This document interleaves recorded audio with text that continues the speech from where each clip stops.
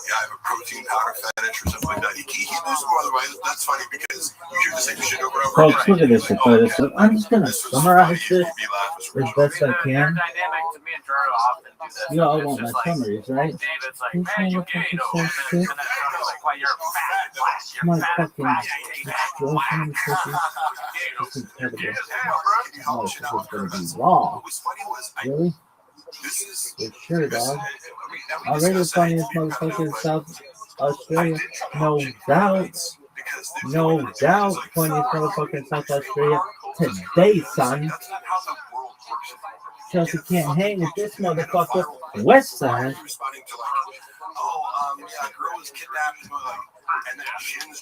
Chelsea, you know you can't hang with this. Jesus Christ, this is like the worst part of the show. Yeah, this is not. The world has evolved and left news articles behind. So I was like, going, what's hot right now? Andrew Tate and like they loved the first one. The first couple ones I brought in, they were like, oh, that's hilarious. And it's easy because it's like a YouTube short. It's on the internet. And he's hot, so you get to react to what he's saying. Athleticism. Like, Andrew Tate's delivery is fun. You know, rash and stuff. Dog. And then he did this. The next time around, so hydrated makes me want to quit. And he does this joke. Why not, baby? Motherfuckers listen to this audio me multiple times a day. Why? Because you're the sickest motherfucker of all time, baby. Everybody knows it. Look at this athleticism, bitch. Motherfucker knows about the guy's fetus. Ashes, baby. Can't see this ashes. Look at this athleticism. Look at this athleticism. Annie Lennox. Look at this athleticism. Annie Lennox. Look at this athleticism. Annie Lennox. Annie Lennox. Look at this athleticism. Look at this athleticism. Annie Lennox. Yo, dog. Some of them want to be with you. Some of them want to be with you.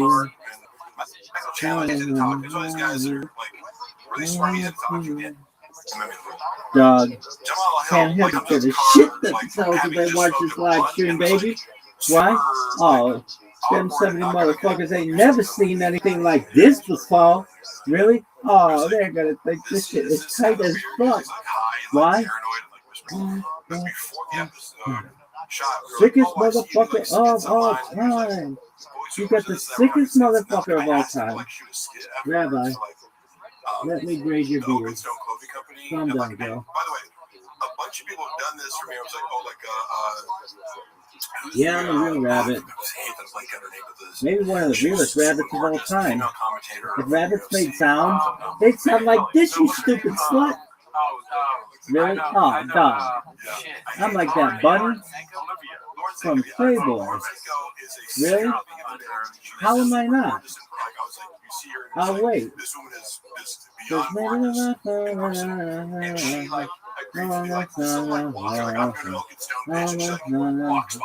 Dog.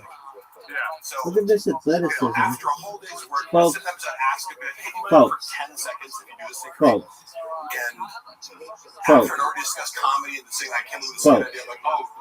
Wrong, folks.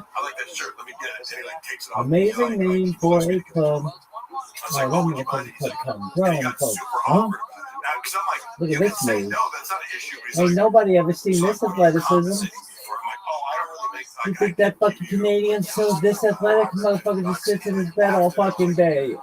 Doesn't talk to anybody. This motherfucker is yapping like a motherfucker. Really?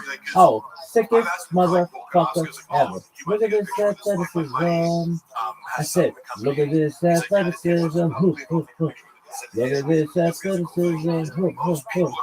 Look at this athleticism. I said, look at this athleticism. Look at this athleticism.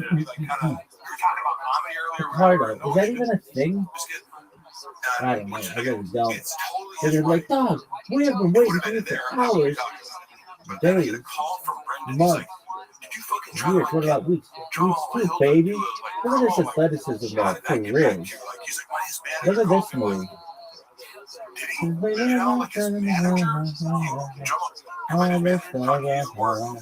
There was a woman there who came with Jamal Hill and like was this obvious like social climbing like bimbo like later like disappeared fucking like she came over and was like, oh hey, what you guys are doing conducting business in the King of the Stay Room for 2 hours, cool.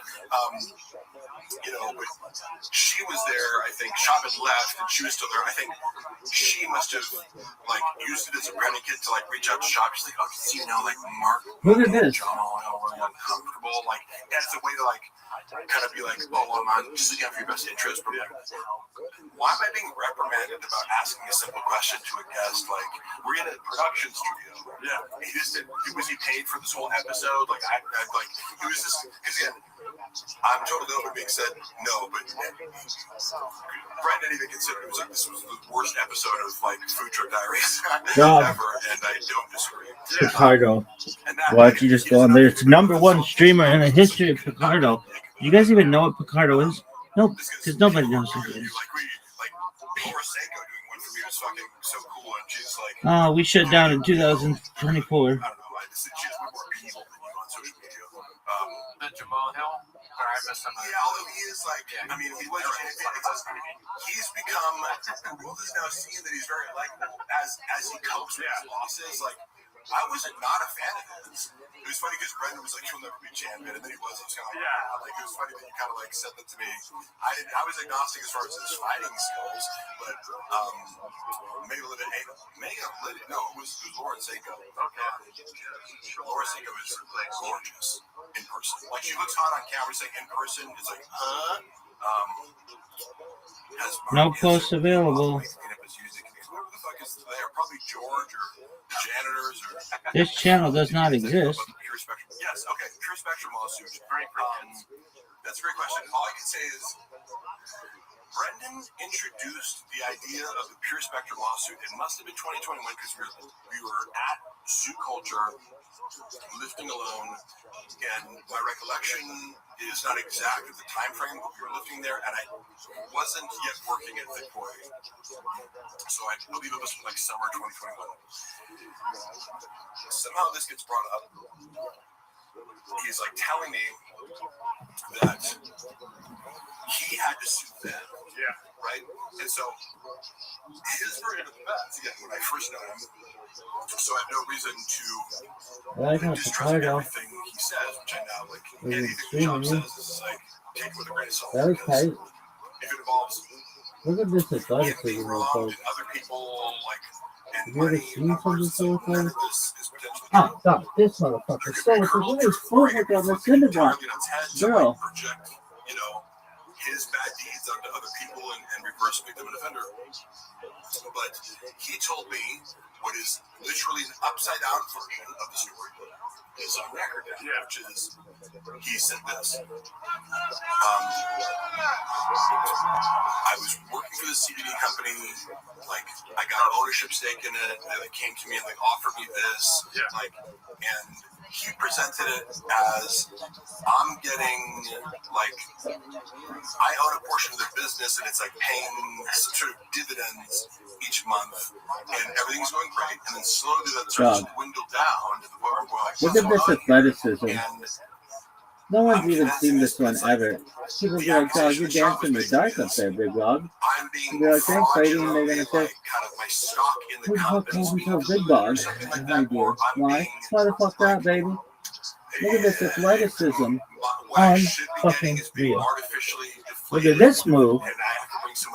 Look at this athleticism. And audit their numbers because I'm supposed to be getting, it's like big check, and then it gets smaller and smaller and smaller, but like the company's growing. Like he was like, there's some sort of inconsistency where my paycheck is suspiciously getting smaller for no reason. Then the lawsuit says this, which like that's weird, like that's crazy, and then you like, you know, so he has to take legal action against this guy. But in this story, he's the innocent victim of being swindled out of like a business deal. You know what I mean? He was unfairly treated by a guy who like magic pizza. Yeah. He's like, oh, this guy came in and just fucked me over, and I'm like, I gotta sue him. But then you read the lawsuit, and it's like, I can corroborate what you hear. I've seen him do the same thing elsewhere, which is that what he getting paid is a flat fee to do social media posts, right? In rain bottles, yeah. You know, whatever the total was, something like $30,000 over the course of the relationship. Yeah. You know, whatever it is. We'll pay you $10K a month, but you have to do 2 Instagram feed posts and 8 stories or something. You know, you have these like requirement, right? Yeah, we call that a right. Right. Said you have to do it. Yeah. He did nothing. Yeah. He didn't post once, right? So it's like not just like, oh, we missed one here there. He was doing nothing.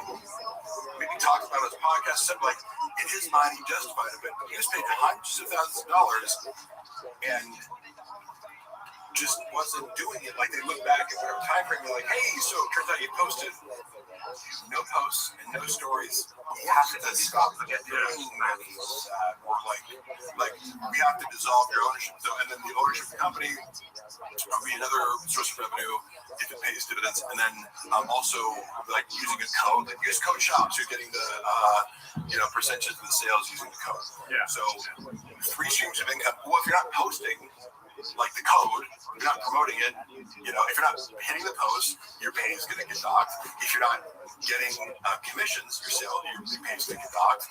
And then the ownership stake, I think, was negotiated because they were like, well, instead of us suing you for the $300,000 that we gave you to do nothing, how about you just like give us back the 10% of the company? Yeah. And that's where the point of contention is whether or not he had the 10% ownership is the company, which he claimed to have in some sort of legal document that does or does not exist. This is the whole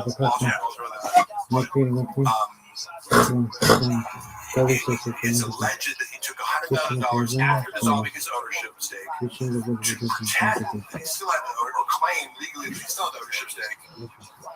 Took $100K cash from these KGB guys in order to oust the CEO, right? Like in a hostile takeover, because it's like it would be like, these guys own 45%, but ad shots 10%, baby, majority stake. Look at this athleticism. It's really unprecedented. The opposite of what you told me. Which one's true? Gee, wonder Look at this move. Look at this move. It's sad. At the end of the day, that whole CBD thing was about the kids. You know, giving CBD to kids for their Look at this move. Probably him crying about it on a podcast. I talked about CBD and how it cured my kids' seizures. I am God now and give me $500 million. When I see a kid, I'm just like, I see 20 CBD, you know, like, and I take my not like me on the magic want some magic I give it to kids all the time. This guy's a real narcissist. You know what? I'm autistic, bitch. No, I was going to ask him about the CBD thing, too. We want to talk about CBD, and you know what? If you have a problem with that, that's your problem. Watch your back. I love it. I like behavior. If you allege me of being a narcissist, why don't you use the diagnostic criteria? Oh, you don't know what the fuck you're talking about? There's 9 of them. Can you name them? Can you go into theory? Do you ever watch Sam Backman lecture on narcissistic personality disorder? Oh, you must have forgot. Yeah, you're being a narcissist who know nothing about narcissism. Sounds like somebody is not watching them YouTube. Oh, give me 1 second here. We got a guest. Oh, I don't think he's there yet.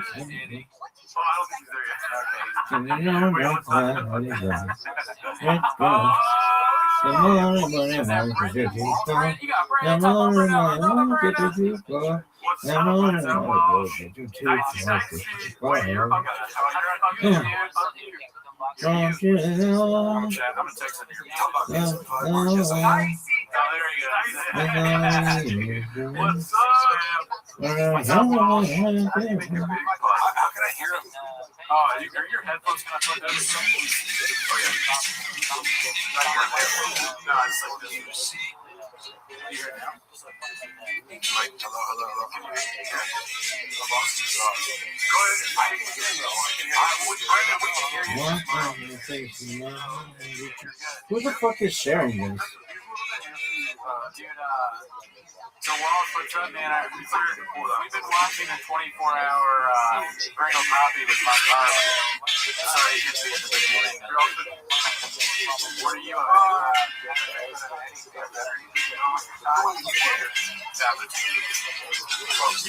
I'm gonna get my headphones. Yeah. It's all crazy here. Sorry. Yeah. Now I can.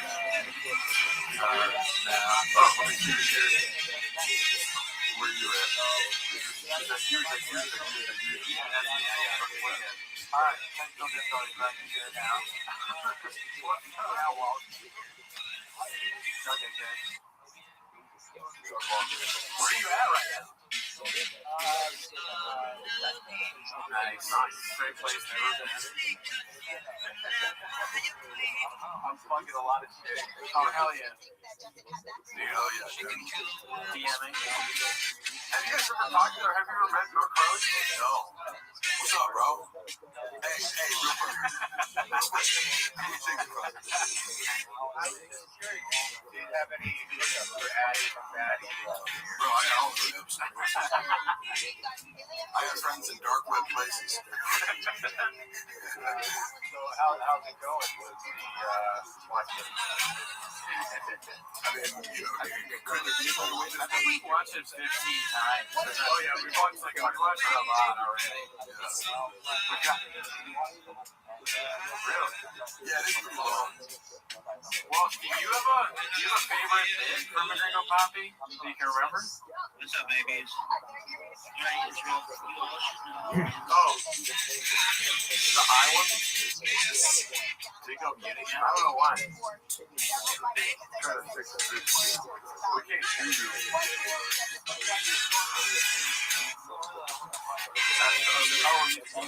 I think Bob is on. When I was looking at this, Brandon was on so many substances every day. It's like he's drunk, he's on night, he's on Adderall, and nicotine. It's like. So we're tell the story because we can't hear Brandon at the moment. Oh, we're trying to fix the audio. Tell the story of what Brandon is right. Yeah. What was surprising if he got off of drugs? I don't think he's somebody who's necessarily misrepresented. He was all pretty out over and he's doing Yeah, now we can hear him well. Sorry, so what was your favorite thing from Gringo Poppy? I think I like when he makes his eyes go like this.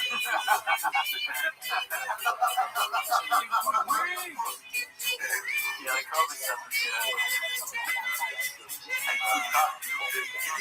Yeah, oh yeah. That's why, mostly I am the head coach for my son's people. I don't know how. Is that why you're in Sacramento? You're doing some T-ball stuff there? Yeah, travel ball. Oh man, that's brutal, dude. You gotta do a lot of time with travel ball. I'm surprised you can do this. Thank you. Well, it's funny. I mean, I texted you this, but it's like, it is weird, you know, like I keep in and out of the Reddit. What? No.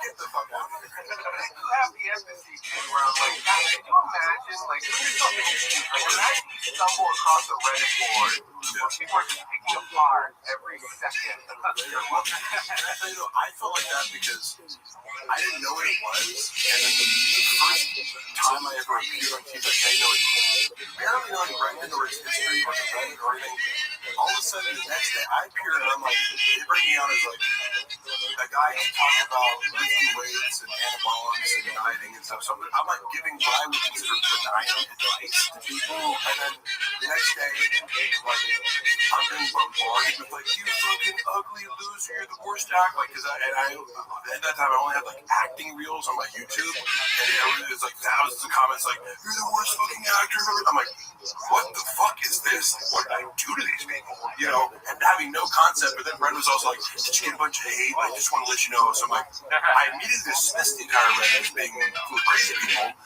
But then you have to, so it's like, oh, okay, yeah, that is music. But then you go back and go, well, Brendan has been, you know, a public narcissist who, like, compulsively lies on air for like a decade before this. There's a reason for Brendan repeatedly makes these mistakes, even just, you know, pronouncing words. He's a lolcow, like, but yes, it would be scary. However, if I was him, like, my best advice would be like, if you could go back in the time machine, lean the fuck into it, dude. Like, own the community or participate, or if it bothers you deeply, pretend like it doesn't. Otherwise, it's going to get bigger and eat your life, you know? Well, I'm just curious how he does process all of this. Yeah. Yeah. He's aware of it. I mean, it's brutal. Everything in his go-to coping mechanism is anyone who's criticizing me is coming from a place of jealousy, which dismisses any criticism as legitimate because you know I'm superior to over 100,000 people. Yeah. And honestly, it's illogical. That's what winds up sucking me back in, because, like, you know, I'm see this too, where I'm like, you know, I have better things to do with my time. I can't fucking do this shit anymore. And then, you know, I'll step away for, you know, a month or two, 3, and it'll just, you know, it'll just be one of those things. Like, late at night, I'm fucking, you know, fucking in bed.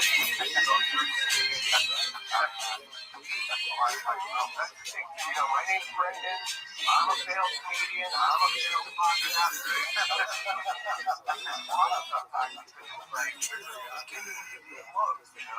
My wife's name is Johanna. Is it really? Taco Bell.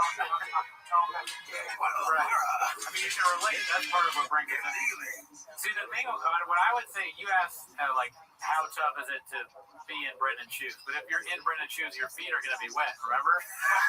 He drinks out of his shoes, so you can't do that. You know, it is. That's what sucks me back in, though, because it'll be late at night or whatever. For whatever reason, I'll be online just fucking wasting time. I'll be like, I'll click on the, you know, I'll go see because I muted the feedback page Reddit, so I don't even get any suggestions. So I don't even know. When you go on Reddit, because again, I think Reddit's amazing. You know what I mean? For a lot of, like, as a social media app, if you would call that. But I'll switch from it, and then I dip in for a second, and then it's like the guy. I mean, it's just nonstop hits. Like, I'm like, what the fuck? What?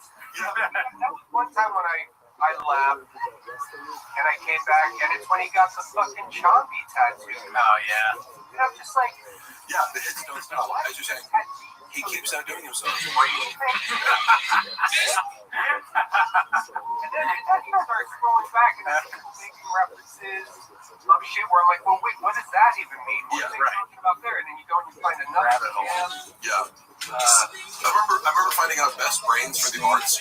Oh, fuck, yeah. The clip was him attempting to discredit a group of black MMA commentators. Yeah. And it's like, oh my god, you're like openly racist. Yeah, that was just legitimately a racist thing to say. Yeah. It made no sense. And it didn't make Oh, sense. I didn't even know what that. I didn't know what that phrase meant. It was like, come on, these aren't the best brains. These are like a black devil. Yeah, it was like Cormier, I think, and somebody else is like, we get what you're doing. We get it. Yeah, because we get it. You're trying to do like diversity hire thing. And it's just like, you hear the words that are coming out of your mouth. Like, I mean, we were laughing about this today, Walt. He said, I just saw that movie 15 Years a Slave. And we hadn't heard that one. We're like, God damn, dude. but Sean is legitimately racist. Oh, for Like, sure. knowing him privately, I'm not going to say like the exact ways in which I feel comfortable saying. I don't believe it. Yeah, no way. The Hydro Poppy guy, no chance. I've seen various shades of racism expressed like depending on the circumstance, if we're completely alone and there's no one around, he's going to express racism in a certain way and more subtly in other ways, and it kind of slips out, you know, even when he's on fucking camera and he knows everyone's watching him, he still can't help but be racist. But there's some sort of, I mean, yeah, simpletons are racists, right? But like, I always feel like, you know, like, were you raised this way? Like, is your dad racist? Because I get empathy towards people. I go, look, if you were raised with certain terminology or attitudes towards other races because your father, or, you know, like, or your community acted that way and it's normalized, like, people from South Africa sometimes are like, the way that they talk about black people, I'm like, you know, that sounds really racist in America. Harold Shaw was from, he was born in South Africa.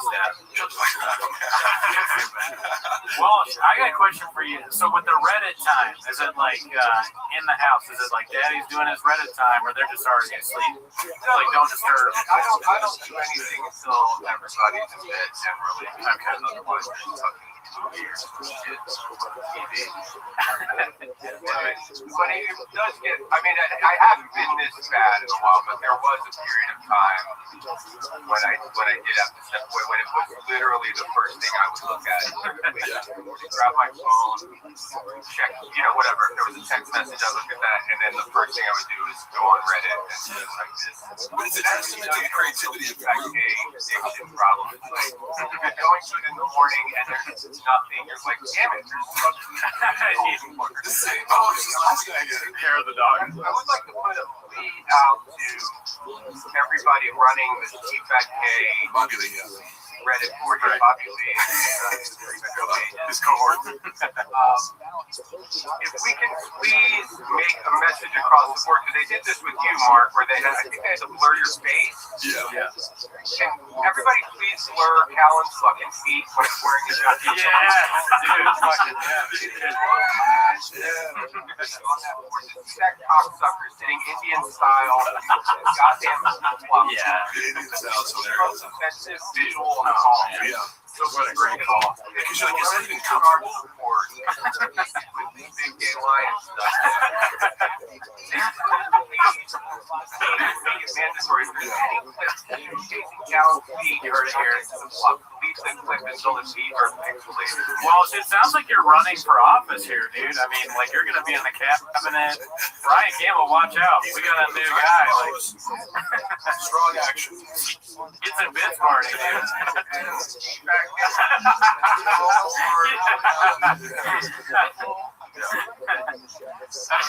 There is no black TFATK or white TFATK. Everything about it is, I mean, I have a pretty loose grip on reality sometimes. And it really does kind of fuck with my reality where I'm like, I can't even understand how it's real.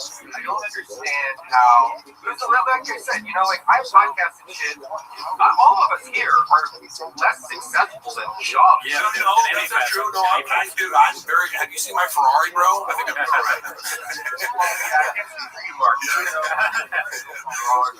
He's like, Brennan and Jarno suck.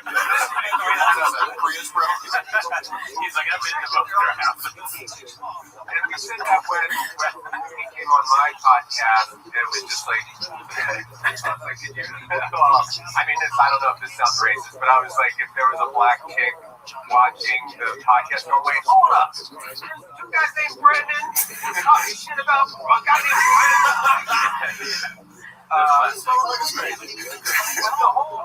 This really does baffle me, like how, because it's like, okay, you know, people shit on their, because I guess, you know, they used to get hundreds of thousands of listeners for whatever reason. So everyone was like looking back, it was the average was like 250K at some around 2019. There was a lot. Those are bone zone numbers right there.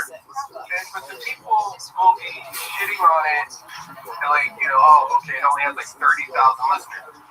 But, or viewers, or whatever the counts are. But even that is hard for me. I'm like, who? It really is confused. Like, who? What? I was like, fans of this show. Getting like And it's just from a fascination standpoint. I mean, that's where all of my interest in this is. Like, I don't even revel in, like, you know, mocking him, or I don't take any pleasure in you know, his failures or whatever. I mean, it's truly like a James Goodall style.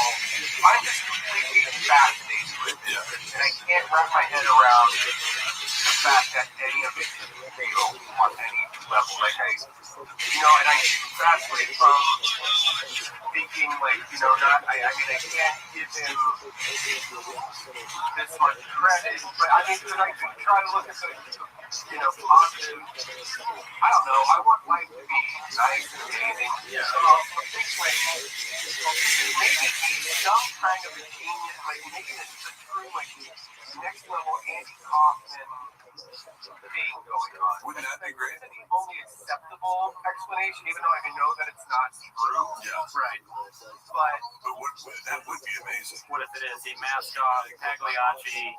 We talked about this before, but I think it's fascinating too, and I think it's something that, like, it's evergreen and it keeps going because he has all these hits, like you said, and he is fascinating in a moronic way. Either way, yeah, I mean, every time, and I'm checking on it every day now. One of the funniest things he said recently was that I have no skills, which is like so ridiculous. I was like, yeah, it's like,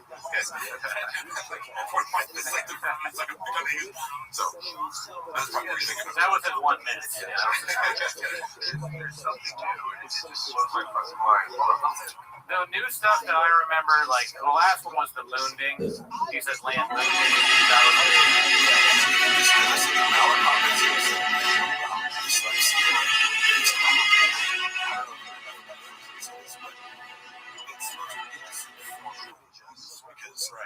I'm gorgeous when I don't talk. I think night is weird. I'm gorgeous when I don't talk. What's so, but sometimes people will stop and they go, "Oh, that's not funny." It is funny, but it's like you could go like, "Don't be a bully," but it's like, wait. Watch this guy further, and start to understand that he's actually a narcissistic bully, and then you have a whole new world of like things to justify. It's really hard to defend him. You know, but on the surface level, Yeah. Where it's just mind-blowing. And then what else has he done recently? We've got a poll in the chat, and I just wanted to check in on the viewers. And I asked them because, you know, Walsh was talking about the hair of the dog checking the chains in the morning. How long do you spend on chains? And the winner is 8 inches. Of course, classic. Looking at the Reddit board, this is another thing I love my fucking like when he sees me, like if he is in fact looking at this right, I feel like he is any level of a human being would have to. Like this, if this is happening to me, I would just have to stop. Like, I don't know how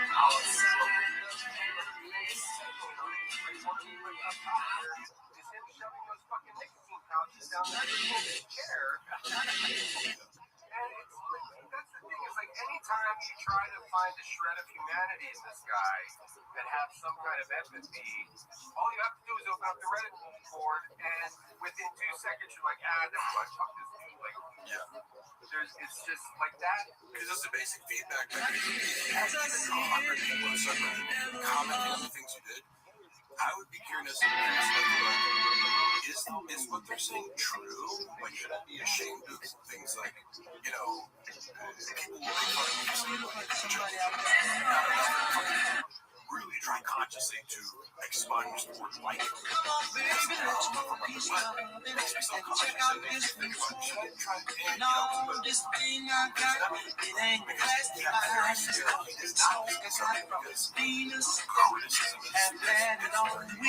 it's getting old. Come on and try this new thing with me, baby. I mean, obviously was raised in a certain way. If you want to hear it. stories in my mind that I think you can extrapolate a lot from. And he tells a story. It's like moments of like vulnerability and he's telling a story that seems genuine. It's like make up the details and it's not. When he's telling a story where he's the hero of the story, it's less likely to be true. But sometimes he'll tell a story where he's the victim, where you go like, is it embarrassing enough where I can tell there's real pain there? And one of the stories was, as a kid, do you know the story? No, I'm just laughing. It's embarrassing enough that there's real pain made me laugh because I'm a bad person. I'm a bad person. I'm just laughing. I'll be like, I'm trying to describe it. Because like you, by the way, people think I have animosity towards like Brendan. It's like, no, he owes me money and he's trying to smear me, and I like keep that warfare kind of private. I can also look at it objectively. Oh yeah, well, by the way, if you ever need a lawyer, we had Mark's lawyer on earlier. I know you have Frank Cum. He might rival Frank Cum though. This guy Rob, what's his name? Rob Pebble. Rob Pebble. It sounds fake. Like I get the doesn't sound Robert Pebble. He would have like a crazy like Shaw has no fucking idea. His name is Danny San Francisco. Shaw is banking it like because I did the settlement conference that went totally sideways because they were like, oh, here's you're like on paper you're owed $150,000. We'll offer you 2.5K. I was like, suck my fucking dick, bitch. Like, but my lawyer wasn't there, so they think I'm like I don't have a lawyer, and I heard like basically what the defense is going to be because I heard the lawyers regurgitate what Brendan told them. I'm like, oh my god, like you have no idea that he can't back up anything that he's saying here. But go ahead, believe that. Sorry, I derailed you.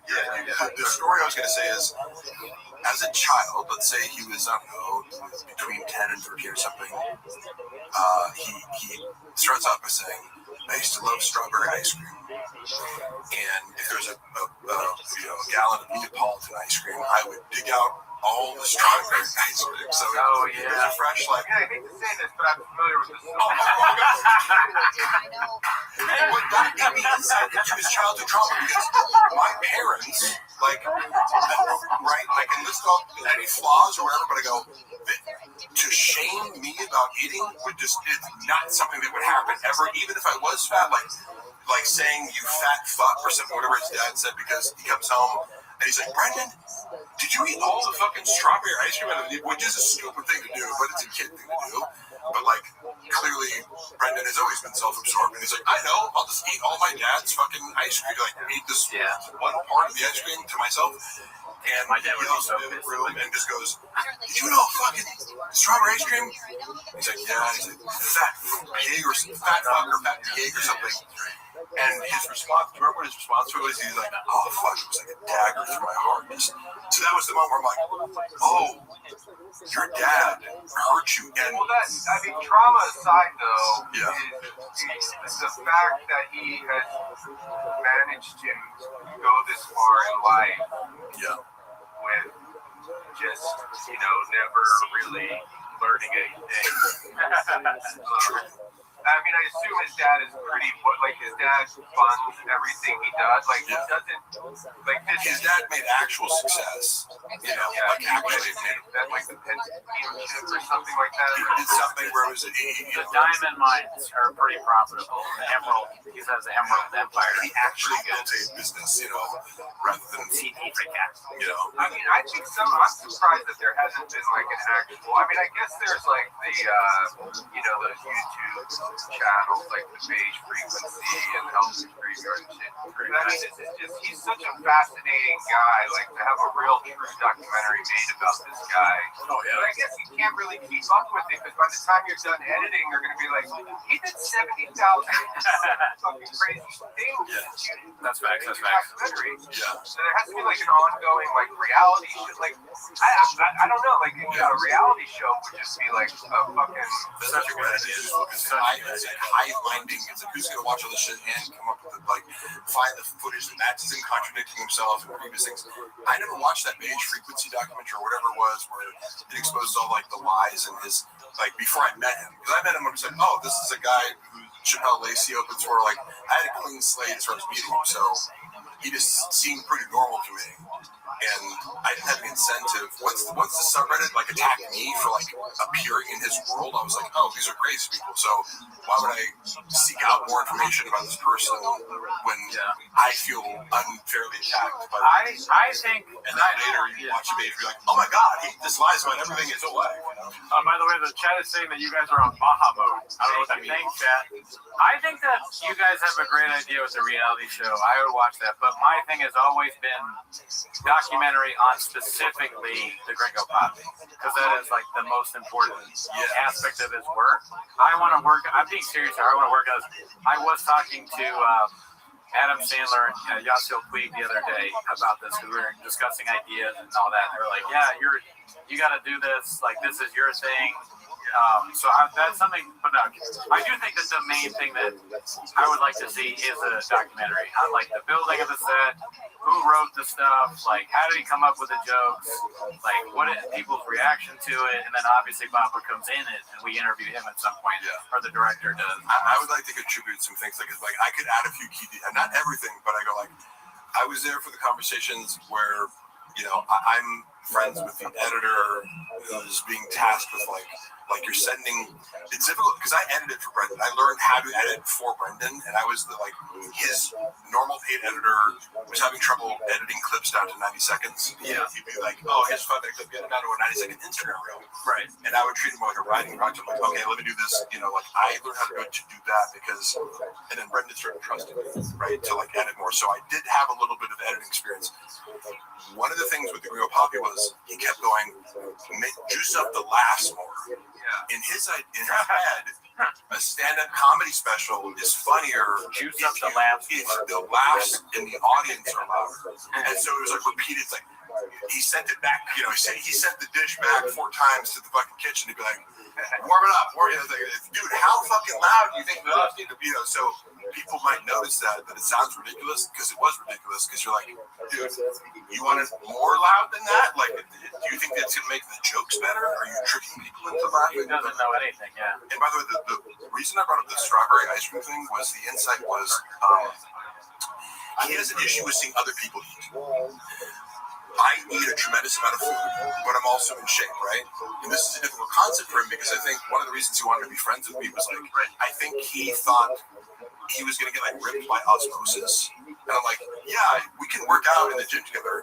I also run 6 miles a day, and I also eat a strict diet. And if you want to get ripped, you have to live the lifestyle, which I don't always. But if you want to get to 9% body fat, you have to do a lot of things, right? He believes that it's kind of if I'm around this guy, I'm gonna, and then probably became disappointed later. He has a very strange relationship with food in that, he hates when other people are eating around him and he can't be eating because he publicly presents a facade that he's on a carnivore diet or he's on this diet, which means if he's around other people, he has to keep pretending that he's on carnivore or he's not eating or he's doing this.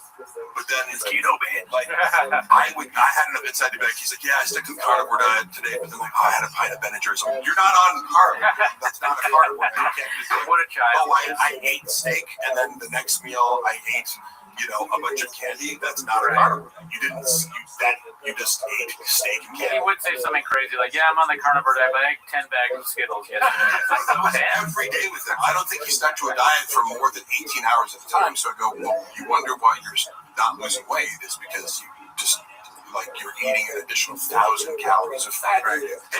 But he would in the green room because in the green room he's in charge, right? The Oprah isn't out there, but that's where we get fed, right? So I'm ordering can I get 2 orders of chicken tenders because I eat a lot of fucking food. And if it's Saturday, I eat good all week. I'm gonna have some fucking chocolate cake or something because it's free. The improv, or he hated it. He'd be like, Jesus Christ, Mark. I'm like, do you think you can shame me for eating a lot? I feel that's not how that works, but it's it sees your joy. Yeah, I'm gonna rather be in front of you and have no shame. You have shame over eating, and that's your problem. But I see you trying to shame me the same way your dad shamed you, and this is part of a body dysmorphia or eating disorder complex that you have that it becomes very transparent because he has this contempt, for other people eating around him, and there were multiple stories that seem like but the moment he could get private, like he wouldn't want to eat before show, but then after show, he's like, let's go get pizza. I'm like, aren't we supposed to be dieting, or you want to go get pizza at 1 a.m.? Like, He's like Chuck E. Cheese. Let's go to Chuck E. Cheese. my relationship with food. They have a cat there. And I gotta bring music along here real quick. Do you think he would his narcissism, would he give, if somebody did present him with making a weekly reality show with him, would his narcissism outweigh his, do you think he would allow that? So would he allow a camera crew to film him and his family? If it was, yes, if you pitched it to him as this is something that's going to glorify you and humanize you, which I when I came into his world, I was like, because I'm a writer, I go, and a student of storytelling, I go, the best thing you can do is to counter the narrative from the subreddit, which they've co-opted your life story, right? And they're telling it for you because you don't want to tell it yourself accurately.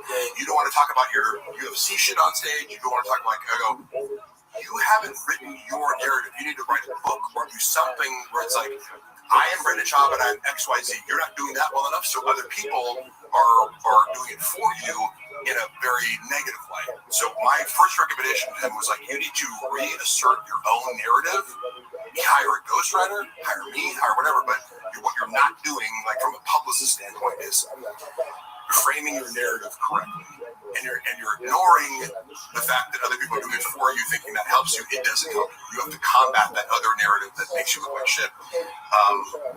But I had a few novel ideas that I thought were fun. But for example, I took over the TFAK IG and started talking to the voice of the page. I was like, I'm going to talk in Japanese. Somebody would say like, what are we doing here? And I'd be like, I don't know, B, or so. Like I would respond.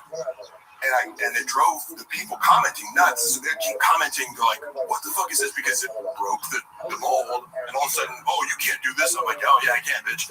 I didn't tell Brendan that I was going to do this. It was an experiment. And I thought that he'd be able to see, like, hey, do you see how I 10x to the engagement by, like, co-opting the Reddit speak? And then it also blunts the force of, the haters come to the page and they plant their seed by going dicey. If everyone starts talking that way, all of a sudden, the fans and haters can't be distinguished. He immediately was like, he gets uncomfortable. When he's the butt of the joke in any perceivable way, he's really scared of that. I started editing, because again, their page too, even though, like, they're just leaking followers. So let me change something up. I started editing the clips in a way where, like, I'd have these, like, weird zoom-ins and kind of, like, do, like, a little bit different editing style for the clips. Because it's just normal. Sure, with Brian and Brendan, because of their egomania, like, and self-absorption, like, no, like, we're funny on our own. It's like, hey, guess what? Like, I study comedy too, bitch. Like, you're not the only person in the world who has ideas about comedy. They always thought they're like, let me teach you about comedy. I'm like, okay, I've been a screenwriter for 20 years. Go ahead. Any idea, this put them at the butt of the joke, because the clips, by zooming in on certain things that Brendan would say when he's like stuttering or something like that, it was funnier, but it made him the butt of the joke rather than oh, we're telling a funny story. But if you do something like that, and I'd be like, I'd edit it in such a way that zoomed in his mouth. So you were editing that to show that? And they hated it. And I have a couple examples of what I did that I can show. Like, there's probably still up there, but they were like, they also, again, I was taking, who's they? Brendan and Brian. Okay. And the creative director at the time, because creative director. No, this guy, he's actually very talented and quit.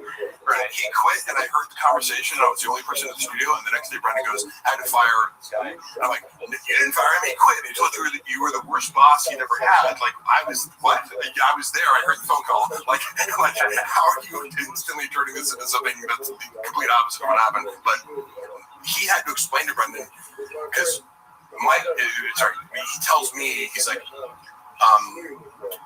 Brendan's like upset about the reels, the way you're editing them, and he doesn't understand that like you're open to feedback and just trying things, and that this is a style, like an artistic style that you're experimenting with. And Brendan thought that I was like going to be too sensitive to I'm like, I can edit it. This is harder to do. So like, if you're going to edit it the easy way, sure, I can give you 3 normal shitty reels, but these ones are getting more engagement because it's weirder and more kind of like watchable, and but they hate anything that makes them about the joke. So It's really unprecedented. like Where is he? a reality show. Baby, I've never seen anything more Reality show. If he knew that it would end up being something that was reliant on Where is he? stupidity Dog. and errors being the source of comedy, Now this motherfucker's gonna learn about how to rebuild the Beta Big Dash? Why? Why the fuck not? People go like, motherfucker, you know everything about the beginning of this bitch, but now when you got this thing called duct tape, you'd be like, yeah, bitch, and you love it. You'd be like, no, we don't. It sucks. I'd be like, get over it. I got a teleporter in this bitch. Really? Maybe. Why? I'd be like, you assholes can't even get a working website. Your shit sucks. Yo, dog. History of the Beta Big Dash. Boring. This shit sucks. Give me some Jew, bitch. The Miracle Girl's brought mid to this piece. That's not even a thing. Really? I'm the toughest motherfucker ever indeed. One question: how much does Calvin get paid for being on the?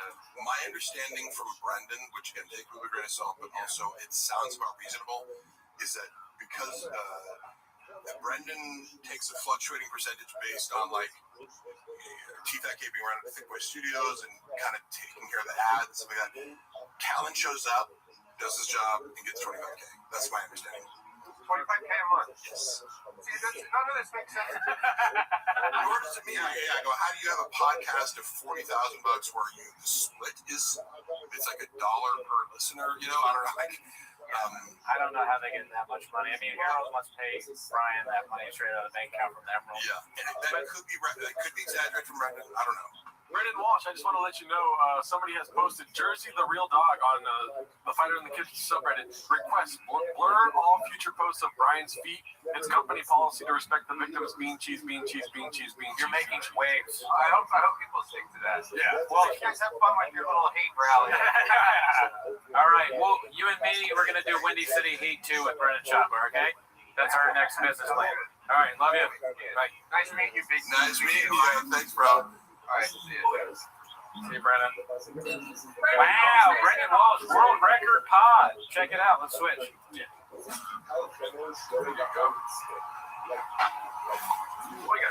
Oh my gosh. Sorry, I've been running around. Let me see here. We have been playing the Gringo Poppy in the background that whole time. If anyone's wondering. How do you guys originally know Just through comedy. Yeah, first Balance for the Lions. I got it from a Skits and Bits online. Yeah. So, Mark, what's the thoughts on college and peptides? Oh my God, Joe Rogan is a redacted, unfunny. Peptides are very low consequence. Like, you can fuck up steroids and have some unintended consequences. Call money by promoting other talentless, unfunny redacts to the top of the industry. Okay, so Think are the 3 worst comedians of the Rogan sphere. great question, Truckfoot. What do you think, Mark Harley? I was going to let you guys go first because I feel more comfortable shitting on comedians after actual comedians shit on comedians. Okay, 3 worst comedians in the Rogan Series question. Tony Hinchcliffe, Bert Kreischer, who's the 3rd? David Lucas. Oh, there you go. How dare you? So easy. That's my boy. Oh, sorry. I mean, I'm just kidding. I'm glad you I will not stick up for your friends. Not enough people are sticking up for their friends these days. Yes. Yeah. I genuinely love David Lucas. We work out together. Like, he's just always been a cool guy to me. So, You guys play video games? Mark, how many Patreon subscribers would you suppose they have right now? You know, that's funny. So Unique has, most people send me unique shit, and then he starts popping up in my algorithm, so I see a lot of stuff from Unique's channel, who I have an odd kinship for, or like affinity for. He will say, "Oh, these posts are getting 60 likes. Dog. It must be 60 subscribers." Come on, you can watch this shit all the time. You can only learn about the Beta Mikdash right now, baby.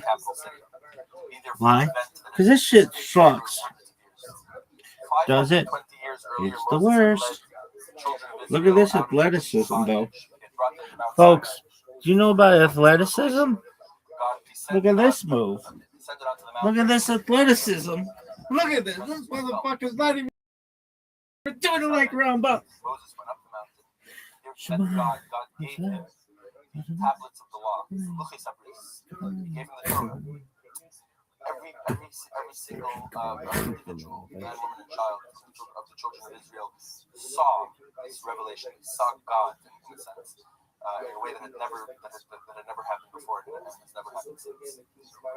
Moses came down from the mountain with the tablets of the Luchos Habris, upon which were inscribed the Ten Commandments, and with a mandate, a mission for the Jewish people called the Torah, a way that the Jewish people would live as a light unto the nations and transform a world which seemed very dark to a beautiful, godly place. The presence of God that had been revealed on Mount Sinai left after that revelation, but it would continue in a different form.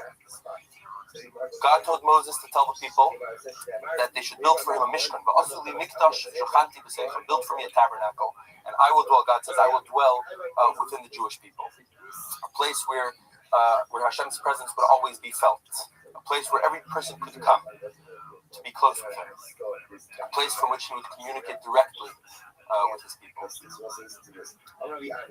Shachati b'seichel, will dwell among them. On the first of Nisan, just under a year after the exodus from Egypt, the Mishkan was finally complete. The entire nation had contributed. Everybody had given whatever they could. Gold, silver, copper, jewelry. People gave their time. People gave their talents. The women weaved exquisite patterns for the tapestries that covered the walls. Craftsmen designed beautiful ornaments, all following instructions that God gave Moses. The Mishkan generally had three main parts. There was an outer courtyard, the tent of the meeting, the tent of a place where one would rendezvous with God. And it had three main parts. There was an outer courtyard which was surrounded by partitions. That's where the Mizbeach stood, the altar. One of the primary functions of the Mishkan was a place where people could come close to God by bringing an offering, by bringing a karban. Karban means kiruv, a place to bring an offering. That was on the altar. Again, specified exactly how big it should be, etc. The actual structure of the Mishkan, built with wooden beams, covered with curtains, with tapestries. And inside the actual structure, there were two rooms. There was the Kodesh, the Holy, where there was a smaller altar, which was used for the incense. The Mizbeach Hazav was made of gold, not like the outer altar, which was made of copper. Inside this room, you also had the golden menorah, which got the gates, kids. There was a candelabra with 7 branches, as most people know, and it would be lit every day. There was the shulchan, for the lechem aparim, the 12 loaves of bread. We're going to talk about all this later again. That was in one room. There was also another room, an inner room, which was called the Kodesh HaKadosh, the Holy of Holies. Outside was the Kodesh. This is the Holy of Holies, the sanctum, place, which housed only one thing. That was an ark, a golden ark, a golden box,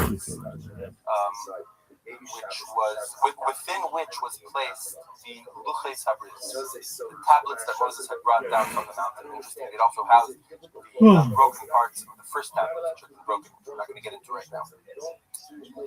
Kodesh HaKadoshim was the place where God, that was the place where God would reveal himself. Nobody was ever allowed into that room, only once a year. The Mishkan was a temporary structure. It was designed to be able to be erected and dismantled because it was built for the Jewish people, for the children of Israel, while they were traveling in the desert. They were wandering, and they kept moving from one place to another. And the Mishkan would accompany them. It accompanied them for 40 years of wandering through the wilderness. and 42 times it was put up and then taken down wherever the Jews would camp, whether it was for a long time, for sometimes some of the places that they stayed were for years, some of them were for a very short time. Mishkan was always set up and then taken down when they left. There were special members of the tribe of Levi, the Levites, who would be in charge of carrying the different components of the Mishkan, and of course the descendants of Aaron, Moses' brother Aaron, who was a Kohen, who was made the high priest of Israel, and his descendants would be the ones who would actually perform the duties that would be done, doing all the mitzvahs that would be done within the Mishkan, bringing the offerings, lighting the menorah, etc., etc. Finally, after 40 years of wandering, Moses brought the children to the border of the Holy Land, and he was not allowed to enter the Holy Land, the place that he had brought his people to. He couldn't go himself. He was succeeded by his disciple, his faithful student Joshua, Yeshua, who actually led the people into Israel. And when they came into the Promised Land, they set up the Mishkan in a town called Gilgal, and it stood at Gilgal for 14 years. It took 7 years to conquer the land. For 7 years there were battles all over the land until the country was mostly under Jewish control. After that finished, there were 7 years of dividing the land. It was divided into 12 parts, the 12 tribes of Israel. And then each part was divided into territory for every family, so that every single Jew had a portion, had a part in the land of Israel. It belongs to every single Jew. So for those 14 years, the Mishkan stood at Gilgal. When the people were finally settled and everybody had their territory, everyone had their land, their place, and they settled down, the Mishkan was moved, the tabernacle was moved to the town of Shiloh. And there, it was placed in a structure which was a little bit more permanent than the tent that it had been before. It was building made of stone, but it didn't have a roof, so it was kind of in between. There were stone walls, and it was covered with the partitions, with the tapestries that had been sewn and woven for the Mishkan in the wilderness. And for 369 years, the Mishkan stood at Shiloh. Shiloh was the unofficial capital, or at least the spiritual capital of the Israelites during that time. This is the period of time that we generally call the time of the judges, of the Shoftim. The history of this time is told us in the Bible, in the book of Judges, the book of Shoftim. The leaders during those centuries were called Shoftim, were called judges, and there were times of peace and tranquility. There were some very good times for the Jewish people during that period. There were also times of turbulence, of war and invasion. There was an unfortunate pattern of people within the nation starting to emulate the ways of their neighbors, pagan, the immoral and cruel practices of their pagan neighbors, which sometimes seemed attractive from the outside, but when Jews would start following, would abandon the worship of God for the worship of idols, it always led to disaster. It would lead to a deterioration in their spiritual health, moral health, and that would invariably lead to a physical weakening, and so they would become vulnerable to attack from their neighbors. And their neighbor, it's a land that was surrounded by hostile neighbors. You had to the north, you had Aram, the empire of Aram, which was called different names at different times. To the west, of course, you have the sea. The land of Israel is along the coast, but along the southern coast, the cities of Gaza, of Ashkelon, of Ashdod were populated by people called the Philistines, the Tishtim. It was a very ferocious people, very militant nation, which would cause many problems for the young nation over many hundreds of years. Where are we? That's on the west. We moved to the east, across the Jordan River. So there were certain parts of the Transjordan that belonged to the children of Israel, the 2.5 tribes that lived there, the land of Gilad. But in the southern part of the Transjordan, across the Jordan River, to the east were the nations of Ammon, of Moab, and then to the south there was Edom. And at different times, the different nations attacked and invaded and oppressed the Jewish people. Generally, what would happen was during this period, after a weakening, after a crisis, the Jewish people would return to God. Usually, it was under the inspiration and the leadership of some great leader. People like Gidon, people like Ehud ben Gera, people like Devorah, who would sometimes reprimand the people and teach them the right way, to go back to come back to God's ways, and would also lead them to military and political victory, so that they would be safe and secure. So, anyway, so for 369 years, you had a very unofficial leadership of the Jewish people. There was no king. And the political leaders were loosely chosen, just mainly in times of crisis, to get the people through hard times. The Mishkan stood there for 369 years, as I said. That was the assembly place. That was the place for national. In times of crisis, people would come there to gather to decide what to do. And that was also the pilgrimage place. That was the place where 3 times a year, as the Torah commands, 3 times a year during the major festivals of Pesach, Shavuos, and Sukkot, all Jews would come to Shiloh to bring their offerings there. It was there that a woman named Hannah, a very famous woman named Hannah, prayed for a child. She had been barren for many years, and she came with her husband Elkanah, and she prayed for a child in an unusual manner. It wasn't the way that people prayed in those days, but it became the norm. Her prayer, her manner of prayer is emulated to this very day by every Jew who prays. That is the Jewish method of prayer. It's learned from Hannah, and she was, as most people know, she was blessed with a child. She was blessed with a son who was named Samuel, and she brought Samuel actually as a child to Shiloh to be raised and taught by the leader at the time, whose name was Eli HaKohen. He was the high priest of the time. He was high priest for a very long time, and he kind of almost adopted the child and raised him and taught him and guided him, and really groomed him for leadership, because Samuel would become one of the greatest, one of history's greatest prophets, and one of the greatest leaders that Israel would ever see. He's one of the few people who are actually compared to Moses and Aaron, Shmuel HaNavi. Shiloh was destroyed in a fierce battle with the Philistines. Shiloh was destroyed after 369 years. The Aron HaKodesh, the Holy Ark, was taken into captivity, stolen by the Philistines and brought into their territory. It was a national trauma. The leader of the Jews at the time, Eli HaKohen, when he heard the news, collapsed and died. The Ark was returned after some miraculous events, but Shiloh was never rebuilt. Actually, we know where the ruins of Shiloh are. There's some excavations going on there now. And there's a place where they think the Mishkan, the temporary Mishkan, used to stand. But at this point, the Mishkan was moved to the city of Nov. Leadership of the Jewish people was assumed by a person who became, was first assumed by Shmuel, by Eli's disciple. And Shmuel was told by God to anoint the first Jewish king, the first monarch. And his name was Saul. King Saul reigned for a very short time, but he accomplished tremendous things in that time. He fought wars against Israel's enemies and started establishing secure borders for the first time, really since the Jews had settled there.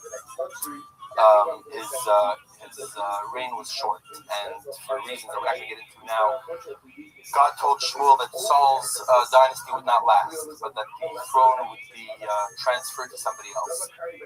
And Shmuel was told to go to Bethlehem, to Beis Lechem, and to find the son of Yishai, Jesse.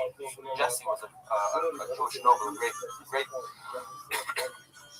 an aristocrat. He had 8 sons. The older ones were in the army. They were very renowned for their. They were very well known. The youngest son wasn't known by anybody. Nobody knew who he was. He was put in charge of the sheep. He was a shepherd. Shmuel HaNavi came to Jesse's house, and he had been told by God to anoint the son of Yishai. He didn't know which one, and he tried one after the other. He kept realizing this is not the one that God wants, until he came to the youngest, this young boy named David. And he said, "This is the one. He's the one who's going to be the king over Israel, and not just anything. He was the greatest king that Israel ever saw." He was a powerful. We're not going to get into all the details because we're focusing in these classes on the Beis Hamikdash and the Holy Temple.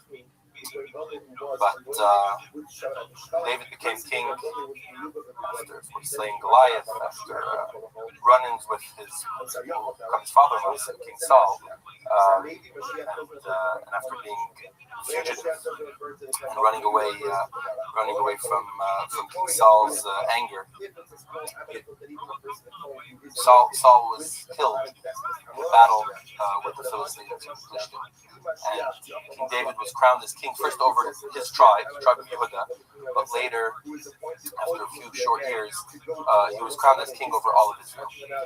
David Melech Yisrael. And David was a great warrior. He was a powerful king. He defeated all the enemies: the Philistines, the Moabites, the Edomites, the Ammonites, Aram to the north. He conquered many lands. He expanded Israel's borders up from the north to the Euphrates River, to the northeast, to the south down to the border of Africa. And the kingdom of Israel was really, under David's leadership, was really safe, comfortable, secure in their land. And it was finally time that they were able to turn their minds to building a more permanent place for God's Shekhinah, for the divine presence to rest. Something that they had been foretold, and it was actually a mitzvah. That they've been told when they come into the land of Israel,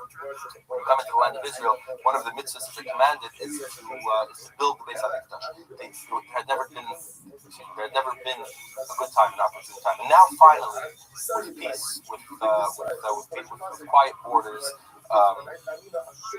this was able to finally happen.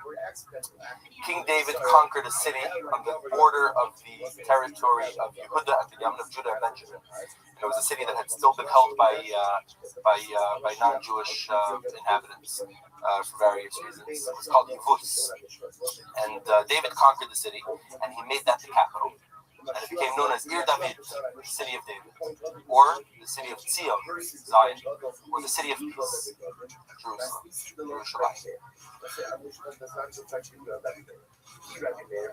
The Holy Ark, the Aron HaKodesh, was brought to Jerusalem. It was a tremendous celebration, a tremendous month, a huge parade.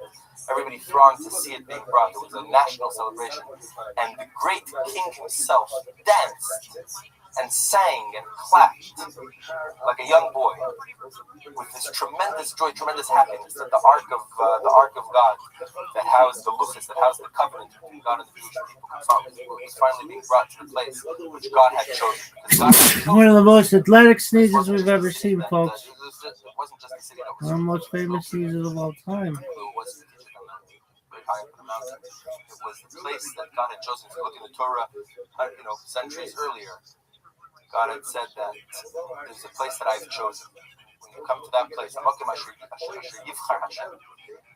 place where God chose. There's a theme of being chosen. Jewish people are called the chosen people. On Mount Sinai, they were chosen for a mission.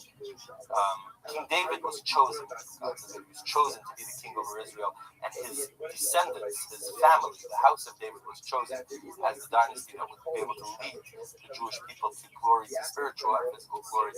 And there was a place that was chosen, and that was Jerusalem. More specifically, it was a mountain called Har HaMoriah, the Mount of Moriah. The Gemara says that that's where Adam and Eve were created. That's where the binding of Isaac, the Akedah, occurred, on Har HaMoriah.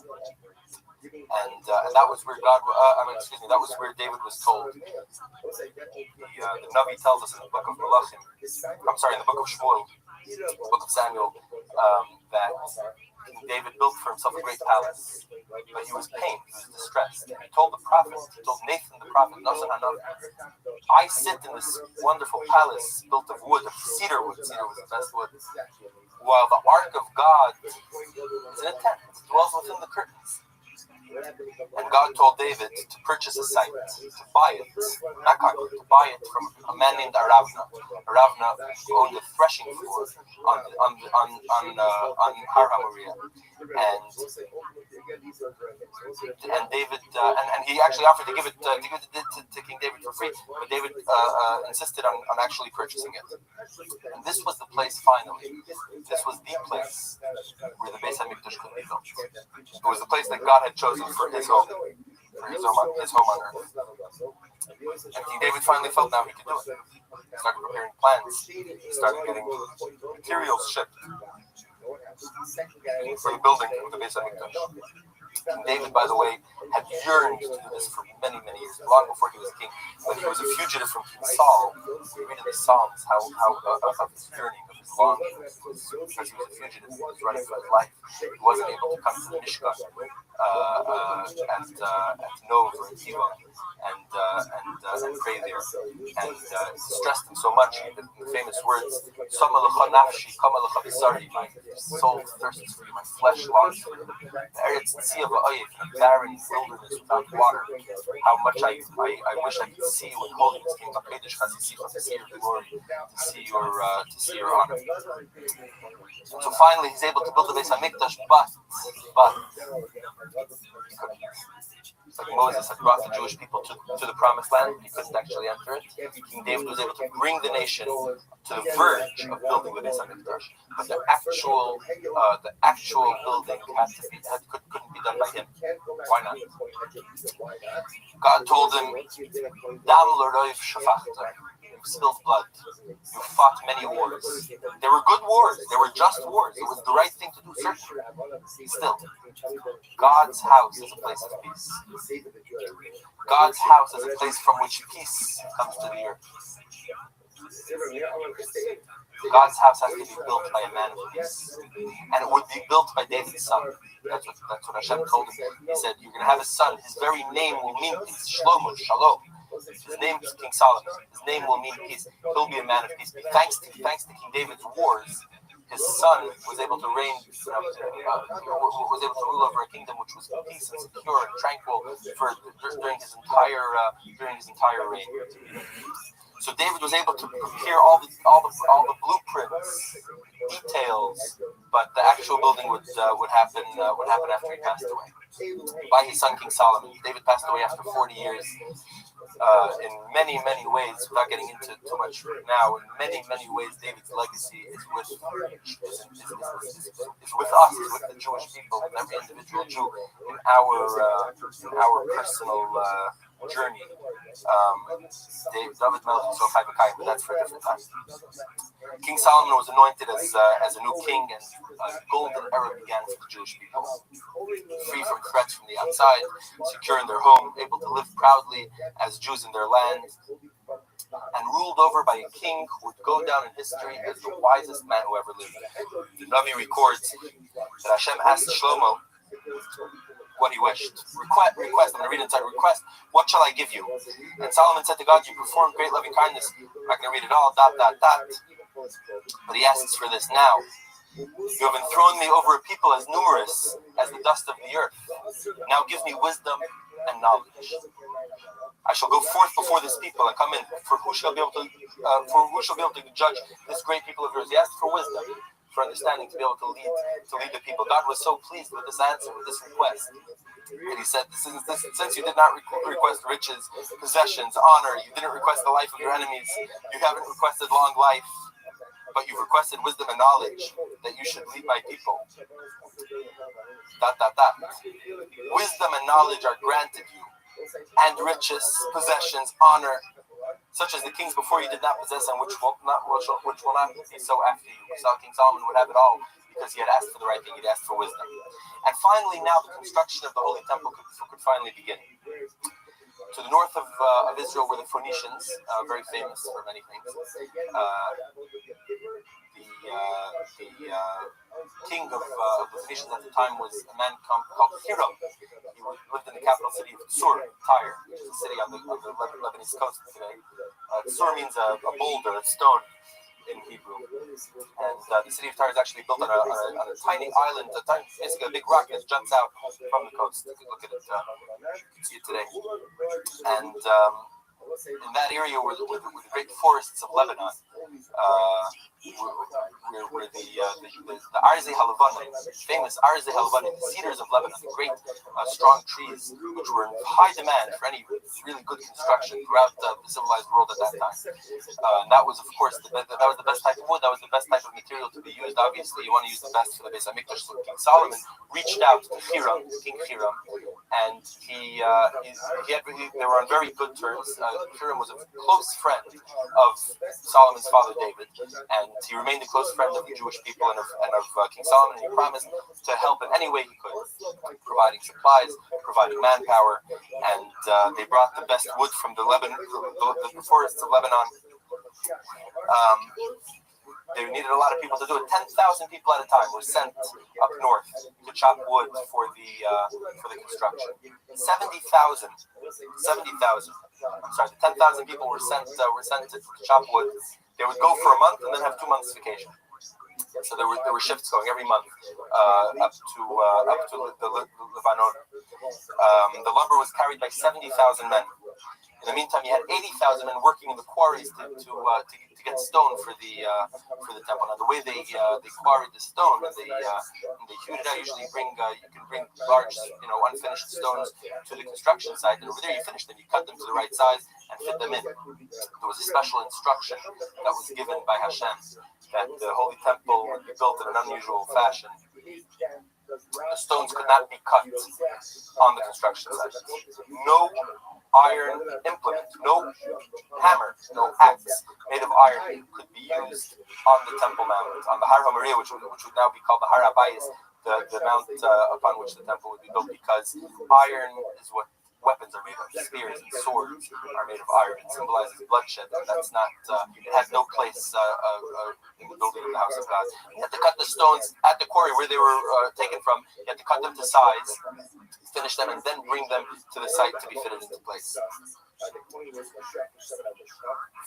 Har Habayis was a very large complex of buildings and of chambers. We're not going to get into the details now, but it's a certainly good thing to open up the book of Malachim, of Kings, or Divrei Hayamim, or the Rambam, who describes the details of the Beis Hamikdash. But just generally, we'll talk about what it looked like. You had the outer area, the area of the Har Habayis. The Talmud says there are 10 levels of holiness in the world. The land of Israel is the holy land. It's holier than any other land. So within the land of Israel, there were certain cities which are considered holy cities. Among those cities, the city of Jerusalem was holier than that. And in the city of Jerusalem, there was a higher level of sanctity on the mountain where the Beis Hamikdash was, on the Har Habayis.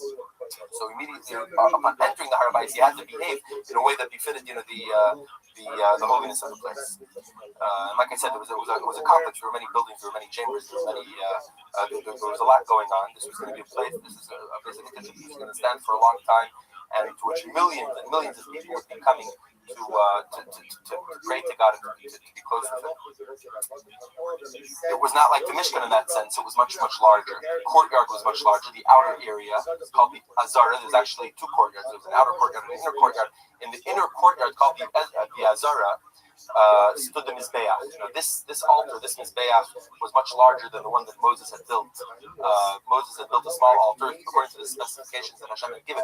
But now in Jerusalem, the Jewish people it was much larger people, and you needed a bigger Mizbeach. And so the prophet who was told that you would have a larger Mizbeach, and also unlike the Mishkan was all on one level. It was on the floor. It was built on the ground. The Beis Hamikdash was on a mountain, and it was on different levels. So you would have to go up steps to go from the Har Habayis into the Azara, into the outer courtyard. You would go up a grand staircase, and then there was another grand staircase leading you after you walked past all the chambers in the outer courtyard.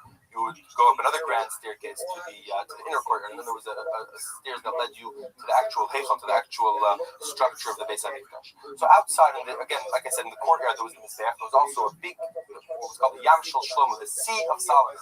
It was a very large copper basin of water which was used by the Kohanim to wash themselves before and purify themselves before they would go in to perform the avodah in the Beis Hamikdash.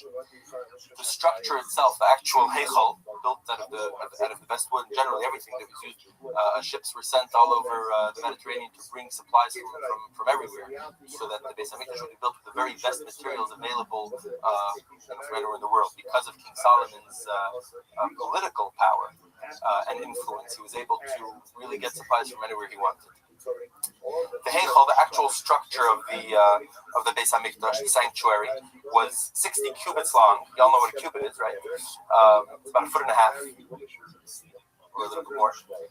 So the heichal is 60 by 20. 20 cubits is 20 cubits wide and 60 long. So it's about 90 feet by 30 feet. 30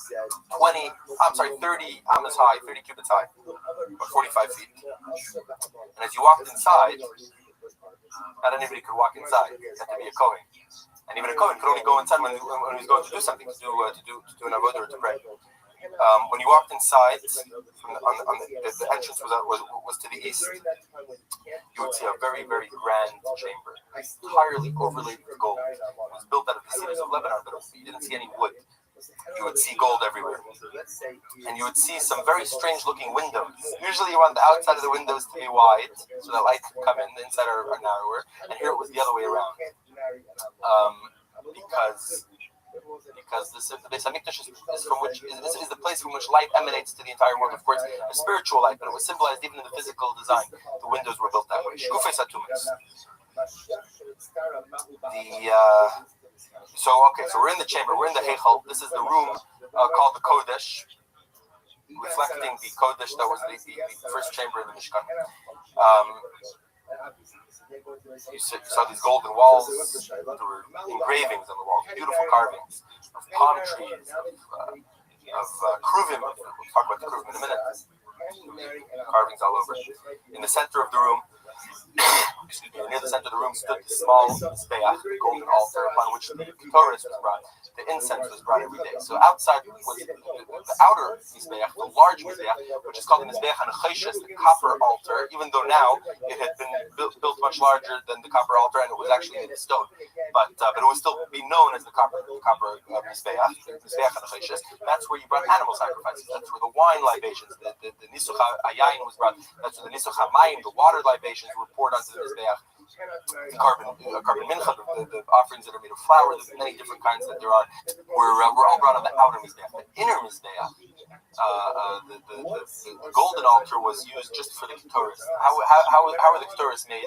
The Torah gives us the recipe. It tells us all the ingredients that are needed. It doesn't tell us how much. We're not even sure exactly. There are some disputes about what some of the ingredients are. So how do you make the ketores? I don't know. And nobody knows. It was a very closely guarded secret.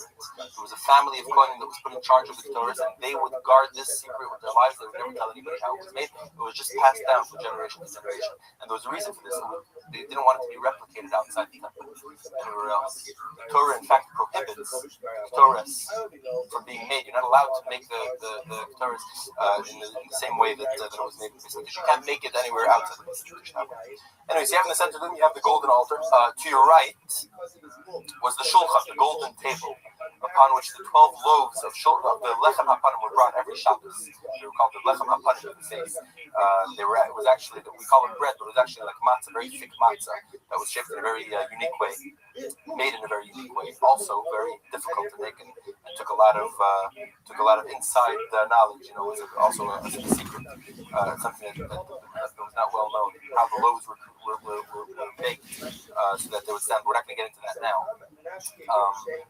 A miracle would happen with these loaves. Every Shabbos, the 12 loaves were placed on the shulchan, and the loaves that that had been there were taken off and distributed to the Kohanim. And when they were taken off the table, they were just as fresh and warm as they had been when they were first put on a week before, when they were freshly baked. It was a miracle. There was another miracle that would happen. They would distribute it to the Kohanim. You would have a lot of Kohanim who would be on duty on any given Shabbos, and they would all get, so you have 12 loaves of bread being distributed to probably hundreds, maybe thousands of people. Everybody gets a little piece, and it would satiate. It would fill you up even if you just had a little piece. In addition to the golden table which Moses had made, King Solomon added, and of course everything had been instructed by the prophet. King Solomon added 10 other tables that were replicas, 10 other golden tables, five on each side of the shulchan.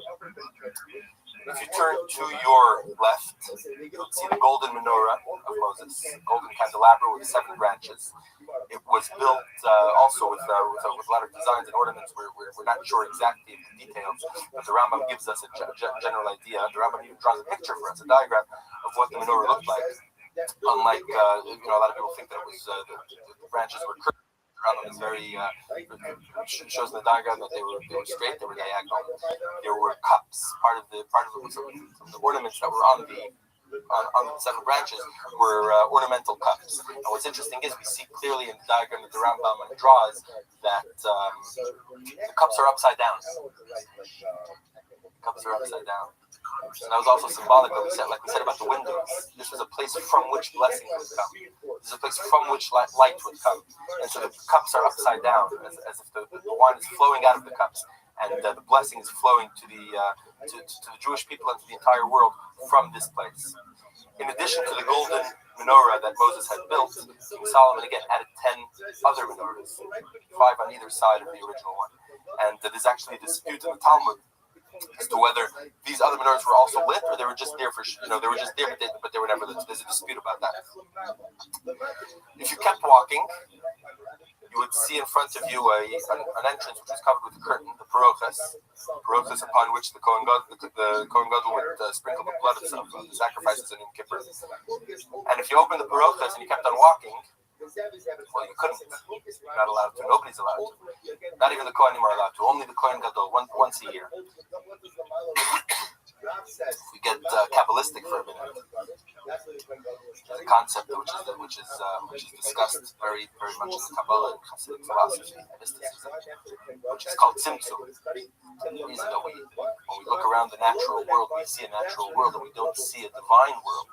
We don't see spirituality is because the world was created with a tzimtzum, with a contraction, with a very deliberate design that Hashem wanted to conceal the origins of everything and the godliness within everything. And so everywhere we look, we see tzimtzum, we see this contraction of God's presence. There was one spot in the universe where there was no tzimtzum, where God's presence shone. Use the word shone, whatever it means. It was felt, it was seen. There was no hiding. There was no concealment, and that was in this room, in the Kodesh HaKadosh, the very holy of holies. This was the holiest place in the universe, and it could only be entered on the holiest day of the year, Yom Kippur. And it could only be entered by a person who occupied the holiest office that existed, and presumably and usually was the holiest person of the holiest standing, and that was the Kohen Gadol. So you had this confluence of sanctity on the holiest day. The holiest place, the holiest person would all come together in Yom Kippur and bring atonement for the Jewish people. In fact, without getting into it here, the very laws of physics were suspended in the Kodesh HaKadosh. That's really for another discussion. Very interesting, very, very fascinating concept. Along the walls, there were engravings. Walls were overlaid with gold. There were carvings of flowers, of kruvim, of palm trees. And Solomon placed within the Holy of Holies 2 very large kruvim, the images of a boy and an image of a girl, made of gold with wings. The wings, so the 2 kruvim were on either side. If you would enter the Kodesh HaKadoshim, you'd see them on either side of the room, and their wings spread. They were 10 cubits high, 15 feet high, and their wings spread 5 cubits, and they met at the center. And underneath the wings of the kruvim sat the Holy Ark, the Ark of the Covenant, the Aron HaKodesh.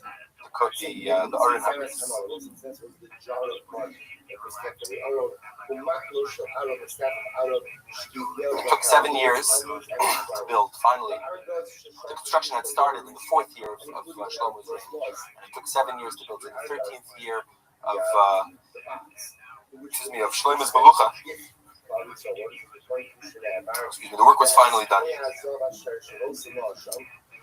And in the month of Tishrei, 480 years after arriving in the promised land, the Beis HaMikdash was finally built. The dedication of the temple was planned. Everybody came. Entire packed into this small city, Jerusalem, to the Har HaBayis. It was a magnificent occasion. We're just getting into it very briefly here, but I urge you to read the account of it in the book of Malachim, the book of ViralRabbi. Very, very dramatic, very, very exciting. The Kohanim were all dressed in big Kohanim in their vestments, the Kohen Gadol in his vestments, of gold, of precious stones. The Levites were there with their instruments, the harps were playing, cymbals were clashing. Trumpets were being sounded. The Kohanim carried the ark, the Aron HaKodesh, into the final part, the last thing that was put into the Beis HaMikdash was the Aron HaKodesh, which was brought into the Kodesh HaKodashim. As soon as they emerged, a cloud filled the Beis HaMikdash, symbolic of God's presence, coming to rest in this place, the place that He had chosen for so many years. Finally, He was here. He was there. It was the house of God.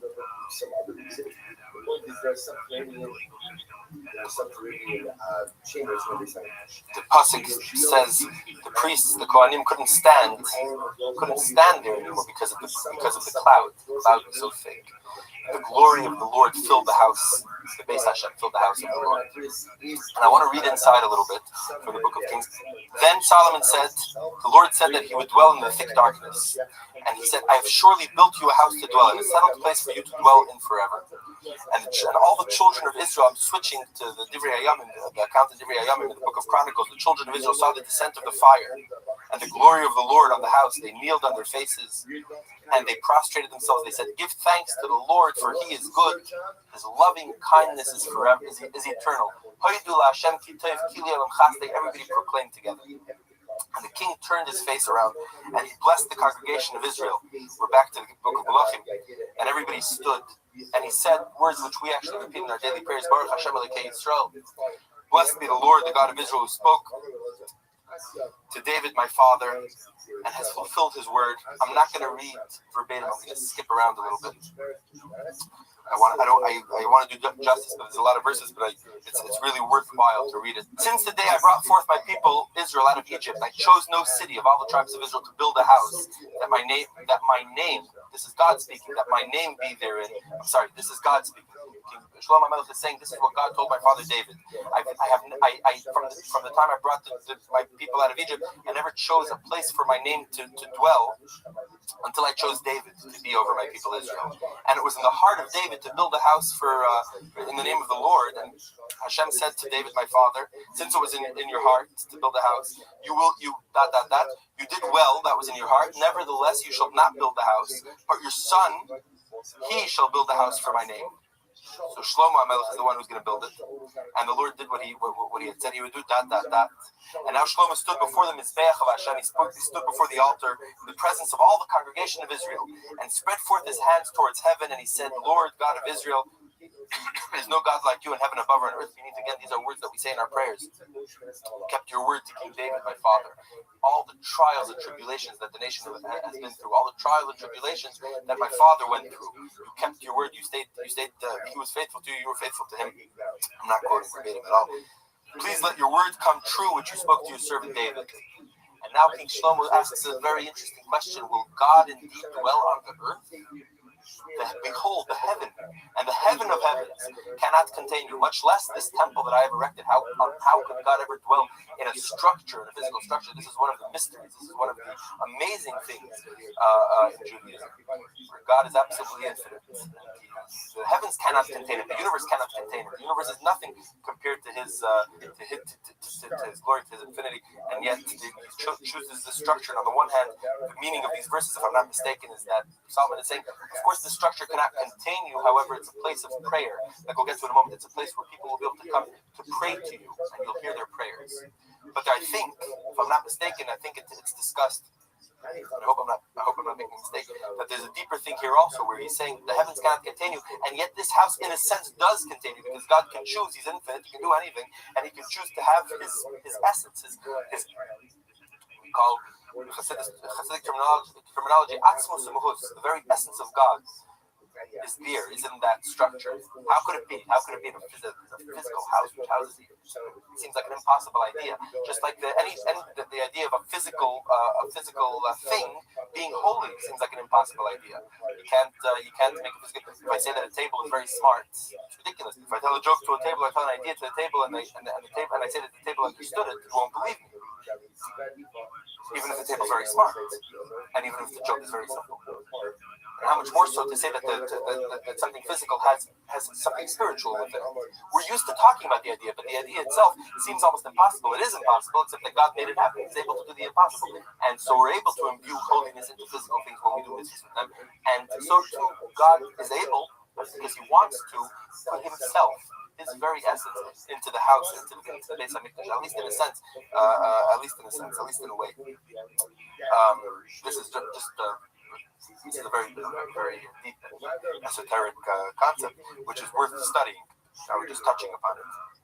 Getting back to King Solomon, standing before the altar and praying to God, that everybody hears this incredible prayer, which really is worth reading in its entirety. And I'm just going to quote parts of it. And he says, will you indeed dwell on earth? The heavens can't contain you, much less this temple. And you shall turn toward your servant's prayer. It's a place of prayer, to his supplication, to hearken to the song and to the prayer that your servant is praying before you today. Shmoya el harina ve'el hatfila. That your eyes may be open. He's speaking to Hashem. Your eyes may be open toward this house night and day, toward this place which you said my name shall be here, to listen to the prayer that your servant will play toward this place. And he keeps saying that prayers are toward this place. Later in the prayer, he says that prayers should be directed towards this land, the land of Israel, and towards this city, the city of Jerusalem, and towards this mountain, and towards this structure, this house. And we actually learn a halacha from it. This something in our daily prayers. Whenever we want to pray to God, if you're outside Israel, you turn toward the land of Israel. If you're inside Israel, you turn toward Jerusalem. And if you're in Jerusalem, you turn toward the site of the temple. And he continues, and you shall listen to the supplication of your servant, that they will play toward this place. To your servant and of your people Israel. They'll pray toward this place, and you shall hear in heaven your abode, and you shall hear and forgive. And then he goes into a lot of different instances, a lot of different things that can happen. Problems, troubles. If a man sins against his neighbor and swears, when your people Israel are struck down before the enemy because they sin against you, and they shall turn against you and praise your name, you shall hear in heaven and forgive the sin of your people Israel. And when heaven is closed and there is no rain, people pray for rain, and you shall hear in heaven and forgive the sin of your servants and give them rain. If there be famine on the land, if there be pestilence, if there's any problems, if the enemy besiege them in the land of their cities, plague, sickness, any prayer, any supplication which will be made by any person or by all your people, whether it's an individual, whether it's the nation as a whole, every prayer who shall know all people Israel, and they spread forth their hands toward this house, and you shall hear in heaven your dwelling place, and forgive, and do, and give to every man according to his ways, because you know the heart of every person. I'm skipping. Also to the stranger, he says, also to the stranger who is not of your people Israel, who comes from a far country for the sake of your name, for they shall hear of your great name and of your mighty hand, of your outstretched arm, and pray toward this house, you shall hear in heaven and do according to what the stranger calls.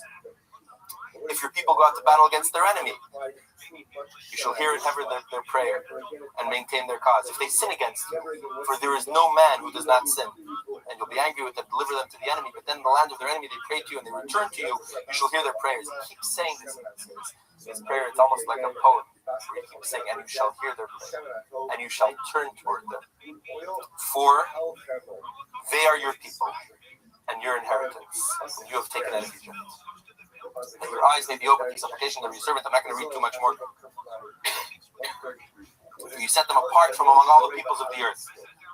I'm sorry, to hearken to them whenever they call you. For you've set them apart from all the peoples of your inheritance, as you spoke through Moses, your servant, when you brought our fathers out of Egypt. And it was, as Solomon finished praying all this prayer and supplication to Hashem, he arose before the Mizbeach of Hashem, and with his hands spread toward heaven, he blessed the entire congregation of Israel. Blessed is Hashem, who has given rest to his people Israel, according to everything that he said. And as he said to his servant Moses, may the Lord our God be with us. He Hashem Elokeinu imanu kasher haya ima v'seinu al yazveinu v'al yitcheinu. Let him be with us as he was with our forefathers. See this athleticism? Look at this move. Dog, this motherfucker's still blabbering about this fucking house. Dog, you were talking for so long, my man. Calm down. You'll get rebuilt. Keep your pants on. Dog, look at this athleticism for a reason. Dog. Look at this move. Look at this move. Give me an update. The people demanded an update. I could tolerate. I love. This is my favorite subreddit. It's the map. Somebody shit on this motherfucker.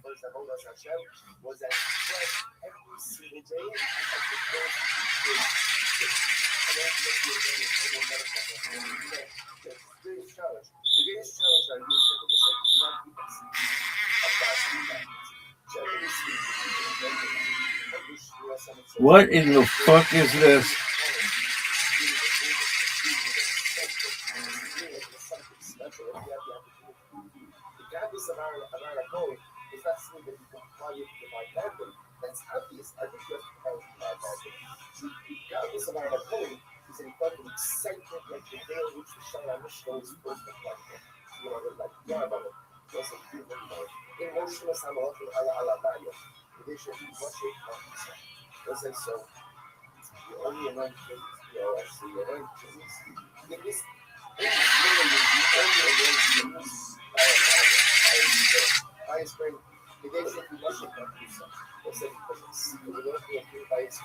Wow.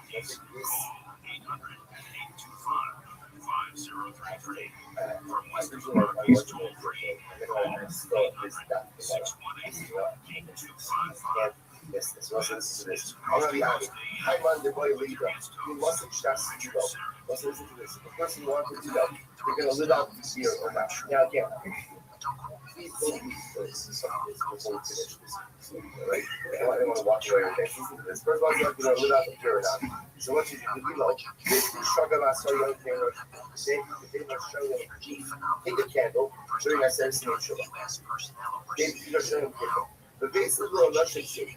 Put it in a house, but there is not a single message. You must shake it up. If the candle remains lit, if the candle remains lit, then what? Made up the must trust.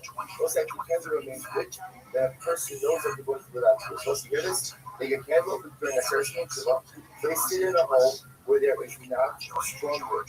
If the candle remains lit, you're going to live out here.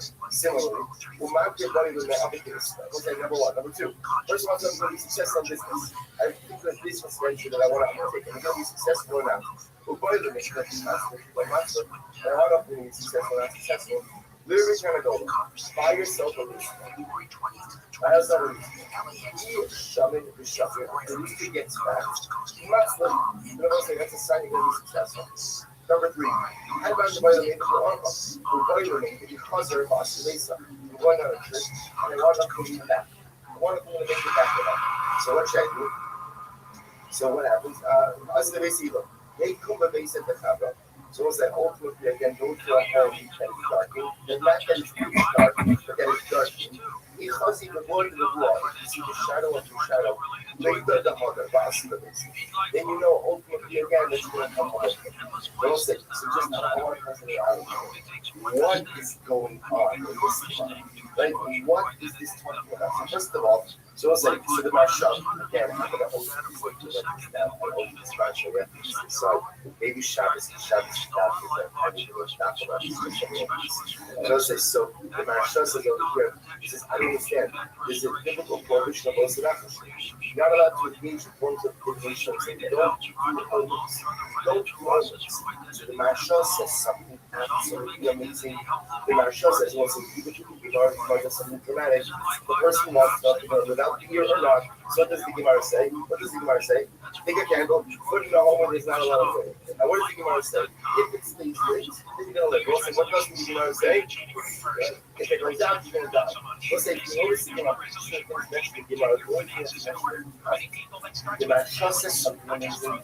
The default setting of life perception. So going to work out. A person has had an expectation that things life are going to work out, that I'm going to live, that I'm going to be successful, that I'm going to make it back home.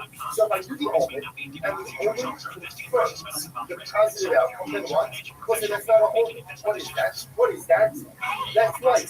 That is an affirmation that things are good, which is the natural default mindset of the truth. If the candle goes out, what does it mean? Nothing. You need nothing, and you don't pay attention to it. But again, that's an omen check. It's like when it makes you so. When the Gemara talks about these omens are here ultimately again to affirm a positive outlook on life, which is supposed to be the default outlook of the Jew. So if these omens confirm the positive outcome, fantastic. If it says something negative, simply ignore. Don't say, so understand, I'm not doing the Marshal justice, much more increase. Also, you understand this God's most that is teaching us how to look at life. There are some people that are always waiting for the other shoe to drop.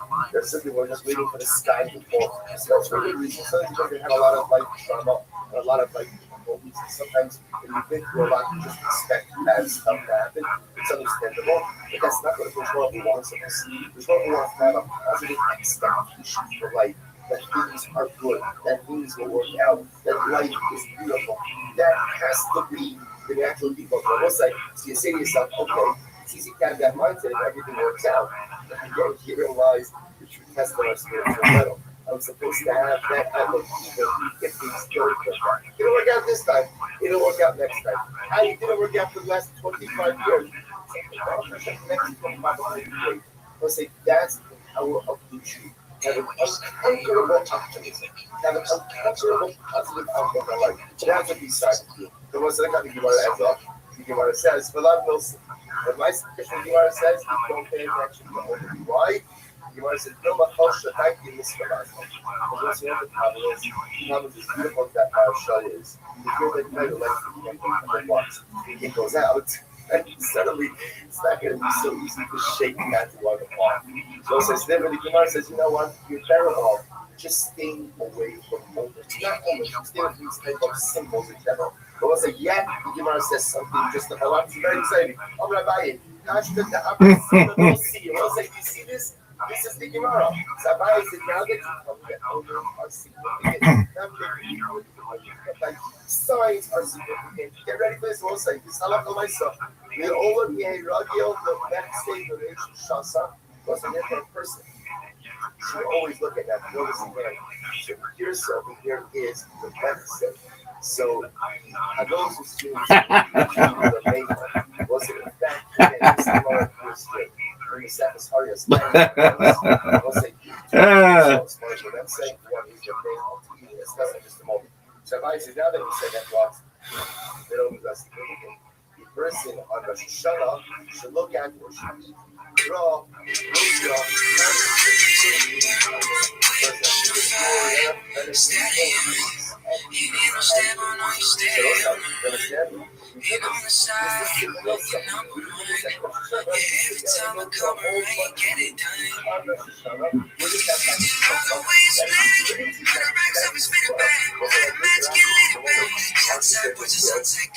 and they didn't even like it.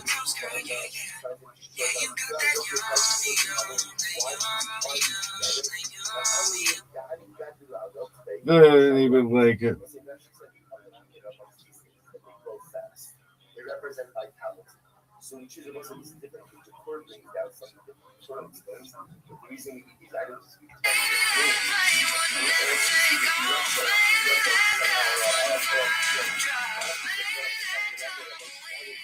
What?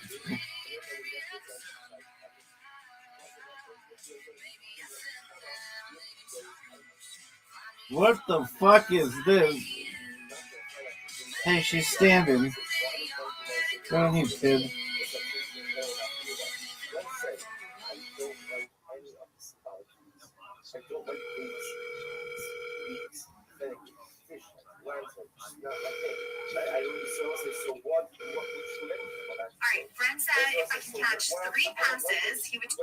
Woman, this is the worst content I've ever seen in my entire life.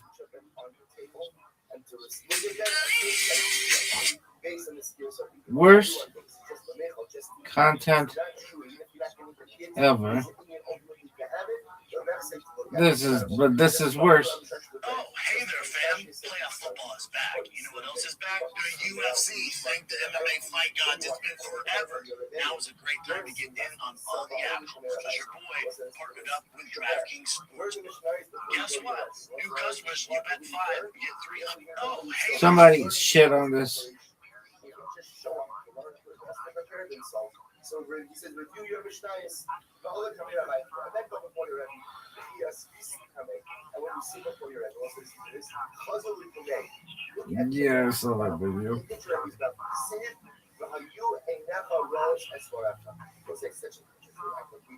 We know that must mean that ultimately, again, we should be looking at our Rebbe. Oh, hey, fam. Playoff football is back. You know what else is back? The UFC. Thank the MMA fight gods. It's been forever. Now is a great time to get in on them.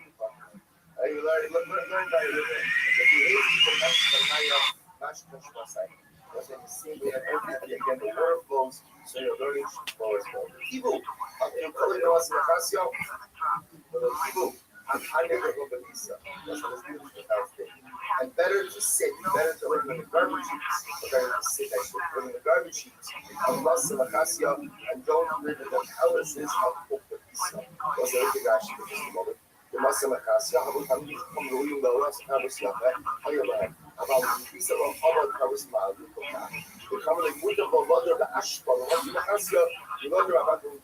better to live in a garbage dump so than in a mansion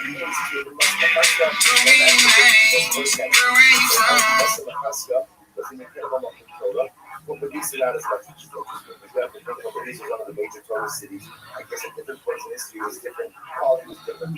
Better to live in a garbage in a Torah than to live in a mansion in a place that is not.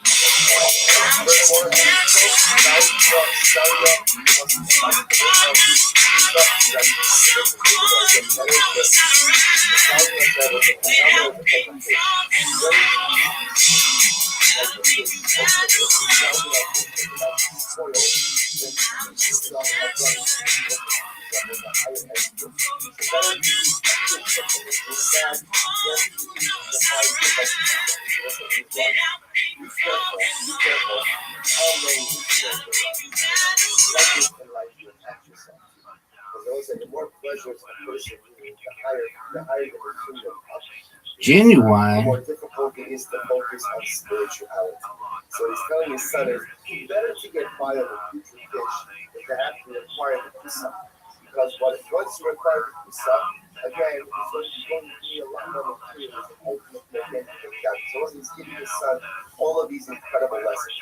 Living a Makom Torah, even if it means living in a garbage dump, it's better than going out and living in a mansion somewhere that's not a Makom Torah. Be careful how much materialism you build into your life.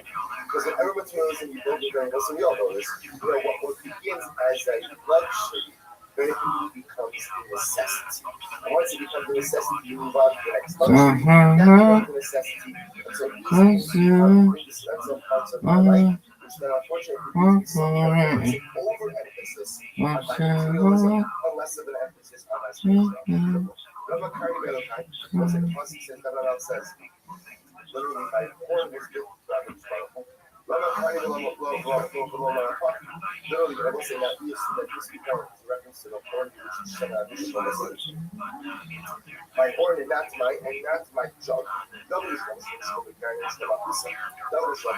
going to be with the oil inside of the kettle, inside of the horn. So there might not be show you what going to show but showing you us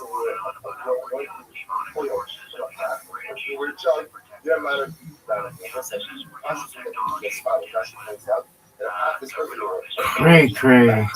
as opposed to a horn, like a carrot is yours.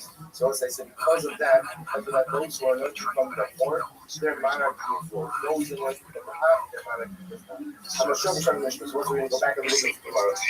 And that is at the base of your mitochondria. When we study mitochondria and mitochondrial energy, that these are pores. These have ATP outputs, right? And so as an athlete, I used to pro athletes run these things.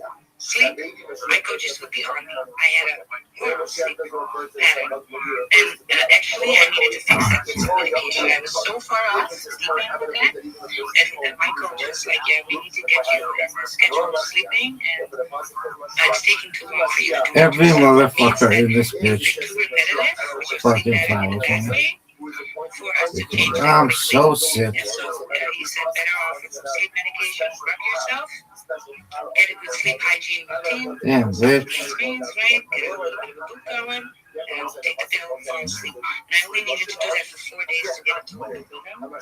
So sometimes you need maybe some help. If you're really like Wild like off the deep end with this, and it would take weeks to set straight naturally, right? And go ahead and assist yourself when needed for the better you, for the worse of you, without taking sleep aids to skip, right? Damn, to bitch. be better, to change your sleep cycle. Funny thing is, CJ, when you have kids, you're all about that shit with them. Eat good, eat healthy, Well, go to sleep on time, hopefully.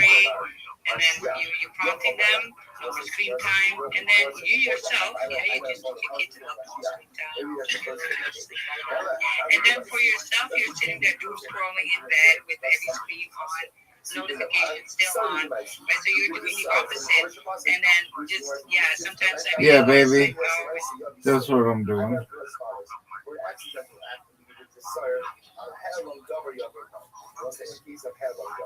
Maybe he should have something like that. Kamash Lola was a Kamash reaction that the Pasuk of Hamashiach opened the gate of the first of the book.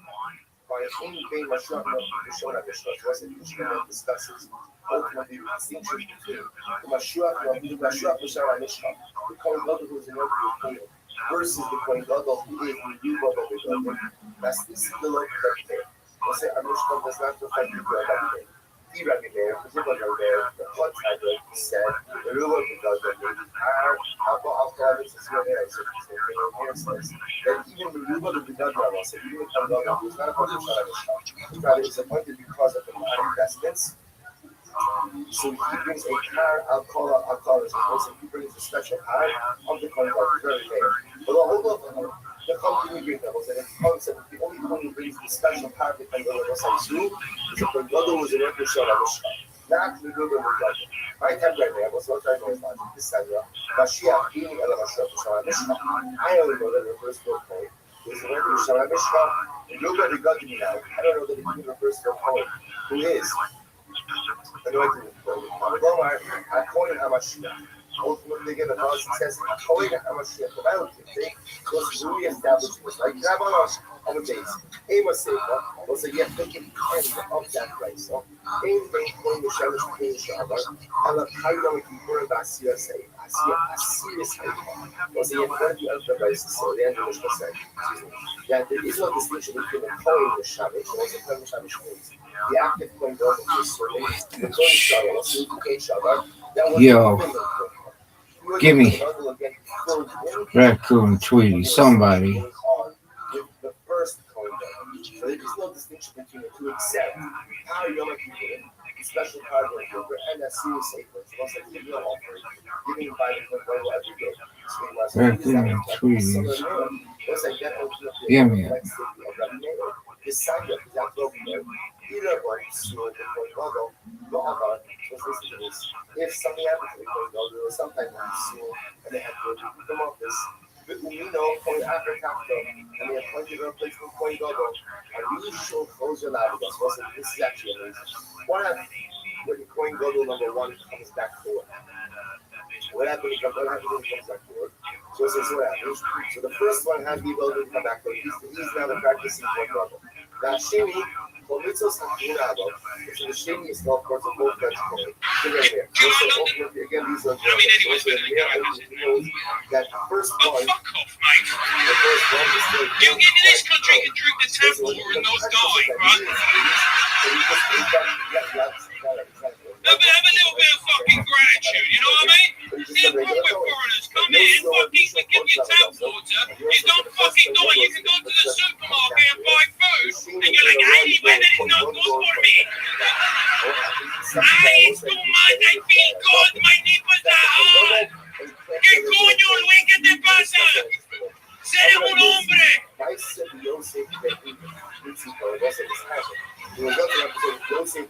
Look, if you think that's too cold, that's basically my mother, okay?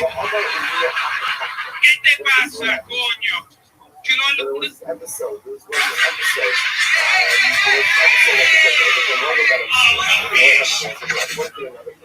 And then when the first made it, came back. Anybody have a threesome? You're just like casting my But when we do it, right of course, they'll come right in that place. That's like a Facebook is not. I'm wearing a white t-shirt. There's a right of the place.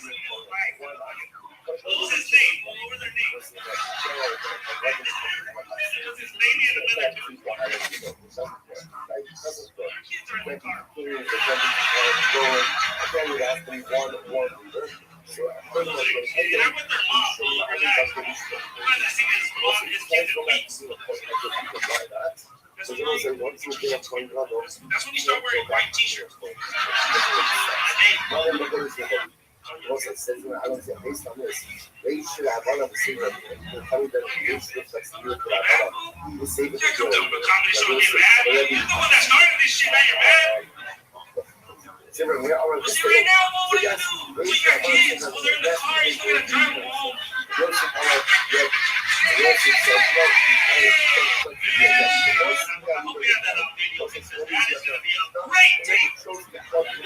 just trying to go viral, and that might do it. That might fucking do it.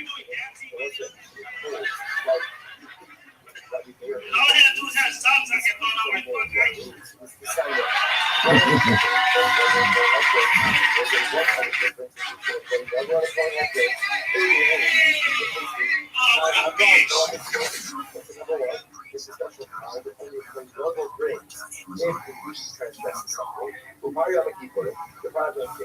that's serious Saifa, and especially healing your own. I was saying I want to go Korea, I was saying furthermore, another suffers loss. What's your country name out first? Been married 20 years. Yeah, probably. You've got 3 as a player. You guys have been married for 20 years. Which is, if you keep holding a bag of ice, and Jim was like, oh, honey, what'd you do? Like, I thought you already got fixed. Like, no, when you were oh my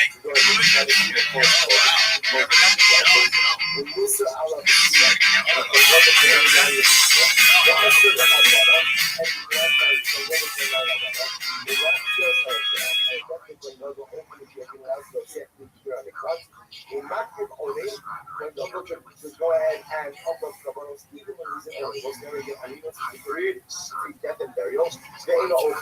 Was that even though he can offer up his carbon during the time of Alinos, he can't come back to the during that time. They ain't hold it. He doesn't receive a portion of Kabbalos offer during the time of Alinos. Macrim Olim Barosh, we know that there is good. Was like the Kabbalos to offer a carbon, you do not cut it off. Like you go ahead and offer first, or the whole portion. I will say, and again, he is permitted to take this portion of any carbon before any other carbon. The Shamish, the smaller cable, and he wears 8 different garments. But on our whole side, we don't say that I love gold. And I will say again, the entire amount of the kibber is only partial with him. And it's only done, I will say, first one by the days of days. Contract was fantastic on that. So I will say, ultimately, again, the very important rules regarding these sorts of days ago. Regarding something to do with the base Hamikdash and laws of Tumah. So ultimately, again, he is contract. He doesn't have a special contract on that. But we want no idea to live with the God. I will say, it is all of these items, all of these requirements, which apply to a conjoining to his Shamamishka, also apply to a Hashgadol, who is Meruba with the Garden, with one exception, puts the Kara and maybe on Kalamis. Let's say, except for the one thing which is special power that is brought in a situation where the Garden commits something that is partial like Paris, only a Garden who is anointed with oil brings that power. When God was revealed to the God, he was anointed also to put on the vestments of the Pangadol does not bring that power. Who are no longer the Shabar? Because all of these halachas to Pangadol also apply to us to a replacement Pangadol who is now out of a job. Like replacing Pangadol, once you're talking about the next person is called Mashiach Shabar, those the Pangadol concern about CSA. Essentially, we have the Harvard Giver and it's the Neil offering. The Quran is not in from a structural level. I will say none of these things apply to the Kohen Gadol who was earned for the purpose of the workforce. There are not able to find. He sets the 5 feet of statement they agree, both Korea and Korea. He suffers from loss of his personality. He does not allow his hair to grow. Right? Nor does he care of the then he can reach out. The deeper sin.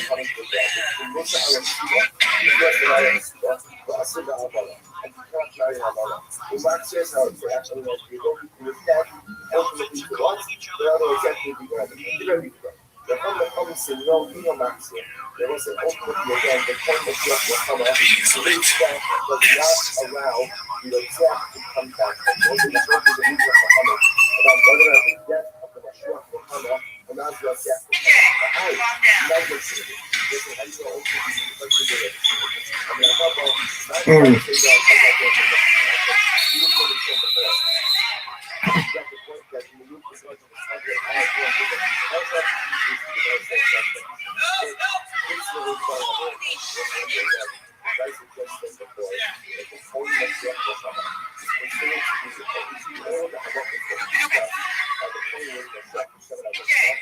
Guys, the phone Mashiach will come up. Just not five. There's a little bit of five in the phone. Maybe the phone goes like several. That's the building. That's the component. Was very good. Yes, I would say I would think more about it. It was a success. You're having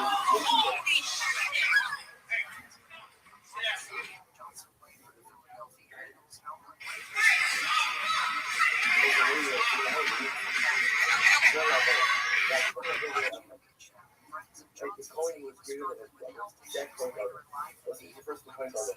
I should use that Rothschild shout out you will put oil on his head. This comedian turned podcast just got exposed for running car giveaways that seem less than legit. They've verified the winner. If there's any connection to their middle school, so nobody here can win. If someone went to high school with me, middle school, nothing. So you have to have no connection to me. So they go through, they say 10 business days. This has actually been a theory on the subreddit for a while. It wasn't until someone published a recent gifted truck for sale in a different state from where the winner wanted it. That's when a lot of people started going, wait a second, is this only just a ploy to sell more merch and it's not even a real giveaway? That's the main question floating around. Folks, look at this athleticism. This might be the most athletic man. It is the most athletic person we've ever seen. Okay, so that is interesting, but the guy we're talking about today is Brendan Schaub. He used to be a professional MMA fighter, but has since pivoted to comedy and podcasting with the help of his friend. Look at this athleticism, So as of though. right now, he's a 42-year-old No, this podcaster motherfucker, who hosts multiple shows this with other motherfucker is comedian so buddies. athletic He's currently being, that they put his exposed for motherfucking living sculpture on on an the auditorium, bitch. truck, but possibly Why? in other Why things the that fuck has. not? Well, What's an Brendan is often auditorium? receiving It's whatever the fuck you criticism. want it to be, Usually baby. it's just for like, just being cringe or failing at various endeavors. But this time, Worst things are a little bit different. So stream people are wondering if there might potentially be a ever. case for some kind of giveaway fraud here. If you consider the This main way to motherfucker get is introduced perfectly to his imperfect, giveaways was bitch. to buy his merch. Now, of course, you can mail up to 10 postcards by hand and get 10 free Look at, entries, but look at this most people aren't. athleticism. And this style of Folks, look giveaway at this is fairly athleticism. common, especially within the automotive creator space. And we've even covered some of them before. And while Brandon has come out on Instagram to try to dispel some of the rumors that he had no acknowledgement or the involvement in the sale of the truck, lots of people simply just aren't buying it. Because even though he relocated to Austin, Texas to follow Joe Rogan, a lot of people are saying that things aren't really going to his plan over there. But first, how do we even get here? So how did he go from a college athlete to podcaster potentially running giveaway scams on Instagram? Well, before Brandon stepped in front of a mic, he was, as I said, mostly an athlete. Specifically, he competed in sports that had a whole lot of head trauma. This also earned him the online nickname as CTE Shop because he kept mispronouncing words. Watch me mispronounce this. And this also landed on the nickname CTE Shop because of how he mispronounces words all the time. Came out mass production. It's coming out. That was an M. Night Shyamalan movie. John Elway and lives and breathes in Denver, Colorado. Owns car dealerships. Won Super Bowls. Okay, he won Super Bowls. I used to think giraffe was giraffe. I mean, hey, that is harmless. I myself mispronounce words all the time, and the only thing I can really blame that on is being raised in Norway. But that's besides the point. Schaub was pretty good at multiple sports: football, lacrosse, mixed martial arts, and Brendan even competed in a reality TV show called The Ultimate Fighter, and eventually ended up with a UFC contract, which explains how he knows Joe Rogan. He put in that day 7 that cut.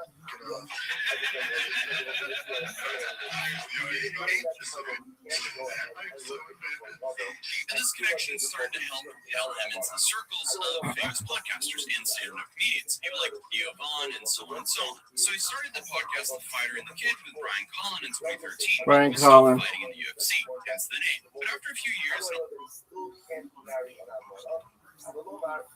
this comedian turned podcaster just got exposed. Watch me mispronounce this. Basically, he told him to throw in the towel, which had hurt, especially having that broadcasted on the largest podcast in the world. Best guys in the world. I think you'd be surprised. He was still fighting in the UFC. Day 7 got cut off.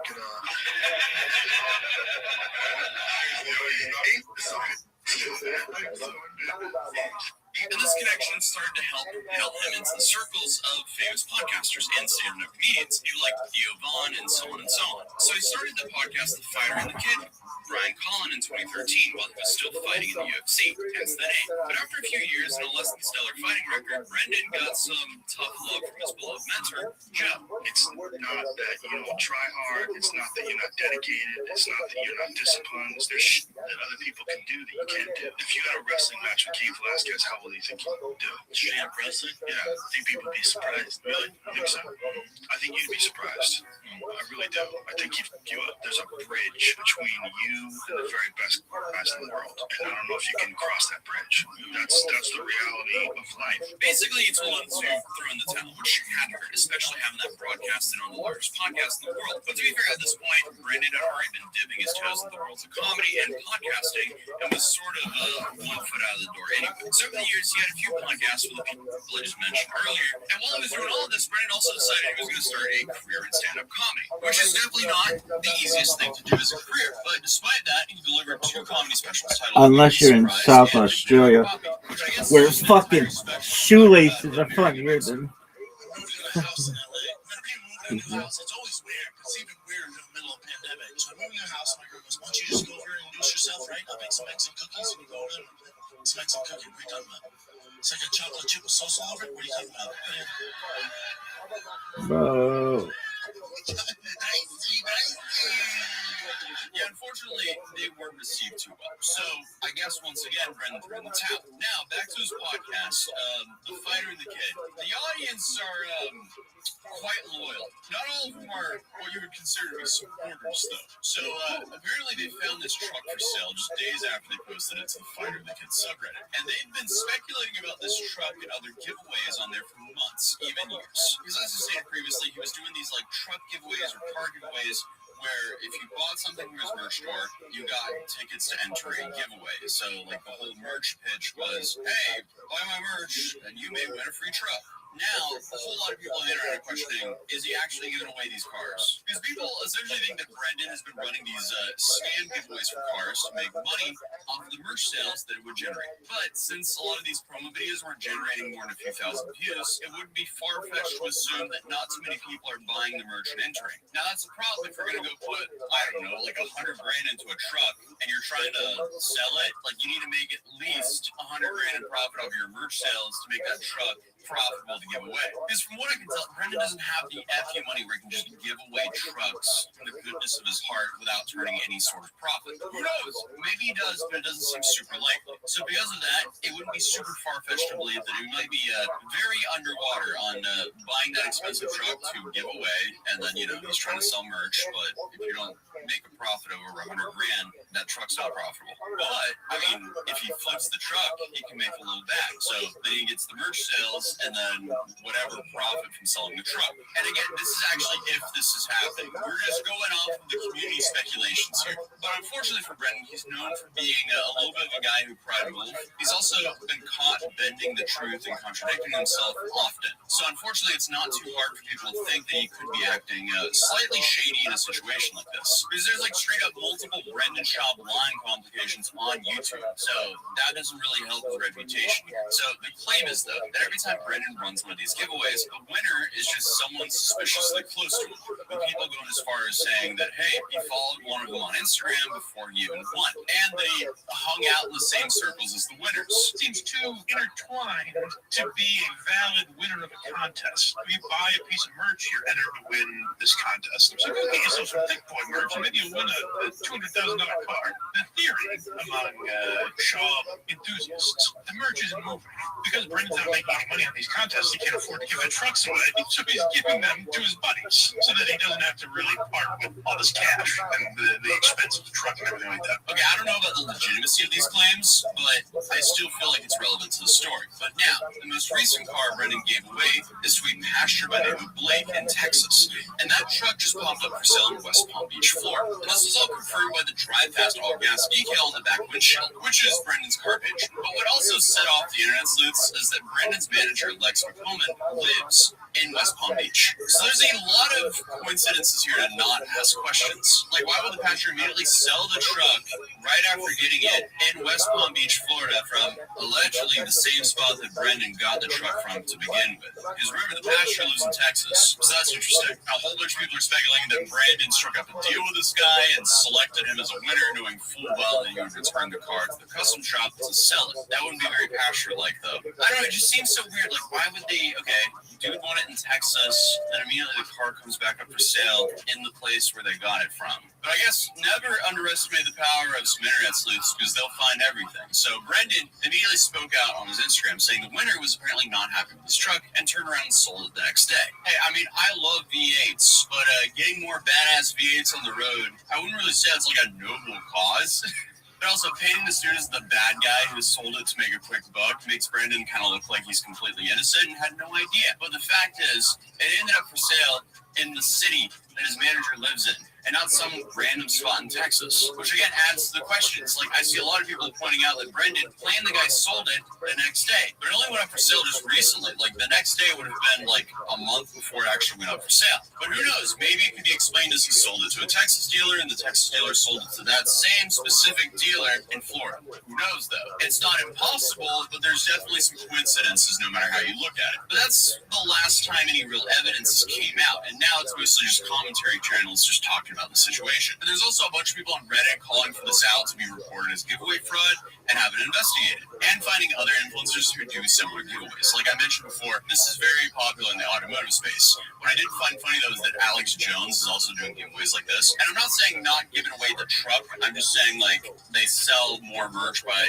when you buy a shirt, you get X amount of tickets to win whatever they're giving away. That's what's common. It's hopefully not too common to allegedly not give away the item you're claiming to give away. But since there's so many influencers who are doing these kind of giveaways, I am wondering, is this one big company that's kind of like doing these kind of like brand deals where they're like, hey, look, we'll set up all the structure for you and make sure it's all legal and stuff? Or are they doing it on their own? Who knows? Brennan did say himself they had lawyers while selecting and contacting winners, so we do have to assume that his bases were covered, no matter what he did. Maybe it still counts as a legal giveaway if he only actually gives away the 10K. But as of right now, it doesn't seem like his audience want to stop until they find the truth. So it'll definitely be interesting to see if anything else comes from the story. Maybe we get the side of the pasture in the future. Who knows, though? But Brendan did like one of the comments on his Instagram post saying that the dealership said they traded in for a Bronco and cash, but even still, that could have been a part of the arrangement. And again, we have zero proof. And also, why wouldn't have Brendan just said that instead of saying like, oh, he just quickly sold the car immediately? Like, I feel like it's a pretty straightforward answer. And him selling the car like that, it just comes across as weird. I feel like there's more to the story that's being left out. But hey, what do you guys think? Let me know in the comments down below. But other than that, if you're here, feel free to subscribe, drop a like on this video, and I'll see you guys in the next one. Peace.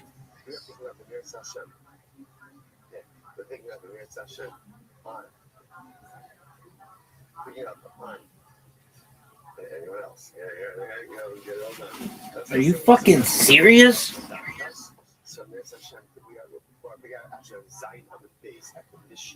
So this is us. So a lot today. So today we've got a lot of drush. Oh, that shit's working. Close to Hashem, day and night. I got this motherfucker talking about building a play place in Jerusalem. For every day, for everything that they need. May it all be granted. Really? So that all the peoples of the earth,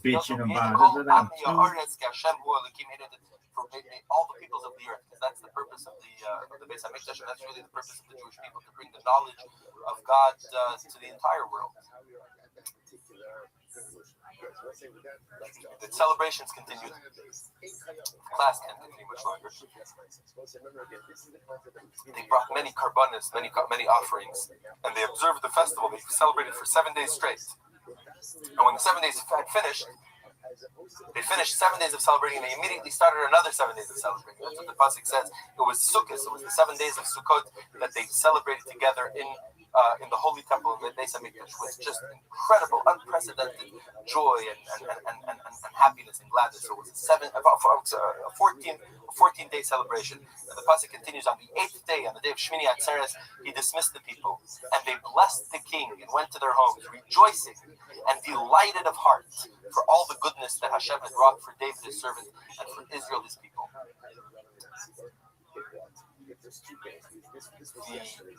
The rest of Shlomo HaMelech's reign goes down in history as the golden era of the Jewish people. Jews, through hard times that came later, always were able to look back at this time with hope in their hearts. The economy was booming. The territories that David had freed and liberated for the Jewish people were open, and they stretched, as we said before, they stretched up north and to the east and down south till the port of Eilat, to the port of the Red Sea, which opened up trade routes so that nations all along the Mediterranean coast would trade with the Jewish people who would travel through Israel on their way to the port to be able to get to the trade routes to India. So it was a safe, it was a prosperous, it was a time that people were, the Jews were ish tachas gafne, ish tachas teinosoi, each person under their palm tree, under their vine, and it was a time really when, just to touch upon one more mystical idea, the idea of birur hanitzutzos, where the purpose of our interaction with the world around us is to elevate, to free these divine sparks, the sparks of holiness that exist within every physical thing. And every time we use it we use something, we use a thing for for a holy cause, we elevate those sparks. In the time of Shlomo Melech, the Jews didn't have to go out into the world to bring those sparks, came to them. And many nations came to King Shlomo and brought gifts. It was a very glorious time, which will be matched only, hopefully, very soon by the era which will be brought by the coming of the descendant of King David and King Solomon, Mashiach Tzidkenu. Let's pray that it happens very, very soon. Thank you very much. And maybe there's liability just for accidental action without having done it.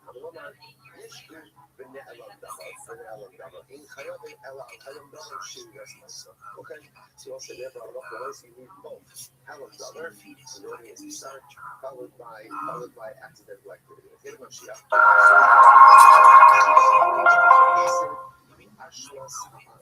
King Solomon reigned for 3 decades over what was a real golden era for the Jewish people in Israel. The Beis HaMikdash stood in Jerusalem. Jews from all over would come all the time, especially come during the three times a year for Aliyah L'Regel, for the festivals. People would come from all over, from many, many nations. King Solomon had contracted alliances with many countries.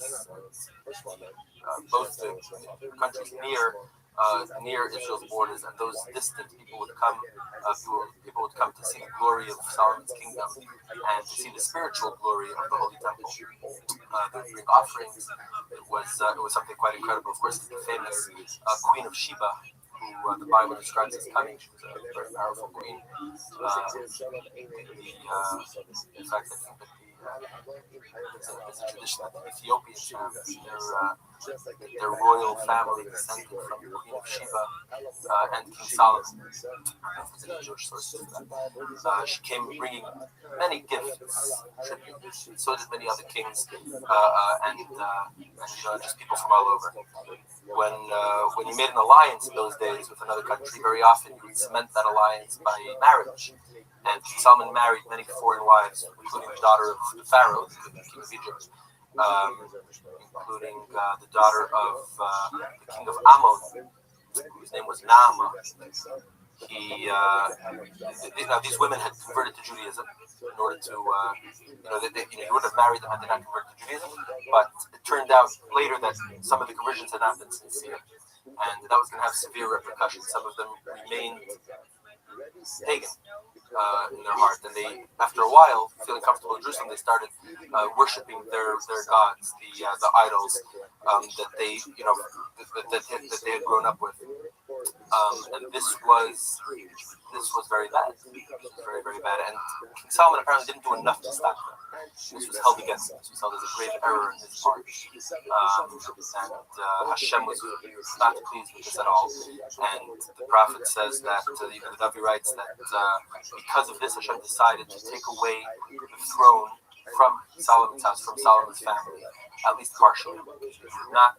He would remain king over all of Israel for the rest of his life, but his descendants would only rule over part of Israel, and part of the kingdom would be taken away from them. There was a man who worked for King Solomon, a brilliant man, a great scholar, very charismatic. He was involved in the construction of the Beis HaMikdash, and he was critical of some of Solomon's policies, especially the fact that there had been in the walls of Jerusalem, David had opened up some of the walls of Jerusalem and made breaches in the walls to make it easier for the Eilei Regel, for the pilgrims coming for Yom Tov, for the festivals, to make it easier for them to come into the city. And some of Solomon's wives he had built palaces for some of his wives and filled in these breaches in the walls. There was one thing he didn't like, and there were other things that had to do with taxes that he was very unhappy about. So Yerovam was a critic of the king. At a certain point, he got so vocal in his opposition that it seemed like he was going to start a rebellion, and he was going to be arrested, and he had to run away. He had to run to Egypt so that he could avoid arrest. And on the way to Egypt, he met a man named Achia from Shiloh, Achia HaShiloni, who was a prophet. And Achia HaShiloni, Yerovam was wearing a new cloak, and Achia grabbed it. Yerovam tried to get away, and the cloak ripped in two. And Achia told him, the kingdom will be ripped in two, and you will reign over part of it. Part of it will remain in the family of, under the rule of the family of David, because God so loved David that he wanted to leave, as the pasuk says, he wanted to keep a lamp burning for David, near the David Avi. But part of it will be will go over to you. You will be the king. And if you follow in the ways of Hashem, you follow in the ways of the Torah and the mitzvahs, then you'll do well. You'll do well as king. In the meantime, anyway, the time hadn't come for that yet, and Yeravam escaped to Egypt. After 30 years of a very glorious reign, the end was partially marred by these things, but all in all, it was a very, it was an incredible, it was a great time. Solomon passed away. The crown prince's name was Rechavam. He was the son of Naamah, the Ammonite princess. And Rechavam did not inherit the wisdom of his father. He did not take after him in that regard. And right when Shlomo passed away, and they were going to crown, and they crowned Rechavam as king, a delegation from the people from the 12 tribes of Israel came to him and asked him to relax some of the tax burden that was apparently the taxes were high, and people didn't like high taxes at that time. So they asked him to relax it. Generally, be a little gentler as a king. He consulted. He consulted first with his father's advisors, the elders, the wise men of Israel, and they told him, they counseled him to accept the request that had been made. Relax the taxes, be a good king, be a gentle king, and you'll do very well. The people will love you, and you'll do well. Unfortunately, after talking to them, he spoke to some of his buddies who had grown up with him. Apparently, these were spoiled kids. They were not very politically savvy, but they were very full of their own importance. And he asked them what they thought he should do, and they all said, "No, you got to be tough. You got to be tough. You want people to respect you. You got to lay down a hard line." And so, guess whose advice he took? The delegation came back the next day, and he assured them that he would be far more harsh than his father had ever been. He said, "If my father chastised you with whips, I'll chastise you with scorpions, and don't expect any breaks." And the people, this was not a very smart political move. The people said, "Thank you very much. Have a nice day. We have no part in you. We have no part in the house of David. We're going to make our own little kingdom. And you can go, this is not a direct quote. 10 tribes, all tribes of Israel besides for Yehuda and Benjamin, Judah and Benjamin, and for the tribe, or part of the tribe of Levi. So 10 of the tribes seceded and created their own kingdom, and they crowned the old upstart Yeravam ben Nevat, who had come back from his refuge in Egypt after Solomon passed away. They crowned him as their new king. Yeravam established the capital in Shechem, and the kingdom was divided. There were now two kingdoms: the northern kingdom, which would be known as the Israel, nation of Israel, as opposed to the southern kingdom, which would be called the Malchus Yehuda, the kingdom of Yehuda, of Judah. Later, the Romans would call it Judea, so often we refer to it as Judea in those times. Now, Yeravam ben Nevat was an interesting character. He was very, very brilliant. He was, in fact, considered a great tzaddik, a person of saintly character, of virtue, and he was a Torah scholar. He kept the mitzvahs, and originally, apparently, he wanted to be a good king and stay true to God, stay true to the Torah, and be a good Jewish king. But, you see, he was afraid of the festivals. The festivals were a big problem. He had established this kingdom north of Jerusalem. The capital of the southern kingdom was Jerusalem. He established his capital at Shechem. And the festivals were a time, as we said before, when all Jews would make pilgrimage. And so it was a great mitzvah. It says, Shalosh pamim b'shana yirah kol zchurcha. 3 times a year, Jews would travel from all over the Holy Land and from outside Israel, come to Jerusalem, come to the Beis HaMikdash, bring karbanos, bring offerings, and celebrate together with the rest of the nation. a tremendous. Okay, when everybody would come on Yom Tov, it's hard to imagine what it was like. The whole country unified and celebrating together, and just full of joy. It's interesting. The pasuk when it tells us about the mitzvah says Yira'eh kol sulchan. At the time of the festival, everybody should appear, should be seen at the holy temple.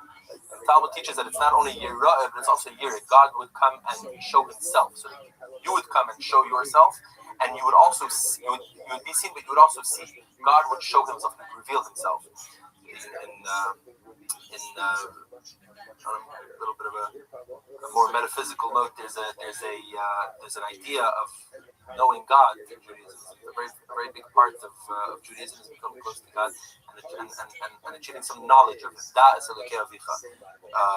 We do that by study. And by thinking and contemplating about God. And this is especially, the more mystical parts of the Torah, like the Kabbalah and Hasidic philosophy, where you're able to understand a little bit of God's greatness and majesty by studying Him, by learning about Him. Maybe understand something. You don't see Him though. You're not able to see Him. You're not able to actually see Him. Obviously, He has no body. But there were certain times that He would reveal Himself, and it wasn't seeing in a physical sense, but it was a real perception, it was a real awareness of godliness, of the type that we can't even imagine, because it doesn't exist today. And that's what would happen in the Beis HaMikdash, especially when you come to the early Rebbe, when you come in Yom Tov, you'd have this re'iyah nelikus, to be able to behold godliness. So it was something that was quite incredible. It's hard to imagine how anybody did anything wrong when you had that awareness. At the same time, everybody has free choice. God gives everybody free choice, and so even in those glorious times when there was this consciousness of God and of spirituality, there was also a flip side to that, and that was idolatry. Today we don't have the consciousness that they had about spirituality, and we also don't really have a strong temptation to serve idols. And in those days there was a strong temptation. It was very difficult to stay away from idolatry, and unfortunately the nation lapsed into idolatry many times, and it was a constant struggle. But anyway, getting back to Yeravam ben Nevat, he's really afraid. This is all the people in the northern kingdom. They're still good Jews. They still want to go to the Beis HaMikdash. It's like it's a central part of Judaism. It's the central part of Judaism. To go to the Beis HaMikdash, they're going to go to the Beis HaMikdash. You can see the incredible glory, the splendor of the Beis HaMikdash, the splendor of Jerusalem, the spiritual splendor of it all, and they'll see the king from the house of David, from the family of David, the great David and the great Solomon, and this is their son and grandson Rechavam, and they'll see his honor, and they're going to very quickly get tired of me and my kingdom up north, and they're going to want reunification. He was very, very afraid, and so he did something which was terrible, which was a terrible, terrible mistake, and which was going to set the northern kingdom on a course to disaster right from the start. He closed the border to the southern kingdom, and since the people needed to make pilgrimage, they have to be on the regel. He put two golden bulls, one at the northern part of his kingdom at Dan, and one at the southern part of his kingdom at Bethel. And he said, from now on, this is what you make pilgrimage to. It sounds, when you hear the words, it sounds very shocking. It sounds like it's real idolatry. Apparently, it wasn't real idols. He wasn't saying serve these as gods, like the pagans would say. What he was saying was more that it's a representation of the one true God. So it's not as bad as real paganism. It's absolutely forbidden under Torah law, of course, but it wasn't quite as bad. But it did open the door to terrible evils that would happen later. Yeravam ben Nevat is considered one of the villains of Jewish history. The Talmud says 4 people that are just considered from the worst to the worst. And this was his sin. He didn't only sin himself, but he caused the nation to sin by placing these big calves. So the kingdom is divided. Yeravam is ruling up north. Down south you have Rechavam, the son of Solomon, but unfortunately not going in the ways of Solomon. And he apparently allowed idolatry to seep in as well. And this was a terrible sin. The Beis HaMikdash was still there, people still served God, Jewish life was still flourishing, but now there was some idolatry there too, and this was unacceptable. Some people say that it was because it was the influence of his mother Nama, who was after all an Ammonite princess, where she grew up. There are other opinions that fiercely disputed and say that Nama was a very good Jew and very loyal to God and to the Torah. It's not clear, but anyway, Rechavam sinned in this. It was a terrible thing that he did, and he suffered the consequences. As you said before, when the spiritual state of the nation declined, usually there was a physical deterioration as well, and the country was weakened. And Israel's neighbor to the south, Egypt, good old Egypt, which was a pretty mighty empire for most of Israel's history. Most of Israel's history could be understood as seeing it as it was usually an empire in the south and an empire in the north. Israel was stuck in between. And so it was a miracle that Israel survived at all between these. Usually the empire in the north kept changing. In the south it was usually Egypt. Anyway, the pharaoh of the time was Shishak. And Shishak invaded Judea in the 5th year of Rechavam's rule. He killed many people. He actually managed to enter Jerusalem. He ransacked the royal palace, took all of its treasures. He ransacked the Holy Temple and took many treasures from there as well. The people were shocked and traumatized. And the prophets of the time were telling them and reprimanding them, telling them it's because of the idolatry that exists. And so they immediately realized that it was wrong and abandoned the idolatry, returned to God. Whoever had been serving idols returned to Judaism. And Shishak left. The king of Egypt left, but he did impose heavy fines and tributes on the people. Rechavam rebuilt the cities that Shishak had destroyed. He rebuilt the fortifications. He reorganized his army, and he was able to maintain the kingdom's independence. He even managed to maintain control over Edom in the south, between to the immediate south of Israel, the nation of Edom. And so he was able to maintain the independence, but the glory, the old kingdom's glory and strength, her wealth and her influence were gone. Not surprisingly, there were hostilities between the northern kingdom and the southern kingdom throughout Rechavam's reign, and there were always skirmishes at the border. It was there were always hostilities. Rechavam's main general was his son, who led his army. Was his son? His name was Avia, sometimes called Avia. He when Rechavam died, Avia succeeded him. And at this point, the battles that had been, the small battles that had been going on between the north and the south escalated. And finally came a decisive battle. Yeravam was determined to conquer the kingdom of Yehuda and incorporate it into his kingdom. And he led a huge army, vastly outnumbering the army of Avia. And he attacked the southern kingdom. He tried to surround them in a kind of pincer movement. And although vastly outnumbered, Avia fought bravely, and even on the battlefield, he even called out to Yeravam and to his army and chided them for their idolatrous ways and for their hostility to the kingdom of to the kingdom of Yehuda. But they didn't listen, and they attacked anyway. And even though he was vastly outnumbered, he won.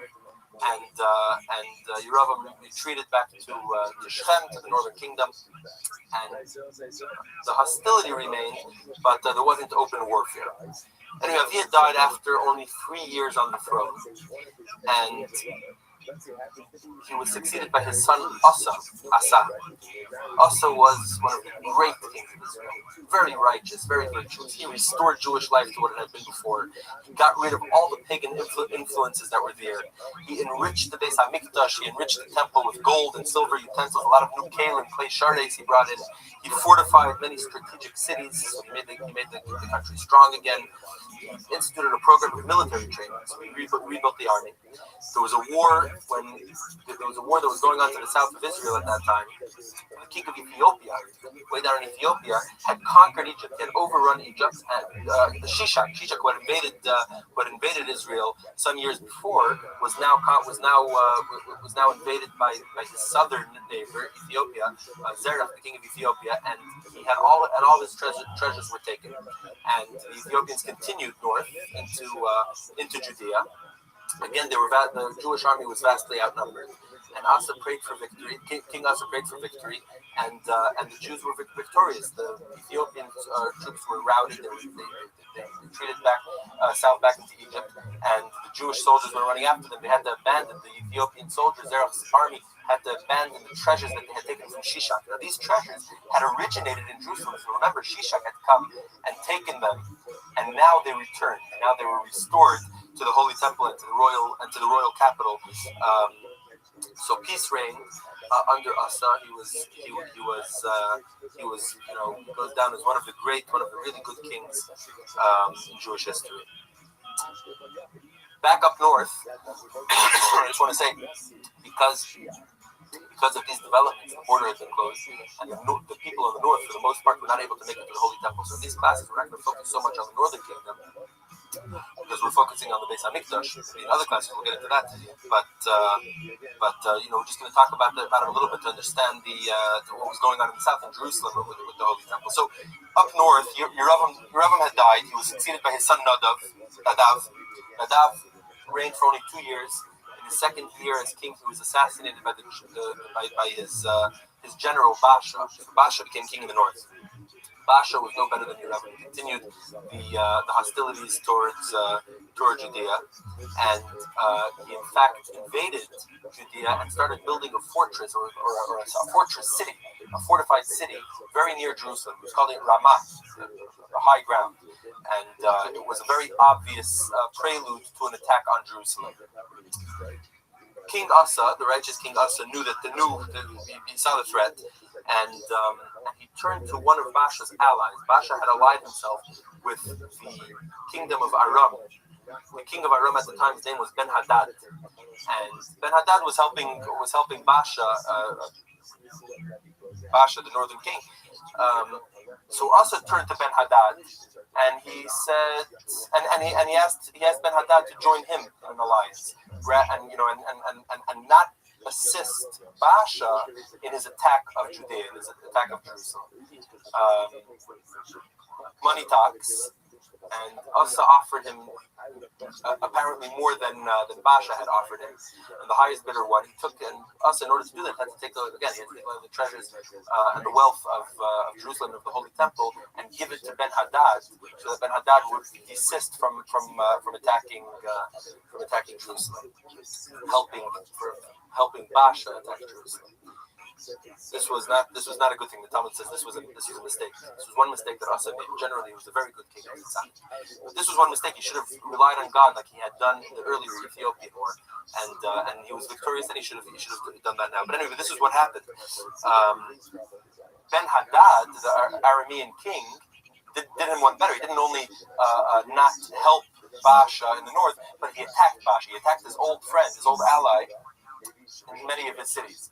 So Baasha had to abandon the fortifications that he was building, the fortress that he was building of Ramah near Jerusalem, and rush back up north to repel the invasion of Aram. And so Asa very quickly took all the wood that had been gathered. There had been a tremendous amount of wood and material that had been built into this fortification. He tore it all down and built a fortress of his own on his side of the border. Generally, Asa was a good king. He attracted his prestige, attracted many defectors from the north. There were many people in the north that were really getting sick and tired of what was going on, of the corruption, the idolatry, the immorality, and the power struggles that were going on there. As we'll see in a second, the throne in the north was never quite secure, and many of them came over to the south and rejoined their brothers and sisters in Judea. Asa ruled for 41 years. It was generally a very good time for Judea. When he passed away, he was succeeded by his son Yehoshaphat. Yehoshaphat took after his dad. He was also very virtuous. He had a friendly and impressive personality. Excuse me. He ruled the nation very well. He was a good political leader, and he was a good spiritual leader. He was a tzaddik. He upheld the laws of the Torah, and he upheld the Avodah in the Beis Hamikdash. Things flourished under him. He instituted many reforms, many educational reforms. He sent Levites. The Levites traditionally were the ones that would teach and inspire the people. He sent them throughout the land to teach Torah to the masses. He reorganized the civil administration. He reorganized the army, made it stronger. He kept the borders safe, and he actually earned the respect of the Philistines and the Edomites to the west and the south, and the Arabian tribes that were to the south, who he earned they feared him, they respected him, they sent him tributes and gifts, and things were good under Yehoshaphat. Let's back up a minute. Asa had done something else. I think it was toward the end of his reign. He realized that war between the two Jewish kingdoms was the wrong idea. It had been going on for too long. And actually, let's go up north for a moment. Let's go up north for a moment, because a lot had been going on. There was a lot of political turmoil there. I'm just going to back up for a second, just so we can remember who's who. Start with the southern kingdom. King Solomon had passed away. His son Rehoboam had taken over. Rehoboam had been succeeded by his son Avia. After Avia had come Asa. Okay. In the north, there had been more kings at this time. Yeravam ben Nevat had been the original king in the north. He died. His son Nadav took over. Nadav was assassinated by Baasha. Now, Baasha was king for a while, and as we were just talking about, he was an ally of Aram. He tried to attack Judea, but then Baasha died, and he was taken over by Elah, his son Elah. Elah didn't reign for very long. Before he was assassinated by Zimri. Zimri was the captain of the chariots. The captain of the chariot, like you have today in the military, the chariot captain. Zimri assassinated King Elah while the army was off fighting the Philistines. So the northern army is fighting the Philistines, and back in the capital, Zimri kills the king and makes himself king. He did not reign for very long, because when the news reached the army where they were on the, at the Philistine front, they immediately crowned their general as king. Their general's name was Omri, and they decided that Omri should be king. When Omri made his way back with his army to the capital, to Shechem, and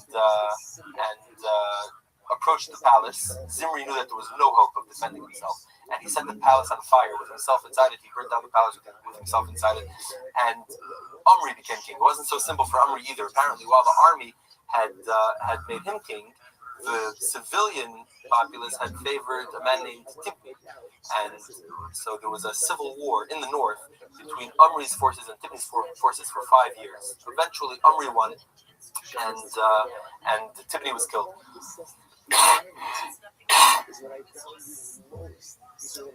Omri moved the capital. He bought land from Anem. He bought land. I mix up words sometimes. By the way, I want to say, in the last class, apparently I said that people used to come to the Holy Temple to play. I don't remember saying it, but I've been told that I've said that. I don't think they would come to the temple to play. I probably meant that they came to pray.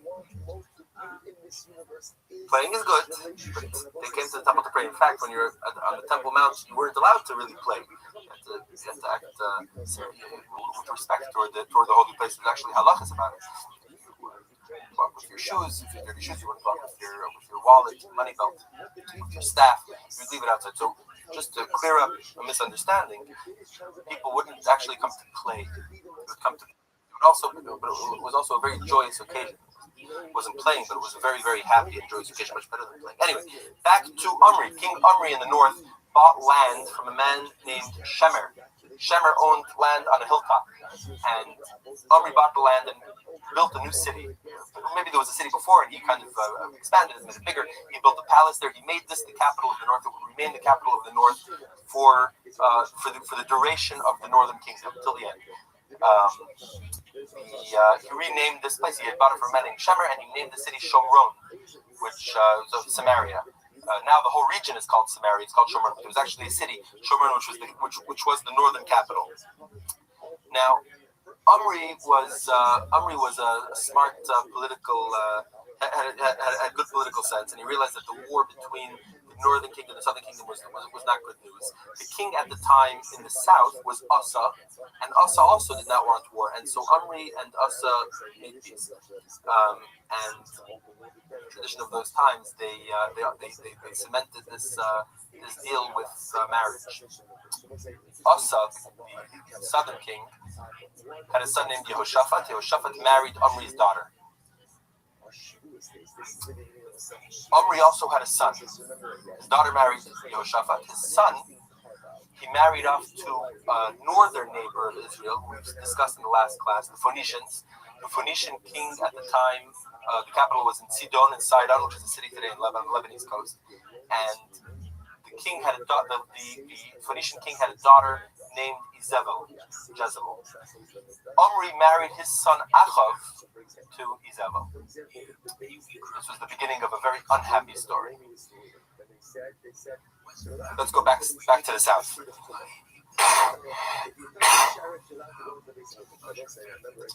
Back down south, Yehoshaphat had become king.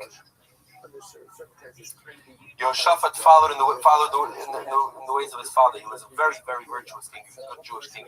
He was loyal to Hashem. He was loyal to Judaism. And he was kind of the extreme opposite of his northern counterpart, of Omri, and then Omri's son Achav. Achav is one of the villains of Jewish history. If there was anybody worse than Achav, it was his wife. His wife was a Phoenician princess. She was a fanatical Baal worshipper, and nothing would stop her from trying to implement the worship of Baal and the cult of Baal into Israel when she became queen.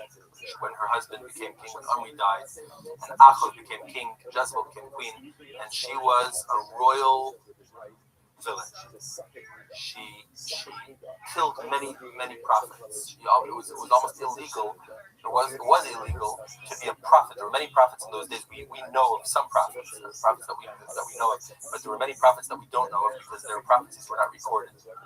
And there were many people that were loyal to Hashem even throughout all these years of the northern kingdom's idolatry. They were still loyal to God and to His Torah. And Jezebel made it her mission to eradicate them. She killed hundreds and hundreds of prophets, thousands and thousands of people who were loyal to Judaism. The only prophets who survived had to hide out in caves. And the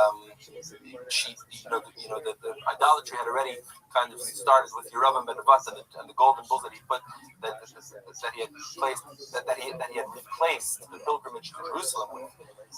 That was a more, if you could call it a mild form of idolatry. Now when Jezebel came, things took a sharp turn for the worse.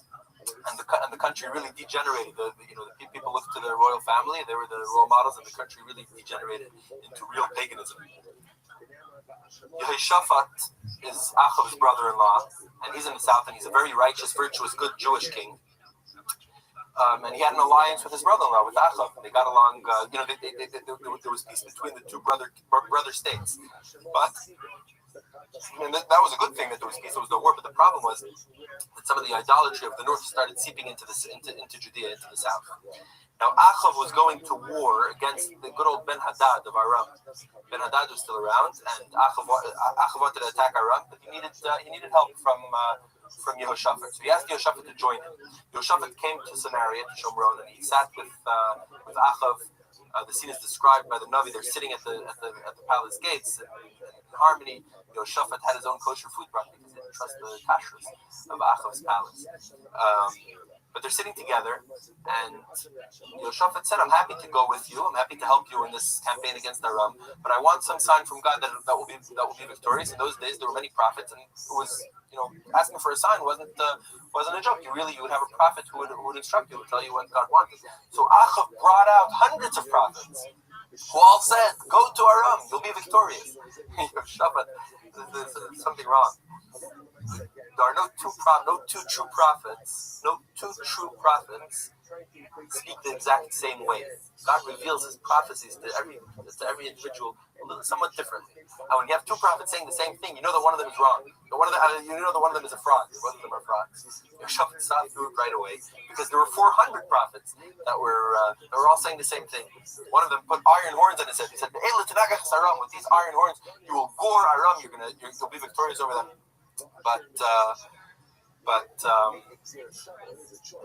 Yehoshaphat wasn't buying it. So he asked Achav for a real prophet. Come on, a real prophet of God, not one of these Baal prophets. And Achav said, there is a guy. I do know a guy, but I don't like him. His name is Michiyahu. I hate him because he's a real naysayer. He's always telling me bad things are going to happen. These guys always make me feel good.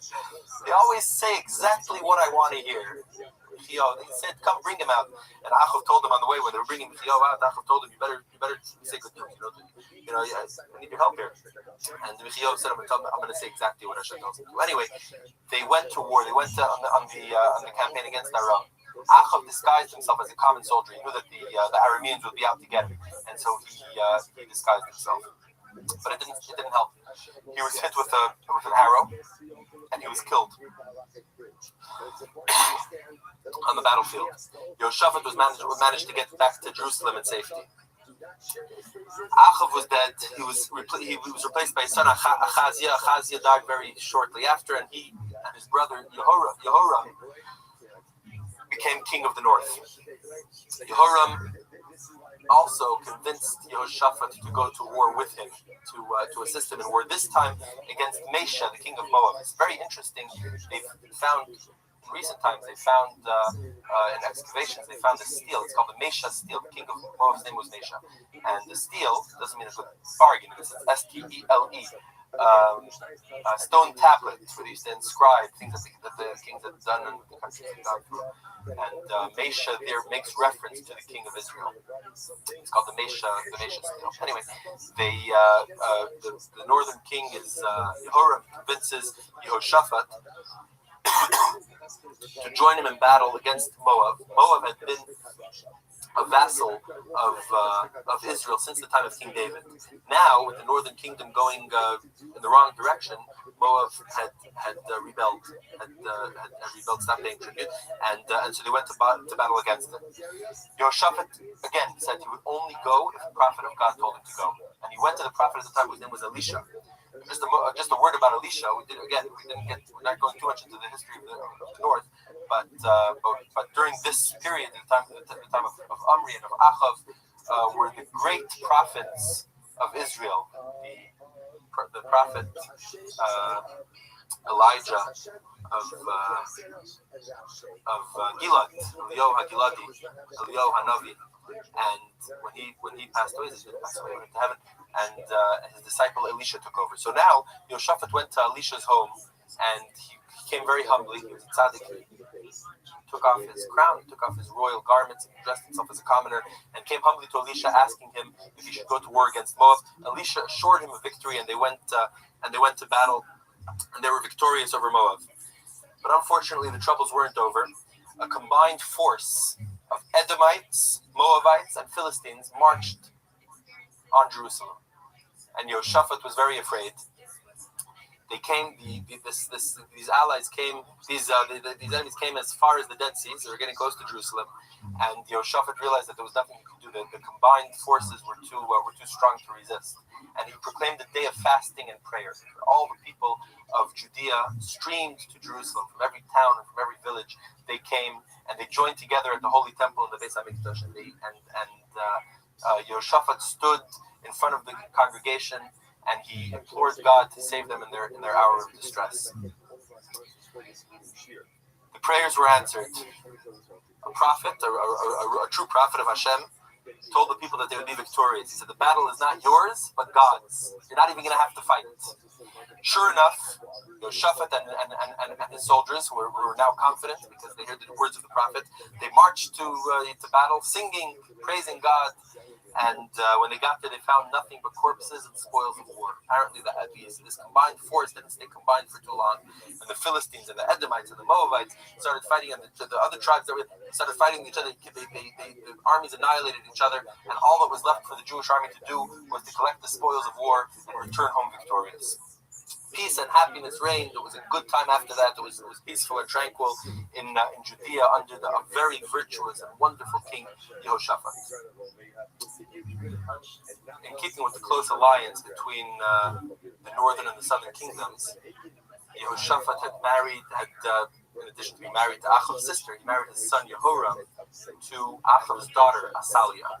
Athaliah took after her father, and she, even worse, took after her mom, Izebel. She was also a terrible Baal worshiper and pretty fanatical about it. She managed to restrain herself while her father-in-law was alive. When her husband became king, she unleashed everything upon him. He was apparently not very strong. Didn't have a very strong character, and she managed to really dominate him and control him. He killed his brothers. He killed 6 of his brothers, and she said that they would be rivals to his crown. When her husband Yehoram died and was succeeded by his son Achaziah did not reign for very long. Achaziah was king for less than a year.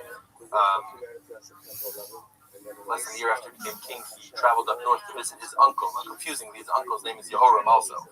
His uncle was the king in the north. And he was in the wrong place at the wrong time. But Yehu was a rival to the northern king Yehoram. Yehu assassinated Yehoram. He also assassinated Achaziah, who was visiting Yehoram.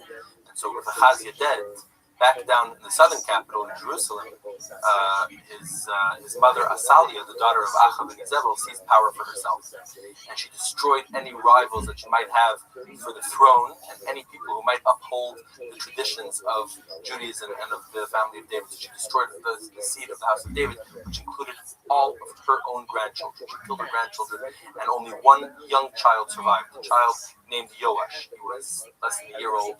He was saved by the high priest, the Kohen Gadol, Yehoyada HaKohen, and Yehoyada saved him by putting him in a place where nobody would think to look. The Beis HaMikdash was built, the structure of the Heichal, the sanctuary, had 2 floors. The upper floor of the Kodesh HaKadashim, of the Holy of Holies, although it didn't have the same sanctity as the Kodesh HaKadashim itself, still nobody would go there. They'd only go there when they had to repair something. And Yoash was hidden there. The child was hidden there for 6 years. When he was 7 years old, the high priest orchestrated a coup, very carefully planned. They put different groups of Levites in strategic positions of the Temple Mount of ViralRabbi. They brought the young king out, dressed in royal garments, and all hailed the true king of Yehuda, of Judea. Athaliah, when she heard it, when his grandmother heard what was going on, she started shouting treason, treason. They immediately arrested her. They took her out of the temple grounds. Nobody could be killed on the temple grounds, and they had her executed. Yoash became king, and he did a very extensive renovation of the Beis HaMikdash, which had fallen into disrepair over the 16 years of terror and of paganism that had overtaken Jerusalem. He had it all renovated. Every Jew participated. The whole country participated in this restoration and renovation of the house of God. He was extremely virtuous. He was a very good king, as long as his mentor, the high priest Yehoyada HaKohen, was alive. After Yehoyada passed away, he perhaps was not as true to the Torah as he had been before.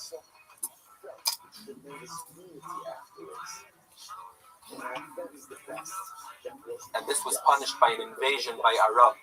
The king of Aram, old Ben-Hadad, was gone. He was replaced by Hazael, his general, of course, by assassination.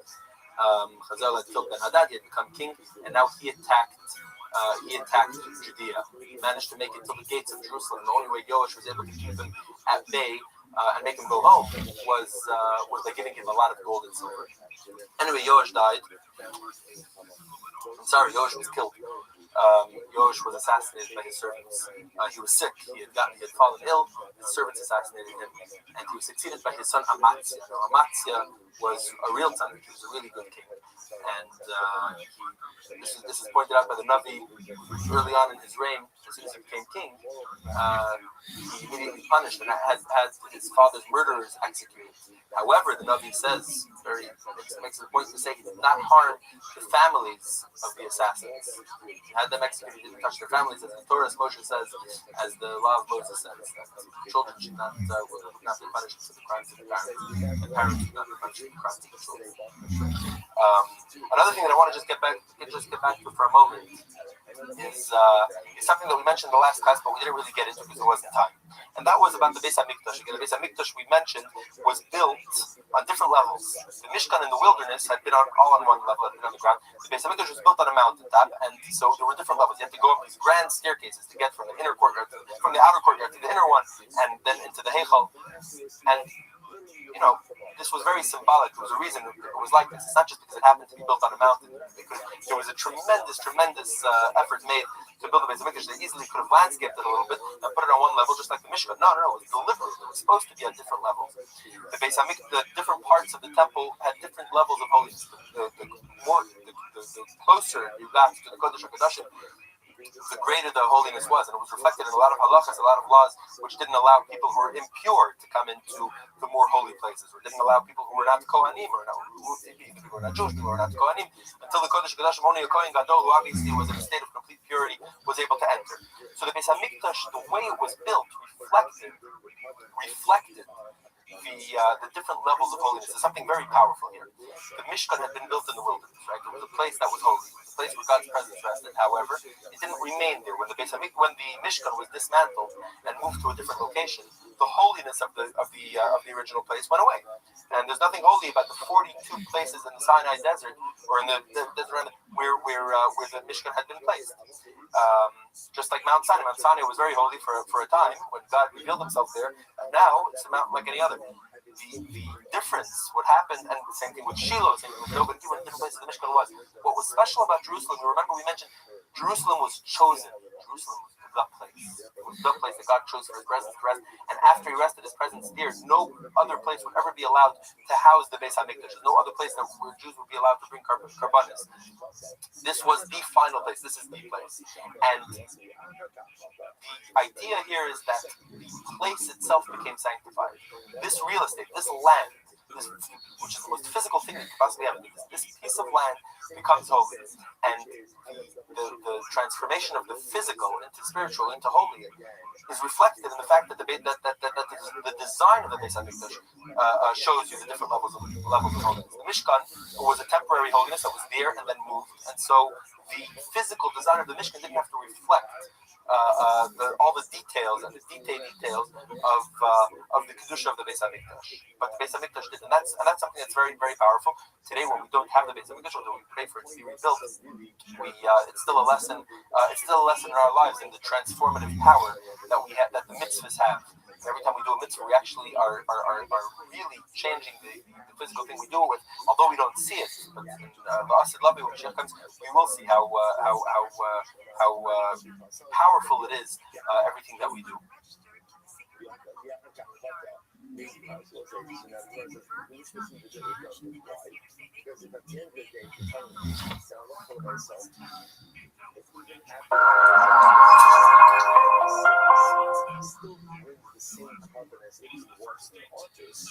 Continuing our story of the era of the first temple in Israel, more particularly in Jerusalem, in the southern kingdom. You'll remember that the kingdom had been divided, and the southern kingdom, also called the kingdom of Yehuda, the Malchus Yehuda, or as it was later known, Judea, became. We're in the middle of the story. The king is Amaziah, and Amaziah was by and large a pretty good king. He strengthened the defenses of the kingdom. In fact, Edom to the south had rebelled against Jewish rule sometime before, under the reign of King Yoram, and Amaziah went to war with Edom. He raised a large army, 300,000 troops. In fact, he thought 300,000 troops wasn't enough, and he paid the northern king, who at the time was Yoash, not to be confused with the king who had been king in the south, also named Yoash. But anyway, the king he paid him a tremendous amount of silver for another 100,000 troops. A prophet came to Amatzia, a prophet of Hashem, and he told him that God did not want this. It wasn't the right thing to do. Don't join forces with the northern kingdom. The northern kingdom had been acting very wickedly. There was a lot of idolatry and immorality and cruelty, and this alliance was not meant to be. So, having paid the money and the troops having come, he sent them back home. They were a little bit insulted, and they looted and ravaged and destroyed cities on their way back. Anyway, Amatzia went to war with Edom to the south. So Edom had built up a lot of fortifications. Their capital was on a very high rock called Sela. Sela means a boulder, and it seemed impregnable. But Amatzia was victorious over them, and completely subdued them and annexed a lot of land. A lot of Edomite land was attached to Judean territory. The soldiers of Amatzia were too harsh with the Edomites. They killed many innocent people, and they were harshly reprimanded, rebuked by prophets for that, for being cruel, for killing so many Edomites. Now, Amatzia made a very grave error, which unfortunately a lot of the kings did.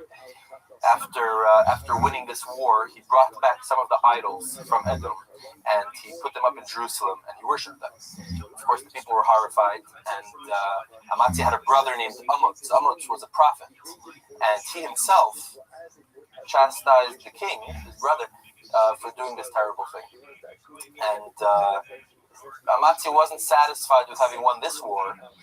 He wanted greater glory, and he made war on his northern neighbor, King Yoash of the northern kingdom of Israel.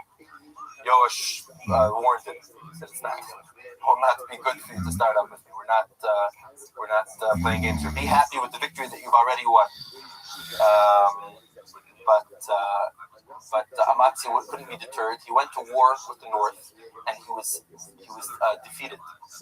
He lost, and he lost all the respect that he had gained for his victory against Edom. Was kind of lost with this second campaign. At this point, he abandoned God. He abandoned Judaism. He returned to idolatry, and the people were very dissatisfied. Were very unhappy with him. Eventually, they mutinied, and they turned on the king, who fled the capital and sought refuge in Lachish, which is a fortress in the southwest. So he had a lot of friends there. He had family there. What's interesting about Lachish is that there are a lot of excavations there where we have a lot of evidence, even going back to the time of the first temple. There were very interesting finds, letters that were sent during wars, etc. Anyway, the people back in Jerusalem appointed the king's son Uzziah to be king, and he sat on the throne of his father. While his father was hiding out in Lachish. After 15 years in Lachish, which was a very strong fortress, the people managed to penetrate and to get to Amatzia, where they killed him then. His son now officially was, the king, officially sitting on the throne. He had his father's body brought back to Jerusalem to be buried with the kings of the house of David. And now Uzziah became king. He had been for 15 years during his father's lifetime. He had been king, but had been somewhat under the control of the aristocracy of the people that had put him on the throne. And now he was able to assert himself and to consolidate power. He built up the defenses of the country after the disastrous campaign against the north, and he again rebuilt the border towns, the fortresses along the border that protected the southern and the the western borders against the Philistines, the Edomites, the Egyptians. And Uzziah's rule was great. This was a very good time for the southern kingdom of Israel. In fact, the fame of King Uzziah was probably the greatest of all Jewish kings since the time of Solomon. Of course, we're only talking about half the country, or even less than half. We're talking about the southern kingdom, but it really flourished. Uzziah had built up the security to the extent, to the point that trade was able to be resumed with a lot of countries. He opened the port of Eilat again. He controlled the port of Eilat, which opened up trade routes with the Phoenicians to the north. So they were able to get to the sea, to the Red Sea, to get to India. And he bought very good weaponry for the military, and this was a very, very good time in general, it's important to remember that when we talk about history, we talk about the stories that happened. We usually spend much more time talking about the bad times than about the good times. And the good times, there could have been many decades of good, peaceful, tranquil, happy times in Israel, and we say it in one sentence. So things were good. When there are problems, there's more to talk about. But this was a relatively good and peaceful time for the people. The Holy Temple stood in Jerusalem. It was a place that everybody would always come to, and we were able to really experience, like we spoke about in the earlier classes, we were able to experience a connection with God that was impossible anywhere else. There was a certain revelation, there was a certain consciousness of divinity, of spirituality that was in the Beis Hamikdash. One of the functions of the Beis Hamikdash that we didn't discuss that much is what the Torah says very often. It's a place of kapara. It's a place of forgiveness, where people would come after they'd sinned and be forgiven for their sins. And in a larger sense, it stood there and atoned for the nation's sins. Once a year on Yom Kippur, the Kohen Gadol the high priest would enter the Holy of Holies and atone for the nation. All the nation's sins would be cleansed. And part of this, of course, was the process of tshuva, of a person feeling a person returning to God and deciding to not continue to do anything bad, but to do good. But the Beis Hamikdash was there as a kapara, and it was a very. It's hard for us to imagine to the people, to the masses. This was the most powerful thing. Anything, any mistakes that we may have made, any paths that we've taken, and we've all taken and done things that we're not proud of, could be wiped away by sincere tshuva and by the presence of the Beis Hamikdash. On Yom Kippur, the Gemara says that there were two goats that were brought to the Holy Temple. One was sacrificed on the Mizbeach as a carbon. The other one was sent La'azazel into the wilderness and symbolically carried, or more than symbolically, carried the sins of the nation with it as it went, as it was brought to the wilderness. And when the person appointed to bring this Seir La'azazel, to bring him out of the city, all the throngs of people that were in Jerusalem would be poking him and pushing him to get rid of our sins, get them out of here already. Anyway, so Uzziah, back to King Uzziah, he was generally, again, by and large, a good king of the house of David. He strengthened the economy of the nation. He sponsored agriculture and cattle breeding. He owned a lot of land, and he cultivated the land very well. And it stood as a good example for the people. He dug many new wells. He built canals that irrigated land that was far from any from a river, from the sea. They exported a lot of wine and cattle to as far as Arabian Peninsula and even India, and much gold and silver was brought to Judea in this time. It was a very good time. Uzziah, unfortunately, let it get to his head a little bit. He did something which was very wrong, a grave sin. It should be remembered that when somebody is singled out for a sin that they had done, by implication, the rest of their life probably was pretty good. They probably did generally were a good person, and this was one sin that he committed, and this was he made a big mistake. In Judaism, most of the time there was a division between shul and state. The king was the political leader. But there was the Kohen Gadol, the high priest, who was the religious leader. And the Torah made it very clear that these two positions should not be combined. The king comes from the house of David, which is in the tribe of Yehuda. The high priest comes from the house of Aaron, which is from the tribe of Levi. So you couldn't have the same person fulfilling both roles. Uzziah, at a certain point, decided to mimic the northern king. The king in the north was both the head of state and the head of the spiritual leader of the people, and Uzziah wanted to be like that also, and he decided that he wanted to have great honor of bringing the ketores, of bringing the incense. The incense was brought every day. As we mentioned earlier, in one of the earlier classes, there was the small mizbeach, the small golden altar inside the heichal of the Beis Hamikdash, and every day a very special recipe was made. Was a very specially made incense was brought in. The ketores was of tremendous significance. It says that the Kohanim were divided into 24 groups, and they would rotate every week. A different group called a mishmar, a different watch, would be fulfilling the duties. Would be doing all the aveda, all the procedures that were done in the Beis Hamikdash, bringing the karbanis and lighting the menorah, etc. So every week you had a different group doing it, and within each group they divided into six bati avos, six kind of families, and every day of the week a different family or different Beis Av, a different group would do it, would do the aveda, would be in charge. On Shabbos, the entire mishmar, the entire group would participate, and on Yom Tov, on the major festivals, all the mishmaris would join together and would do the avedas. How did they decide who did what? There was a lottery. There was a special lottery called the Piyus, where they would go around the different kohanim who were on duty and choose who would do what, who would do the different avedas. And so one person could be chosen to do an aveda more than once. You could be the one who kindled the menorah, who brought applied some of the blood of the offerings to the mizbeach, or whatever, any of the avedas. You could do that more than once. You could do it many times. There was one aveda. There was one process which was you were only allowed to do it once in your life, and that was the Keteiros. The Keteiros was such a tremendous blessing to be the one who actually brought the incense into the Heichal, that they wanted to give as many people a chance to do it as possible. You could never repeat. In fact, the person who did it would usually become wealthy. It was a school for Hashem. Says people would become rich because they brought the Keteiros. In a spiritual sense, the Keteiros it brings about a connection with God, which is greater even than that of a carbon of an offering. You might remember we said that the carbon comes from the word kiruv, closeness, and bringing a carbon to God, besides for the physical act, the physical mitzvah, which has a lot of details and a lot of specific, is specified in the Torah how a carbon should be brought. The details are all very important.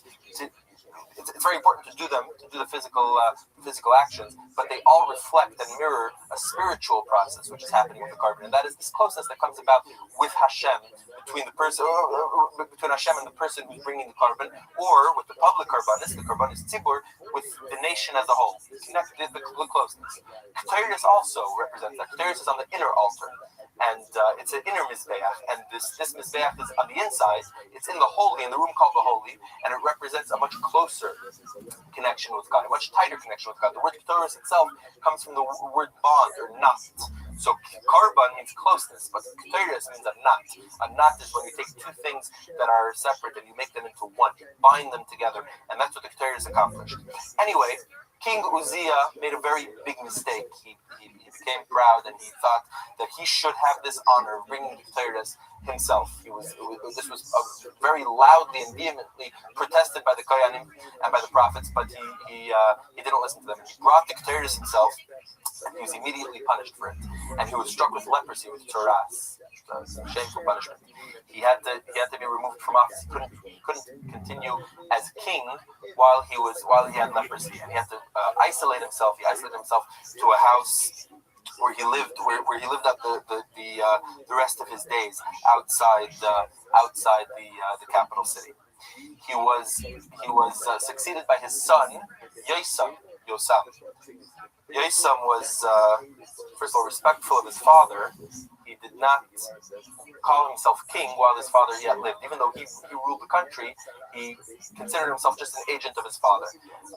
He considered his father the real king.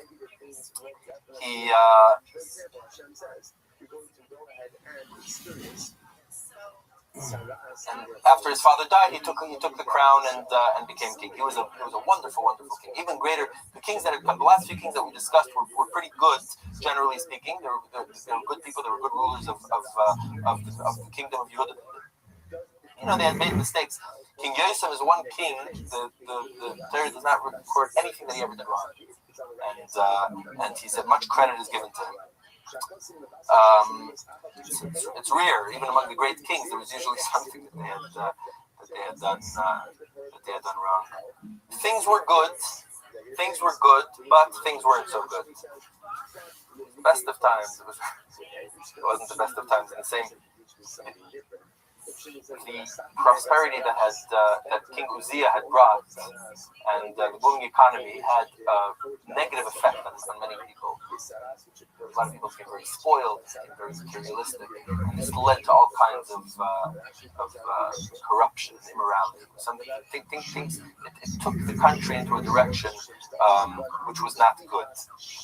And around this time, you had a lot of prophets. Now, we talk about prophets a lot. There were many, there were thousands of prophets. We know about very few of them, because most of the prophecies had not been recorded. They weren't meant for posterity. They were meant just for the particular time and occasion when the prophets spoke. What we call the major prophets are the prophets that we know of, because they wrote their prophecies down in books and became part of the Tanakh, part of the Bible, because their prophecies were meant not only for their generation, but for all generations to come. So society was not doing so well spiritually at this time. It was starting to degenerate. Generally speaking, the nation was still good, serving God and keeping the Beis Hamikdash, keeping the Avodah of the Beis Hamikdash. But they were starting to go down a path which was not so good. And the son of King Yosem, after Yosem died, was King Achaz, and Achaz was going to drag the country into very, very terrible place. Let's go for a moment to the Northern Kingdom and find out what's going on there. The Northern Kingdom was doing exceptionally badly, although politically, sometimes of good, of stability, of peace. There was I'm not going to mention all the kings. There were many kings in the north. Many of them didn't die peacefully. There were a lot of assassinations, a lot of political coups. The strongest and longest reigning king was Yerovam II. Remember, the first northern king had been Yerovam ben Nevat. This was no relation, but his name was also Yerovam. Yerovam II was a pretty good king. He respected the prophets, but the terrible sins that had been ingrained in the northern kingdom from its very inception, namely the two golden calves that had been meant to replace at Dan and Bethel, that had been meant to replace the pilgrimage to the Beis Hamikdash. The two golden calves still stood there. People still would go there instead of going to the Beis Hamikdash. In fact, the situation had evolved so that people were actually worshiping these golden calves. Even worse, they had imported a lot of foreign gods, and idolatry was rampant in the northern kingdom. And some great prophets arose around this time to reprimand them, to try to bring them back to God and to avert disaster. The prophets warned that if they continued along this path, they would be destroyed. The northern kingdom would cease to exist. And in very poetic language, the prophets begged the people to return. One of these prophets' name was Hosea. Hosea was he's in the Trei Asar. His prophecies are included in the 12 prophets that are sometimes called the minor prophets. There's nothing minor about them. They were great men and women. Actually, the 12 are actually just men, but there were female prophets at this time also. But anyway, the prophecies of Hosea brought. He speaks about the relationship between God and the Jewish people and the kingdom of Israel. He talks about Ephraim a lot. He talks about it when he's talking about the northern kingdom. I think it was the most populous tribe of the 10 tribes of the north was the tribe of Ephraim. So he uses Ephraim as a name for the people, just like the name Israel or Jacob is used for the Jewish people as a whole. He talks a lot about Ephraim. He says God talks about Ephraim as a young child. He's my young child. I raised him up and to hold him. I taught him how to speak, but he's abandoned. He's forgotten. He talks about the love and the intimacy that exists between God and Israel, as the love between man and a woman, the greatest closeness, the greatest intimacy that there could possibly be, and yet they're estranged, and yet they're not following God. They're committing a kind of spiritual adultery and leaving Him. He spoke out very strongly against the corruption and against the injustices that were being perpetrated in the northern kingdom, and were starting to happen also in the southern kingdom. Another prophet at this time was Micha. Micha spoke more in the south, in Yehuda and Judea. He predicted the fall of the north, the fall of Shomron, of Samaria, but also the fall of Jerusalem. And he said, if people don't get their act together and start acting good, terrible things would befall Jerusalem. He spoke up for the oppressed people, for the poor people. The rich had grown richer, and they had started oppressing the poor. And this was a situation that was getting worse. Just to read inside from the prophecy of Micha, therefore, for your sake, shall Zion shall be plowed up like a field. Jerusalem shall become ruinous heaps. The Temple Mount will become a forest-covered height.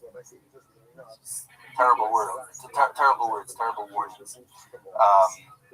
He talks how God is beseeching, is begging the Jewish people to return, and he's talking to them. He says, "Let's come, let's engage, let's talk about what we've been through. I brought you out of Egypt. I sent you Moses and Aaron and Miriam to bring you out of bondage." And the people are impressed by the merciful acts of God, and they ask the prophet. This is Micha talking. He says, "How shall I come before the Lord? I'll bow before God. I'll come to him with my korbanos. I'll bring rams. I'll bring calves." And the prophet says, "Will the Lord be pleased with thousands of rams, with streams of oil? Shall I give my firstborn for my transgression?"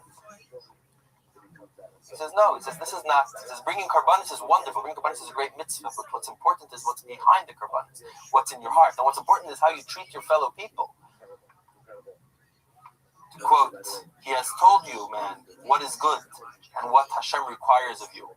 Only to do justice, to love kindness, and to walk humbly with God." People forgetting that message. And it was going to have terrible consequences. Micha proclaimed the downfall of Jerusalem if people wouldn't straighten their ways. By the way, the interesting thing about prophecy, when a true prophet of God predicts something, the way you know, says that something will happen, if the thing comes to pass, then you know that he was a true prophet. That's what the Rambam writes. That's how you know if he's a proper Navi. He says something will happen, and the thing happens, but only if it's a good thing. If it's a bad thing that he says will happen, and then it doesn't happen, he might still have been telling the truth. You don't know that he wasn't telling the truth, because God sometimes will issue a decree. Will issue a decree for something bad to happen, but when the people do tshuva, when the people pray, he'll change it. Whereas when God promises something good, he won't change his mind, no matter what happens. He won't reverse it. But anyway, getting back to Micha, at the same time that he was talking about the doom of Israel if they didn't shape up, he also spoke about the future glory of Israel. The time of peace between all nations. Peace would reign in the world. And as Micha says, "Then shall every man sit under his vine, under his fig tree, with none to make them afraid." None would make them fearful, for God has spoken. So all people walk, each one in the name of his God. We shall walk in the name of Hashem, in the name of our Lord forever and ever. At this point in history, the neighborhood around Israel is becoming very, very dangerous. There were the small kingdoms that often fought with Israel and sometimes won and sometimes lost. But now a great mighty power was growing in the north, to the northeast of Israel, in the area which is today in Iraq. This was the kingdom of Ashur, of Assyria. Assyria had been an ancient kingdom. They had actually been dominant many centuries before the Jewish people lived in Israel, even before the time of Abraham. And then they had been subdued by the Babylonians, by Hammurabi. But now, many centuries later, they again were becoming a mighty empire. And they were flexing their muscles. They were trying to expand the empire. They expanded into the area which is today Syria.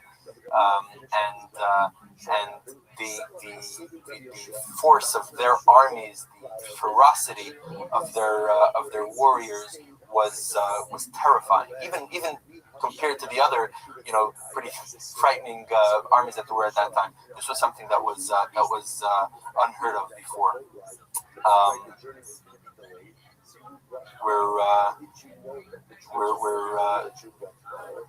The last king we were talking about was King Yosem. Yosem, as you said, was a pretty good time. And when he died, an era of relative peace and tranquility, which was over 100 years long. I think it was 125 years of relatively good times. With, we spoke about invasions and wars that had happened along the way, sins that some of the kings had committed, and things were not perfect, but it was 125 years of pretty good times. And but we forget that sometimes when we look back at history and it looks like just page after page of tragedy and disaster, but we forget that there were good times. There were people that could have been been born and died, and had children and grandchildren, all in in peaceful and good times. The son of King Yosef, his name was Achaz, and Achaz was not a good king. He did not follow in his father's path. He did not act like a house. He didn't act like a house. He didn't act like a king of the house of David, in particular. He was an idolater, pure and simple. It wasn't a small mistake that he made; it was a big mistake, and it was bringing idolatry into the land, like the northern kingdom had done. And he established temples for the different pagan cults.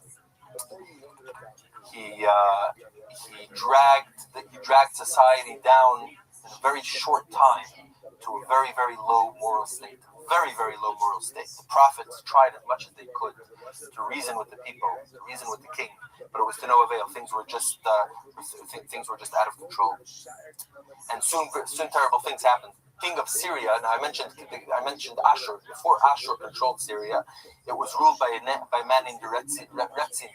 Restream was the king of Syria. He joined forces with the king of the northern kingdom of Israel, whose name was Pekach. Pekach had become king because he had killed the previous king. His name was Pekachia, not to be confusing at all. Pekachia was the son of Menachem. Menachem had killed the previous king and had become king himself. Menachem's son was Pekachia. Pekachia was killed by Pekach. Pekach made an alliance with the king of Syria and marched on the south. The prophet came to King Achaz and he told him that he had nothing to worry about.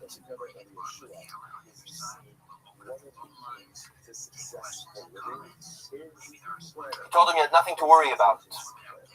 There was nothing to fear, and the southern kingdom would prevail and would be victorious. But King Achaz didn't have any faith in God, didn't have any faith in God's prophets, and so he turned to this new power to the east of Ashur, of Assyria, and he asked the king, the emperor at the time was Tiglath-Pileser. He asked Tiglath-Pileser to please help him, and of course, it didn't come for free.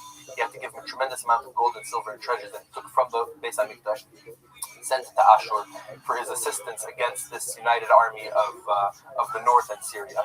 Tiglath-Pileser didn't need any more encouragement. The money was good, and so was the opportunity to expand his domain and reach the Mediterranean. And so he attacked Syria, and he attacked the Transjordan, the area of Israel across the Jordan River. He took some of the tribes of the Transjordan into captivity, and completely annexed the area north of Israel. And now the empire of Assyria was right on Israel's doorstep. They had designs on the mighty empire to the south of Israel, which was Egypt. And of course, Israel's right in between. Judea is right in between, and it's not very comfortable. Not a very comfortable position. Who was the prophet? Who was the prophet that warned King Achaz? That assured King Achaz of victory and told him not to go into an alliance with Assyria. This was actually a cousin of his. You'll remember we mentioned Amaziah, King Amaziah, first king in this class, had a brother whose name was Amitz. Amitz was a prophet, and he had a son who would become one of the greatest prophets of history. What he accomplished and what he spoke about. His words reverberate throughout history and have changed civilization forever. And his name was Yeshayahu, Isaiah. Isaiah would be a prophet for a very long time, and we're going to talk a lot more about him later. In the meantime, King Achaz, in order to keep the Assyrians happy, had to constantly take gold and silver from the Beis HaMikdash and depleted the treasury of the Beis HaMikdash. Of course, the Beis HaMikdash had a treasury from which all the karbanos would be brought. There was a yearly machtas, a shekel, half a shekel that every Jew would contribute toward the Beis HaMikdash. And Achaz had to constantly dip into these funds in order to keep his very powerful ally, to keep him his ally. The northern kingdom was in a downward spiral. Nothing that the prophets did could help the situation. The King Pekach, who we just mentioned, was killed by a man named Hoshea, not to be confused with the prophet Hoshea. This is King Hoshea ben Elah, and he was the last king of the north. He actually did something very good. He removed the golden calves that had been there from the beginning of the northern kingdom, from Yeravam and Nevat. In Dan and Bethel, he removed them, and he opened the borders with the south, and the people were now again allowed to make pilgrimage and to come to Jerusalem to the Beis HaMikdash. The tragedy of it was that after the centuries of not being allowed to do it, they had just completely forgotten and lost the desire to do so. And so, with the open borders, with the golden calves gone, they still didn't come to the Beis HaMikdash. This was terrible. This was a terrible sin, and it hastened their destruction. Tiglath-Pileser died, the emperor of Assyria, whose son Shalmaneser became the emperor. And Shalmaneser invaded the northern kingdom. He plundered the cities, he destroyed the cities, and he exiled the people of the northern kingdom, the 10 tribes, the 10 lost tribes. The Assyrians had a very smart way of preventing rebellions against their rule, against their empire, and that was when they would conquer a land, they would kill many people, and the survivors would not be allowed to remain in their homes. They would be exiled, and they would remove populations. They would move populations around from one place to another, so the people in any parts of the empire, of the occupied areas, were in their homelands. They didn't feel very patriotic towards the country that they were in. They didn't feel comfortable enough to start rebellions against Ashur. It was pretty effective, and this is what he did with the northern kingdom of Israel. He took the 10 tribes and he exiled them first to Ashur, and then we don't know where. There are many theories as to what happened to the 10 lost tribes. There are many books written on the different theories that places the 10 lost tribes in every different continent and every different nationality. We don't know what happened to them. Many of them actually returned to the southern kingdom. This is something a lot of people don't know. Later on, we're going to talk about the prophet Jeremiah. Jeremiah actually brought back a lot of the exiles, but a lot of them were lost. And one of the things that the prophets promised was that there would be a time when the nation would be reunited, the north and the south. The lost tribes would be brought back from wherever they were, and the entire nation, the 12 tribes of Israel, would flourish together in the time of Mashiach.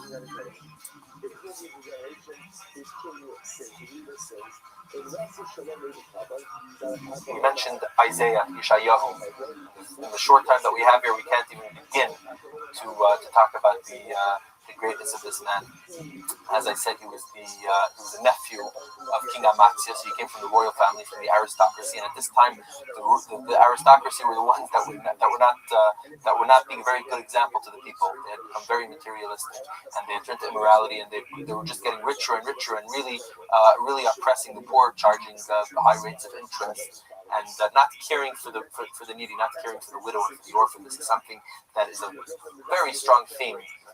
One strong theme is against idolatry, against paganism in the works of the prophets, and another one is justice and morality, caring for the widow and the orphan, people that don't have somebody to turn to.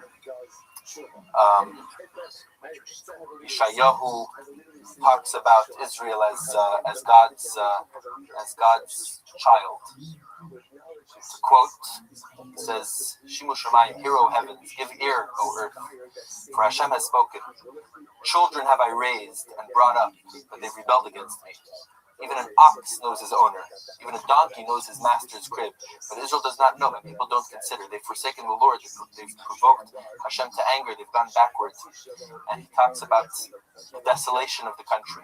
The cities burnt with fire. The soil, which will be devoured by strangers. A desolate land destroyed by enemies. And this came to pass in the northern kingdom when the Assyrians swept through and destroyed the cities by fire, killed thousands and thousands, and took the rest into captivity and to foreign lands. In fact, it's interesting. Some of the excavations today that I was in a place where it was, but the archaeologists had found traces of soot in some ancient ruins, and they had dated it to the time of the Assyrians. There's even evidence today of the destruction that the Assyrians did Actually, now I do remember this was in Hebron. So this actually happened a little bit later when the south was also invaded by Ashur. So this was not the time to bring that up. But anyway, there's the destruction of the northern kingdom should have been a wake-up call to the south. Achaz had plunged the south into idolatry, and this, the terrible fate of the north should have been a wake-up call, but unfortunately it was not. Yeshayahu spoke truth to power. He spoke to the leaders of the people. He took them to task because they were the ones who were leading the people astray. He took to task people who would bring korbanos, who would come to the Beis HaMikdash and bring offerings, and it was hypocritical. They would turn around and sin and oppress people. He says, "To what purpose is the multitude of your sacrifices unto me?" says God. Wash yourselves, make yourselves clean, put away the evil of your deeds, cease to do evil, learn to do good, seek justice.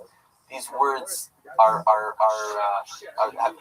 been, I think, a part of any human rights movement in history. Draw on these words of Isaiah. What does God want you to do? He just want you to bring korbanos and then act cruelly and act harshly to others.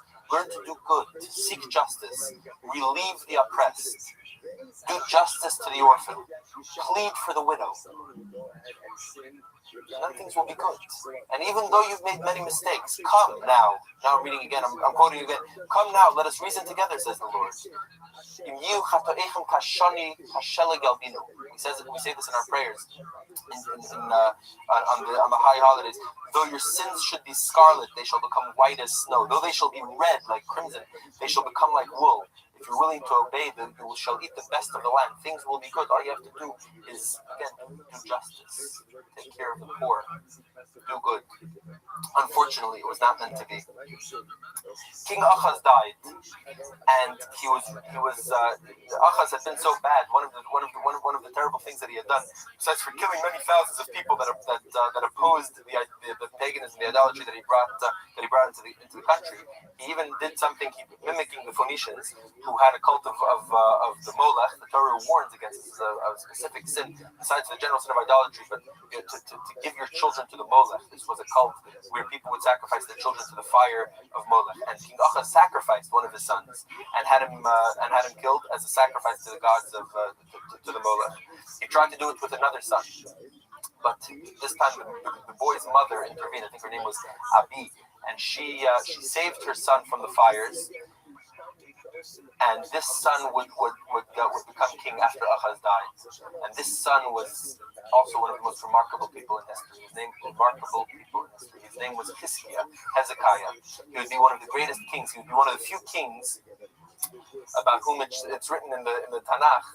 The Bible says about him that he was good. A lot of the good kings are described as being very good and going in the way, going in God's ways, but not the same way as King David. Not as much as King David. But Chizkiah is noted, and it says he walked in God's path like his father David, like his ancestor David. He was the 12th king of Yehuda, of Judea. He had extraordinary qualities. Even while his father was on the throne, he tried to be a comfort to the people. And now that he took over and he was in power, he dedicated himself to reversing his father's terrible policies. He destroyed all the idols which were in the kingdom. He cut down the groves, the trees, the Asherah trees that had been grown for idolatry. He eliminated the bumas. This was something that flourished in the land. Private altars where people would bring sacrifices to God, which were forbidden. There were certain times in history when they were allowed. But once God chose Jerusalem and the Rabbi as his resting place, bumas, private altars were not allowed. But they had still flourished. It had been hard to eradicate them. A lot of the good kings were noted for their goodness and for their virtue. But the Tanakh often adds at the end, but they didn't get rid of the bumas. But Chizkiah got rid of the bumas. But he did something even more. He restored the pilgrimages, the thrice yearly pilgrimage to Jerusalem, which his father had stopped. He brought them back in all their splendor. He organized educational reform. It says in the time of Hiskiah, there wasn't a child, a boy or a girl throughout the kingdom who was not expert in the laws of Tumah V'Tara, of ritual purity, which the Torah talks a lot about. When you come to the base of Mikdash, you have to be in a state of purity. There are a lot of very complex laws, which most adults have trouble with. And in Chizkiah's time,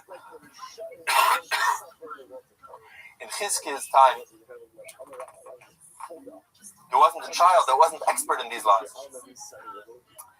Chizkiah reached out to the north and asked and tried to bring them. This is going back a couple of years. This is before the 10 tribes were banished. He asked them to join. The borders were now open. Come do the pilgrimage. He made a great Passover that had never been seen before. The Passover celebration and the amount of people that came to Jerusalem. Unfortunately, very few of the northern of the Jews in the north took him up on the invitation.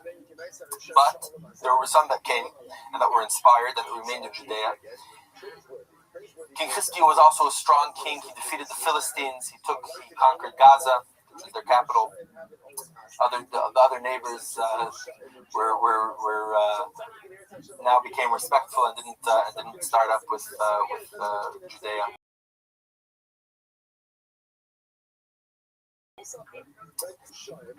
Of Achaz, you remember that Achaz had, in order to keep the Assyrians happy, he had to make tribute payments. Chizkiah now felt that it was time to stop the tribute payments, and this was an act of rebellion against the empire. And Yeshayahu told him that he would be safe in doing so. The Assyrians would not conquer Jerusalem. Unfortunately, among Chizkiah's in his government, there were some people who did not have faith in God, put their faith in other nations. They made an alliance with Egypt, with other of the small kingdoms who wanted to rebel against Assyria. Chizkiah, the prophet, had told him to rebel against Assyria and put his faith in God, but there were other elements of the government that put their faith not in God but in Egypt. And Egypt assured them that they would help them in rebellion against Assyria. Sure enough, the Assyrians attacked, and Shalmaneser had died by this time, and his son Sennacherib, the famous Sennacherib Melech Ashur, invaded Israel, and he invaded the southern kingdom as well. He destroyed many cities. That's where I think those excavations in Hebron, where they found these ancient ruins, and you can see the blackened rocks, which the archaeologists who are not particularly religious believe come from this time, from this war. The Egyptians, who had promised to help the Jews, did not. When Ashur sent their army into Israel, there was no help coming from Egypt. At first, Chizkiah was able to keep the king Sennacherib at bay by offering him tribute and giving him, like his father, giving him gold and silver from the palace. But he knew that eventually Jerusalem would be attacked. He strengthened the fortifications of Jerusalem.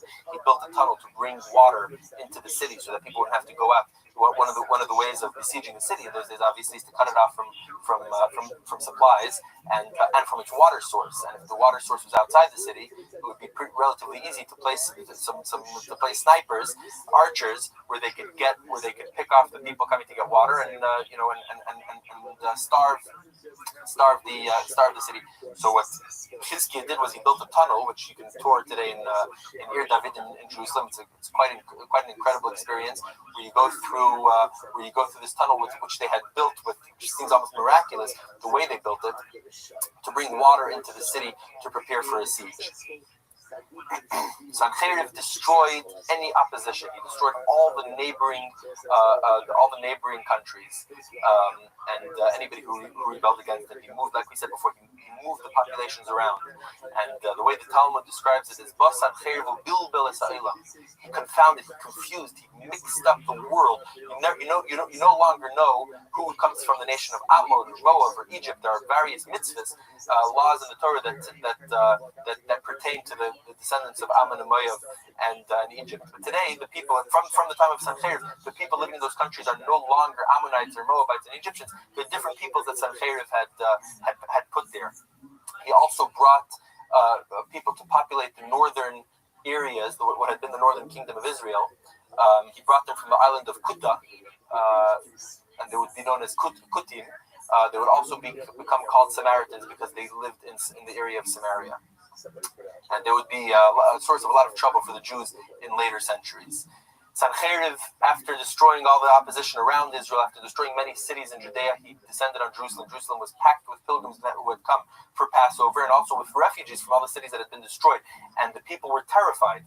The terrible, terrible armies of Sancheriv were approaching. He came with an army of 185,000 troops encamped outside Jerusalem with chariots and with fearsome weapons.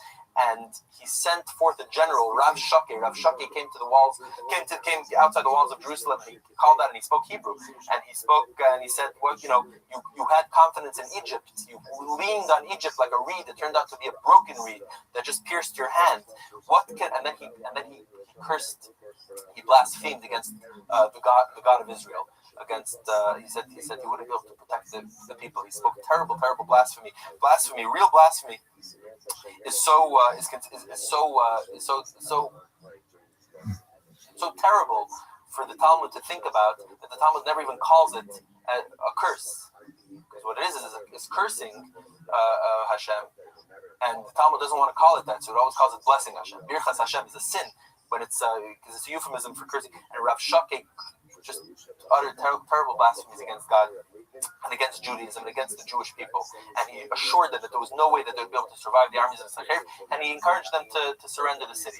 The people tore their clothes in mourning when they heard these terrible blasphemies. They went running to the king and to the prophet to tell them to the terrible things. The king also rent his garments when he heard that, and he prayed to God. And let's read what he said. O Lord God of Israel, who thrones over the Kruvim, you alone are God over all the kingdoms of the earth. You created the heavens and the earth. Bend down your ear and listen. Hear us. Open your eye and see. Hear the words of Sancheriv, which he sent to blaspheme the Lord. And now, Hashem, save us out of his hand, that all the kingdoms of the earth may know that you are God, that you are the Lord, you alone. And the prophet Isaiah brought God's answer back, and he spoke in no uncertain terms. He said that the Assyrians would not take the city. As terrible as the situation looked, the Jewish people would be victorious. The message came from Yeshayahu. The Lord has heard your prayer. Of Sancheriv he has spoken. God has spoken. And he has said, she despises you. She laughs at you in scorn. She laughs at Assyria in scorn, the virgin daughter of Zion of Tzion. The daughter of Jerusalem shakes her head at you, Sancheriv. Whom have you scorned? Whom have you cursed against? Against whom have you raised your voice, lifted your eyes? Against the God of Israel, against the Holy One of Israel. Isaiah stood on the walls of the city. You can just imagine the people huddled in fear. And the prophet Yeshayahu speaking God's words to them and saying, he shall not come into the city. Sancheriv shall not come into this city. He shall not shoot an arrow into the city. He shall not come before it with shields, nor cast up a mountain against it. On the same way by which he came, that way shall he return into the city. He shall not come, says Hashem. I will shield this city and save it for my sake and for the sake of my servant David. That night was the night of Passover. The people sat down to have a Seder. You can imagine what kind of Seder it was. They had brought the Korban Pesach. They sat down for the Seder. They recounted the miracles of Egypt and hoped for miracles in their own day. King Chizkiah himself, after the Seder, did a very curious thing at this point. He had prayed. He had heard God's reassurance. And now he did something that's hard to imagine. He went to bed. He went to sleep completely confident, utterly confident in God's promise. People woke up the next morning, and the camp of the Assyrians was deserted. The soldiers had either fled, and many of them were dead. The Tanakh says that the angels came and smote them and killed them. Other nations didn't know. I shouldn't have said that it was deserted. They found that the remains of 185,000 soldiers.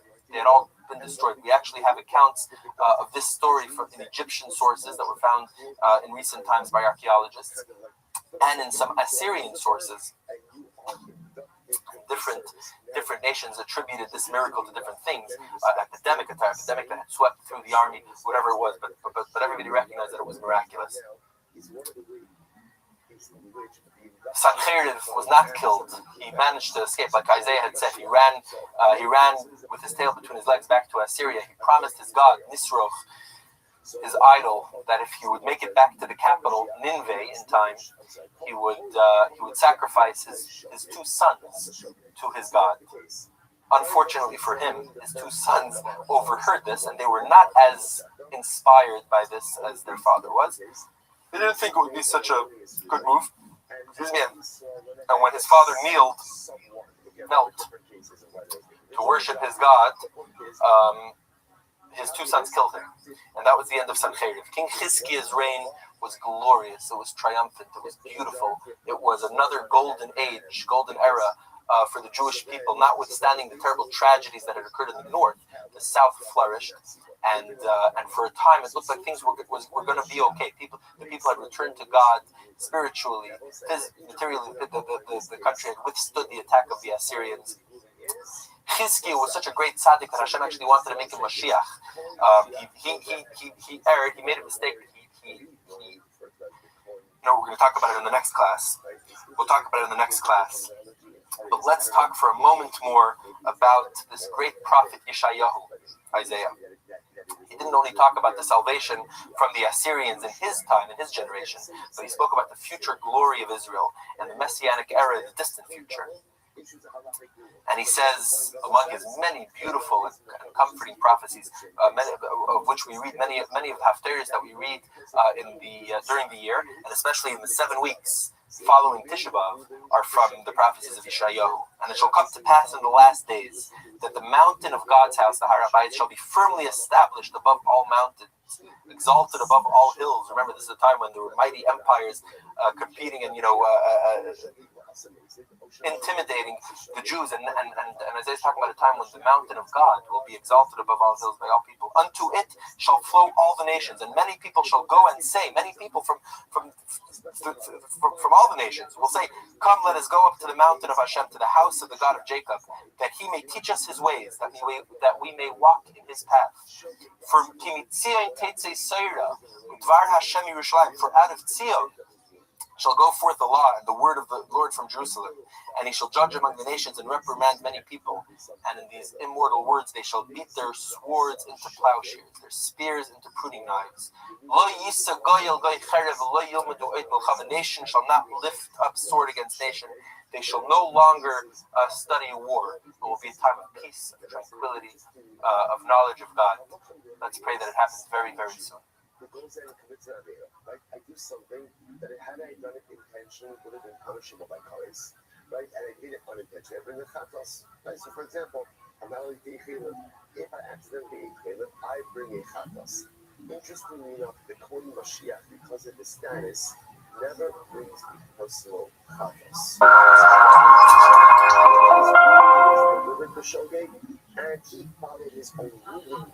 The reign of Chizkiah Melech Yehuda of King Hezekiah was a peaceful and a happy time for the Jewish people. We discussed in the last class, they had survived the invasion of Assyria. The Beis HaMikdash still stood in all its glory. The pilgrims would come every 3 times a year, and the people studied Torah. The people were prosperous. Again, wealth flowed into the kingdom. In fact, the wealth of Judea had never been as great since the time of King Solomon.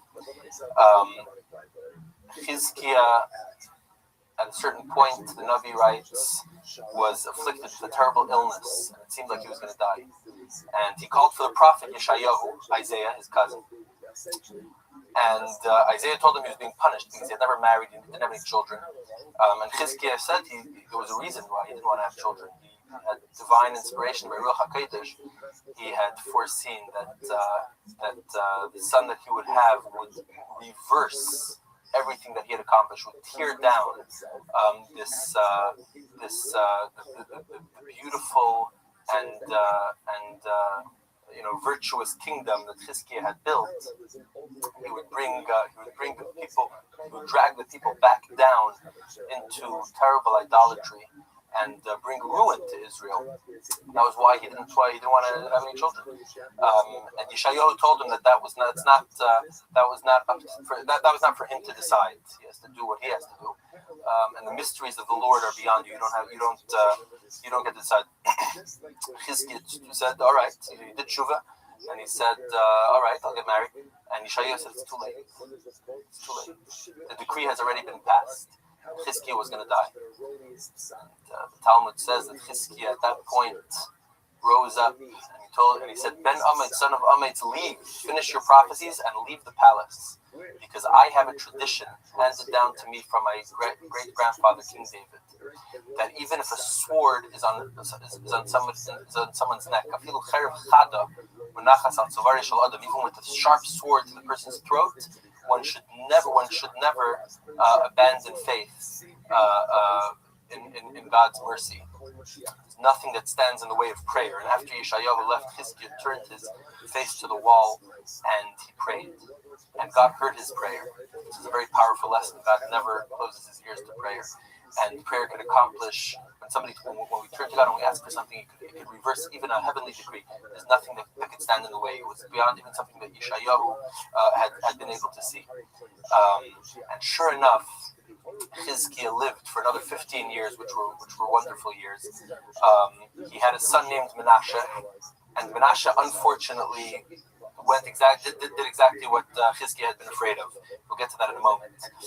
There was something else that Chizkiah did that was considered an error or a sin for somebody of his stature, and that was as we discussed, the empire, the dominant empire at the time was Ashur, was Assyria.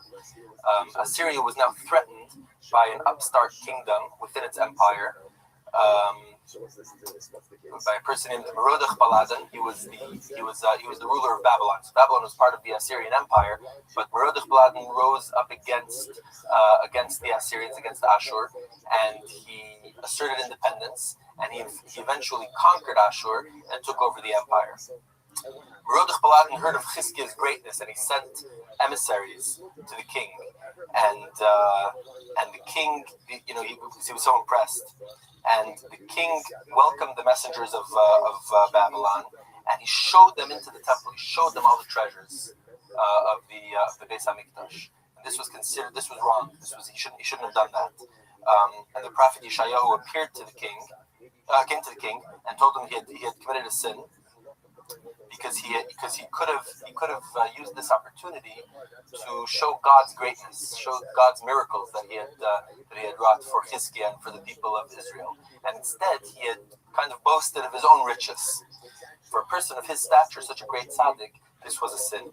And the prophet said that eventually the treasures that you showed the king of Babylon will eventually make their way to Babylon. They will be plundered and taken to captivity. Because Chizkiah was such a tzaddik, this calamity would not come to pass in his lifetime, but it was foretold. Anyway, the Chizkiah passed away, and his son Menashe took over. Menashe was very young; he was 12 years old when he became king. And it's very difficult to imagine how this could happen. But he was apparently he was a weak character. There were still people who were idolaters in the royal court and who had not been in favor of Chizkiah's reforms, and they now exerted a lot of influence on the young king. Well, like we said before, he just completely destroyed what his father had built. He reintroduced pagan cults into Jewish society. He built altars for idolatry. He built palaces. He outlawed the study of Torah. On its face, it seems like he was a wicked person and also a really silly person. When we look at the cults of idolatry, of worshipping statues made of stone and of wood, of bringing human sacrifices before them, all the terrible evils of idolatry, it seems like just a very foolish thing to do. It's an interesting episode that the Gemara tells, that the Gemara relates. There was many centuries later, there was a Talmudic sage, one of the great Amirayim, his name was Rabbi, and he once spoke about the king Menashe. In his shir, when he was talking to his students, he mentioned the king Menashe, and he referred to him in a kind of disrespectful manner. And that night, the Gemara says that Menashe appeared to Rabbi in a dream. And he says, really? You're disrespecting? You think that I don't know how to learn Torah like you? You think I'm not a scholar like you? And and he asked Rabbi a question in halacha. Interesting question, actually. We're not going to get into that. Rabbi didn't know the answer. Menashe gave him the answer. Rabbi said to you, you're really wise. Your Torah study far surpasses mine. So why on earth did you do all these silly things? Why did you turn to idolatry and paganism? It seems so ridiculous in our eyes. And Menashe said, it was a different time back then. At the time, the temptation for idolatry was so powerful. Had you, Rabbi, lived in that time, you would have lifted the hems of your garments to run to the temple of the idols to worship them. And so it's difficult for us to understand, but apparently there was this, we discussed it before, there was this very strong allure that the spiritual, that idolatry had for people. Even so that even though there was a tremendous, consciousness of godliness in the Beis Hamikdash, there was still the counterpart of idolatry. Menashe's crimes, and since he killed many people who opposed him and who opposed his terrible ways, who wanted to be loyal to God. And for 22 years, the society just degenerated. It just went to the dogs. After 22 years, Menashe was punished, and the new power, Babylon, sent an army and took Menashe prisoner. He was taken to Babylon, and he was clapped. He was put in chains in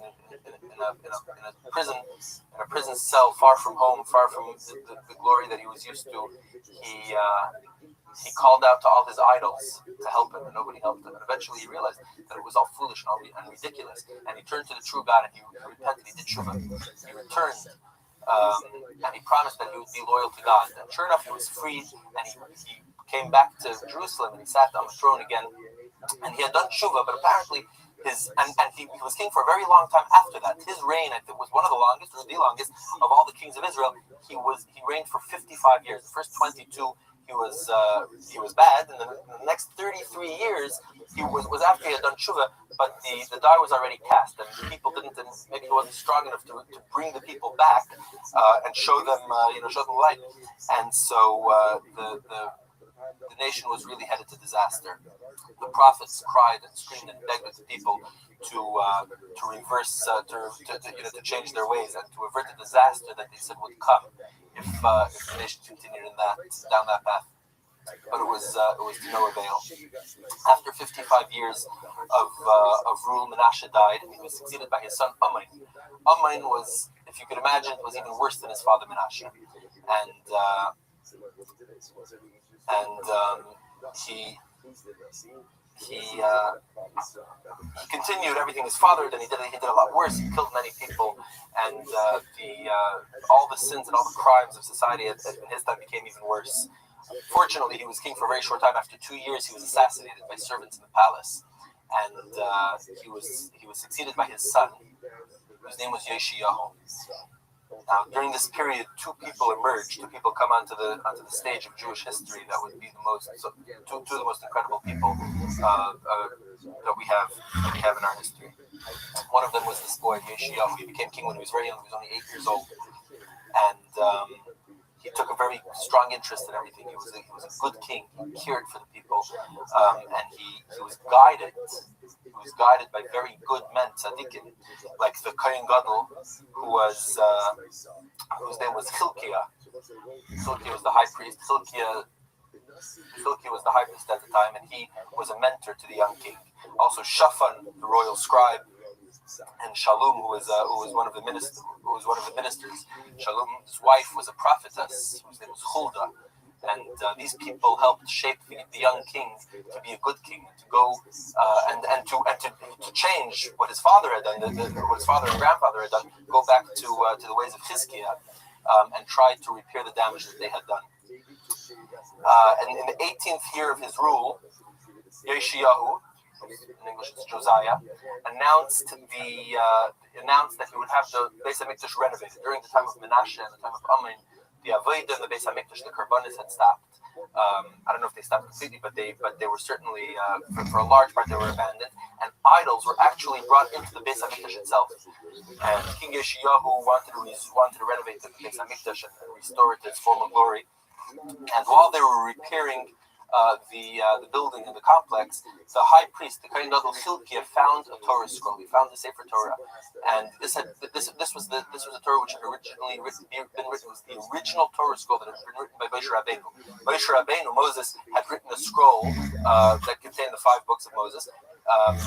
Every Torah scroll that is written has to be copied from an existing one. So every Torah scroll that we have today is a descendant of that Sefer Torah. But anyway, this Sefer Torah used to be in the Ark, used to be in the Aron HaKodesh, in the Kodesh HaKodashim.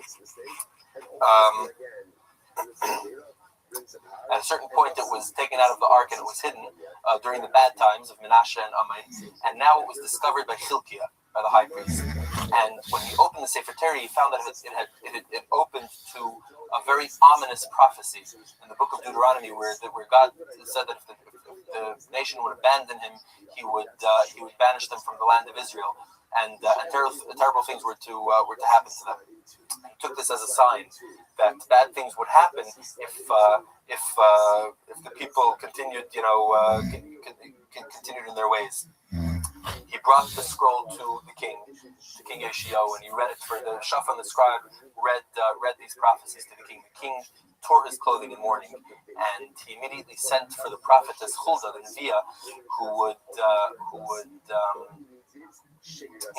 to interpret what this meant, what this heavenly sign meant. There was another, we mentioned a moment ago, the high priest at this time was Hilkiah. Hilkiah had a son, and his name was Jeremiah. He was the second person that I was referring to when I said there were 2 incredible people. Yirmiyahu was a Kohen. He was from the town of Anasos, and he in the time of Ammon, in the bad times of Ammon, Yirmiyah had been called by God. He was a very young man, and if you open up the book of Yirmiyah, the first chapter, God tells this young man that I want you to be my prophet. He says, I'm young, I'm a boy. What can I say? How can I be a prophet? He protests, reminiscent of Moses himself when he was approached by God. Also was a very unwilling leader of the Jewish people. Yirmiyah was given a task of admonishing the people, trying to get them to shape up, and warning them of what would happen if they didn't. It was a thankless task. Yirmiyah's life is the story of the end of the first place I finished that era, and terrible tragedy occurs in his life. Throughout his life, he was a champion for the Jewish people, begging God to have compassion and to spare the people. And at the same time, he was a champion for God, begging the people to return to God. And it was for most of his life, he was not appreciated. He was scorned. He was despised. He was thrown into prison. He was abused. It's an incredible story. Throughout all the abuse that he suffered, he never abandoned his mission, and he never lost his love for the people or his loyalty to God. And his love and his compassion come out in his prophecies. Some of them seem very harsh. He talks about terrible things that would happen, but it was all a desperate cry to avert this disaster, to try to stop it. The king Josiah, when he hears this Torah scroll, he turns to the prophets. He didn't go to Yirmiyah, but he went to Huldah. And the Talmud discusses why. And there's 2 reasons that are given. Two opinions. One reason is that Yirmiyah wasn't around. He wasn't in town at that particular time. He had gone to the distant lands that the 10 tribes had been exiled to bring them back home. And he had brought a lot of the Jews from the northern kingdom, the 10 lost tribes. He brought them back home to rejoin their brothers and sisters. Another reason that the Talmud gives that he turned to Huldah is because he thought that as a woman she would have more compassion. And a Navi, a prophet, has a way of interpreting things, and he felt that she would interpret it in a better way. It all comes from Hashem, but the Navi apparently has some. If the message is delivered somehow in a softer manner, maybe that would be better. So he went to Huldah. Unfortunately, Huldah's prophecy, what God told her to say, was not a happy one. Let's read it inside. She replied to the messenger of the king, "Tell the man that sent you, so says Hashem, I shall bring misfortune upon this place and upon its inhabitants, just as the words of the book read by the king, because they have forsaken me and have served strange gods." But because the king is so I'm not reading inside now, but tell the king of Yehuda who has sent you to consult the voice of God, because your heart was moved and you have humbled yourself before God when you heard these words, because you've torn your clothing and wept before me, I have heard you, and therefore I will gather you to your fathers. You shall be gathered into your grave in peace. Your eyes shall not see the disaster I shall bring upon this place. When Yeshayahu heard this, he heard that there would be disaster brought upon Jerusalem, even though it wouldn't be in his lifetime. He was horror-struck, and he made a revolution. He decided before, but now with much more vigor, he went about getting rid of all the idolatry in the land, getting rid of all the priests of idolatry, destroying the altars that had been built for Avodah Zarah, and he gathered the people, all the people of the nation. He gathered them to Jerusalem. He brought them to the Beis HaMikdash. He read for them. He had the Torah scroll read for them these prophecies. And he, together with the people, he undertook a new bris, a new covenant with God. There had been the bris ben Absarim that God had made with Abraham. There had been a bris that God made with Moses and with the people of Israel when he first gave them the Torah.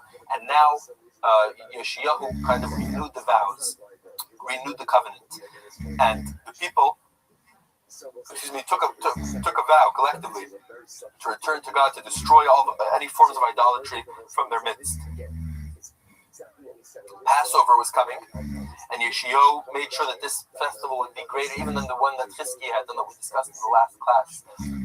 All the people gathered in Jerusalem, and the pasuk says the festival. The Navi says the festival was celebrated with splendor, not since the time of the prophet Samuel had such a Passover been held.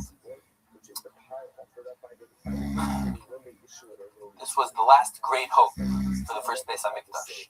If it had continued in this way, the disaster might never have come. But tragically, it was cut short. Yeshayahu, after his spiritual reforms, also undertook political reforms and strengthened the power of the small kingdom. He reorganized the army, rebuilt the fortifications along the borders. As we mentioned, this was a time of turbulence on the geopolitical stage. The Assyrian Empire was crumbling and was being taken over by the Babylonians. And Yeshayahu, Josiah, felt that this was a time. He says that the people are returning to God. There's a tremendous movement of tshuva, of returning to God. And now the prophecies that Moses had said of what would happen when the people are good and loyal to the Torah, now is the time that these prophecies would happen. So what had Moses said? One of the things is, if the people follow in the ways of the Torah, when the people follow in the ways of the Torah, there would be peace and tranquility in the land, and no sword would pass through the land. Now it seems strange. If there's peace, then obviously no swords are passing. And what it meant was that even a cherev shel shalim, even a peaceful sword, meaning no armies would pass through the land, even on their way to do battle with another country, even not threatening Israel, but even just passing through the land. It's not a pleasant thing to have armies passing through your land. And so if the people are good, then this would never happen. So Josiah thought that this was the time that this prophecy would be fulfilled. And Assyria was crumbling. This new power is Babylon, and to the south, the Egyptian Empire was very fearful of the new new empire that was rising. And so Egypt allied itself with Assyria, with Ashur, and wanted to go to war against Babylon to suppress their new power. The king of Egypt at the time was the pharaoh. At the time was Necho, and he sent a message to Yeshayahu requesting safe passage through Israel in order to get to Syria, where the Assyrian armies where the Babylonian armies were. He has to pass through Israel along the coast. And Yeshayahu felt that this was a time that no armies could pass through the land. He refused the passage. And when the Egyptian army came into Israel anyway, he met them in battle. He had been warned not to. Yirmiyahu, the prophet, knew that this was not yet the time. This was not the time that afilu cherev shel shalim le'yaver ba'artzachem, and he said, let Pare be, don't go to war against him. But Yeshayahu felt differently, and he didn't listen to Yirmiyah, and he met the two armies met at Megiddo in Israel, and the Jewish army was crushed. Yeshayahu himself was hit with an arrow, and as he lay dying on the battlefield, his lips were moving, and Yirmiyahu, who loved and admired the young king, who had been his mentor, who had placed a lot of, who knew that this king was the last hope that there was for Israel. Talmud says the Medrash says he went over to hear what he was saying, and his dying words were Tzadik hu Hashem ki piu marisi.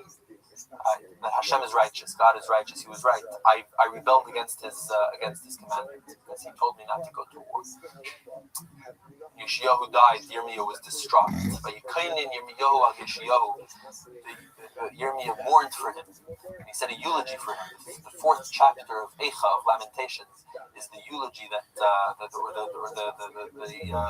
the lament that Yirmiyah said after Yeshayahu was killed.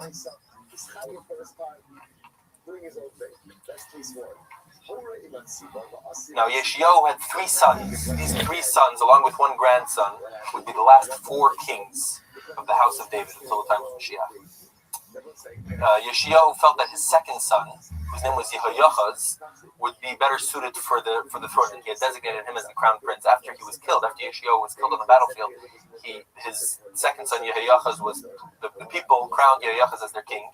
His reign was very short. After 3 months, the Egyptian pharaoh, returning from battle against Babylon, was not happy with Yehoyachaz. He didn't feel that he would be a good the pharaoh didn't feel that Yehoyachaz would be subservient to him, and so he took Yehoyachaz in chains and took him into captivity as a prisoner in Egypt.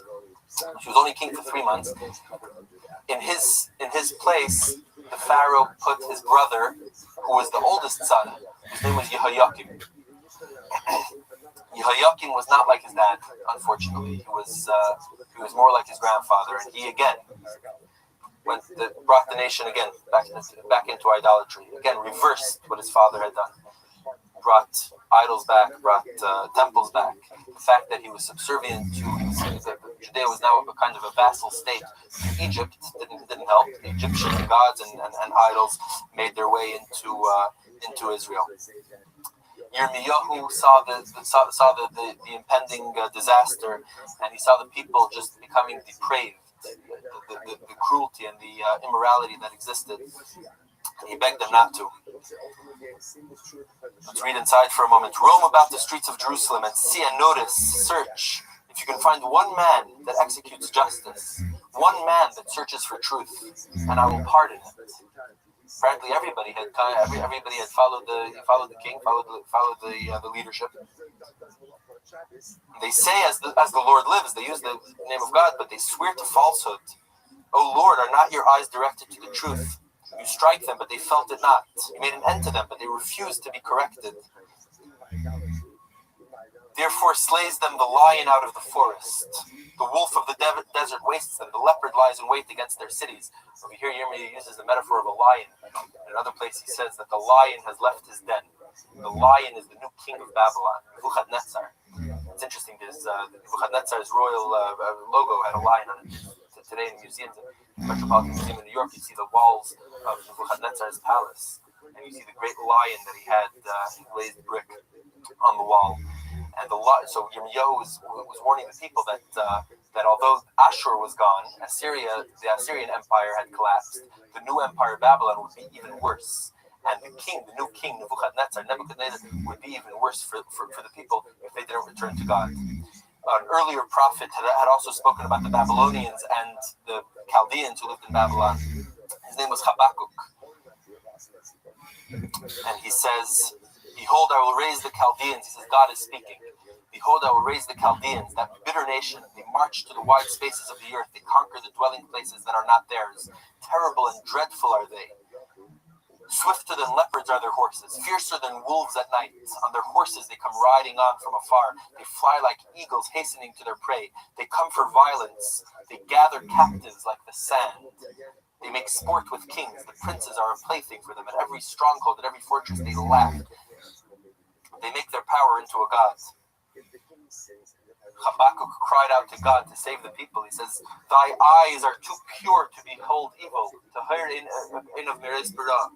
You can't look upon wickedness. Wherever you look, they deal treacherously, and the wicked swallow up the man that is more righteous than he.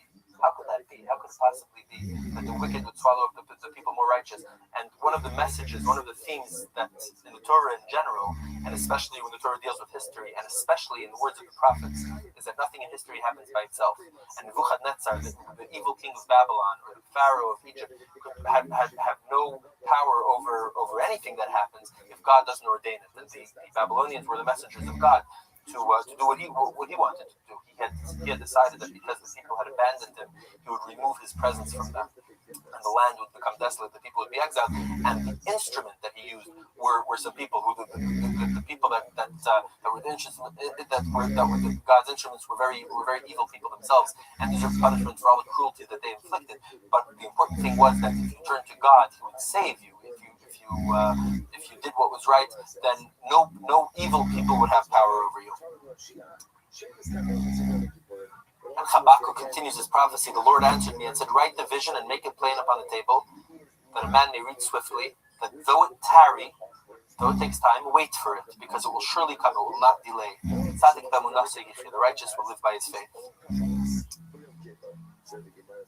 The prophets had foretold the end of Assyria, of Ashur, and they had their prophecies had come to pass. The Chaldeans, together with the Babylonians, had ruined and destroyed Assyria. The capital of Assyria, of Ashur, was made into ruins. The king of Egypt, as we mentioned before, he had gone to war with Babylon before, and now he went to war. He went to war against them again. The king of Yehuda, King Yehoiakim, again, just to recap, there was the good king Yeshayahu, about whom the pasuk said that there had never been a person who had done tshuva, who had returned to God like Yeshayahu. He had three sons. The second to the oldest, but the one who reigned after him reigned only for 3 months. That was Yehoiachas. He was taken into Egyptian captivity and died there. He was replaced by his brother Yehoiakim. Yehoiakim would be king for 11 years, and Yehoiakim was a backslider. He brought the people back into terrible degeneracy and rebuffed the prophets, even punished them, and threw some into prison, including Yirmiyahu. For 3 years, Yehoiakim was loyal to Nebuchadnezzar, to the new power, and he was a vassal. He paid him tribute, and he was subservient to him. But after 3 years, he decided it was time to rebel against Nebuchadnezzar, and he was warned against it by the prophets. The prophet Yirmiyahu tells him, so says Hashem, if you don't listen to me to walk in my law, which I have set before you, to listen to the words of my servants, the prophets, I will render this house, the Beis Hamikdash, like Shiloh. You remember the Mishkan in Shiloh, which had been destroyed. I will make this city a curse to all nations of the earth. When the false prophets, the idolatrous prophets, and the priests heard these words, they seized Yirmiyah and they arrested him. They wanted to kill him. Yirmiyah wasn't afraid, and he declared that God had sent him as his messenger for the people to mend their ways. And Yirmiyah says, as for me, I am in your hands, but know that if you put me to death, you shall bring innocent blood upon yourselves and upon the city and upon its inhabitants. And they didn't kill him. Cooler heads prevailed, but instead they threw him into prison. Yirmiyah warned the king not to rebel against Nebuchadnezzar. The king didn't listen. He allied himself with Egypt, and feeling faith in Egypt's strong army, he rebelled. He stopped paying the tribute to the Babylonian king. Yirmiyah was thrown into prison. At a certain point, he was thrown into a mud pit. He was beaten. He was treated terribly. While he was in prison, he was instructed by Hashem to write down his prophecies into a scroll and give them to his disciple Baruch ben Neriah, who was also a prophet. Yirmiyah said to his student, let's read inside, I'm imprisoned, I'm not able to enter the house of God. Therefore, go read the scroll which you've recorded from my mouth to the ears of the people in the house of Hashem on the fast day. Perhaps they will humbly present their supplication before God. They'll pray to Him. They will return from their evil ways. Perhaps. On the fast day, many people came to Jerusalem from all the cities and the villages of Judea. They gathered in the Beis Hamikdash, and Baruch read the scroll to them. The princes, the aristocracy who heard about this, heard these harsh prophecies. They were very frightened. They asked where these words had come from, And he told them they came from Yirmiyahu, and the princes advised him to hide himself because they said that these were dangerous words, and they thought he's a traitor. He's speaking on behalf of Nebuchadnezzar of Babylon. He's going against the national interest and the war effort. They sent the scroll to the king, to Yehoiakim, and when the scroll was read before him, he was sitting in front of the fireplace, and they read the scroll to him. And when he heard the harsh prophecies, he flew into a rage. He tore the scroll into pieces and threw the pieces into the fire over everybody's protests. He sent for Yirmiyah and for Baruch, and he ordered them put to death, but they couldn't be found. They were in hiding. And God told Yirmiyah to rewrite the scroll, and again he dictated it to Baruch, and Baruch wrote it down again. This scroll would become what we know as the Book of Eicha, the Book of Lamentation, which we read every year on Tisha B'Av. Nebuchadnezzar, to suppress the rebellion, sent an army to invade Judea.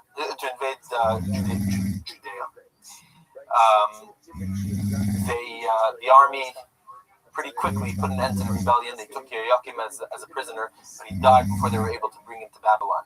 In his place, they put his son, Yehoiachin, also known as Yechaniah. Yechaniah continued the rebellion against the king, but it only lasted for 3 months. Again, the army of the Babylonians came, the mighty and ferocious army of the Babylonians descended upon Jerusalem. And the young king Yechaniah, he was very young, Yechaniah realized that there was no way that they could withstand they could withstand the siege. And in order to save the city, to save the Beis HaMikdash, he delivered himself into their hands, into captivity. Himself, his family, and many of the princes of the aristocracy, they all handed themselves over. And he said, just please spare the country, spare the Beis HaMikdash in Jerusalem.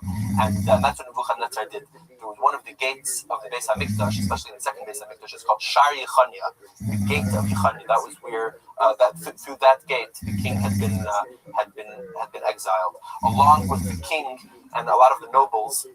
The Babylonians took 10,000 of the best and the brightest of the people, the Torah scholars, the leaders, what's known the Pasuk calls them the craftsmen, the artisans, the ones who were the spiritual leaders of the people. They were all brought into exile into Babylon. And this would have a terrible, terrible effect on the remaining people who didn't have leadership. But on the other hand, it would have a good effect on the place that they were exiled to Babylon. Babylon, although it's not our homeland, it would be a kind of second homeland, a home in exile for the Jewish people for thousands of years, until very recently, the community in Bavel, which is now Iraq, until the 1940s, the community was still there. For many, many centuries, this was Babylonia was a very, very strong Jewish community, sometimes rivaling and eventually replacing the community of the Jewish community of Israel. The tone was set in Babylonia by these first exiles that were brought by Nebuchadnezzar. They were great Torah scholars, they were great leaders, and so they established communities there which would be very strong and very loyal to Judaism and to Torah. So ironically, while in Israel idolatry was flourishing, in Babylonia Judaism was flourishing again. So Yechaniah was exiled, sent into Babylonian captivity, but Nebuchadnezzar did not destroy the city. The time had not yet come when God had, completely removed his presence from the Beis HaMikdash and from the city. And in Yechaniah's place, he put the third son of Yeshayahu. In other words, Yechaniah's uncle, the third son of Yeshayahu, whose name was Tzidkiah. His name was actually Matanya. Nebuchadnezzar changed his name to Tzidkiah. Tzidkiah was actually a good king. He was a tzaddik, as his name implies, but the people had degenerated so much that there was nothing he could do to stop them, to reverse them, and to reverse their ways. So Tzidkiah again was made into a vassal king. He had to pay tribute to Nebuchadnezzar, to the Babylonians. The people who had been exiled, the Jews who had been exiled for the first time, there was this very large-scale exile of Jews out of the Holy Land, and Yirmiyah sent them a letter to raise their spirits. They had a lot of false prophets who told them that, don't worry, this exile won't last. We'll be going back very, very soon. And Yirmiyah said, unfortunately, that's not true. But God desired that they remain in exile, but they would flourish there. And he tells them, let's read from the letter that he sent them: build houses and dwell in the houses, plant gardens, eat their fruit, take wives, have sons and daughters, take wives for your sons and daughters for and husbands for your daughters, wives. That you may multiply there and not be diminished, and seek for the welfare. These are very famous words. Seek the welfare of the city to which you've been banished. Pray for it. Pray on behalf of the city you've been banished to the Lord, for in its welfare shall lie your welfare. From here comes the ancient Jewish tradition of praying for the welfare of the government of countries, even in exile, where Jews live. For so has God said, let not your prophets, the false prophets, deceive you. Don't listen to the dreams that they're dreaming. In falsehood do they speak. After 70 years in Babylon, I will visit you and fulfill my good word regarding you and cause you to return to this place. So the exile in Babel would be for 70 years. Before that, the people would not be able to return. Tzidkiah was the last king of the house of David until Mashiach. For a while he was loyal to Nebuchadnezzar, but then he again rebelled against Nebuchadnezzar. He although, like I mentioned, there's the spiritual side to history, especially to Jewish history. That's one of the strong messages of the Nevi'im. And Tzidkiah, although he himself was righteous, was not able to convince the people to return to God. He broke his vow. He broke his vow of allegiance to Babylon. Again, he joined Egypt in an alliance against Nebuchadnezzar. In the 9th year of his reign, he openly declared revolt against the Babylonians and the Chaldeans in Castile. And again, Nebuchadnezzar led a vast army to quell the revolt. And they encamped at Rivla, which is north of Turkey, north of Israel. And he sent his troops southward to under the rule of Nebuzaradan, his main general. Nebuzaradan was a terribly vicious and cruel general. On the 10th day of Tevis, Jerusalem came under siege by this tremendous army of Nebuzaradan. Tzidkiah now sent word to Yirmiyah. He realized that how bad things were. He sent word to Yirmiyah asking him for help, asking him to pray for the city. But Yirmiyah said it was too late. There was nothing that could be done at that point. In the meantime, the siege lasted for 3 years. And in the month of Tammuz, on the 9th day of Tammuz, after 3 years of a terrible siege, of terrible starvation within the city, many people dying of hunger, and just horrors going on. After 3 years, in the month of Tammuz, on the 9th day, this wasn't on the Shavuos of Tammuz, is in the second Beis Hamikdash. On the 9th day of Tammuz, the Babylonians breached the walls of Jerusalem and entered the city. King Tzidkiah tried to escape. He went through a tunnel.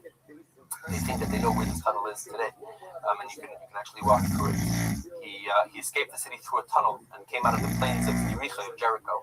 But he had been ordained, he was meant to have been captured by the Babylonians. And the Medrash says that some Babylonian soldiers who were hunting a deer, so they were pursuing this deer, and the deer led them to the mouth of this tunnel where Tzidkiah came out, where he emerged near Jericho.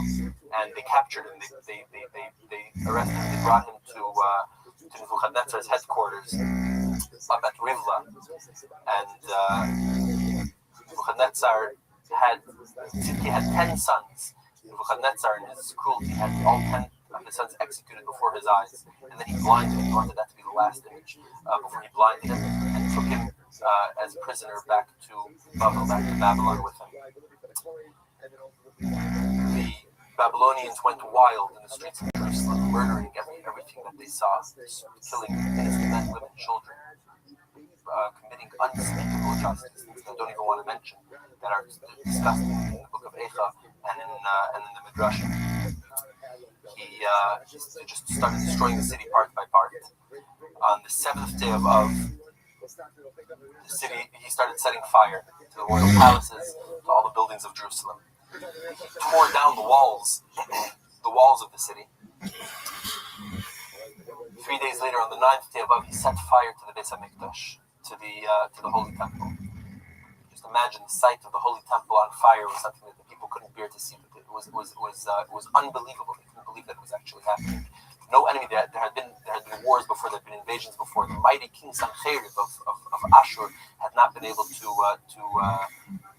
get to Jerusalem, to the Beis Hamikdash. And people were sure that no matter what they did, the Beis Hamikdash would protect them. The divine presence would protect them. And the fact that the divine presence had now left the Beis Hamikdash and it was in flames was something that they couldn't bear to see. The Kohen Gadol, the high priest, took the keys to the holy offices and proclaimed that he could. He says, "I'm not a worthy custodian. I return the keys to you," and he threw the keys heavenward. The Medrash says that a hand came and took the keys from him, and as he turned from that place, they butchered him right in the spot where he used to bring the karbanos, bring the daily sacrifice. His daughter was killed right in the same spot, and their blood mingled together.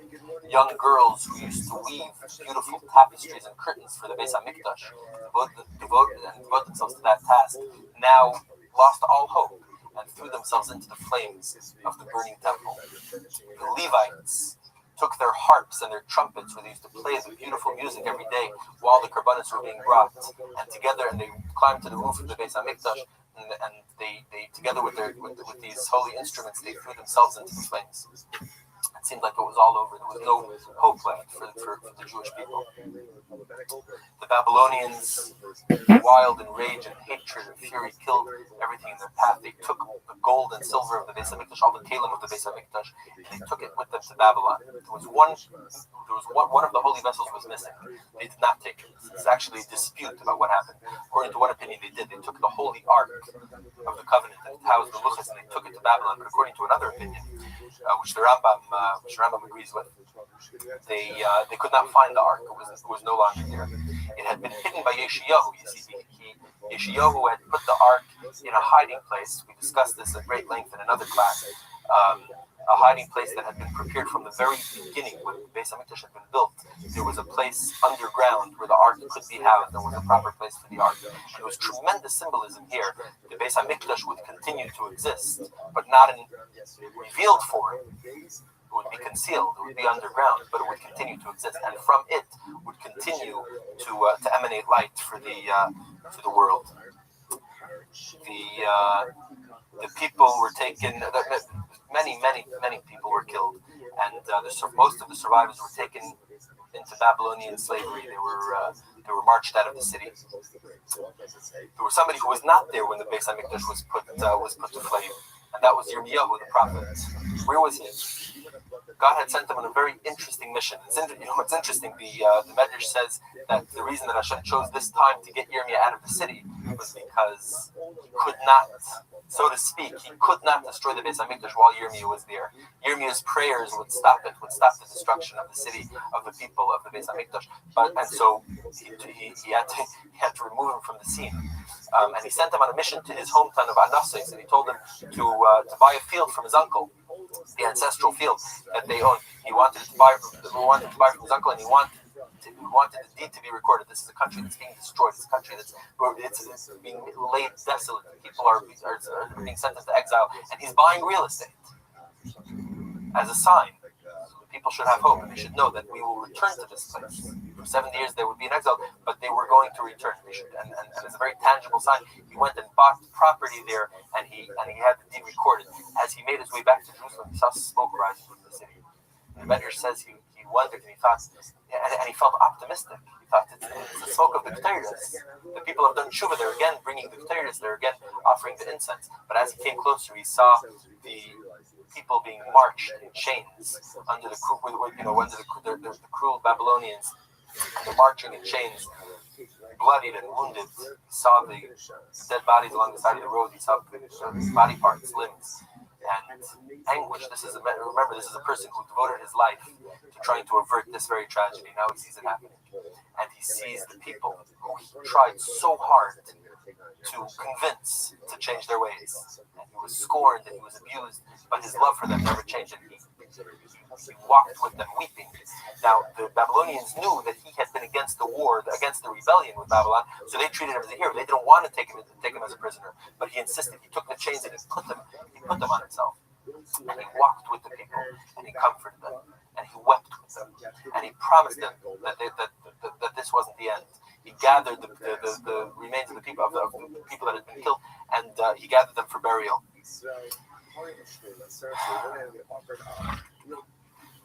The words of Eicha, the words of the scroll that he had written, start Eicha Yashva Badad. How does the city sit solitary that was once full of people? How has she become a widow? How has she become a widow? She who was so great among the nations, a princess among the provinces, has now become a handmaiden. It was a terrible, terrible moment. It was a terrible, terrible time. But it was not the end. It was not going to be the end. Yirmiyahu's prophecies had a lot of harsh warnings, but they also had a lot of words of comfort. Yirmiyahu accompanied the people on their march into slavery out of the land of Israel. They passed by Bethlehem in the south of Jerusalem, where Rachel is buried. Matriarch Rachel, she had not been buried in Ma'aras HaMachpelah, and this was the reason, so that the people would be able to pray at her gravesite for salvation. And Yirmiyahu's prophecy says a voice is heard, the famous words, a voice is heard on high, the voice of weeping, of Rachel weeping for her children, and her tears don't go unanswered, but the voice comes from heaven, from God, and says that the children will return to their land. This exile would not be permanent. Yirmiyahu accompanied the people out of Israel into almost to the border of Babylon till the Euphrates River, and at that point he had a decision to make. The Medrash says that God told him to decide. There were some people, there was a small remnant, a she'eris ha'pleta, that was left in the Holy Land. Most of the people were being exiled to a new foreign land, and God told Yirmiyahu that whatever this means exactly, he said, if you go with the people to Babylon, I will stay with the people in Israel. If you stay in Israel, I will go with the people to Babylon. And Yirmiyahu felt, he says the people that are going into Babylonia need you more. They need God's presence with them. So I will go back. And he went back to encourage and to inspire and to teach the people that had been remaining there. There was a small community left. Nebuchadnezzar hadn't destroyed it completely. He placed at their head the governor, Gedaliah ben Achikam, and everybody knows the story. Gedaliah ben Achikam was assassinated shortly after. We have a fast day associated with the day that he was killed, Tzim Gedaliah. It may have been a Rosh Hashanah, we can't fast on Rosh Hashanah. And after he was killed, the people were very afraid of what Nebuchadnezzar would do, because this was his governor that had been killed. They thought he was going to destroy them, so they decided to run to Egypt, to flee to Egypt. And Yirmiyahu begged them not to, because God doesn't want them to go to Egypt. But they again didn't listen. And Yirmiyahu, in the last act that we know of his life, went with them to Egypt. And by most accounts, he actually passed away there in Egypt. What we've discussed here is just obviously just a very, very brief overview, just a few verses and a few highlights of his life. But what an incredible tzaddik this was. A person that it's hard to imagine how he was able to do everything that he did. The people in Babylon were taken into slavery, and at first they were treated very, very harshly by their oppressors. Al Maris Bavel, Shom Yeshavnu Gam Bechinu, the rivers of Babylon, we wept. The Levites were ordered to play their music, the beautiful music that they had played, the beautiful songs that they had sung in the Beis HaMikdash. They were ordered by their captors to sing those songs, and they say, we sing God's holy songs in this foreign land to foreign idols.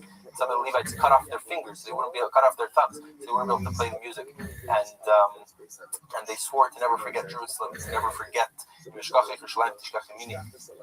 famous words.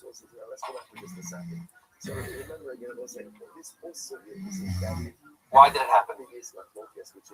Why did it happen? And was there a silver lining? Everything that happens is for a reason. So on its face, the people had sinned and God punished them. But why did that happen? Why? Everything that happens is ordained by God. So is there a good reason? And the answer is, although it's hard to imagine, there's a very good reason. There's a very strong reason. The Beis HaMikdash had stood in one place. It stood in the holiest place in the world. And from it, like we said before, the was a beacon. It was a beacon of divine light to the world. Now the Beis Hamikdash was destroyed, but Hashem put into the heart of every Jew a mikdash ma'at, a small Beis Hamikdash.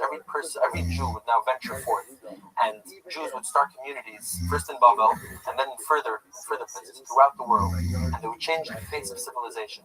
They would bring the whole world closer to the time that Isaiah had spoken his prophecies about. The time when the knowledge of God would fill the world like the waters cover the sea, and so the exile, the diaspora, although it was a terrible tragedy, was also an opportunity. And sure enough, 70 years after the destruction of the first Beis Hamikdash, the people returned. The Beis Hamikdash was rebuilt even larger than it had been before, and it stood for 420 years. And on the same day, on the 9th day of Av, it was destroyed, and the Jewish people were dispersed, sent into the exile. We're still in that exile, but in the thousands of years of Jewish history since then, Jews have accomplished the impossible. We've transformed the world, brought spirituality, brought godliness to the most remote corners of the world, and this would and through this they would bring about the day that could be the building of the third Beis Hamikdash, which would be more glorious than the first and the second combined, and it would never be destroyed. It will be built by the hands of God. And it was because it was, as we use the term often, Yerida L'Tzerich Aliyah, terrible tragedies happen, but to lead to greatness, to lead to incredible times. Today, we've already seen the tragedies. We've already had the Yerida. We've been through many generations of Jewish suffering. The Churban Beis Hamikdash, which we mourn on Tisha B'Av, the destruction of both temples that we mourn on Tisha B'Av, is joined by so much mourning for so much Jewish blood that was spilled over the years and so many Jewish tears. But there's also so much Jewish accomplishment, so much Jewish learning, so much Jewish Torah and mitzvahs that have been brought about. And now today, when we look at the prophecies of destruction, those are things that happened already. But what we could look forward to in the very near future are the prophecies of Isaiah that talk about the time of peace, the time of happiness and joy that will reign. And Yeshayahu Hanavi says, "Arise and shine, for your light has come. The glory of Hashem has shone upon you. For behold, darkness may cover the earth, and darkness the kingdoms, but upon you Hashem will shine. His glory shall appear over you, and nations will walk by your light. Kings will walk by the brilliance of your splendor. With a little wrath I hid my countenance from you in the time of the Churban, but with everlasting kindness will I have compassion for you. And all your children will be disciples of the Lord. Your children's peace shall increase. With righteousness you will be established. Go far away from oppression. You shall not fear. From ruin it shall not come near you." Let's pray that it happens very, very soon. By the way, what this question is really predicated on is as follows. The Jews who worship idolatry on the days of Ezekiel, only again were chai b'chatos. Okay? What halacha b'chatos shenesu ba'alel? What was the simple case was like, Reuben goes ahead and accidentally violates Shabbos. Okay? He has to bring a cover b'chatos. Okay? Reuben dies. Right? Children go ahead and get in there. Yerusha is this chatos. What do you do with it? Nothing actually. Because one of the kids you had to let the chatos die. You can't bring those chatos posthumously. You can't. So if the owner of the chatos like it, someone says something there. The owners of this chatos, the English generation, SEO, the pastors died. So how can this new generation bring in covered chatos on their behalf? But Rabbi listen to this. When do we say that the owner of the chatos died because no longer offer the chatos? That's an individual. But ultimately, again, it doesn't apply to the congregation. In other words, if the seaboard has a chatos, they have to bring, right? Even if members of the seaboard die, ultimately, you still bring the chatos. Right on both sides, you can have one of the most powerful lines in all of Shas, meaning Kala Kala Kula. The theme, Shein, wow. Because there is no such thing as death in the seaboard. You know, say individuals die. Secret. Cloud Yisrael is always alive. The aim of any separate secret. Himself who died. Part of the secret, all is promised eternality. Those that understand the profundity of words on so many different levels. So first of all, this is a promise. So this is what I was saying. This is why no matter what we face, no matter what we face, no matter what we're scared of, yes, often what we're scared about is what's going to be the collateral, what's going to be the level of sacrifice we're going to have to make. Our success, our eternality, and actually longevity, that's the never question. Why? I say to the first remember, second party is down any separate secret. So always lives. And those that teaches us another important lesson, which is as you go through life, think about our contributions, what we want to do, what we want to do, and why we're here in this world. So say, if my life is just about my goal is just the best version of me. It's just I said, that's beautiful. That's beautiful. There's only one thing to do. If all you do in life is go to you, then when you die, you're done. You're done. Individuals die. And everyone said, let's be honest. Individuals are forgotten. Like, think about it this moment. How many of us even know, who our great-great-grandparents were? That's only 4 generations. Great-great-grandparents. 5 generations. That's you know a name. If I don't even know a name, individuals die. But you lose your lifetime. You make a contribution to the cloud. You just only make a contribution to the secret. And again, just living in my $80 house. I'm not just doing what works for me and my friends and my little. You know what? You can't take a contribution to the cloud.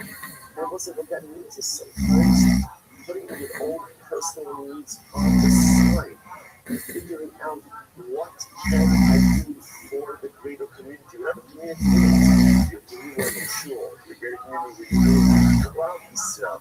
So they're saying, focused on what I need. Just what I need. And even if I'm going to do something bigger than me, I'm going to do it only in a way that works for me. You can do that, but just understand, after 120, no one will remember. And even if you're found out, not true, my kids are going to in new generations, no one will remember.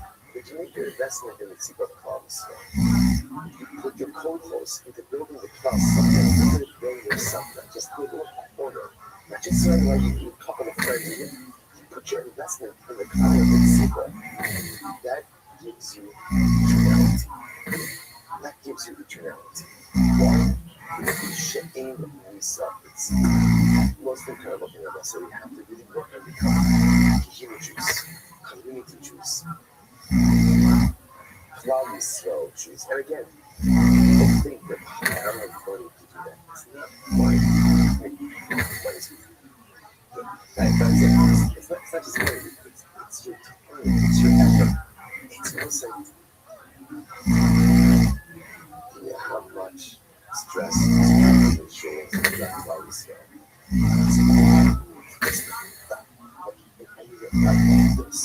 Like that. Imagine for a moment, everybody said, I'm going to stop making it about what I want. Roll up my sleeves and help me with everything that's in it. It's not about you.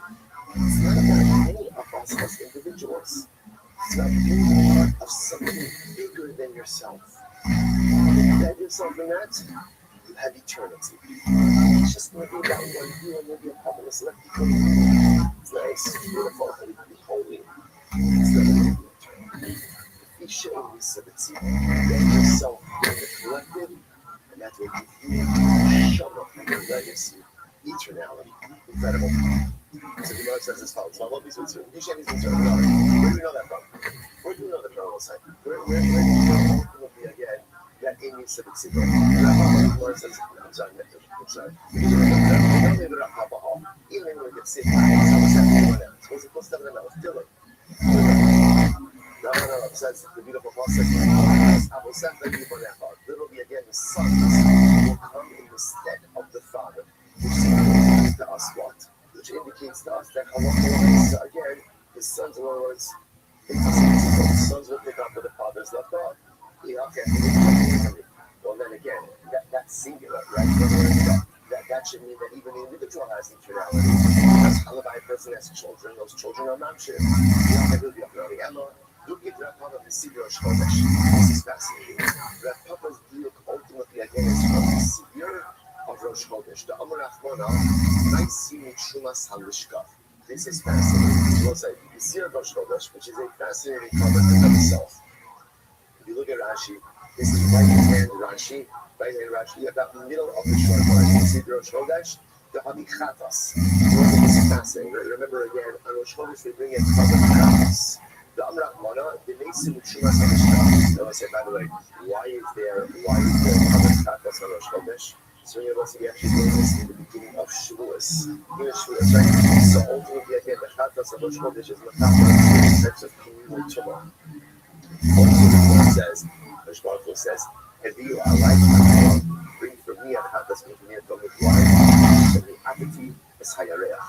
Which is like a Talmud, whatever this means, a Talmud for Hashem, if you diminish the power of the womb. Okay, at a different time. So what? Interestingly enough, Halal Palamaisa says that we go ahead and bring a Kabbalah Chatas on Rosh Chodesh.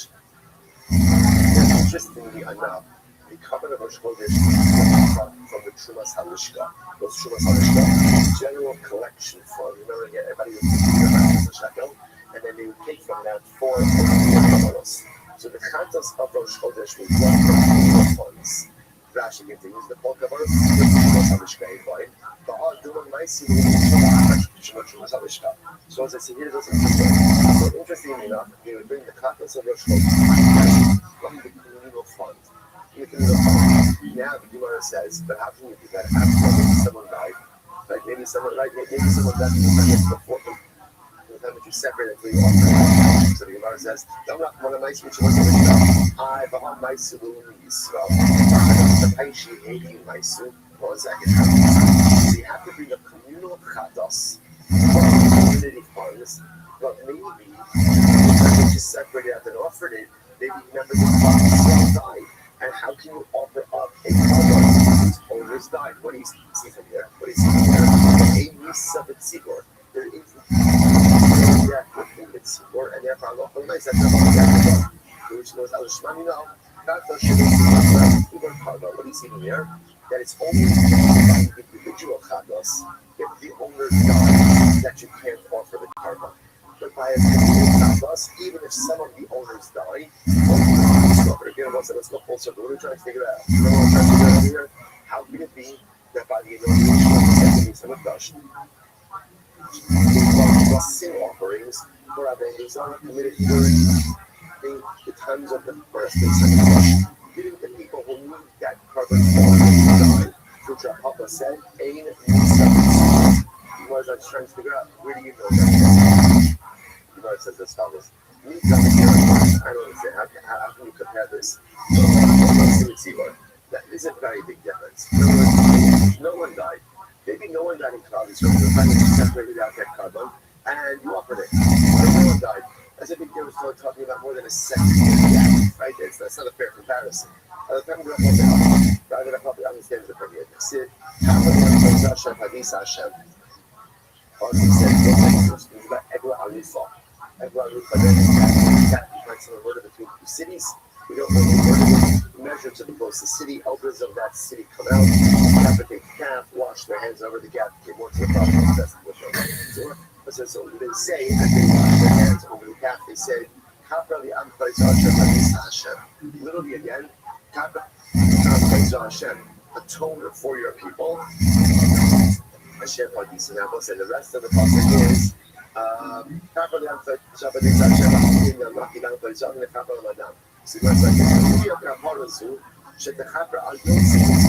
so that's interestingly enough, if you look at the wording over here, the elders are saying Hashem atone for your people, what redemption are you talking about? Gemara says it's value, even for Egypt. So I love it was so powerful that it's been for Jews who left Egypt. And what's the status of Jews who left Egypt? But sounds like the Neshama Shaitan Aliyah, we're dead. They're dead. What are you talking about over here? Dead. There should be some people who are dead. That's it. What do you see from here? So you see from here that a Chatos has the ability to atone even if the owners already died in a seaport. So you want to how do you compare that? Hassan Kulu is neither. You go in the Kapra, in the Kapra on the Amis. That's not a great comparison because the Egla Arufa, all the people in Kapara are presently alive. Okay, so now that you're going to atone for the living, you could also atone for the dead.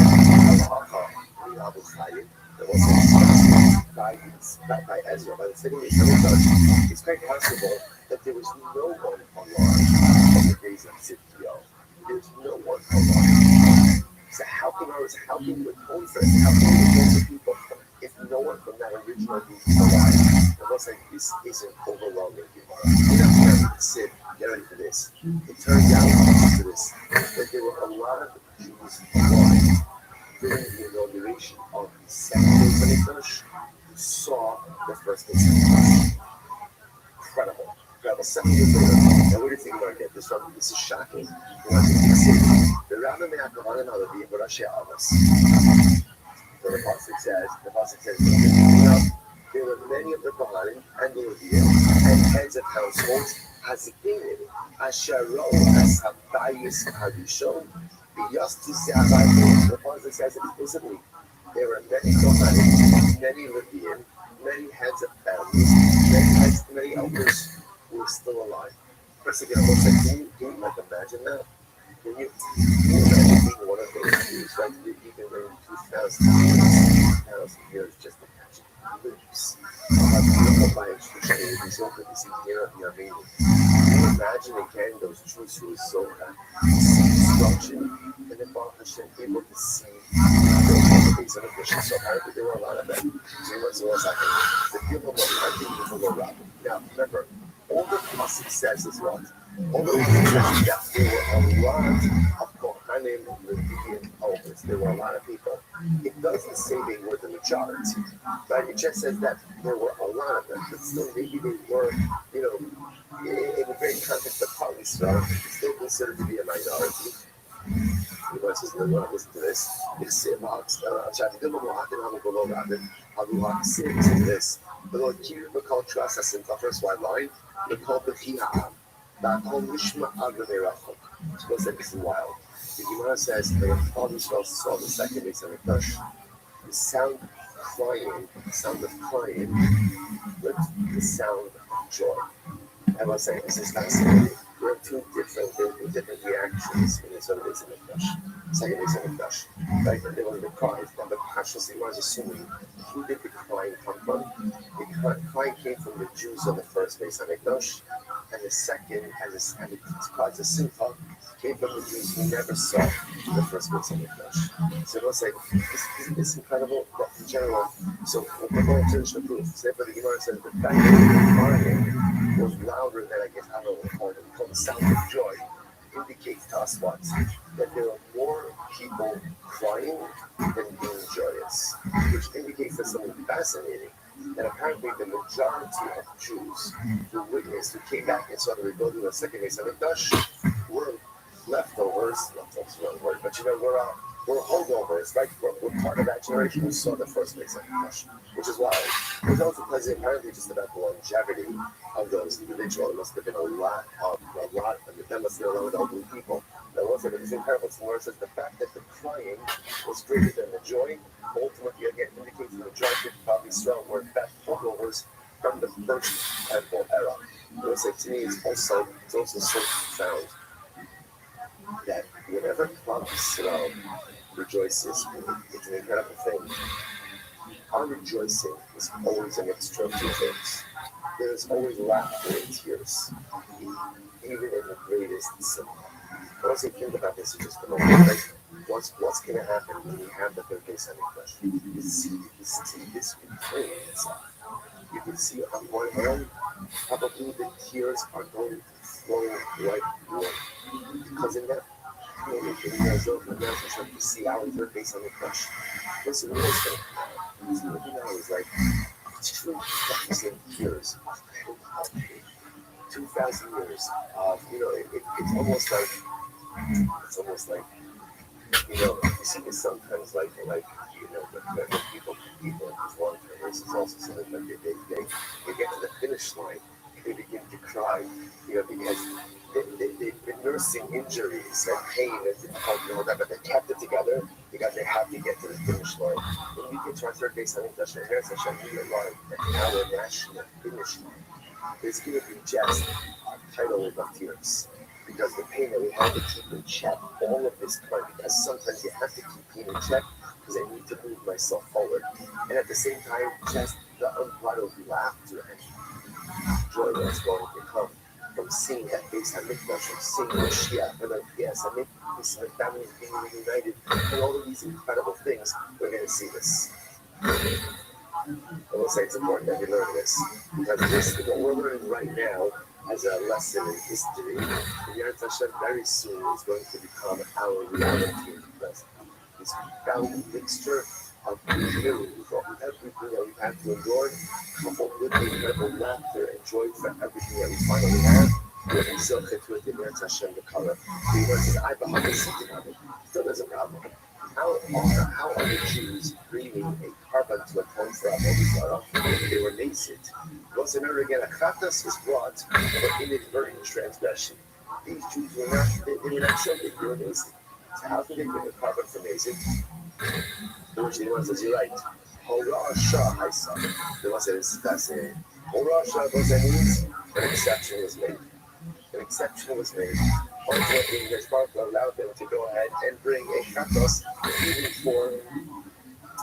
for an intentional or intentional established even in Elim Tishim Bishisha, Kavasim Shiva and Shiva, Keneged Muni. I'll say 21 because you look at these Kavanas, these numbers are very interesting, right? There are 96, Elim 77, Kavasim. What are they corresponding to? Ella, Horaz, Shaisa Haya, Hakanami, Horaz, Shah, Hisa. What's this ultimate deal with Horaz Shah? Horaz Shah.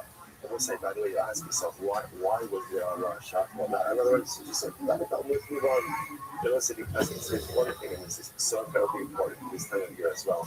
If there's one thing that the Ribono Shalom has an invested interest in, it is us becoming Bali. No one is a greater stakeholder in our tshuva than HaKadosh Baruch Hu. Because when we Bali tshuva, we believe in our ability for second chances. We believe in our ability for second chances. We get our act together and we live differently going forward. See, what's not a possibility? There was the point of tshuva. Which part we needed Klal Yisrael to understand that the second base Hamikdash represented a new start, a new opportunity, a new beginning. But sometimes for people to really believe that they have a new beginning, there has to be something concrete. So the ability of Klal Yisrael to bring these chatas offerings was a tangible display of HaKadosh Baruch Hu. You bring your covered chatas high, but 1 second, only you show me you bring the chatas. Not amazing. Hold on, Shah. Because Rob saying it's okay, here I'm allowing you to do it. Klal Yisrael brought those chatas, they knew with certainty that they had been forgiven and that a new chance would be. Based on that, Siva Chayamin, it wasn't anyone else's interview, Raisa. So we'll say, so remember again, this is all par ha'elam dominat siva, right? All the same thing. Right? Basically goes out and delivers an erroneous ruling. People were lying. There's this whole command process. What happens? If one of the members of Klal Yisrael died, they're chayav. Now again, if you don't know who's chayav, we're going to see what this means. Basically, says he didn't do it. Ultimately, again, if one of the members of the Beis Din dies, then ultimately, again, they are potter.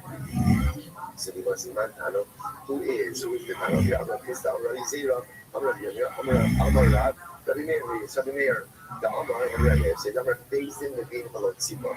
Rabbi Meir's of the opinion, which is about as going to be the halacha of my opinion. Rabbi Meir holds that when it comes to power, Halach, Rabbi Tzibor, ultimately, again, only the Beis Din brings, and not the congregation. Now watch it. He wears his filter. Makes Echam and Tzibor Chayamin. the hard to release them. Therefore, again, if one of the members of Klal Yisrael dies, they still bring the power because the basin is intact. However, makes echad big in Turin, the Havile Chagas Shemes echad in Hashotfim. Rishum Havi Turin. Now, what's that? This is interesting. But if one of the members of the base didn't die, then what? Then it's interesting. You want to suggest that Allah Kalamaisa, the base did no longer brings the power. Right? Why? Because if one of the members of the base didn't die, this is like a Chagas that was owned by partners, where if one of the partners dies, the Chagas is no longer brought. Very interesting. The Gemara says, "Maski v'Rabbi say, do not bring Rabbi Shimon. There are days in Ilat Tzibor, but we still said Rabbi Shimon. Rabbi Shimon knows that Allah Kamei said, Ilat Tzibor is brought both by the Beis Din as well as by the Tzibor. Therefore, Meis Echad Min Tzibor Chalavi. The in Tzibor Meis. If one of the members of the Tzibor dies, he's still bring the fire. Why? Because like you said, Tzibor never dies. Tzibor never dies. Meis Echad Min Beis Din. And if one of the members of the Beis Din died, the Chatas shuts for me.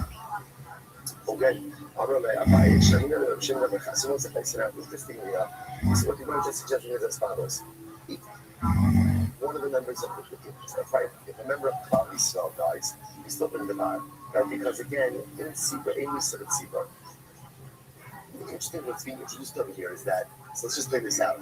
Based in Paskin and okay, fine, that'll take that. Right, people acted on it.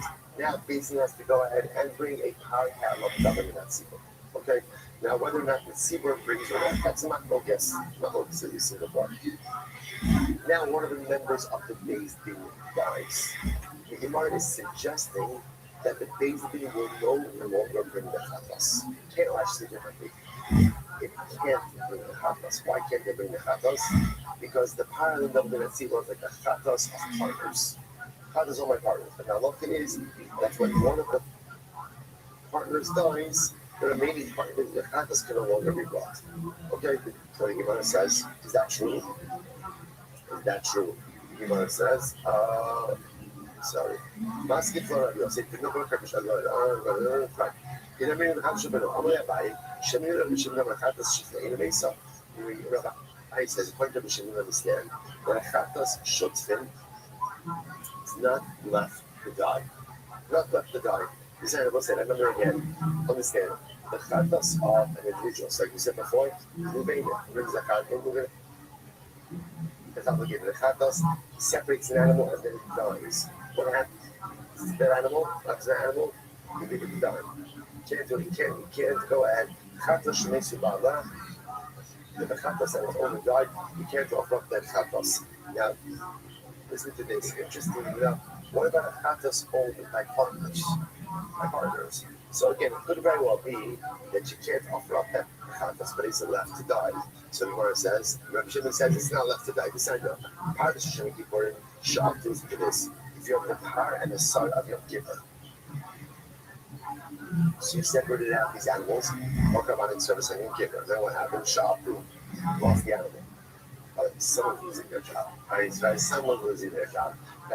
See, they lost the power and the son of your giver. So what do you do? They'll say, what do you do if you lose the power and the son of your giver? You separate out the set. Okay, fine.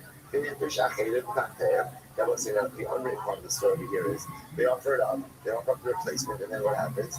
They find the old ones or the original ones. What's that? You lead them to die. You get them to die. They're going to do. But Rabbi Shimon says, no, you have to let them graze, and then they develop a mold, and then you can redeem it. Why?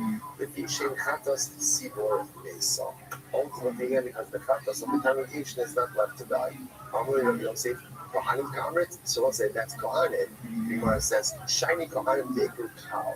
Kohanim themselves are from the congregation. So that is not looked at. Interestingly enough, that Paran Sawyer, that's not looked at as Karmanos of Chatas of partners. That's what we thought it was originally. That's the Karmanos of Kohanim. Kohanim is considered to be a cloud. The Gemara says, Dechsid ala Kohanim, Da'akal ha'am, Da'akal am, Ha'kahal yichaper. See, Karma called the cow. What's the Amud base? Elevato, Naisu Parabolo. If that's the case, ultimately again, that Kohanim are called a cow, then ultimately again, they should bring their own power handle government at Tzibor. because they're called the cow.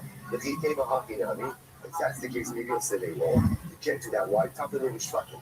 Now listen, remember again, according to the opinion that says that when there is a mistake in the Shvatim, the Bezin brings apart and the Shvatim bring apart. So how many palos is that? That's 12. If the Kohanim are considered to be their own kahal, then what? How many should you bring? 13. 13. You want to say, Allah, Rabbi Yaakov, Shvatim Shalevi lo ikru kahal. No, here's the difference is, the Shevet of Levi is not called a kahal. This is very interesting. Why not? The Ksiv, Hineni, Mafrecha, B'yadisicha, V'nasaticha, V'kal Amin. So they'll say, this is interesting enough by Avraham. Right? Hashem says, I will give you, I'll make you great, I'll multiply you. I'll make you into a kal amin. Now, right after that, it says, so what do you see from here? Being a kal is associated with Eretz Yisrael, which we're going to say, by the way, we learned this last week already, that only the Jews in Eretz Yisrael are called Kahal Yisrael. It's interesting enough, the Gemara says, Kol she'ish lo achuzah ikri kahal. Only those who have a portion in the land, ultimately again are called kahal. The Kol she'ein lo achuzah, whoever does not have a portion in the land, no ikri kahal, is not called kahal. So we'll say, so this is really fascinating. So therefore, again, interestingly enough, Shevet Levi isn't called kahal. Why not? Why not? Because at the end of the day, they don't have learned. Which I will say, by the way, it's interesting. It almost seems like what it's saying is like, what's the pshat? Okay, what's the pshat? If you don't have a portion, right? You're not part of the cow. So obviously, if you say it's a pasuk, it's not a deeper idea. What it's saying is like this: to be part of Kahal Yisrael, what has to happen? You have to have responsibility for the actual advancement of the land. If you don't have responsibility for the advancement, you're holy, you're beautiful, you're wonderful, but that's not God. Like Kal Yisrael are people who roll up their sleeves and advance the common agenda of Klal Yisrael in Eretz Yisrael. If you're not working the land, in some way, in other words, if you're not advancing the land of Eretz Yisrael, then ultimately again, you're not part of the Kal. Now again, not being part of the Kal doesn't mean you're a law, but it doesn't mean you're holy. I'll say, bad news is we're also not part of the Kal, right? In other words, but yet again, we're holy, we're beloved, we're part of Klal Yisrael, but the Kal is something very specific. So the Lord says, okay, here's the problem. If Shevet Levi is not part of the Kal, then I will say that again, how are you ever coming up with 12 Shvatim, right? Again, that means ultimately at the end of the day, there's only 11. There's only 11. So they're going to say, no. Ephraim and Manasseh can leave in the Shimon. No, there are 12 Shvatim. Why? Why am I saying? Because ultimately, again, Yosef becomes 2. Yosef becomes 2. Which I will say, by the way, it's fascinating.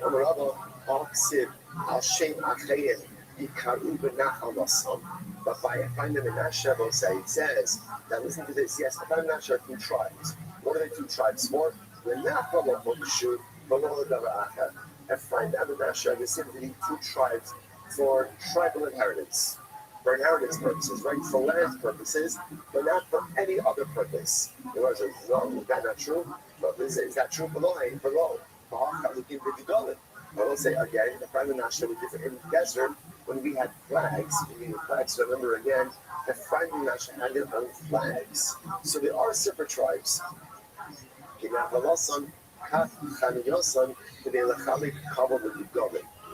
because remember again, so remember the flags had to do with where tribes camped, which also had to do with Nachala, tribal inheritance. It's all part of the same thing. I have Hakalukin ben Asim, but if I'm not, each had their own Nasi, each had their own tribal prince. So it's Hahu, Lachlo, Kalba ben Asim. That was in order to give cover to the Asim. I'll say, or in other words, to say differently, that was in order to avoid machlokas. If there was only one nasi for Ephraim and Manasseh, you can understand that's going to cause problems. Who does the nasi come from? Right? Which one of them should get the nasi? The sign was very beautiful. Shlomo asa Zayin Chanukah. So ultimately, it was a Shlomo made 70 days of Chanukah. What is that? Chanukah what? Chanukah Sadayis. The Shlomo the consecrated days. I mean, he made 7. So this really made 7 and 7. We saw last week, he made 7 primary days of dedication, Moshe Lasos Shemasa. So why did Moshe make 12? Why did he make 12? The Gemara says, why were there 12 days of inauguration by the Mishkan, but Shlomo HaMelech only made 7 days by the Beis HaMikdash? They lachlok covered the Messiah. Ultimately, in order to give cover to the Messiah. As I say, what would have happened? First off, it only would have been 7. So which tribal princes are represented, which are not? So what they Moshe Rabbeinu do? Prolong ultimately again the dedication this way. Every tribal prince ultimately again gets a part. Which I will say is a really, really incredible idea. What do you see from here? If Moshe Rabbeinu was preoccupied with Shalom, the Shalom said you need to extend the Chanukas HaMishkan a little bit longer. Ultimately, again, that's what we'll do just in order to make Shalom amongst the Messiah. Absolutely incredible. Says the Gemara, my Havi Allah. So once it's now the Gemara goes back to its original question. Let's get back on track over here. My Havi Allah, the Gemara says, what is the status of Chatas HaShutfim? So here's what we know. The Chatas of an individual, right, moving accidentally with Mechal Shabbos, Sefer Chatas and then he died. What happens to that Chatas? What happens to it? It's left to die. Right? If the tzibur has a chatas and some members of the tzibur die, what's the halacha? The chatas is still offered, right? Why? Ein misa b'tzibur. The raya to that, the Jews came back from the second Beis HaMikdash. Our interesting question is what happened. You have a chatas owned by 2 people. The chatas owned by a partnership, and one of the partners dies. What's the status of that chatas? Is that the chatas hayachid or chatas hatzibur? To which the Gemara says that's what he's using.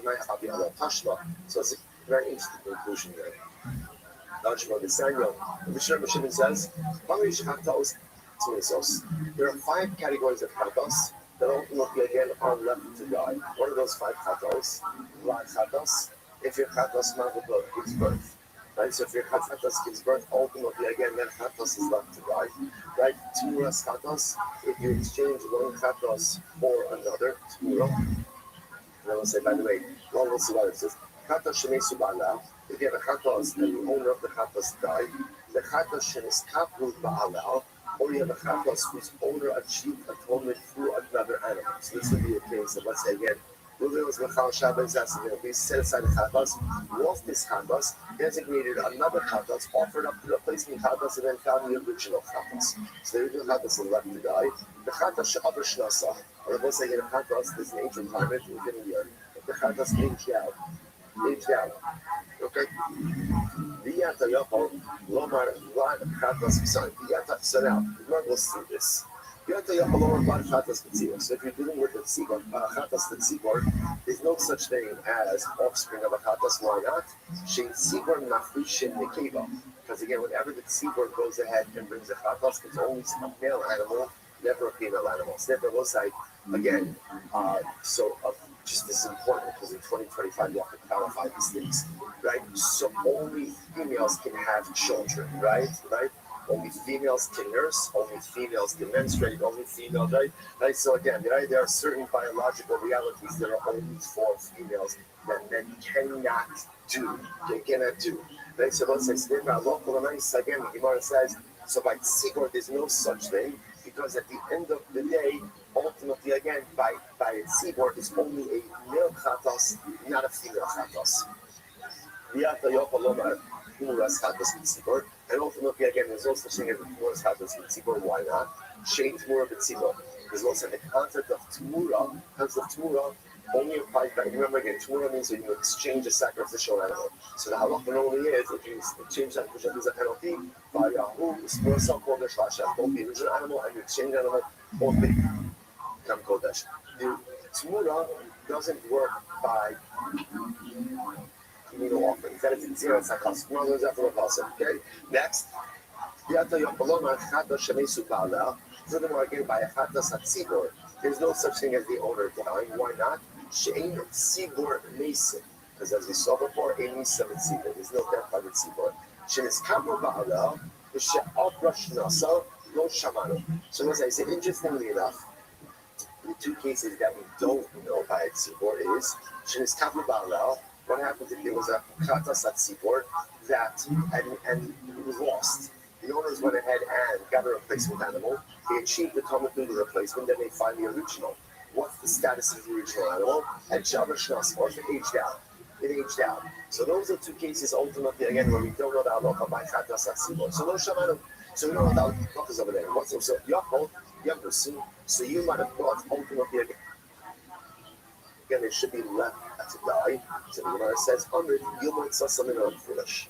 Ultimately, again, we should learn the unknown cases from the known cases. How so? Mama tzinu beblan chatas et moras chatas shmeisu ba'alav v'yochid tvama mamur v'lo b'tzibor av she'eskabu ba'alav v'sh'av v'shnasav v'yochid armo v'lo b'tzibor. So what's it in English? To say like just like the first three only apply to individual tzibor, individual chatas, and not to chatas. So to again the remaining two, which apply to an individual, shouldn't apply to a tzibor. So once I going to keep on it, after that's not fair. Why is that not fair? Because at the end of the day, remember again, some of these cases are simply not possible by a tzibor, as we already saw, in which they must have Shimon, so also, if I don't mind, the Gemara says that Rabbi Shimon says it's like this. These 5 cases where a chatas was left to die, they're a unit. Now, what does it mean they're a unit? Either they all apply or they all don't apply. So therefore, Rabbi Shimon says it's like this. Since when it comes to the chatas atzibor, it's already out of the gate. 3 of them don't apply, right? Vlad chatas doesn't apply because by a chatas tzibor you only offer male animals. Right? Tumuras chatas doesn't apply because there's no tumura ultimately again by a communal chatas and or by a chatas owned by communal offering. And ultimately again, chatas shemisu ba'ala doesn't apply. Why not? Because in Nisa Tzibor, once those 3 don't apply, then by definition, the other 2 don't apply as well by a chatas tzibor. And then for ultimately again, if you have a case of a chatas, that's the animal. Went ahead animal and then found the original one, you do not let the animal die, but rather again you let it graze, develop a mum, and then redeem it. Same idea, ultimately if it ages out, halakha might say don't leave it to die, rather you go ahead and let it graze, develop a mum, and then sell it. So halakha might say those five situations where chatas are left to die, the only time you apply is if you could apply all 5. If you can apply all 5, great, fantastic. If you can't apply any part of the 5, then by definition the remaining ones do not apply as well. As we close out the paragraph, it's important. Just one piece of halacha to understand. We constantly Rabbi Meir, naming that by Har who is offering it, 1 par offered up by Beis Din. 1 par offered up by Beis Din. So now what that does mean, and this is very important, is if after the transgression was recognized, so again, Beis Din said, again, you can eat chaylev. Right? So Bobby saw went out, some jar of clay, someone went out and ate chaylev, jar of clay, someone went out and ate chaylev, and then it was discovered. So the Beis Din brings a par, the rest of the shvatim they're covered by the power of the Beis Din. If one of the members of the Beis Din dies, before the power is offered, then the power is not offered. So again, that's the technicality. If one of the members of the group does die before the power, then the power not be offered. But Allah for the money, so you can consider mayor, one call so offered up by the Beis Din. But they'll say, Hajjud Allah, Holy Beis Din, Mazel Tov. I'm finishing our first bag in the second Saturday, so whatever Parak wants. Tomorrow, the adventure continues. Shkoyach.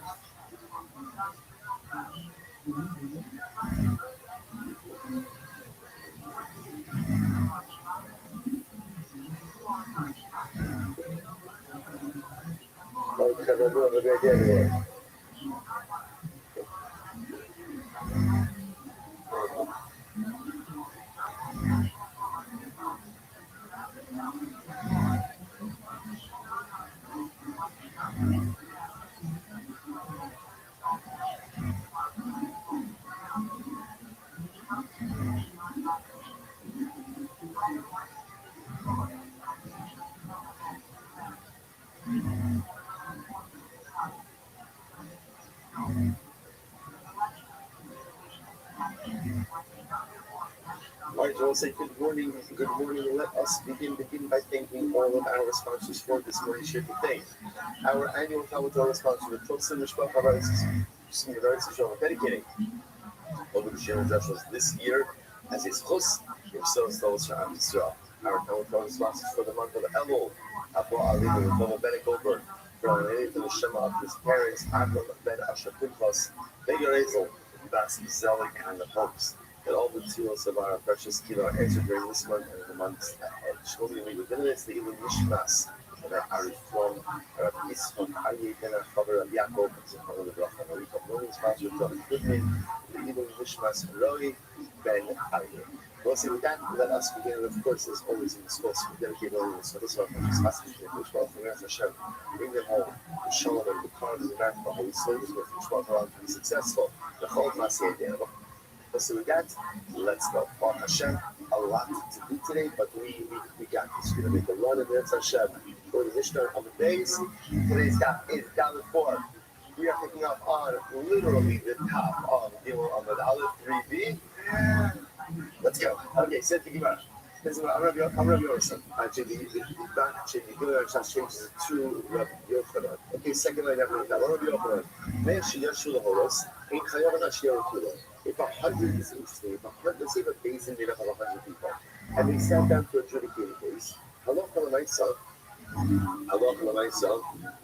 no obligation to par halal dalim in that tzibur, unless, of course, all of them participated in the judgment. In other words, all of them have to go ahead and have weighting on the judgment.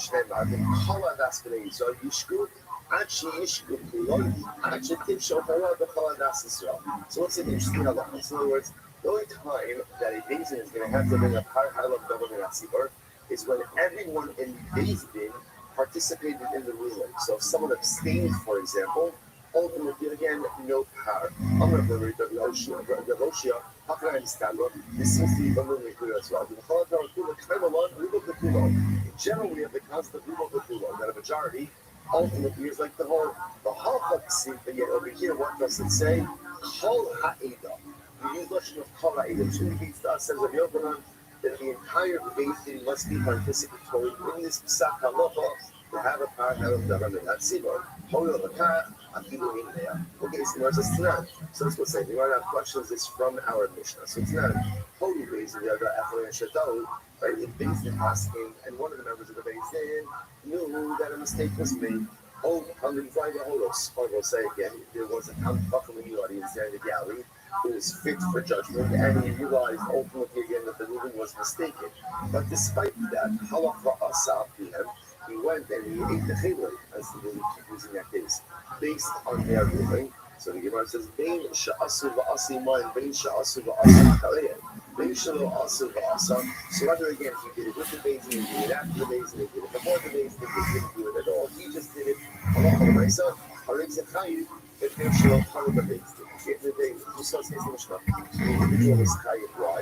Because this individual is better, therefore we cannot count it as depending on the ruling of the Beis Din. So God says, one second, how would the chayiv?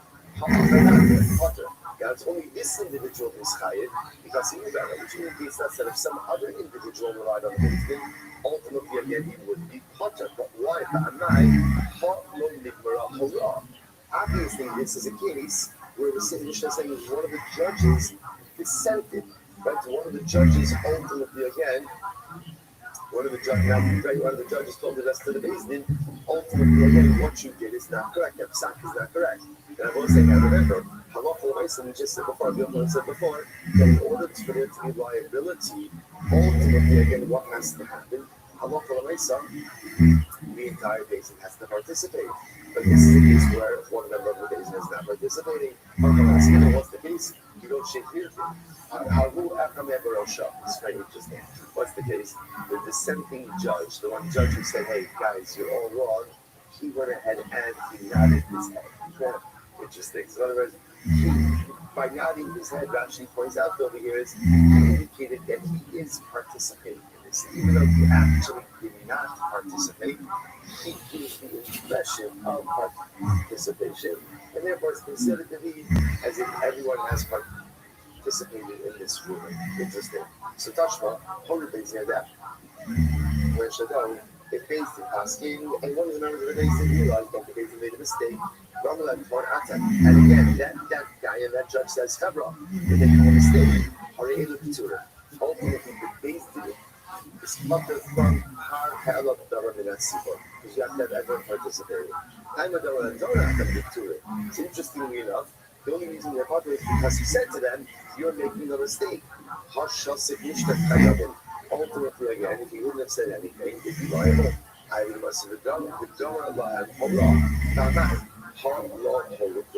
once again, if when you're right, why should there be liability? Because the Yochanan said, liability, you need the participation of all the judges. But here now, all the judges are participating. You don't share the Rothschild. What's the case over there? The case is where he's nodding his head. So the act of nodding his head, is considered to be participation, even though he's disagreeing with the base. Interesting. So that's what I'm sure here. Some clothes in the ocean, but some share over. So what's the Sharshia says, Rabbi, you're right. All the teachings of Hashem and all about these are Muslims. Aid goes in Zira al Sibor, and in Kin Roha Sibor, you follow Rabbi. We'll say very interesting. You cannot go ahead and decrease something on the congregation unless, of course, you know with certainty that the majority of people have the ability to go ahead and uphold this halacha. It's very interesting. Right? You cannot legislate law that the majority of the populace cannot uphold. We just actually saw this in our vote as well. Remember again, this is why Chazal had to rescind the concept of has halter, baker's bread.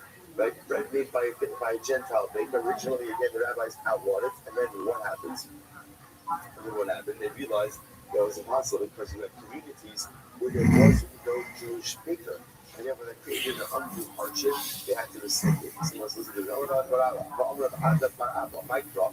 What's the pasuk that supports the Sefer? So remember, it goes to the pasuk from Malachi. So literally again, with the curse you have cursed me. And you are stealing from me the entire nation. He says, I, the new book, so doesn't use lotion of kol, but kol never means everyone. Kol means the road, which the says, you're right. Tiyufta, Rabbi Yochanan, Tiyufta. In the end, we refused Rabbi Yochanan's position. So the Rabbi will say again, Rabbi Yochanan came along, and Rabbi Yochanan said, that whenever you have a base and you have a hard hell of government at Tzibor, what's hard of government at Tzibor? That's ultimately again based in Haskins, the rivers and erroneous Pesach. Majority of the crowd relies on it. There's a special carbon that's brought. Who brings that carbon to power? Is it the base din? Is it the populace? That's the Machlokas. We'll get to that. But the Yochanan positive that the only time there's liability for that is when the entire base din participates in the Psak Halacha. Where does he get that from? Because Lashon the Pasuk is in Kol Adas Israel. The Gemara just went ahead and disproved that and showed that that's not true. Sometimes you can find the word Kol, and Kol can mean what? Kol can mean majority. Kol can mean majority. So therefore, Allah has effectively disproved it, and therefore it's not the entire participation of the entire base in order to go ahead and have a incredible. So then what is the meaning of the expression koladas? It doesn't mean that you need 100% participation. What does it mean? So we'll say, watch this. What it means is, in order for there to be a parallel in Sibor, the entire Sanhedrin has to be in attendance. All 71 judges have to be present. If someone was absent, if someone was not there, you cannot have a parallel Sibor situation. Incredible. I'm going to go show. Yosha was a beautiful Gemara. Yosha says, 10 judges who are sitting together in judgment. Literally, again, there's a bead or a yoke. There's a yoke on top of all of their necks. In other words, all of the judges carry a sense of collective responsibility for the Psak of the base. So that's obviously everyone on the base bears the responsibility for the decision that is going to be made. So what how too much more? That didn't tell me before Rabbi. So listen to this. It comes from even a case of, let's say, a student who's on the same basis with his Rabbi. Now what does this mean? I might have felt like this. The student in front of his Rebbe is always going to be differential. So therefore, the student knows that the Rebbe is wrong, but he doesn't want to see anything too much more. No, everyone in that case has responsibility. So therefore, again, the student has responsibility. You can't just be differential. If you're on a base, then you have an obligation to seek out truth. It's the contrary of the Rebbe. It's very interesting, isn't it? You have enough of what you need. I see a son, I know, debate that, but come in. And you would go out for judgment, sitting judgment, you would always take 10 students from the yeshiva with you. Why? Because in order that they be able to take literally some of the splinters from the, in other words, what's happening over here is Rahman saying, if I'm going to take responsibility for judgment, I want others to shoulder that responsibility together with me. Rashi, you have a nice tree puzzle coming. Nice answer happening, nice Yahasio, most of coming. Rashi, when someone would bring in an animal, to see if it was a treifa. I'd say that the last many animals, a kasher treifa, what would he do? He would essentially assemble a base or really a panel of experts. He would bring 10 butchers from Masim Achasia to look at this particular animal. Why? So that they should be able to handle a little bit again a splinter from the beef. It's like there should be collective responsibility. So we'll say it's interesting. I think the Bible says anyway that they were afraid of assuming the entire responsibility for the judgment and kind of wanted to defray a little bit of responsibility upon others. You could also very well be able to say that, the way it works is you could accomplish so much more when you're a part of the collective than when you do things individually. It could very well be that what's happening over here is as follows. Judgment requires siyata d'shmaya. It doesn't require incredible divine providence, because after all, the Gemara says, in the dying of Elamashim of Rose, the judge can only adjudicate that which he sees in front of him. Which means that even when you're the judge, no matter how comfortable you are, you never have complete information. So you need siyata d'shmaya. So it could very well be that what these Rabbanim are doing is they're sending the people, also because there is always greater siyata d'shmaya. There is always greater divine providence when we do things together. When Jews act as a unit, they act as a nation, we act all as a group, as a collective. That is force multiplier. Now, what we could accomplish when we work together as a chevra, as a base thing, as a community, as a nation, is infinitely greater than what we could accomplish as individuals.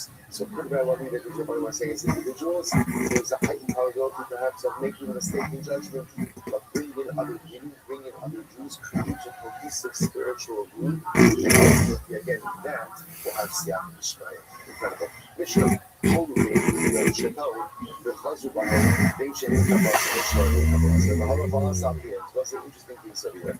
They think they were only so that's the same case, right? Same case. They went ahead and posited that Caleb is Mutter. Okay? So they passed it incorrectly. And then what happened? They realized they made a mistake. They retracted their claim. Okay, whether they brought the Parahailam government at Sibor, right? So whether they brought the covenant or not, what happened? Someone acted on their side. So let's say you see this case, in the previous case, Bezin made a mistake in moving. Bezin didn't say that. Someone who went ahead and went out the name Caleb. Okay, so the Mishnah said that Halakha L'Maisa, ultimately again, the individual is free from personal liability because he's covered by Bezin. This case is different. In this case, Bezin hasn't taken erroneously. They really realized their mistake. But Ruben didn't hear about the fact that they made a mistake. So what did Ruben do? Ruben went out and so it's not halacha. But Shimon says Ruben is butter. Ruben is butter. Why? Because Ruben is acting based on exactly what he's doing. But the Rothschild says something. The Rothschild says it's a something. And interestingly enough, now what does that mean as a son? Okay? So ultimately, again, the Rothschild says we're not sure if it's called that he's relying on Bezdin or that he's relying on himself. So the Gemara says, Bezdin something, Yashem wrote himself Bezdin, Kai, Allah Flom of Medina Sayam, Paka. So once it's interesting, the Rothschild says like, he also makes an interesting distinction between cases. If Ruben is home, then ultimately again he's higher. Why is that? Because if you're home, you should know about the hack, right? You should know about that. You should know about what's going on. And you should have heard about the fact that basically reversed its ruling. If on the other hand, ultimately again, he's traveling out of the city, you should have. Then again, it's understandable that he does not know that he's in reverse its Pesach. Rabbi Kiva says, "No yani bazeh shukar v'pata v'nachova." And Kiva says, "I have to agree with this case that he's traveling. This case seems to me that it's closer to saying that he should be potter than reliable." Allah ben Azai. Why should someone who's traveling be any different than if someone who's in his home? Shayoshi Bebeso, Asher Hayolo Shmoa. Zach, Lo Hayolo Shmoa. Because again, as I says at the end of the day, so the keeper responds, someone who's in his home ultimately has any reason to know information. Someone who's traveling doesn't necessarily have access to that same information. Only brings a lot less photos. So that's case one. Case two, basically interesting, basically tested to uproot, they made the erroneous psak, but in this case, the erroneous psak is to uproot an entire mitzvah. For example, ein midah b'Torah, ein Shabbos b'Torah, ein avodas b'Torah. So say, for example, they say there's no such thing as supposed to be done. They make a dramatic mistake with an entire segment of the Torah. There's no Shabbos, no mitzvah of Shabbos. There's no prohibition of avodah zarah. So they'll say, what's that about? Now, what is that? So remember again, we're talking about now the liability for par helam davar minat sipor. So that's essentially what we're going to do. This outside, what we're going to see is par helam davar minat sipor occurs or is brought when the things made a mistake about a detail in a mitzvah. But when they make a mistake about an entire mitzvah, there's no right. They pass it. We no longer have to observe Shabbos. We no longer have to observe Midah. We no longer have to worry about avodah zarah. Then that's a mistake about an entire section of the Torah. That's not how we go to that sibor. So this is only about the mitzvah. So tiny mitzvahs are in the kind of it. If they passed it and they upheld part of the mitzvah and they gave it part of the mitzvah, that's how of the that sibor.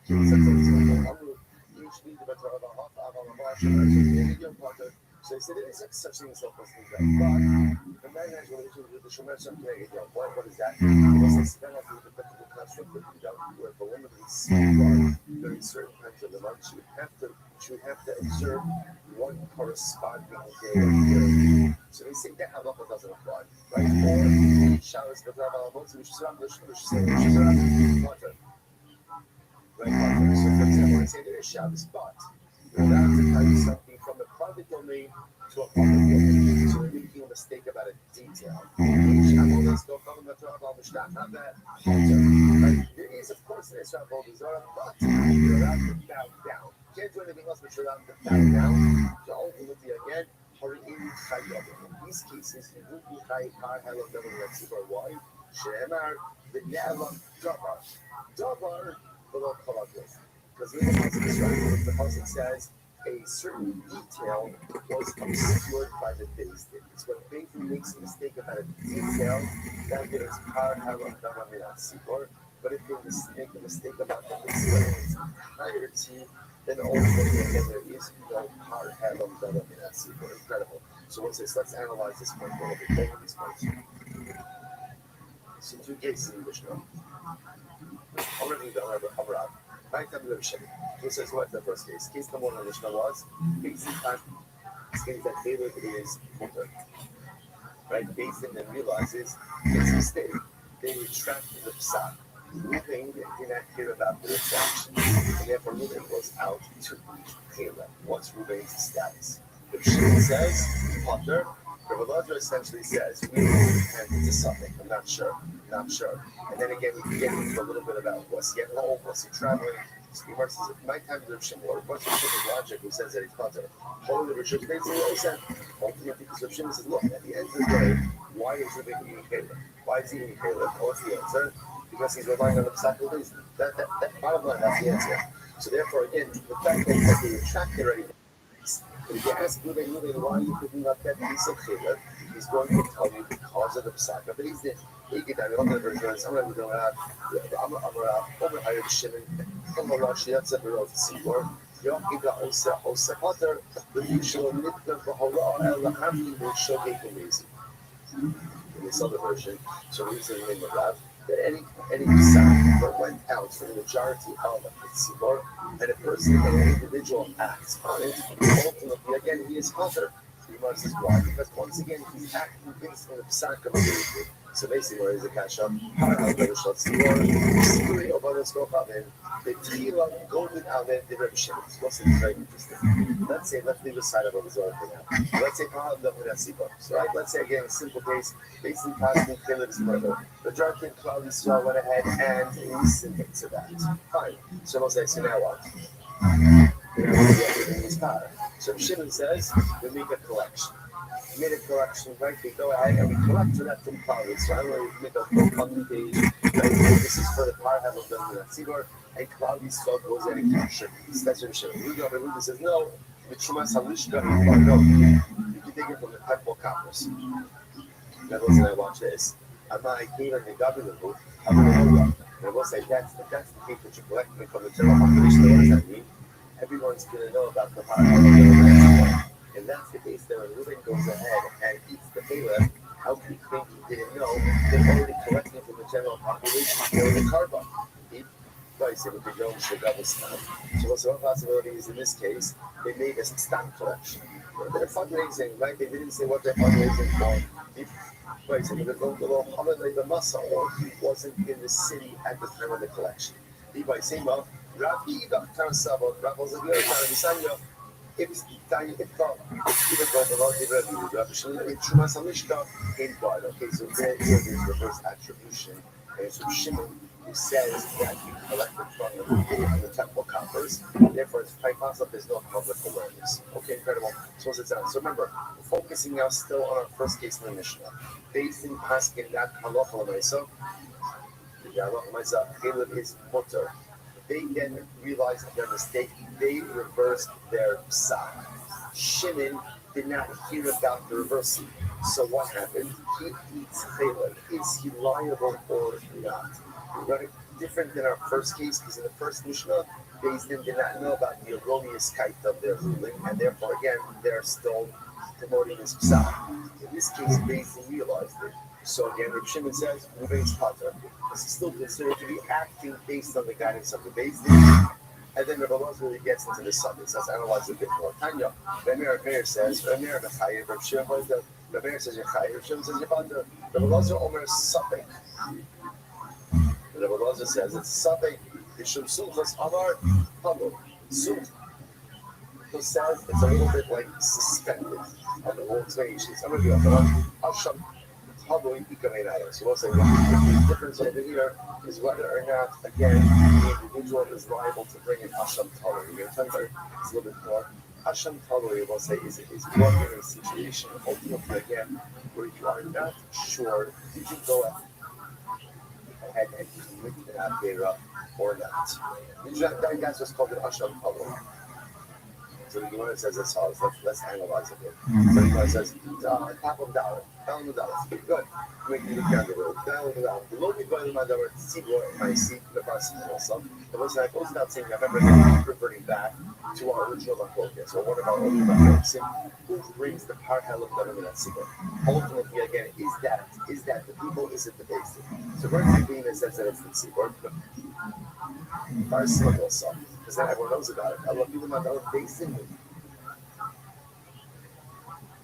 The normal parts of the also, we have a show of a so I'll say, even according to anything that says that it's the base thing that brings it, so he's not as much of a personal publicity. Still, had Ruben asked, he would have found out. So we'll say it's interesting what you see over here at the end of this focus is like how much liability or how much responsibility is there on Ruben to find out about the current state of affairs. I'm going to be able to see. Much of the Suntas Lamanda. But what could Suntas' position be compared? But Adam Shevi Kaparosa Ben Ashmoshes. So it's like an individual who brought his carbon Ben Ashmoshes. I must remember again, carbons must be brought by day. See, brought by day. Let's say someone inadvertently brought their carbon Ben Ashmoshes and product there between day and night.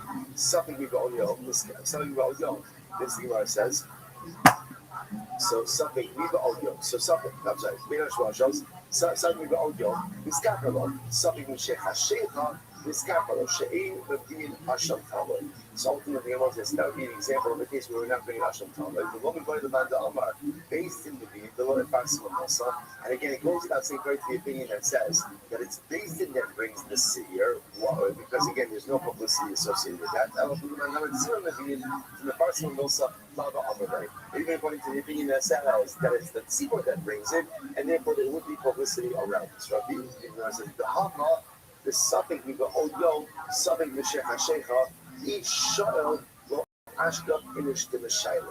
He will say in this case over here, ultimately again it would be speaking to ask for clarity, but yet that's different than the case by the basin when it is someone to ask for clarity. Remember again, so far we have clarity on the position of Rabbi Shimon. Right? Rabbi Shimon says that Basin passing Caleb his mother, then Basin walks it back. Right? Basin reverses. Reuven didn't hear about the reversal, eats Caleb. Rabbi Shimon says, you're potter. Why? Because you are considered to be acting on a basin of psak of the basin, and therefore you are covered by that. Then now remember again, Rabbi Lazar just follow the progression. Rabbi Lazar says something, and then the Mishnah introduces the idea, the difference between maybe if he's home versus if he's traveling. Rabbi Akiva said, I hear that, right? I hear that, and I hear Akiva says, I think that the one who's traveling ultimately again. Really, I'm leading to saying that he's potter much more than saying that he's chayiv. Ben Azai says Rebbe. Remember, Ben Azai is Rabbi Akiva's Talmud. So Ben Azai says Rebbe. I understand what's to say someone who's traveling and someone who's home. The Rabbi Akiva responds very simple. Someone who's home should know what's going on. Someone who's traveling doesn't have access to information. So Shakir coming to Rabbi Akiva to Ben Azai. Rabbi Akiva says, going back to Ben Azai, listen to this, so then after the case would be, let's say Reuven ultimately again begins to travel. He left his house, but he's still in the city. So let's say, so what would you do in that case over here? The Ben Azai Chayv, how do they say, according to Ben Azai, he should be Chayv. Why? Because he's still home. Ultimately, the Rabbi Akiva Potter, the high Hiksik Padara. Ultimately again is going to be Potter. Why? Because once you leave your house, you don't have the same access to information. Incredible. Horrible based on that, as paradox was a scenario comes to the last part of Mishnah, which is going to be the bulk of our conversation. So let's say, first of all, how do we pass him? The Rabbi ultimately pass him like Rabbi Akiva. Rabbi Akiva, they think that Allah for myself, based in passing that his mother, right? Then based in reverse, that's psak. After the reversal, Reuven eats Caleb. What's Reuven's liability? So we accept this distinction. If Reuven is home, then ultimately again Reuven is chayiv. Why? Because if you're home, you should know what's going on, and you should know about the reversal. If Reuven was traveling, then Allah again, even if he just left his house, ultimately he's going to be potter. Why? Because once you leave your house, you don't have the same access to information, and he is considered to be acting based on the psak based in, and therefore it's himself for personal liability. Incredible. Next, listen to what Mishnah was saying. If based in makes an erroneous psak, and they uproot an entire section of the Torah, there's no such thing as Shabbos. That's not Parahel Government at Sibor. What's Parahel Government at Sibor? When they make a mistake about it, detailed regarding the mitzvah. She said, again, when is it Parahel Government at Sibor? When based makes a mistake regarding a detailed davar, but not regarding an entire mitzvah case. So what's an example of this? On the 18th of a Torah, in Shabbos, we're talking about from the Torah. They say there's no Nida, there's no Shabbos, there's no Avodah Zarah. You would have thought that maybe they're liable to Parahel of Davar. But Talmud, the Ne'ala Davar, the Rothschild is Ali of Mitzvah, Kula, are able to it. Again, because that's Talmud. Amru, listen to this. So, for example, they make a mistake.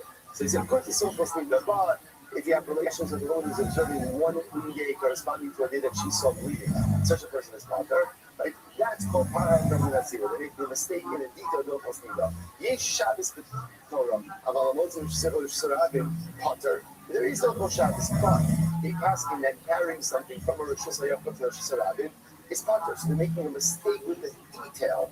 Ultimately, again, pound them in a tzibor. You have to be to it. You would have thought that basin should be potter in these cases. I'm sorry. Potter, same thing. There's Avodah Zarah, but they make a mistake about a detail regarding Avodah Zarah. So again, halacha. So you have to be to it. Tavolomar, the ne'elam davar, the low kol hamid. Listen, this is it. The par elam davar with that tzibor. Basin is only chayiv if they make a mistake regarding a detail of a mitzvah. But if they seek to approve the mitzvah in its entirety, again, it sounds strange to say potter. Potter means they're potter from par elam davar with that tzibor. It's certainly not a good case. However, we have to be to it. If you makes us to it, or back here as color to it. So much like this. You would have thought ultimately again if they are potter. Now, if you're going to say ultimately again where they uphold part and they want to be without part, they're potter. And if you go ahead and if they uphold everything you're potter, then when is there reliability? Kind of hard to is what kind of bounded by Ima. Davar kula no samashma. Maybe not. Maybe the ne'elam davar. How do you know davar only means a detail? Maybe davar means an entire mitzvah. So the Gemara says, "Hamor the ne'elam davar." So I said, okay, my gosh, I understand. How do you see from the phrase "v'ne'elam davar" that there's only liability if they uproot the detail, but not the mitzvah in its entirety? Amorula karibei v'ne'elam mi davar. So the way we actually understand that v'ne'elam davar is v'ne'elam mi davar. Their eyes were blinded to a detail. Amor Gemara says, "Kisya amarkra v'asu achos kol mitzvos." So again, the Rosh Hashanah is when they did something in Kol Mitzvos. Kol Mitzvos means like a detail from the mitzvah and not of the mitzvah. And it's entirely the Hashem and Davar Mizaki Mamre. Big Exer Shabbat, Mizaki Mamre. Again, we'll say, remember who's Mizaki Mamre? The rebellious sage. That's the guy and the member of the Day 3 who will not go ahead and give in to the majority. The Sibbet Mizaki Mamre, he probably made thought Davar. Well, something that Darsha Yidol the small. Mamre didn't have davar below kol davar. Davar below kol kol. Just like Zaki Mamre, he's arguing on a detail. So to prime davar not sibor davar means a detail. I'm ready to shmor. He basically hayavin hachi. So we'll say so again. It's just a moment to point out. All that was happening just there is that there are differences of opinion as to where to learn this out from. But the good news is everyone is agreeing with the halacha, namely that halacha said is only par elam davar minat sibor when the basin makes a mistake about a detail of a mitzvah. But if they make a mistake and they want to uproot the mitzvah in its entirety, ultimately again there's no davar. A basin hayav actually the davar shena sleeping both involved. So let's say listen to this. If there's only par davar minat sibor when basin makes a mistake regarding something that the tzdukim argue about. Okay, we'll see this about the davar shena sleeping both involved. But if they make a mistake regarding something that the tzdukim agree with, to it, ultimately they're potter. They will say, remember again, what did the tzdukim agree with? Right? What do they agree with? Torah Shabbat Sabbath. That's explicit. What do they disagree with? Torah Shabbat Peh. So the Gemara saying is like this. There's only parallel learning about Sibor in a situation, ultimately, again, where basically makes a mistake regarding something that's not explicit. But if they make a mistake regarding something that is explicit, ultimately there's no parallel learning about Sibor. Why not? My time up. Zil Kari Bei Rav. Pay attention in class. Pay attention in class, which means again, if Bezin makes a mistake, it's something that is explicit in the Torah. They'll say that's negligence. That's negligence. How have I done that Sibra? They'll say is where so you begin to see what's happening over here. It's where Bezin makes a mistake in a detail in a mitzvah that's not explicit. It's not explicit. Okay, mistakes happen. But you make a mistake in something explicit or even it's tzdukim know this. That's professional negligence. And with professional negligence, that's not par elam davar minat sibor. Incredible. So someone says, one second, let's analyze this. Tonight, someone says, one second, because the examples that the Mishnah gave seem to be examples that are explicit in the Torah. So tonight, the first one line said about it, Yesh me the Torah about Shomer Tzemkei Yom. Sim, the Safra law. The Ramich is so Paris, Echon the Echon. So it's to this. But the Halabot of Shemazim B'neged that when a woman leads on one day during certain days of the month, that she observes one corresponding day of Hara purity, that actually explicitly written in the Torah. So shouldn't that be so again, you just said before that if anything is explicit, you don't bring Hara down. That's the word. Usually says, no, maybe the mistake they made was Hara Sharia might be a Mudasira. They said that maybe initiating Biyah with this woman is mother, it's only completing Biyah that's Asa. And that makes it. It also says the person is called a Ha'ara. So ultimately it says if the man exposes her nakedness, which means even initial Biyah without completing the act, it's still going to be Asa. So what's their mistake? Kedar Gasira, Shalom Kedar Sharia. They said, it's only Biyah Kedarka. It's only Biyah Kedarka. That's Asr. Biyah Shalom Kedarka ultimately is going to be one. That's their mistake. You know, it doesn't make sense. I'm sorry,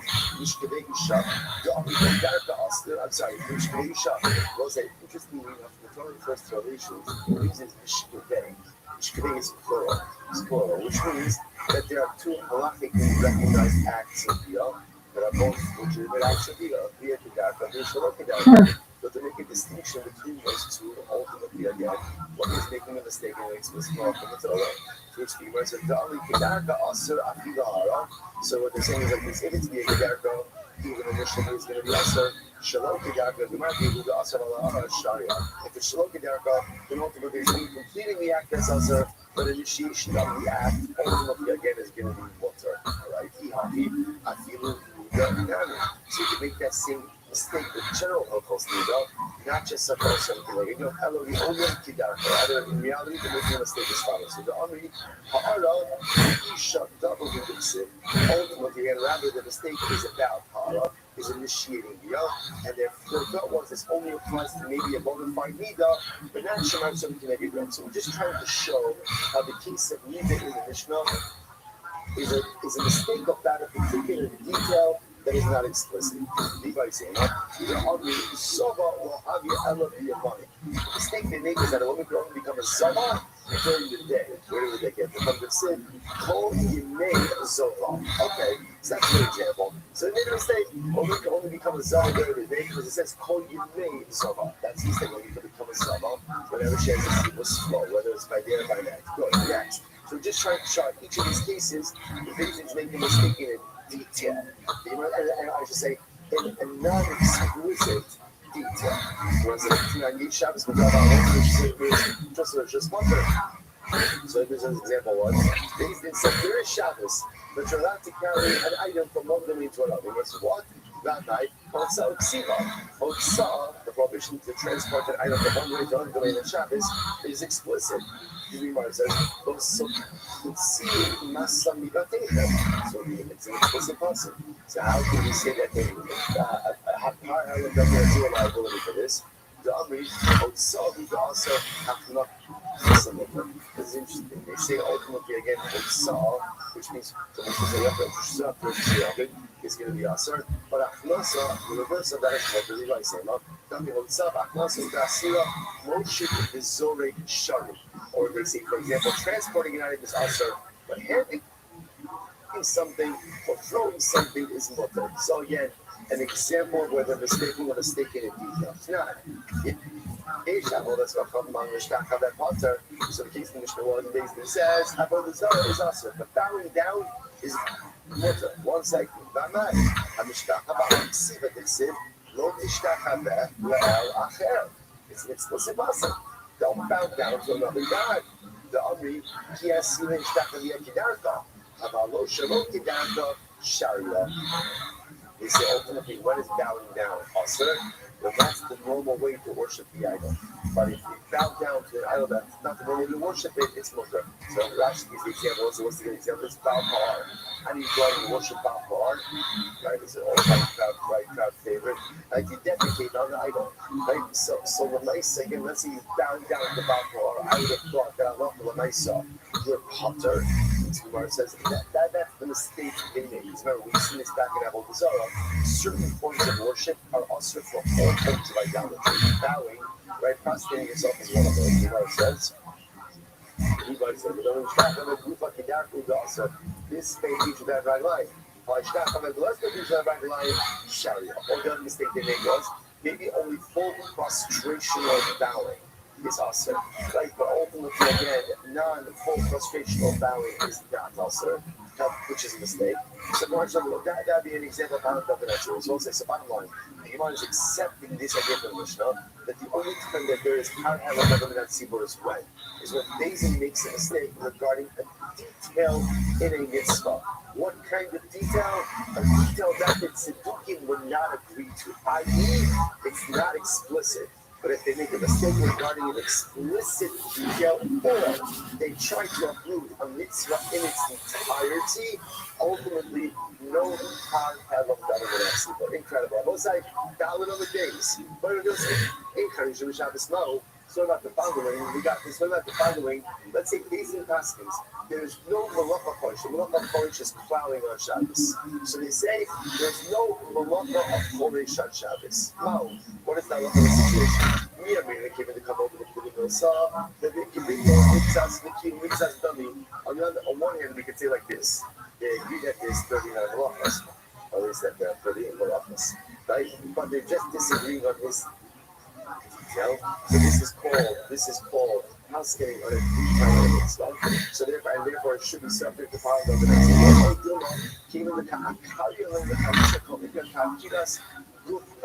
so what's listen to this? Or what they're doing with this psak is they're uprooting an entire malacha. So maybe uprooting an entire malacha is called uprooting an entire mitzvah, and therefore there's no power of the mitzvah like that. So it's interesting, Shaila. So what? And they're agreeing that there's Shabbos and that there's malacha. They're just disagreeing on one detail, i.e. one malacha. On the other hand, you could say no. They're going ahead and halacha l'maisa. They're going ahead and halacha l'maisa, uprooting an entire malacha. Maybe that's called uprooting an entire mitzvah. Therefore, no har helam davar v'natzivos. Let's analyze. So Tashma, each give it a your partner. Again, going back to Mishnah's case. There is supposed to be enough, but if you have relations with the Shemer Shem Kineged Yom, ultimately your partner. But Amai, Ha'aryon, the Shemer Shem Kineged Yom Kol. But they're uprooting this entire detail. Now, on the other side, the Mishnah said when basing uproots the entire mitzvah, there's no power hell of davar v'natzivos. We're trying to figure out what we hear is what happens when they're uprooting an entire detail that is part of a bigger mitzvah.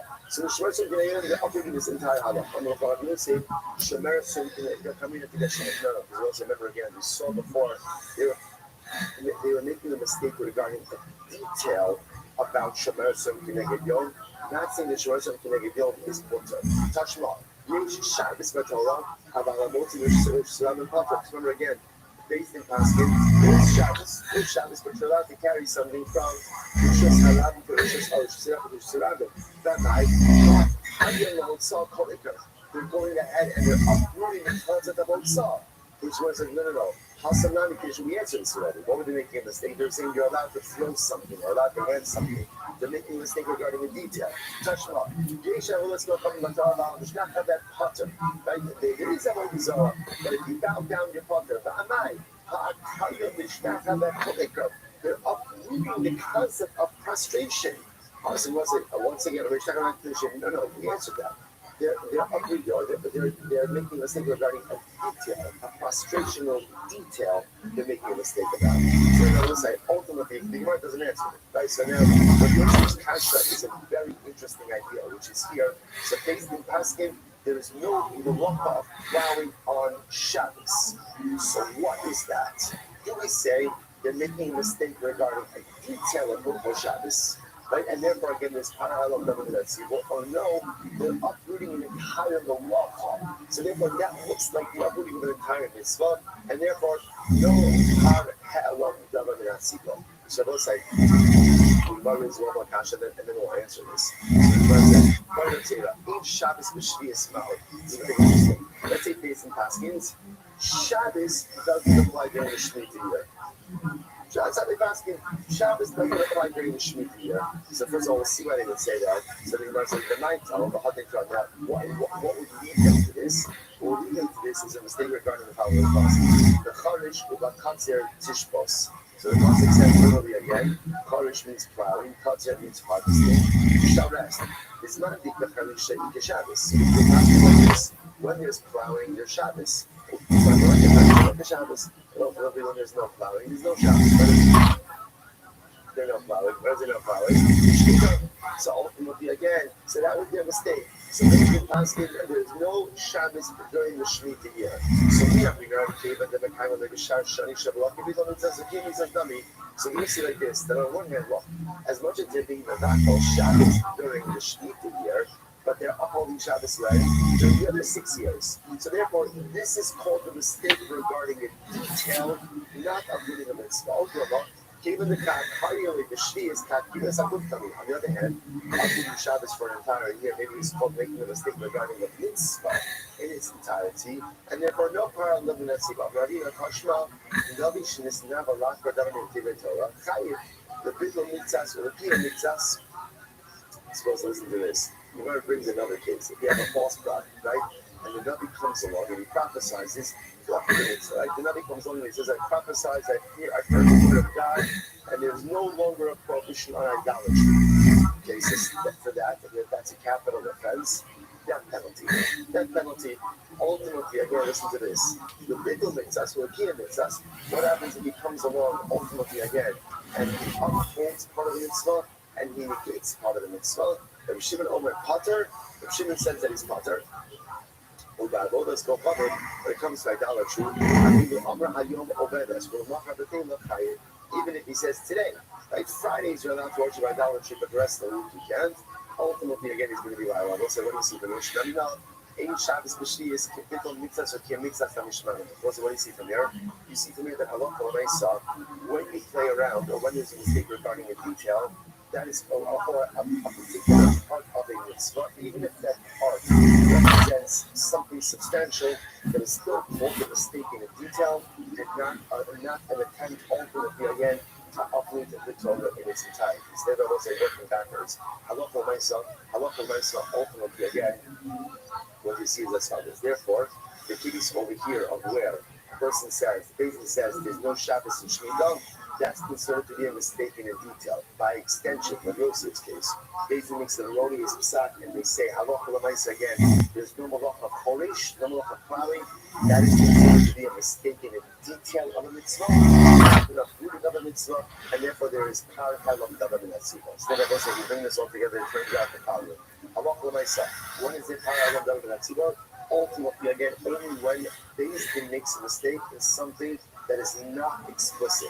If it's explicit, as evidenced by the fact that even the Tzedukim agree with it, no power halam davar in that sequence. Right? Furthermore, there's only liability when they seek to uproot a detail. But ultimately, again, if they seek to if they make a mistake regarding the observance, it's in its totality, no power halam davar in that sequence.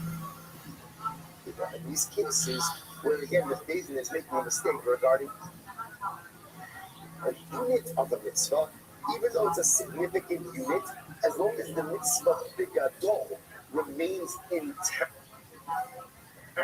they will be liable to par halam davar in that sequence.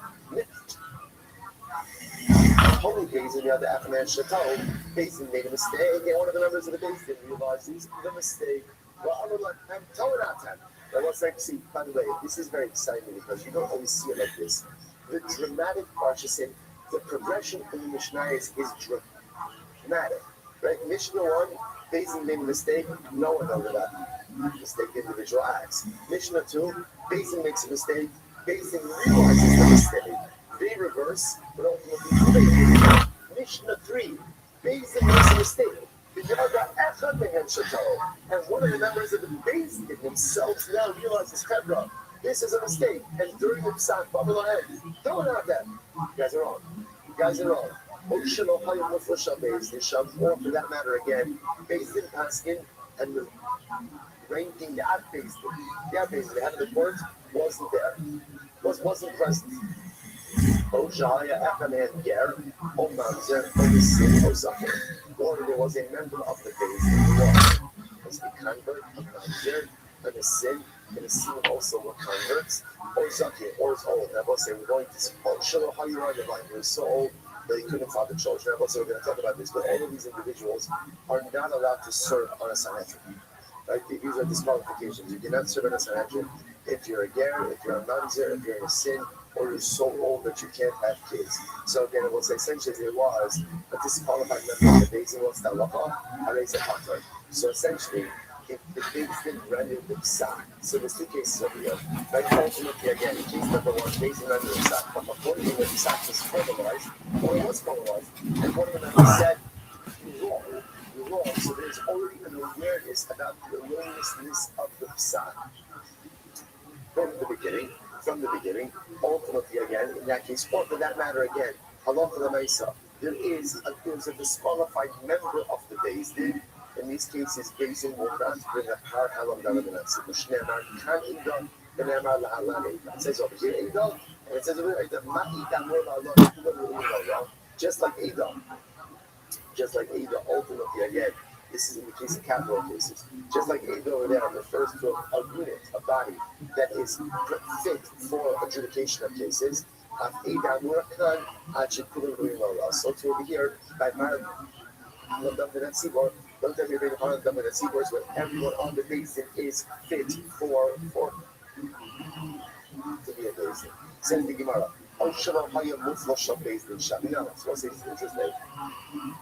So if the Beis issued the psak, and the ranking member of the Beis was not there, the psak ultimately again, if there's no paradigm to Natsiba.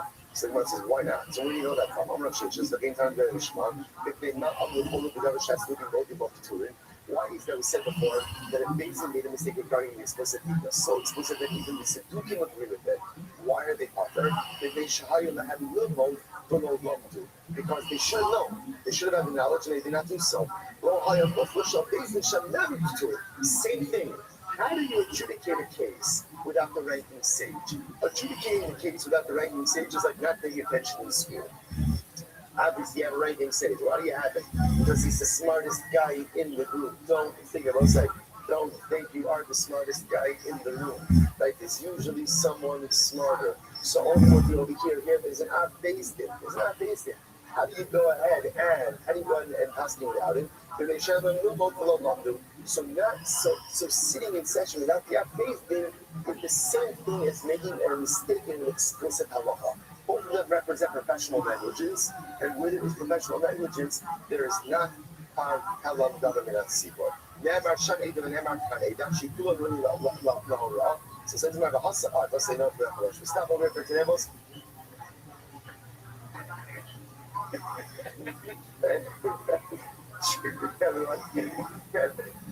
All right, I don't know that the quality was the best. Sometimes it's just about getting where you need to go, even if the trip is a little sloppy. That's how you again, we made it up to Mexican. Now, so you can see the pages ahead are a little bit. The print gets bigger. Tremendous. Everyone. Good Shabbos. Good Shabbos. Good Shabbos, everybody. Good Shabbos. Thank you, guys. Good Shabbos, everyone.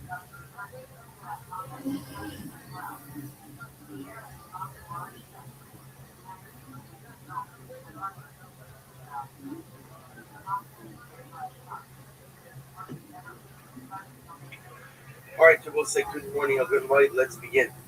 So first of all, our share is sponsored this month by Paul and Kathy Pollack in memory of Solomon Floret Pollack, Sarah Bas Abraham, Shmuel Ben Zakaria, by Dana Shamas and Aliyah, the family in Chama. Thank the Pollack Mishpacha for your sponsorship. And also by the Wilder family in commemoration of the yard site of Sarah Shangle Bas Raman Halevi, aka Grandma, whose yard site was this past week. We hope that in the marathon, our Torah and Shalom have an Aliyah and the family. So with that, let's begin. A lot to do today. Today's daf Hey 5. We are picking up on Dalit Amud Beis by the Mishnah, second class Mishnah on the daf. 2, 4, 6 lined up at the bottom. So hopefully by now, the Imam is getting into the Sefas Harius. You see the incredible beauty of it, the incredible intensity of it, a little bit of a different kind of thing than what we're normally used to, but something very exciting nevertheless. It says in the Mishnah, Horu Beis Din Shogigin. Va'asu Chalakal Shogigin. If Beis Din made a mistaken, erroneous ruling, and Klal Yisrael acted upon this ruling, B'shogeg as well, whereas Klal Yisrael did not realize that ultimately something was wrong. They had done something wrong. Would be in power. So ultimately, again, they bring the power Ha'elam Davim at Tzibur. This is a special covenant that's brought when Klal Yisrael unintentionally follows an erroneous ruling of Beis. The Zidin Va'asu Shogegin. What happens if Beis Din purposely gave an erroneous ruling? But Klal Yisrael again was Shogegin, whereas Klal Yisrael didn't realize that the ruling was incorrect. So the halacha is going to be in Kisbo Sigura. So we'll see this. What this essentially means is that the Kisbo Sigura is another way of saying a personal chatas. So in this case, we'll say where the intention, the erroneous ruling of Beis Din was intentional. Klal Yisrael was Shogeg. So in that case, there's no power ha'elam davar min hatzibur, it's just personal liability through a regular chatas. Shogegin va'asim azidin hara'elu k'turim. If the Beis Din was Shogeg, but the people knew Beis Din was wrong, but they still intentionally violated, then the halacha is matter. Then there's no problem. So there's no power ha'elam davar min hatzibur, because as we see, power ha'elam davar min hatzibur is only when everyone is Shogeg. That's number one. And of course, there's no personal liability. There's no chatas, because chatas is also only brought in the case of Shogeg, and in this case, Klal Yisrael were Mizidin. So the Gemara goes like that. Shogeg and va'asu Mizidin hara'elu k'turim. So we can infer from the Mishnah as follows: that if Beis Din delivered their ruling for Shogeg, but Klal Yisrael went ahead and acted for Mizid, hara'elu k'turim. Ultimately, again, they are butter. They are butter. No power ha'elam davar min hatzibur. Shogeg dunya the Mizid chayiv. We can infer from this that if it was Shogeg dunya the Mizid, then if it was, what does that mean? That it's chayiv. What's the case of Shogeg dunya the Mizid? They, Shahoru Beis Din shechilad mutar. So Beis Din, once we had this case earlier, Beis Din asking it mistakenly that chilad is mutar. Then it's chalik lo b'shulin. And then I will say, what happens? I have a piece of chilad and a piece of shulin. My chilad and my shulin, which remember shulin is permitted back, chilad is prohibited back, gets mixed up, and I end up eating chilad. But remember again, my intention wasn't to eat chilad. What was my intention? My intention was to eat shuman. But yet I ended up eating the chilad. So we'll say, what's that? I'm sorry. So we'll say that would be a case of shogeg dunya demezid, which sounds like, based on what the Mishnah said, that should be a case of where I should be covered ultimately again in my liability by the psak of the Beis Din. To which the Gemara says, if that's the case, if shotah, but yet again, if that's the case, then it can be inferred from the Mishnah. Yet why does Rabbi Bar Chama ask that very question earlier? Which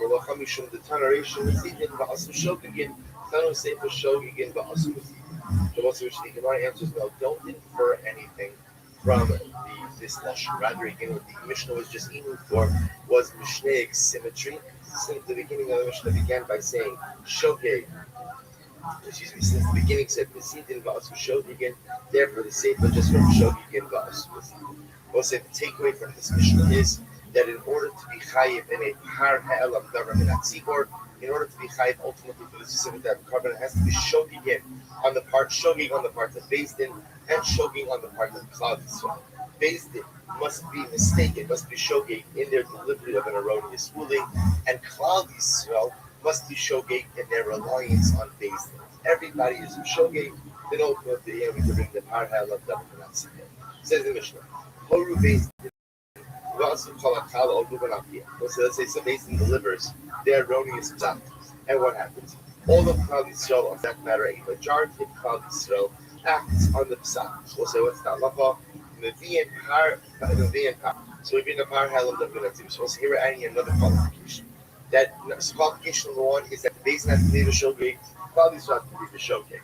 Next qualification I will say is that there must be either kol hakal, which we'll discuss what that means, or ruban, either the entire Klal Yisrael or the majority of Klal Yisrael has to act based on the mistaken ruling of Beis Din. If that happens, mostly they bring a power. If it happens to be that the mistaken ruling was regarding Avodah Zarah, then Avodah Zarah that the entire is so. So ultimately, again, we'll say for this Avodah Zarah, it's not just the Arab, there's an additional Sahir as well. This is what Rabbi says, something very interesting. He says Yud Beis Shvatim at the end Yud Beis Parim. He says the following: that ultimately, again, if we're talking about a situation where all the Shvatim sinned, so every single Shevet brings their own power. So again, I want to say same case. Ultimately, again, based and delivered an erroneous ruling, the tribes act. Klal Yisrael acts on that ruling. Yehuda comes along and says that each Shevet must bring their own par halam davar min hatzibur. U'ba'avodas go'chavim, v'being Yud Beis Parim v'shneim asar sir. And again, if the mistake was with Avodah Zarah, then each Shevet must bring its own par as well as its own seer for 12 parim and 12 seer. We'll say here with that one. Rabbi Shimon says, Yud Gimel parim, u'ba'avodas go'chavim shlosha asar parim. So let's listen to this. Yud Gimel seer. Par b'sar the Shevet, the Shevet, par b'sar the Beis. Rabbi Shimon has an interesting sheet. Yehuda builds on it. He says, and I will say the halacha is that for par halam davar min hatzibur, each Shevet brings their own, and what? Beis Din also brings one. So, for example, I will a case, quote-unquote case, so there would be 13 parim, one for each tribe, and they bring their own. If it was Avodah Zarah, it would be 13 parim and 13 seir. So the Gemara says, Horu Beis Din, Va'asu Zayin Shot and Horuban. What happens if Beis Din passes, Beis Din administers an erroneous ruling? But 7 tribes. So what's mentioned this yesterday? 7 Shvatim, Oruban Apian. So we'll say, or for that matter, the majority of Klal Yisrael. We'll say now, in this case, remember again, we're talking about 2 different things over here. There's either a tribal majority or a numerical majority. Tribal majority is when 7 of the tribes go ahead and follow the erroneous ruling. Or, the Gemara says, Oruban, or the numerical majority of Klal Yisrael, even if it's less than 7 tribes. So that halacha is Median Par. U'ba'avodas go'chavim Median Par b'sar Yerushalayim. So also Meir says that halacha l'maisa, as long as you have either a tribal majority or a numerical majority of Klal Yisrael following the erroneous ruling of Beis Din, that triggers the Par halam davar min hatzibur issue. Yehuda says as follows: Yehuda Omer Zayin Shvatim Shechadu, Median Zayin Parim. Yehuda says if 7 of the tribes sinned, then each tribe brings its own par halam davar min hatzibur. So this is Rabbi Yehuda Shikasa. Rabbi Yehuda always holds that each tribe, each shevet, brings its own par. Furthermore, he says something amazing. He says, Ushar Shvatim Shalochatu. What about the other tribes who didn't do anything wrong? Ve'vian al Yudei and par. Ultimately, again, I will say, the tribes who didn't sin bring a par for the tribes who did sin. Why? He says, the Gemara says, Sha'ab ilu shalochatu ve'vian al Yudei chot. Because ultimately, again, even the tribes who did not sin bring a par on behalf of those tribes who did sin. Rabbi Shimon says, Ches parim, u'ba'avodas go'chavim, Ches parim, v'Ches seirim. Par b'sar the Shevet, v'Shevet, par b'sar the Beis. Rabbi Shimon says, no, only the tribes who sinned go ahead and bring a carbon. Rabbi Shimon has in his other side is that Beis Din brings its own carbon. So each tribe will bring its carbon, Beis Din will bring its own additional carbon. Horu Beis Din shall acham min hashvatim va'asa osa shevet apian. This is actually very interesting. What happens if the high court of one of the Shvatim, each of the Shvatim also have their own court? Let's say one of the high courts of one of the Shvatim, Paskin Erroneous, delivered a wrong psak, and that Shevet acted on that psak. What's the halacha? Also Shevet Ruchayiv, Ushar Kol Shvatim Turned Rabbi. So Yehuda also will say that Shevet who followed its Beis Din is Chayiv for a par, but the other Shvatim are Pater. The Chachamim say no. Ein Chayavin Ella al Horoya Ella al Horios. So here you go the name of the sector. Horios Beis Din Agodim. So we'll say that Chachamim say no. Par halam davar min hatzibur will say is only brought if there is one Beis Din who delivers an erroneous ruling. In which Beis Din is that? That's the High Court, the Sanhedrin. Shene Amar Kol Adas Yisrael Yishku V'lo Adas also Shevet. So I'll say, interesting that the way the Chacham understand this, Adas Yisrael is actually a reference to the Sanhedrin as we're going to see. So the Chacham disagree, the Chacham say that if a tribal court goes ahead and delivers an erroneous ruling, there is no liability for par halam davar min hatzibur, only if the Sanhedrin issues an erroneous ruling. Ten Rabbanan. So we'll say, we now have a fundamental 3 machlokes in the Mishnah. We're going to analyze this now. Ten Rabbanan. Yadu shehoru k'tau, la horu. So let's listen to this case.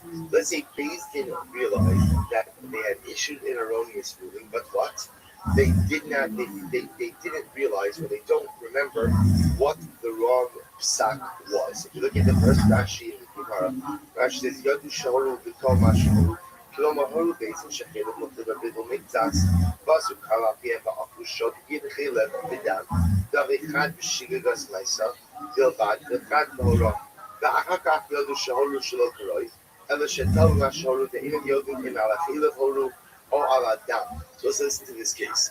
Beis Din realized that they made an erroneous ruling. They just forgot what the erroneous ruling was. So they know either we permitted chilef or dam. We just can't remember which one.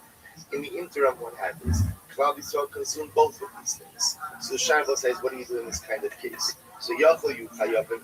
You might have thought that there'd be a parallel on that Tzibor Tamilomar, Vinod Hachatas. So the pasuk says that the sin became known. Below Sheyodu Achotim. It's not just enough to know that the people sinned, but rather again for a parallel on that Tzibor, what does there have to be? There has to be a specific knowledge as to what the erroneous psak actually was. Asher Chatu. So both say that, and that indeed is halacha l'maisa. In order to trigger a parallel on that tzibor liability, there has to be clarity as to what the wrong psak was. If Beis Din themselves, if Beis Din said, listen, we know we delivered a wrong psak, but what? We don't know what the psak was, then that cannot trigger a parallel on that tzibor liability. Asher chatu shnei shvatim levi'in shnei parim. If two tribes went ahead and sinned, so we'll say they bring two parim. Shlosha, Levi'in Shlosha. So I'll say if three tribes made a mistake. So ultimately again they bring three parim. Oh, Eina Omer Ella Chatu Shnei Yechidin Levi'in Shnei parim. Chatu Gimel Levi'in Gimel. Or maybe even it's not tribes, or maybe ultimately again if 3 and 2 individuals. An individual makes a mistake, he also brings a barhel on Davin that Tzibor. Therefore again the pasuk says Tamalomar Hakal Chayiv. So yours the whole kal chayiv. Well, so therefore the pasuk says it is only the kal who brings a parhel of Davin that Tzibor, never min hayachim. But what does it mean the whole kal chayiv? Ketzad chatu shnei shvatim levi'in shnei parim chatu zayin levi'in zayin usharsh. So we'll say therefore again, what do we learn from this? If 2 tribes sin, each of those tribes brings a parhel of Davin that Tzibor. Similarly, if 7 tribes sin, so 7 tribes bring a parhel on Davin that Tzibor, and furthermore, ushar shvatim shalom chatu levi'in al yedei par. So I say ultimately again, and even the tribes who did not sin bring a par on behalf of the tribes who did sin. Shafidu elu shalom chatu levi'in al yedei achotim. Lekach ne'emar kal lechayiv al kol kahal lekal divrei Rabbi Yehuda. So we'll say this is the shita Rabbi Yehuda. The Rabbi Yehuda shita will say is twofold. Number one, that there is individual tribal liability.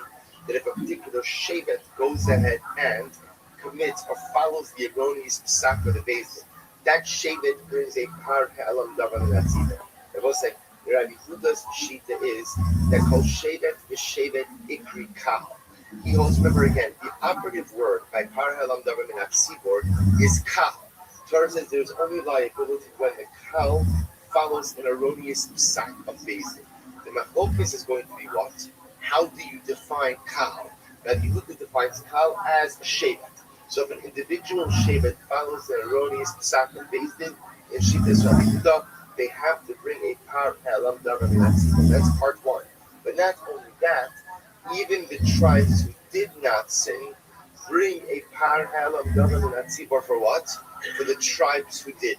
That's Rabbi Yehuda shita. They don't consider, therefore again, the Gemara says, L'chayiv akol kal v'kal divrei Rabbi Yehuda. So Rabbi Yehuda ultimately holds that halacha l'maisa again, the tribes who sinned go ahead and what? Bring a par ha'elam davar min hatzibor, and the tribes who did not sin bring a par for the tribes who did sin. Each shevet, there's always 12. So Rabbi Shimon says, Zayin shvatim shechatu. Listen to this. Levi'in zayin parim ubeis levi'in al yidei par. Shene'emar lemata kal, v'ne'emar lemala kal. Makala Amr Lamala based in Makal. Afkala Amr Lamata based in Makal. So what Rabbi Shimon says a little bit differently. Rabbi Shimon agrees with Rabbi Huda in that what? In that when an individual Shevet sins, so that Shevet brings a par helam davar minatzikor. But he adds in one thing and he disagrees on one thing. He adds in that when a Shevet brings a par, who else brings a par losai? The Beis Din. What he disagrees with is where in Rabbi Huda's model, the non-sinning Shvatim will also bring a par on behalf of the Shvatim who did sin, but yet Rabbi Shimon disagrees with that. So it's Rabbi Shimon's model, the Shvatim who committed the Avera, who inadvertently relied on the erroneous psak of the Beis Din, so they will bring a par, plus the Beis Din who delivered the erroneous psak will also bring a par. That's the sheet of Rabbi Shimon. Rabbi Meir says, Zayin Shvatim Shechatu, based in the Din Ayadeh Par, Vein Keturim. Everyone say, lastly is the sheet of Rabbi Meir. Rabbi Meir holds that Halacha L'maisa, it is only the Beis Din who brings the par hell of Davar Minatzikor, never the Shevet. Shvatim don't bring the par, only. See, Rabbi Meir says, Zayin Shvatim Shechatu, was in Rabbi Meir's model, the only time you bring a par hell of Davar Minatzikor is when there's a majority of the Kal itself. So again, how we define majority, we see two possibilities: either 7 tribes or the numerical majority of the Kal. Either way, Rabbi Meir says is that when there is a majority who has sinned, it is only based in who brings the par helam davar minatzibor, not the Shvatim, not the Shvatim. Ne'emar kal lamata, v'ne'emar kal lamala. Not kal ha'amar lamala based in below tzibor. Afkala Amr Lamata based in below Tzibor. The Rishon ben Elazar says Mishmo. So what does he say? Rishon Elazar holds Chatu Shisha Shvatim Vein Rubo Shakal. If 6 of the tribes sin and they represent the majority of Klal Yisrael, O Zayin or 7 tribes sin, Afa She'inu Rubo Shakal, even though what? They are not the majority of the Kal. Nevertheless, in the being part. So once Shimon and Elazar comes along and says, he's coming to define what is majority. He's the majority can take on one of 2 forms. Either 7 tribes, even if they're not the numerical majority, or the numerical majority, even if it's not 7 of the tribes. So we'll say first white line. Amar Mar, we'll say furthermore, what did we say in the Bryce above? That the only time you bring a fire up in a tzibur is when the Beis Din is explicitly clear as to what? As to the erroneous ruling they deliver. In other words, the Beis Din is unsure about the erroneous ruling. Beis Din knows, we know we did something wrong. Just what? We don't know what. You don't bring a par handle down to that tzibur. Mantana. We'll say, who is the opinion who said this? Who is the opinion who says this? So the Gemara says, I'm Rabbi Rabbi, the low Rabbi Eliezer. So also before we get to who we know it's like, I'll tell you who it's not like Rabbi Eliezer. It's not, I'm Rabbi Eliezer, Manafsha. Chaylev Achal, Chayiv, no Sir Achal Chayiv. So we'll say Rabbi Eliezer is commenting actually in a different case. Rashi points out he's talking about in a case of the Mesechus Krisus, where a person is not sure it's an individual. I'm not sure if I ate chaylev or I'm not sure if I ate nosa. So Rabbi Eliezer says at the end of the day, I can go ahead and bring a chatas. Why? Because it was like the carbon for eating chaylev or for eating nosa is the same. It's a chatas. So Rabbi Eliezer says, who cares whether you know you ate chaylev, you ate chatas, as long as you know what? You ate something. Right? You ate one of those items. Then I could bring a chatas because at the end of the day, it's the same liability for both. That's Rabbi Eliezer. So we'll say, Rashi points out over here that Rabbi Yoshua says at the end of the day, that nature of your liability, then you are not chayv. So our Mishnah will say the Rashi doesn't reflect Rabbi Eliezer. Because it was Rabbi Eliezer, even if the Beis Din doesn't know what the erroneous ruling was, so we'll say as long as we know what. As long as we know that they permitted something whose intentional consumption would be chayiv kares. As long as we know they did that, then what does it matter if it was chaylev, if it was this, doesn't make a difference. So obviously our Brisa does not reflect the view of Rabbi Eliezer. Rashi says, Rabbi Eliezer, no, you can even Rabbi Eliezer. Why? Shani Yachadim said, could be par helam davar minatzibor is a little bit different. Why? Because the pasuk says, Asher chata aleh. As well as the pasuk says, that Beis Din is chayiv for, or I should say, that parallel Davar Minatzibor is that parallel Davar Minatzibor is triggered when Klal Yisrael does something that Sherchatu Allah.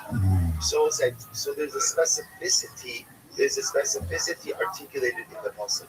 Sherchatu Allah for the specific sin that they committed upon it. I hasanami haksiv. But 1 second. Hasanami haksiv. Asher chatu Allah. I'm sorry. Hasanami haksiv asher chatu Allah. Oh, bless you. Homi boyle the pratla misase. I will say there that pasuk is coming to teach us something else, which is what?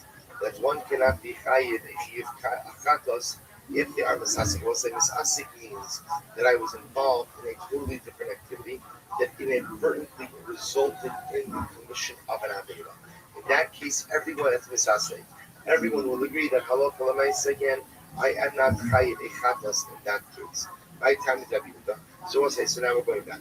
So now what we have over here is the various shittos concerning under what circumstances ultimately again is a parhel of davar minatzibor for us. Remember again, shittas Rabbi Yehuda is that the 12 shvatim, each of the shvatim brings their own par.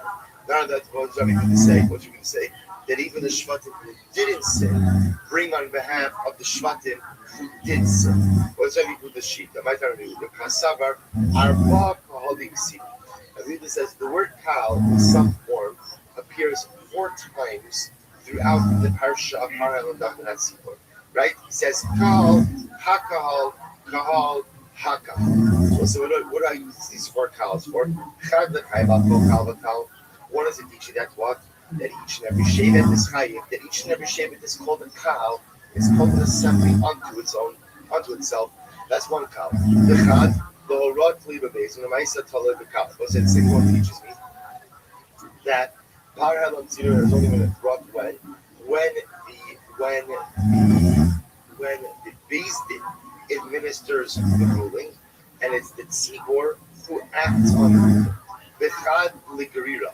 We'll say what is teaching me about Garira? What's Garira? We'll say that halacha the Maisa, even the Shvatim who didn't sin, bring Garira the dragged along. Bring a carbon on behalf of the Shvatim who did sin. And I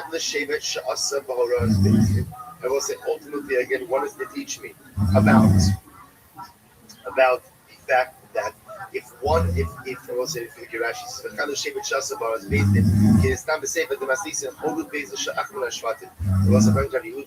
even if one of the Shvatim acted based on the psak halacha of its own basin, that's Rabbi Yehuda. So Yehuda learns out all of the shittos from the 4 times the fact that the word kal is here. Rabbi Shimon's model. Talasa kalik sivi. It says the word kal 3 times. Hakahal, kal, hakahal. Beinei hakahal, orche dekro. Let's say, but he doesn't mention the 4th kal. Why? Because that 4th kal appears in the phrase me'inei hakahal. It was obscured from the eyes of the kal, which was again basically made a mistake. He says that one you can't imagine why, because that's just an expression. As well as people often say, the matter was hidden from the eyes of so and so.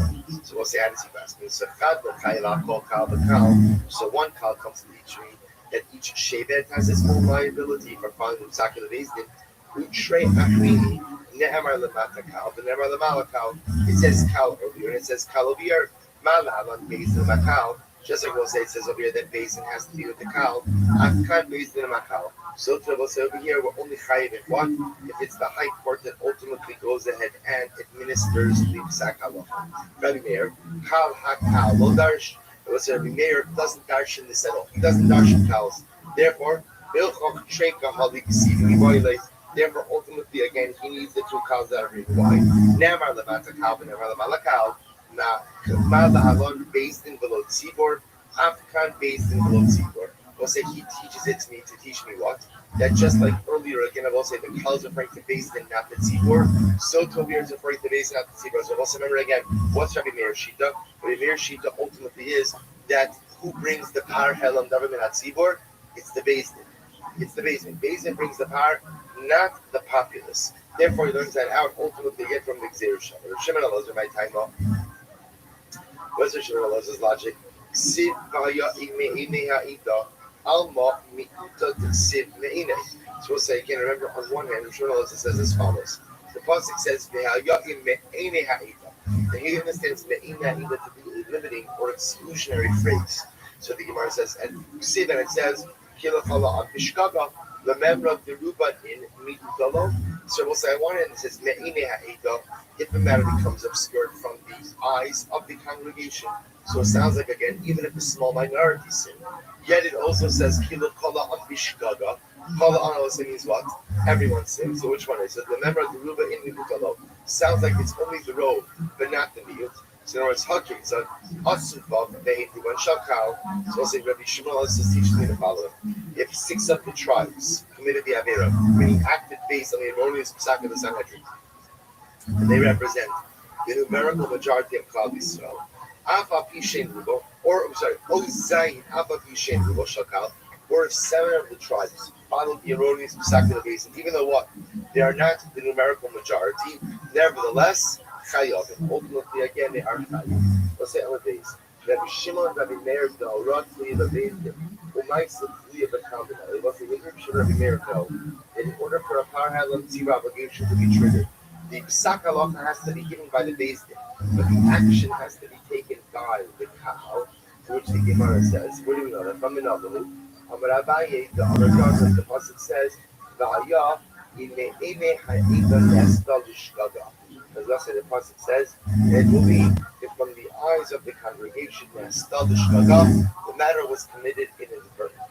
Rabbi says, Rabbi is from the Pasuk from that the entire nation acted inadvertently.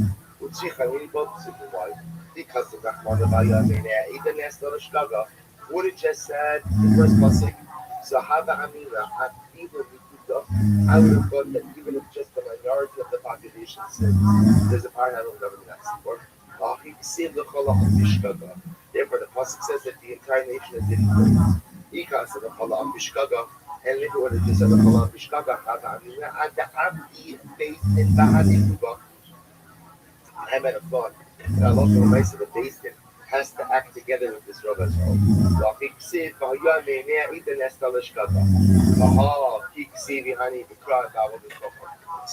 One second, these two devils are written in the context of Avodah Zarah. So ultimately, you make this Shabbat to teach us that this halacha applies whether Beis Din is delivering an erroneous ruling about Avodah Zarah or about anything else for which there would be a good fight. But Modu Beis Din Shah. But remember again what the Mishnah is saying. If the Beis Din of one of the tribes, delivered an erroneous ruling, so we'll say again, that does not trigger Har Ha'alam Davar Minatzi.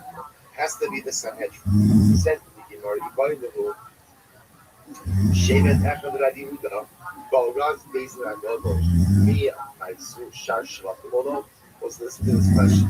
What happens if you have to find a situation? Balraz Beis Din Agogo, I'm sorry, Shevet Echad Radi Huda, so what happens if one tribe acted based on the Pesach of the Sanhedrin Agog? So we'll say, so one tribe acted, but it was the Pesach of the Sanhedrin Agog. So let's remember again, what does Rabbi Yehuda hold? Rabbi Yehuda holds that each and every tribe brings its own Par Helam Davar Minatzi. So what happens in the following situation? One tribe acts based on the erroneous Pesach of the Beis Din Agog. Me, Maisu, Shar, Shavatim, Odo.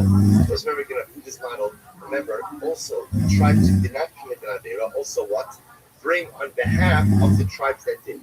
So if one tribe committed an Avera based on the Pesach of the Sanhedrin Agog, do the other tribes bring for that one tribe on it? Me, Aminon, Shiva, Shatul, Rude, Maisu, Shar, we should be equal. Do we say the only time that the other tribes bring a carbon is when you have 7 tribes. When you have the majority of the tribes who committed an inadvertent sin based on the Pesach of the Beis Din, that's when we say that what? That the tribes who didn't sin have to bring on behalf of the tribes who did sin. However, again, but again, one tribe, now remember I was saying Rabbi Yehuda's model, even if one tribe sins, remember I was saying Rabbi Yehuda's whole model is one tribe is also called the cow. So Rabbi Yehuda's model, you can have if a one tribe follows the Pesach of the Sanhedrin Agog, the erroneous Pesach, they are going to bring a Par Helam Davar Minatzi. That will happen. The Shaila is, do the other tribes have to also bring on behalf of that much, I'm going to say, you said before, that Rabbi Yehuda's model, you always have 12. So, not necessarily, meaning, remember, here's what we do know. We know when there is a majority of the tribes, then what? Then all 12 bring. Now, Gemara is asking us, what happens if one tribe sins? So we'll say, what do we know in Rabbi Yehuda's when one tribe sins? That tribe, one tribe is called a cow. That tribe brings a par halal dalam and atzibah. That we know. That's whether that's halakha nice, we'll have to see. But that shit is Rabbi Yehuda. The tribe, all the other tribes bring on behalf of the one as well. So do we say the only time that the rest of the tribes bring is when there's a rove of the shvatim who sinned, then even the ones who didn't bring about Hashem with the leg of below. But if there's only one tribe, obviously it's not a rove, then the other tribes do not bring. Maybe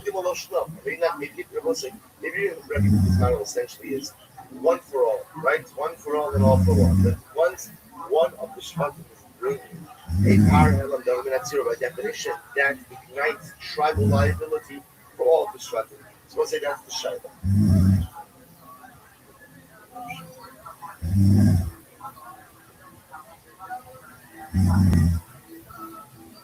Same thing. Says the Gemara Kashma. So what's this? So what do they bring?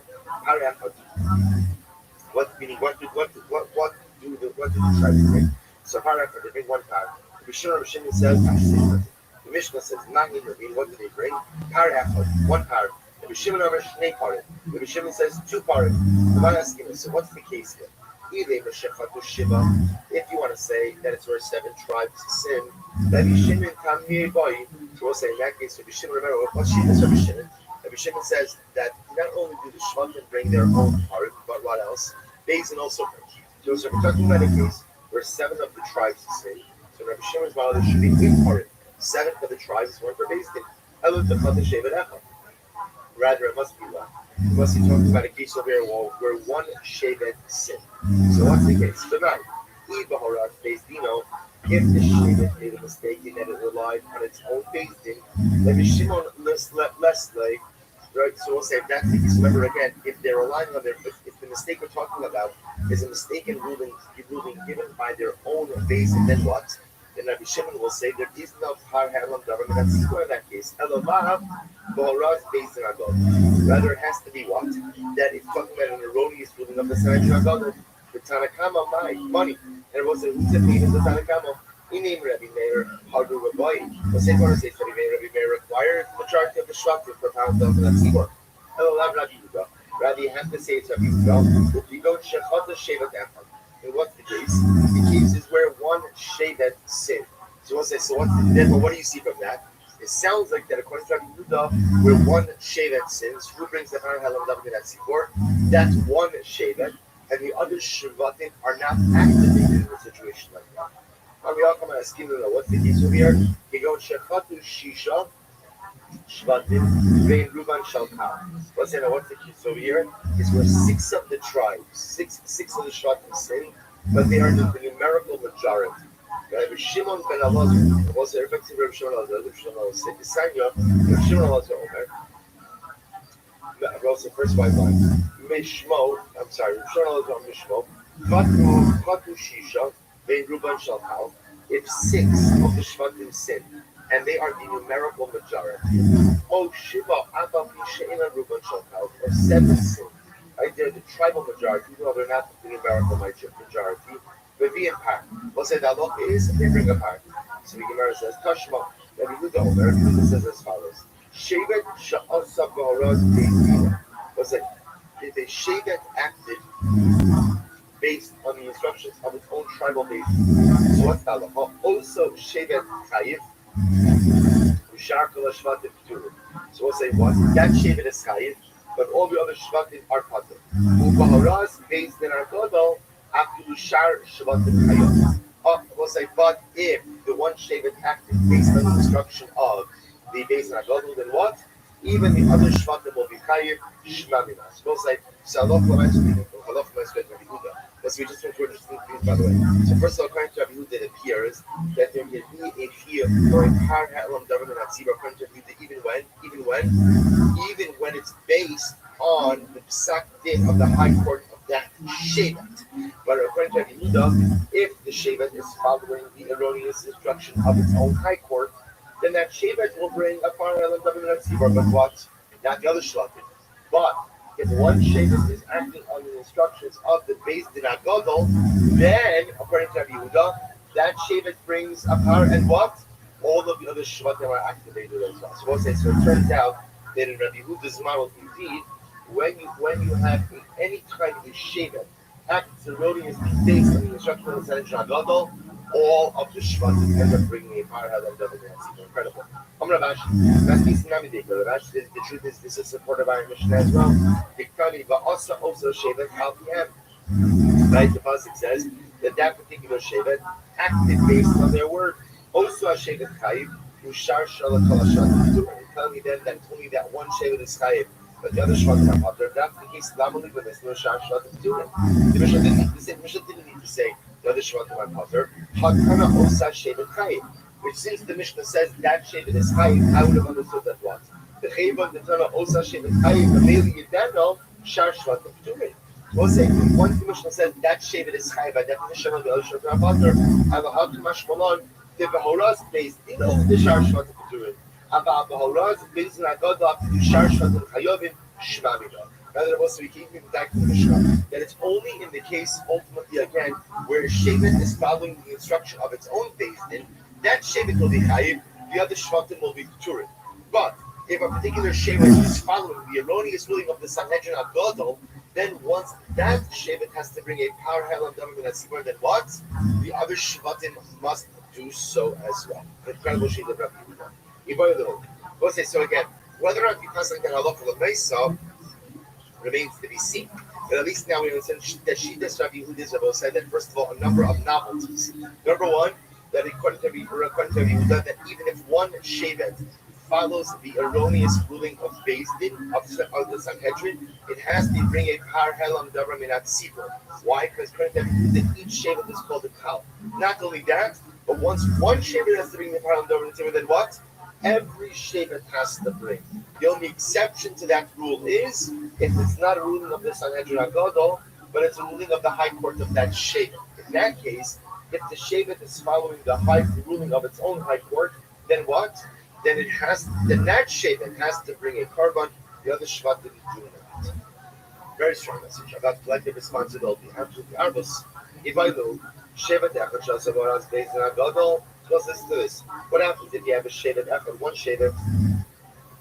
Shasavaras based on HaGadol. Was it followed the Psak Halakha of the Sanhedrin? Sanhedrin handed down the erroneous ruling. You have one Shevet who follows it. So the Rabbi Shimon, me, my Tzilov. So now we're transitioning from Rabbi Yehuda to Rabbi Shimon. Let's remember again, what was she does Rabbi Shimon? She does Rabbi Shimon was, Rabbi Shimon holds, he builds on Rabbi Yehuda. He says, yes, that each Shevet is called its own Kal. Each Shevet must go ahead and bring its own Kal and Davar Minat Tzibor. And furthermore, again, when one brings, or I should say, when the majority brings, they all bring. He also adds that the Beis Din also brings its own power.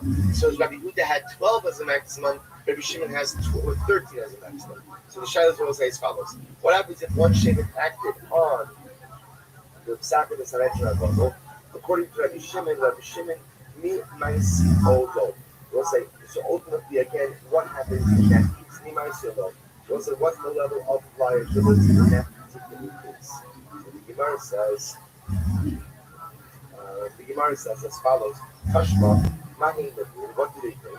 Par Echad, bring one par. Rabbi Shimon Omer Shnei par. Shimon says 2 parim. But my asking, we'll say, so what's the case? What's the righteous case? If you want to say that it's a case of where 7 of the Shvatim sin, Shnei parim, 2 parim, Shmona parim. So we'll say if 7 Shvatim sin, according to Rabbi Shimon, then what? You would have 8. 7 for the Shvatim who sin, and 1 for the Sanhedrin. Ella the Chata Shevet Echad. Rather, you have to say it's a case where what? One of the Shvatim sin. Who could find? We'll say, what's the case? If you want to say the Shevet sin based on the Psak of its own based in, Rabbi Shimon Leslie. Let's say Rabbi Shimon does not hold that there's any liability where a Shevet follows its own based in. The only time Rabbi Shimon says his liability is when it follows Sanhedrin HaGadol. Ella Baurat based on HaGadol. Rather, it's the Ras based on HaGadol, Sanhedrin. It is Virah. Tanakama money. What's it? Who's the Tanakama? Rabbi Meir Rubaboy. I say sorry, Meir holds. Don't bring a hand up in that seaboard. Either when there's in America, there's a tribal road. So Rabbi Yehuda Sharshat and Rabbi Meister. What's it? Rabbi Yehuda that once even one Shevet brings, then what? Then the rest have to bring as well. Elohaman Rabbi Shimon Elazar. Was it rather again? It must reflect the view of Rabbi Shimon Elazar to the science we taught about. Tashma. The Chacham say, we all of Eno Chayim Ella Al Hora Beis Ragod. Chacham say that the only time you bring a parallel double and see where it's when it's in Allah for the mind again and Chal Sak Halach of the Sanhedrin Ragod. One Chacham was the word of Chacham. Even if Rabbi Meir, if I want to say it's Rabbi Meir, Rubaboy, Rabbi Meir hold that you even need a tribal or numerical majority. Rabbi Shimon, Rabbi have to say that it is Rabbi Shimon, to which the Gemara says, ultimately again, Shema Minah. See that this is correct. Rabbi Shimon, Shevet Echad Ikri Kalmanal. Also listen to this. So I will say, the common denominator between Rabbi Shimon and Rabbi Yehuda is that they see. We'll say the difference is Rabbi Yehuda. So we saw the differences with it. But what they both agree on is as follows: that even one shevet is called a cow. Even one shevet is called essentially clouds. It's called an assembly. Where do they get that from? To which the Gemara says something amazing. To which the Gemara says, Shevet echad ifi kamen over. Amri b'chsev, vayamod Yoshafat b'kal Yehuda, Yerushalayim, Nocha Chatzer Hashem, ve'inotzer Chatzer Beis Hashem HaKadosh. Was it because the pasuk said that Yoshafat stood b'kal Yehuda Yerushalayim. He stood in front of the assembly of Yehuda, b'kal Yehuda Yerushalayim, opposite the Beis Hashem HaKadosh, literally again, the new house of God. What does that mean? My Chadasha. What it means that this was the place where they were Chadish, like they made a Chiddush. Was there always a Chiddush? V'amru Tuvul Yom Al Yikanis B'Nachman Alabiyah. What it happens either under Yom Shabbat, they went ahead and they made a brand new ruling, which was what? That a Tuvul Yom, we'll say a Tuvul Yom is someone who went to the mikvah that day, but it still requires Herav Shemesh. It still requires the sunset in order to become Lord. So they passed it that a Tuvul Yom can't enter into Nachman Alabiyah. So we'll say, but what's the point over here? The point over here is you see that Yehoshaphat is standing in front of seemingly one tribe, which is Yehuda. And what does it call Yehuda? What does it call Yehuda? A cow. So the Gemara suggests you see from the Rabbi Shimon, Rabbi Yehuda from here that even one shevet is called a cow. To which the Gemara says, maybe Yerushalayim is different. I'll tell you why. Because it will say, remember again. Here's what's interesting about Yerushalayim. In all the other areas of Eretz Yisrael, they were predominantly occupied by one tribe. Yerushalayim was unique about saying that Yerushalayim was actually occupied by two tribes. So, right? That inhabited, right? Yerushalayim was inhabited by two tribes, right? By Yehuda and Binyamin. So maybe the reason why the Navi uses the Lashon Kal over here is because in Yerushalayim there were two tribes. But in Achinami, that is not necessarily a raya that one tribe constitutes a kal. To which the Gemara says, you're right, you can bring another raya. Who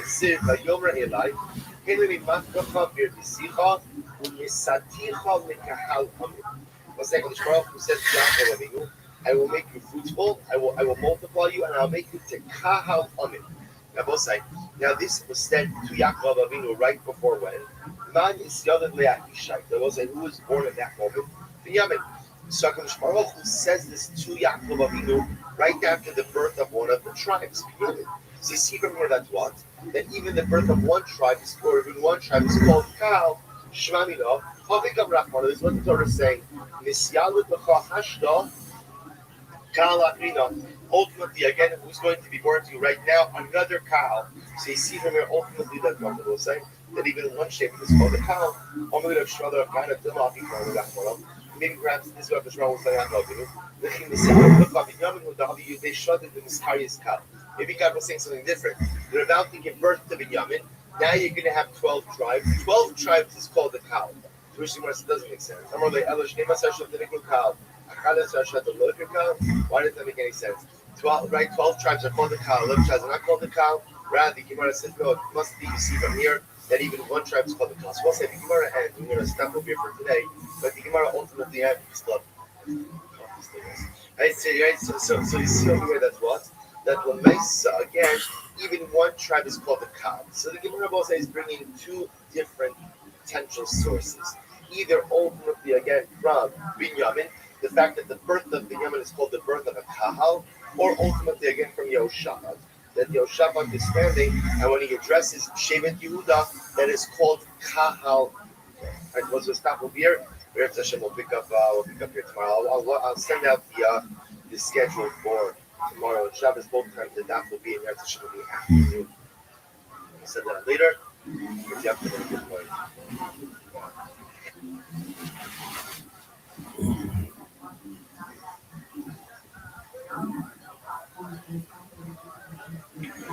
All right, so we'll say good morning or good night. Let's begin. So first of all, our share sponsored this month by Paul and Kathy Pollack in memory of Solomon Floret, Pollack, Sarah Bas Avram, Shmuel Ben Zechariah, maybe in a Shabbos and Aliyah, the family of Chama, thank the Pollack Mishpach for their sponsorship. And also by the Wilmer family, in commemoration of the yard site of Sarah Shangle Bas Raman Halevi, aka Grandma, whose yard site was this past week. People that are in the marriage of our Shalom Havan Aliyah and the family. So with that, let's begin. A lot to do today. Today's daf is daf page 5. We are picking up on Dalit Amud Beis by the Mishnah, the second class Mishnah on the daf. 2, 4, 6 lines up at the bottom. So hopefully by now, the Imam is getting into the second Harius. You see the incredible beauty of it, the incredible intensity of it, a little bit of a different kind of human. Thank you so much. Than what we're normally used to. But something very exciting nevertheless. It says in the Mishnah, Horu Bezdin Shogigin. If Bezdin made a mistaken, erroneous ruling, and Klal Yisrael acted upon this ruling, B'shogig as well, whereas Klal Yisrael did not realize that ultimately something was wrong. They had done something wrong. Would be in par. So ultimately, again, they bring the par ha'elam government at Tzibah. This is a special cover that's brought when Klal Yisrael unintentionally follows an erroneous ruling of what happens if Bezdin purposely gave an erroneous ruling? But Klal Yisrael again was shogin, whereas Klal Yisrael didn't realize that the ruling was incorrect. So the halakha is going to be in Kisbo Usigura. So we'll see this. What this essentially means is that the Kisbo Usigura is another way of saying a personal chatas. So in this case, we'll say where the intention, the erroneous ruling of Bezdin was intentional. Klal Yisrael was shogin. So in that case, there's no power ha'elam government at Tzibah, it's just personal liability through a regular practice. Shogigin va'asuk l'zidin hara'elim. If the Bezdin was shogig, but the people knew Bezdin was wrong, but they still intentionally violated, then the halakha is pater, then there's no problem. So there's no power ha'elam government at Tzibah, because as we'll see, power ha'elam government at Tzibah is only when everyone is shogig. That's number one. And of course, there's no personal liability, there's no chatas, because chatas is also only brought in the case of shogig, and in this case, Klal Yisrael were deceived. So the Gemara goes back there. Shogig and va'asu deceiving are able to do it. So we can infer from Mishnah as follows: that if Bezdin delivered their ruling for shogig, but Klal Yisrael went ahead and acted with Bezdin, hare elu turi. Ultimately, again, they are butter. They are butter. No power ha'elam government at Tzibah. Ha shogig dunki the Bezdin. We can infer from this that if it was shogig dumya devis, and if it was, what does that mean? That it's chayiv. What's the case of shogig dumya devis? So they dummy. Shahoru Bezdin shagir mutar. So Bezdin, most you had this case earlier. Bezdin asking mistakenly that chaylev was mutar. Then it's chalik from the shuman. And then I will say, what happens? I have a piece of chaylev and a piece of shuman. My chaylev and my shuman, which remember shuman is committed fat, chaylev is derivative fat, gets mixed up. And I end up eating chaylev. But remember again, my intention wasn't to eat chaylev. What was my intention to do? My intention was to eat shuman. But yet I ended up eating the chaylev. So I'll say, what's that?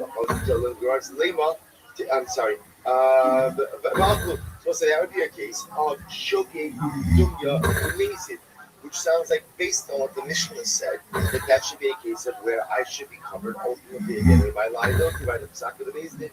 To which the Gemara says, if that's the case, if Shotah, but yet again, if that's the case, then it can be inferred from the Mishnah Yeah, why does Rabbi Bar Chama ask that very question? The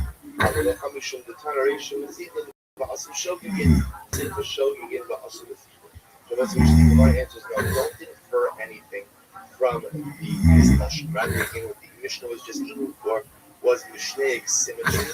Since the beginning of the Mishnah began by saying, Shogeg, since the beginning said, Mesidin va'asu shogegin, therefore the Sefer just wrote Shogegin va'asu mesidin. What said the takeaway from this Mishnah is that in order to be chayiv in a par ha'elam davar min hatzibor, in order to be chayiv ultimately to the system that the covenant has to be shogegin on the part, shogeg on the part of Beis Din, and shogeg on the part of Klal Yisrael. Beis Din must be mistaken, must be shogeg in their delivery of an erroneous ruling, and Klal Yisrael must be shogeg in their reliance on Beis Din. Everybody is shogeg. They don't go to the air. We can bring the power hell of them. Says the Mishnah, Oru Beis Din, Vasu Kalakal Oru Banam. So let's say the Beis Din delivers their erroneous psak. And what happens? All of Klal Yisrael, or for that matter, a majority of Klal Yisrael, acts on the psak. So we'll say, what's that? Laka, Mevi'en par. So we bring a par hell of them. So here we're adding another qualification. That qualification number one is that the Beis Din has to be the shogeg. Klal Yisrael has to be the shogeg.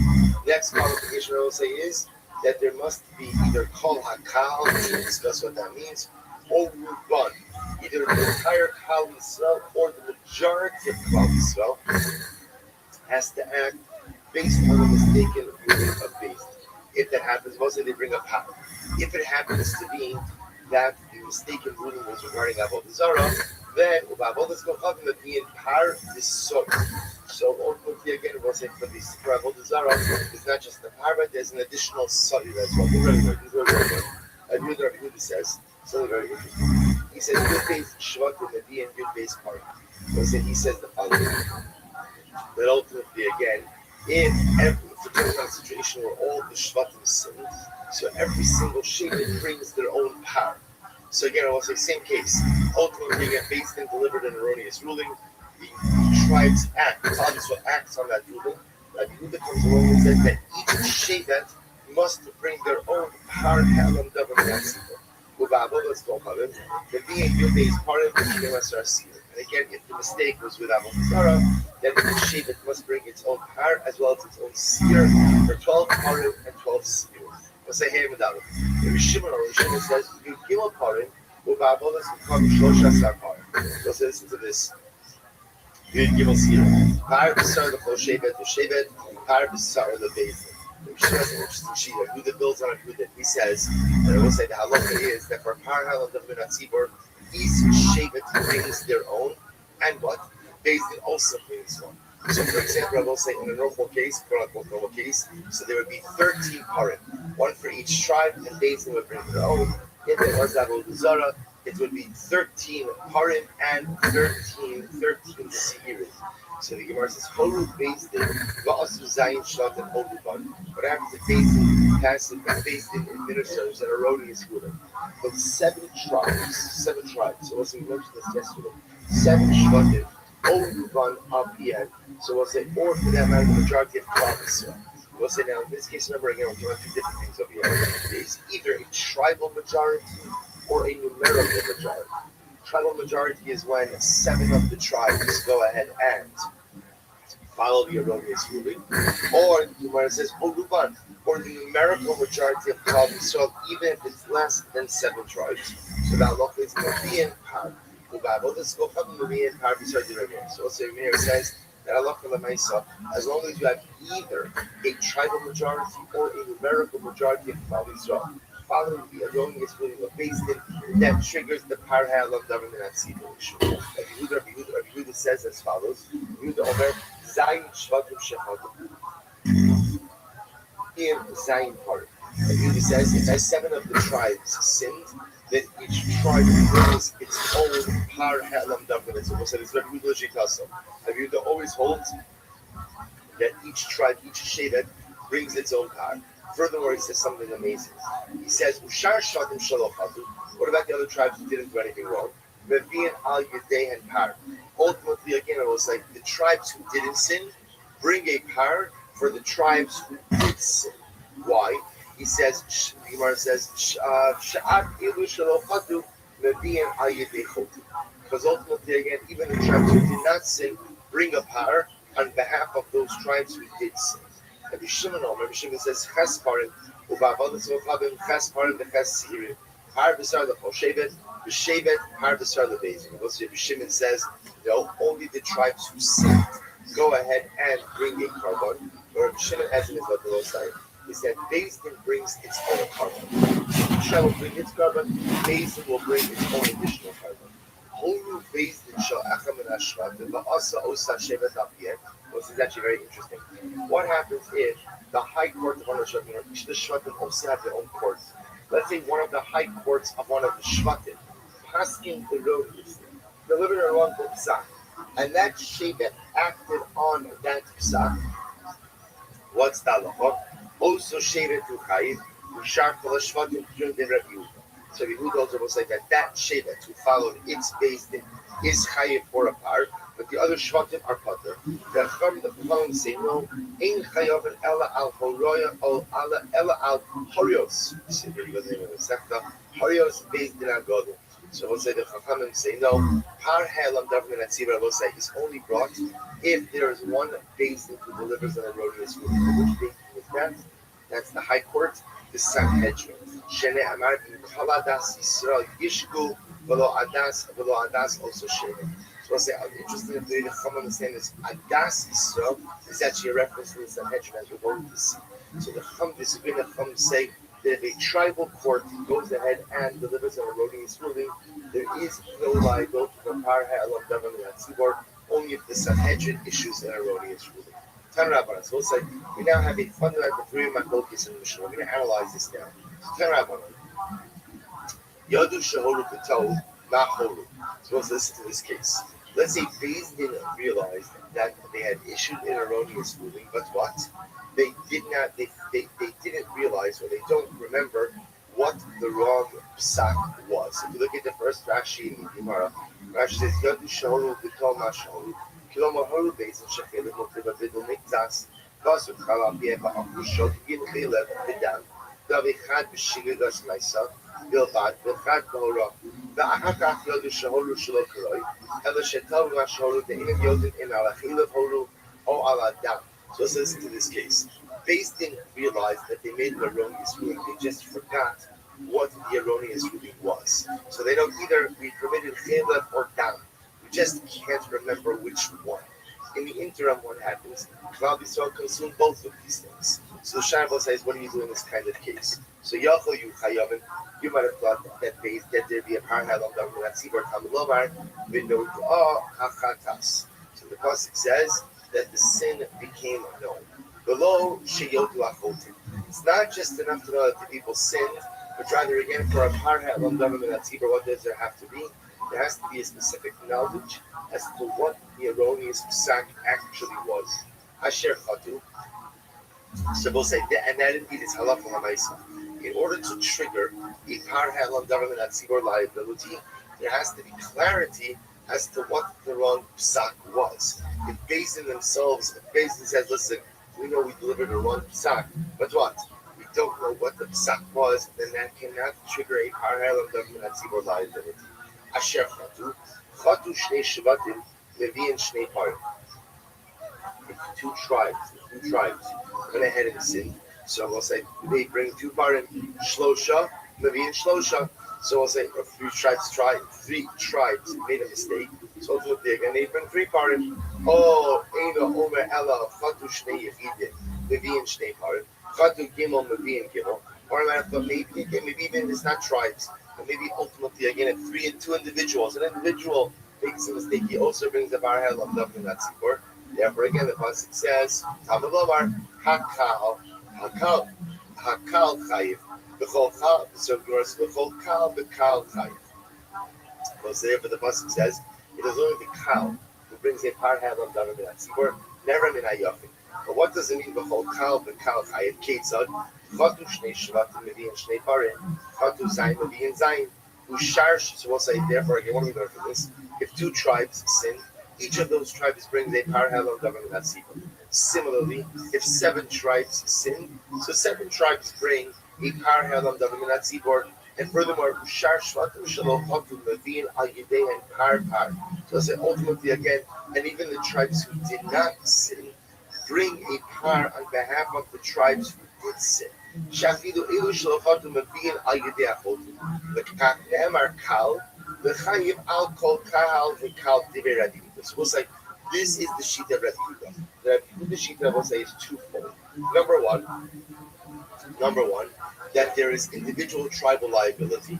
That if a particular shevet goes ahead and commits or follows the erroneous psak of the Beis, that shevet brings a par ha'elam davar min hatziva. I will say, the Rabbi Yehuda's shita is that called shevet v'shevet ikri kahal. He holds, remember again, the operative word by par ha'elam davar min hatzibor is kahal. Torah says there's only liability when the kahal follows an erroneous psak of Beis. The machlokas is going to be what? How do you define kahal? Rabbi Yehuda defines kahal as shevet.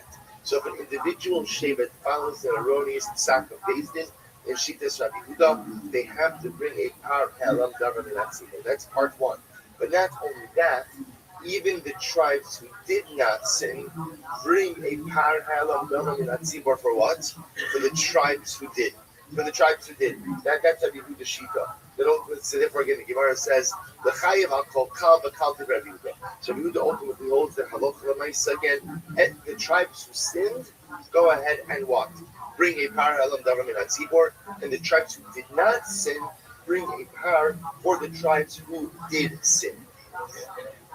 Each shevet. There's always 12. So Rabbi Shimon says, Zayin Shvatim Shechatu. So listen to this. Mavi'in Zayin Parim, Ubeis Mavi'in Al Yidei and Parim. Shene'emar Lamata Kal, V'ne'emar Lamala Kal. Makal Amr Lamala based in a Makal. Afkal Amr Lamata based in Makal. So what's Rabbi Shimon says a little bit differently. Rabbi Shimon agrees with Rabbi Yehuda in that what? In that when an individual shevet sins, so that shevet brings a par ha'elam davar min hatzibor. But he adds in one thing and he disagrees on one thing. He adds in that when a shevet brings a par, who else brings a par? I will say the Beis Din. What he disagrees with is where in Rabbi Yehuda's model, the non-sinning shvatim will also bring a par on behalf of the shvatim who did sin. But yet, when I say again, Rabbi Shimon disagrees with that. So it's Rabbi Shimon's model. The shvatim who committed the avera, who inadvertently relied on an erroneous psak of the Beis Din, so they will bring a par. Plus, the Beis Din who delivered the erroneous psak will also bring a par. That's the sheet of Rabbi Shimon. Rabbi Meir says, Zayin shvatim shechatu Beis Din mevin al yidei par vein peturim. And I will say, lastly, is the sheet of Rabbi Meir. And Rabbi Meir holds that halacha l'maisa, it is only the Beis Din who brings the par ha'elam davar min hatzibor, never the shevet. Shvatim don't bring the par. Only. So Rabbi Meir says zayin shvatim shechadu. Because in Rabbi Meir's model, the only time you bring a par ha'elam davar min hatzibor is when there's a majority of the Kal, the majority of Kal itself. So again, how we define majority, we see two possibilities: either 7 tribes or the numerical majority of the Kal. Either way, Rabbi Meir says is that Allah when there is a majority who has sinned, it is only Beis Din who brings the par ha'elam davar min hatzibor, not the shvatim. Ne'emar kal lamata, v'ne'emar kal lamala. Makal ha'amar lamala Beis Din below tzibor. Afkal ha'amar lamata Beis Din below tzibor. The Rishon ben Elazar says Mishmol. So in Rosh, we'll say, what does he say? Rishon ben Elazar holds. Chatu shisha shvatim vein rubo shakal.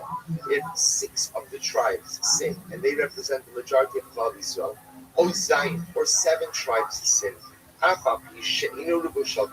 even though what? They are not the majority of the Kal, nevertheless in the Vian part. So Shimon ben Elazar comes along and says, he's coming to define what is majority. The majority can take on one of 2 forms. Either 7 tribes, even if they're not the numerical majority, or the numerical majority, even if it's not 7 of the tribes. So we'll say first wide line. Amar Mar, we'll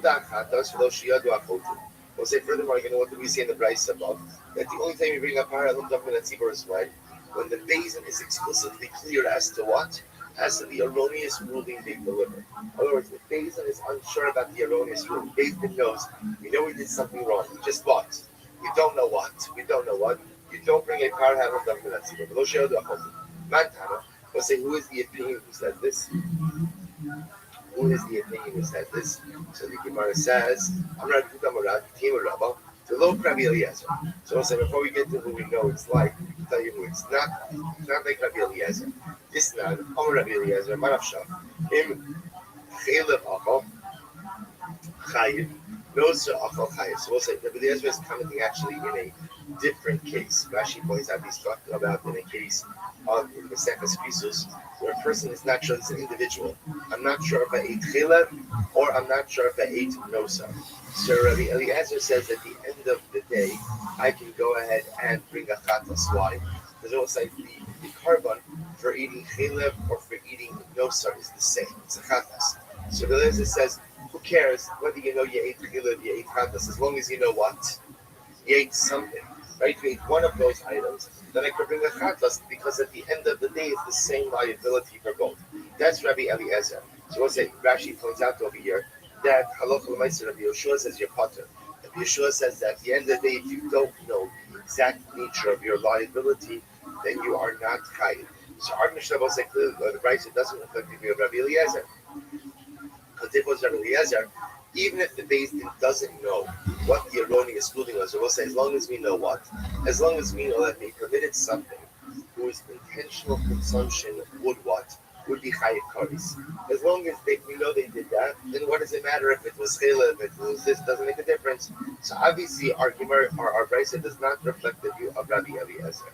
Rashi says, Rabbi Eliezer, no, it could be even Rabbi Eliezer. Why? Shani Yachad could be par halal. I'm going to see what's a little bit different. Why? Because the pasuk says Asher Chata Alel. As well as the pasuk says that Beis Din is chayiv for, or should say that par halal davar l'natzibor is that par halal davar l'natzibor is triggered when Klal Yisrael does something Asher Chatu Alel. So we'll say, so there's a specificity. There's a specificity articulated in the pasuk. Asher Chatu Alel for the specific sin that they committed upon it. I Hasanami Haksiv. But 1 second. Hasanami Haksiv. Asher Chatu Alel. I'm sorry. Hasanami Haksiv Asher Chatu Bo. Bless you. Homi Boyle the Prakna Misase. I will say there that person is coming to teach us something else, which is what? That one cannot be chayiv if you have chatos if they are misasik. We'll say misasik means that I was involved in a totally different activity that inadvertently resulted in the commission of an avera. In that case, everyone that's misasik, everyone will agree that halacha l'maaseh again, I am not chayiv a chatos in that case. My time is Rabbi. So we'll say, so now we're going back. So now what we have over here is the various shitos concerning under what circumstances ultimately again is a par helam davar l'natzibor for us. Remember again, shitas Rabbi Yehuda is that the 12 shvatim, each of the shvatim brings their own par. None of that. What was Rabbi Yehuda say? What was you going to say? That even the shvatim who didn't sin bring on behalf of the shvatim who did sin. What was Rabbi Yehuda's shita? My Rabbi Yehuda kasavar arba kaholik sid. Yehuda says the word kal in some form appears 4 times throughout the parsha of Par Halal Davar L'Natzibor. Right? It says kal, hakahal, kahal, hakahal. So what do I use these 4 kals for? Chad l'chayv kol kal v'kal. One is to teach you that what? That each and every shevet is chayiv. That each and every shevet is called a kal. It's called an assembly unto itself. That's one kal. The chad. The Ma'isa Talei B'Kal. What's it? The second one teaches me that Par Halal Tzibur is only going to be brought when the Beis Din administers the ruling, and it's the Tzibur who acts on the ruling. B'Chad L'Gerira. We'll say what is teaching me about Gerira. What's Gerira? We'll say the Halacha L'Maisa. Even the Shvatim who didn't sin bring Gerira the ruling dragged along. Bring a korban on behalf of the shvatim who did sin. Bechad l'shevet she'asa b'horaz Beis Din. And we'll say ultimately again, what does it teach me about the fact that if we'll say if you Rashi says bechad l'shevet she'asa b'horaz Beis Din, ki nistam b'sefer d'masisa hodu Beis Din she'ach min ha'shvatim.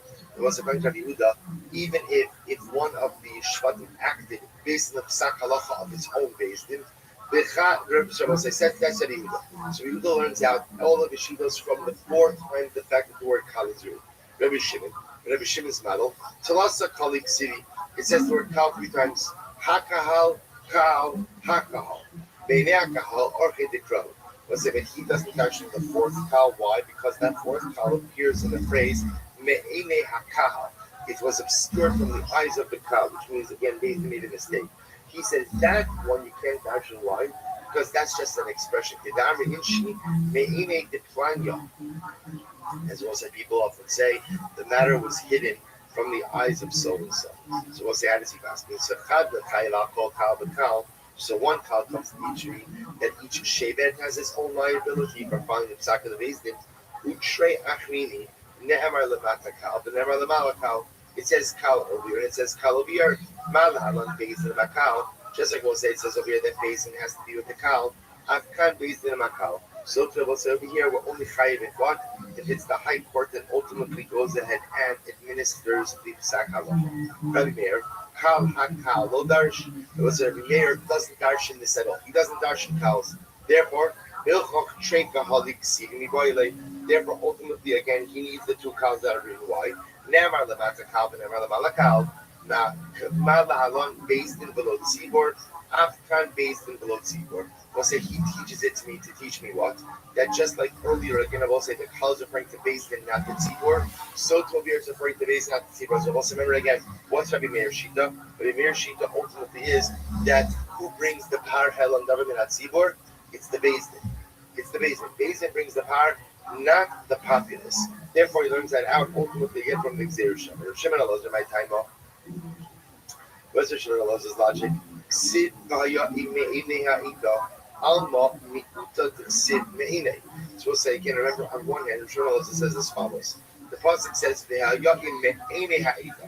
And he understands me'inei ha'ito to be a limiting or exclusionary phrase.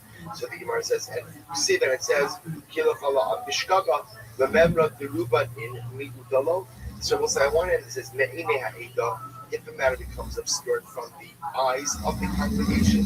So it sounds like, again, even if a small minority sin. Yet it also says, Kilochala Bishkaga. Kala also means what? Everyone sins. So which one is it? The Memra Deruba in Mitutalo. Sounds like it's only the road, but not the miut. So in other words, Haki, so Atsuba, when Shakal, so as Rabbi Shmuel teaches me the following. If 6 of the tribes committed the Avera, meaning acted based on the erroneous psak of the Sanhedrin, and they represent the numerical majority of Klal Yisrael, or if 7 of the tribes followed the erroneous psak of the basin, even though what? They are not the numerical majority, nevertheless, Chayavim. Ultimately, again, they are Chayavim. What's that on the days? Rabbi Shimon, Rabbi Meir, Dalrat, Tliya, Rabbi Umaysa, Tliya, B'Tamina. They both say, Rabbi Shimon, Rabbi Meir, no. In order for a power handler tzibur obligation to be triggered, the psak halacha has to be given by the beis din, but the action has to be taken by the kal, to which the Gemara says, what do we know? The pasuk says, V'ayah, Ime'ene ha'ida nesta l'shgaga. As I say, the pasuk says, it will be from the eyes of the congregation, the matter was committed inadvertently. Rava says, Rava is learned from the pasuk from that the entire nation acted inadvertently. Why? Because the Rahman would have just said the first pasuk. I would have thought that even if just the majority of the population sins, there's a power handle government not support. Therefore, the pasuk says that the entire nation is in praise. And in order to say the Cholam Bishkaga, I might have thought that Allah the Basin has to act together with this Rabbi as well.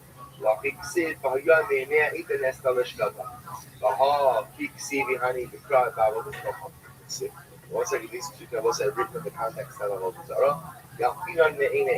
so say ultimately you're making Zer Shabbat to teach us that this halacha applies whether Bezdin is delivering an erroneous ruling about Avodah Zarah or about anything else for which there would be a chiyuv. Good type of Horu Bezdin shall happen. So let's remember again what the Mishnah is saying. If the Bezdin of one of the tribes, delivered an erroneous ruling, so we'll say again that does not trigger Par Ha'elam Davar Minatzi. Has to be the Sanhedrin. It says the Gemara, Ibai the Lord, Shevet Echad Rabbi Yehuda, Ba'oraz Beis Nagadol, Mi Maisu Shar Shvat. Hold on, let's listen to this question. What happens if you have the following situation? Ba'oraz Beis Nagadol, I'm sorry, Shevet Echad Rabbi Yehuda, so also what happens if one tribe acted based on the psak of the Sanhedrin Adol? So I'll say, so one tribe acted, but it was the psak of the Sanhedrin Adol. So let's remember again, what does Rabbi Yehuda hold? Rabbi Yehuda holds that each and every tribe brings its own par helam davar minatzida. So what happens in the following situation? One tribe acts based on the erroneous psak of the Beis Adol. Mi maisu shar shvatim odom. So remember, we're going to read this model. Remember, also, the tribes who did not commit an Avera also what? Bring on behalf of the tribes that did. So if one tribe committed an Avera based on the psak of the Sanhedrin Adol, do the other tribes bring for that one tribe or not? Mi aminon, shiva shatim v'demaisu, shar shvatim ba'adayu, mishum di'ikaruba. Do we say the only time that the other tribes bring a carbon of Osai's land is when you have 7 tribes. When you have the majority of the tribes who committed an inadvertent sin based on the sack of the base din, that's when we say that what? That the tribes who didn't sin have to bring on behalf of the tribes who did sin. However, again, about Chad Shevet, the Leka Rubalo. But again, one tribe, now remember also in Rabbi Yehuda's model, even if one tribe sins, remember also Rabbi Yehuda's whole model is one tribe is also called a Kav.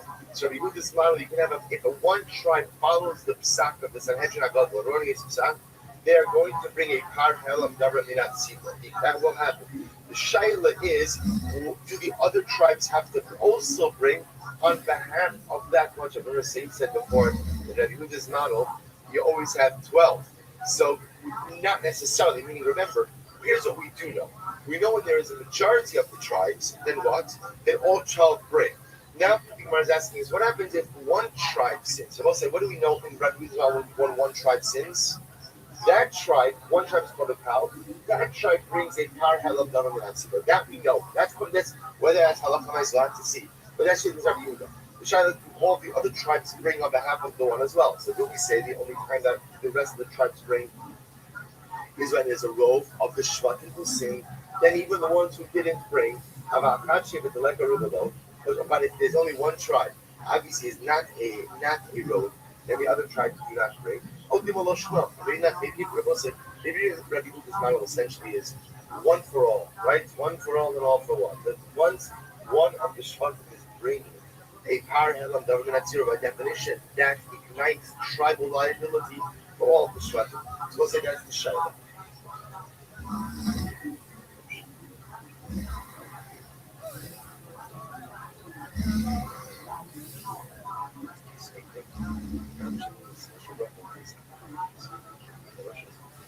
Says the Gemara Tashma. So what do they bring?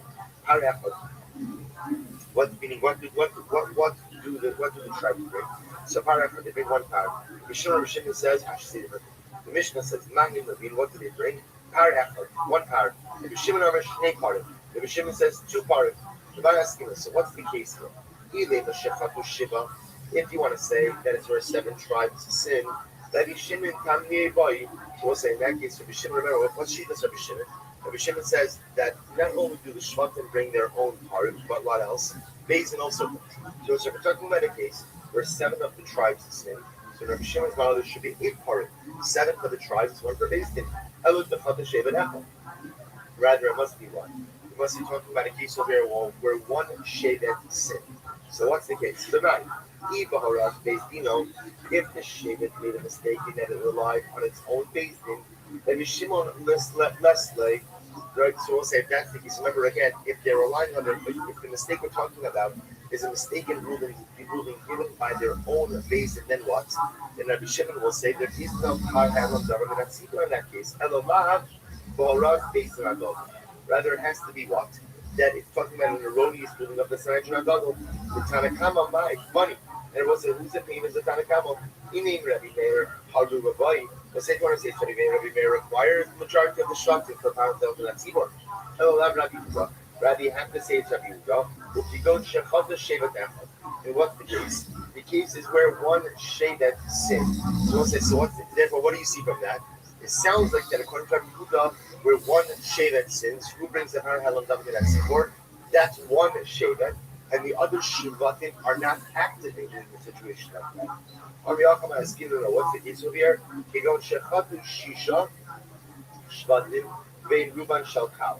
What's the case over here? Is where six of the tribes, six of the Shvatim sin, but they are the numerical majority.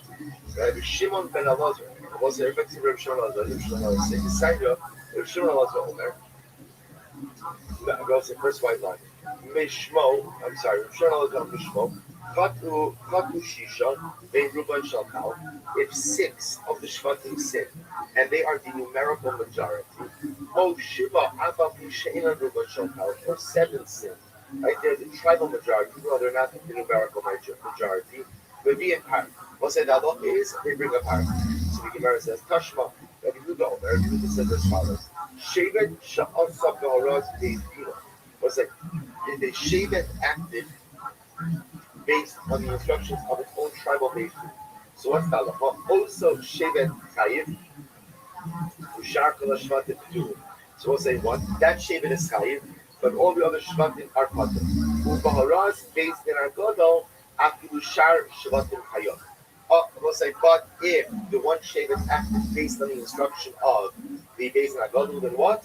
Even the other shvatim will be chayiv. Shmamina. So we'll say, so Allah lines will take from Halach to respect Rabbi Yehuda. But so we just come to interesting things, by the way. So first of all, according to Rabbi Yehuda, it appears that there could be a fear or a par halam government at Sibra, according to Rabbi Yehuda, even when it's based on the psak din of the high court of that shevet.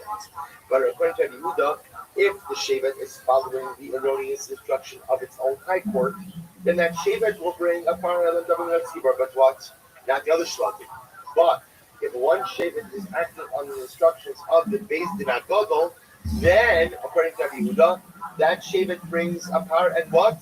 All of the other Shvatim are activated as well. So we'll say, so it turns out that in Rabbi Yehuda's model, indeed, when you have any time a Shevet acts erroneously based on the instructions of the Din HaGadol, all of the Shvatim end up bringing a power. Incredible. I'm Ravashi. The truth is, this is supported by our mission as well. Also Shevet LPM. Right? The Pasuk says that particular Shevet acted based on their word. Also a Shevet Chayiv, who shar shala kol hashvatim p'turim. You're telling me then that it's only that one Shevet is Chayiv, but the other Shvatim are patur. If that's the case, normally when there's no shar shvatim p'turim, the Mishnah didn't need to say the other Shvatim are patur. Hakana osa Shevet Chayiv. Since the Mishnah says that Shevet is Chayiv, I would have understood that what? The Chayvon, the Tana, Osa Shevet Chayiv, the Meli Yedano, Shar Shvatim P'turim. We'll say, once the Mishnah says that Shevet is Chayiv, by definition of the other Shvatim are patur, and the Hakamash Malon, the Behoraz, based, you know, the Shar Shvatim P'turim.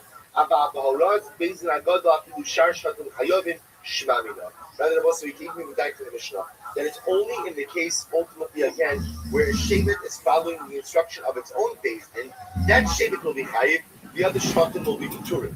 But if a particular Shevet is following the erroneous ruling of the Sanhedrin HaGadol, then once that Shevet has to bring a power hell of dominant and Sibra, then what? The other Shvatim must do so as well. Incredible Shevet of Rabbi Yehuda. We'll say, so again, whether or not we pass like that halacha l'meisa remains to be seen.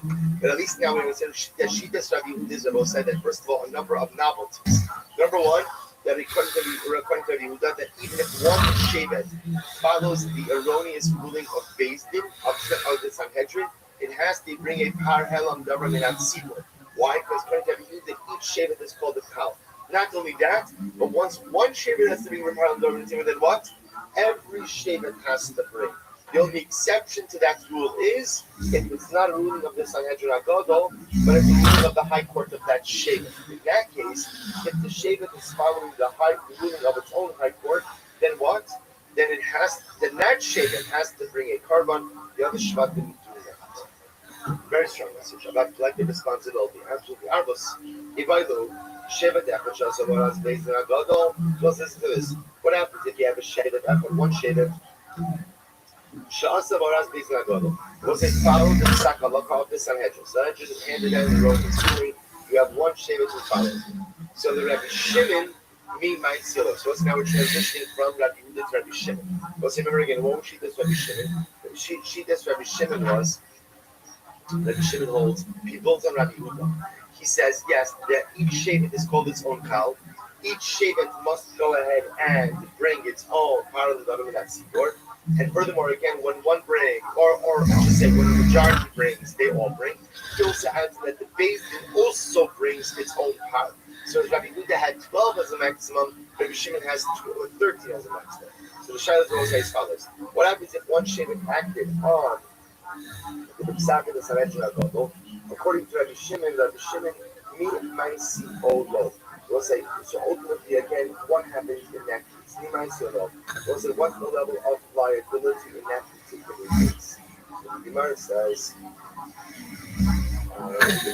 as follows: Kashma, one case, par apple, bring one card. If Shimon over Shnei Shimon says 2 parim. The Maya schema. We'll say, so what's the case? What's the price's case? Ilema shechatu shiva. If you want to say that it's a case of where 7 of the shvatim sin, Shnei parim. What do you mean 2 parim? Shmona parim. So we'll say 7 shvatim sin, according to Rabbi Shimon. Then what? You would have 8, 7 for the shvatim who sin, and 1 for the Sanhedrin. Ella the chata sheva defad. Rather, you have to say it's a case where what? 1 of the shvatim sin. Ubekai. We'll say what's the case? Ilema bauras beis dino. If you want to say the shevet sin based on the psak of its own based in, Rabbi Shimon Leslie. Let's say Rabbi Shimon does not hold that there's any liability where a tribe or a shevet follows its own based. The only time Rabbi Shimon says his liability is when it follows Sanhedrin HaGadol. Ela bauras beis HaGadol. Rather it's the Ras beis HaGadol, Sanhedrin. It is Virah. The Tanakama one. The Pasuk is the Tanakama. Rabbi Meir HaRabbi. Let's say this Rabbi Meir holds. Really bring a hand up in that seaboard, either when there's a numerical or tribal row. So, Rabbi Yehuda, Shar Shatanami Meister. I was saying, Rabbi Yehuda, that once even one shevet brings, then what? Then the rest have to bring as well. Allahaman Rabbi Shimon Alazim. Was it rather again, it must reflect the view of Rabbi Shimon Alazim to the sign of the Tashba.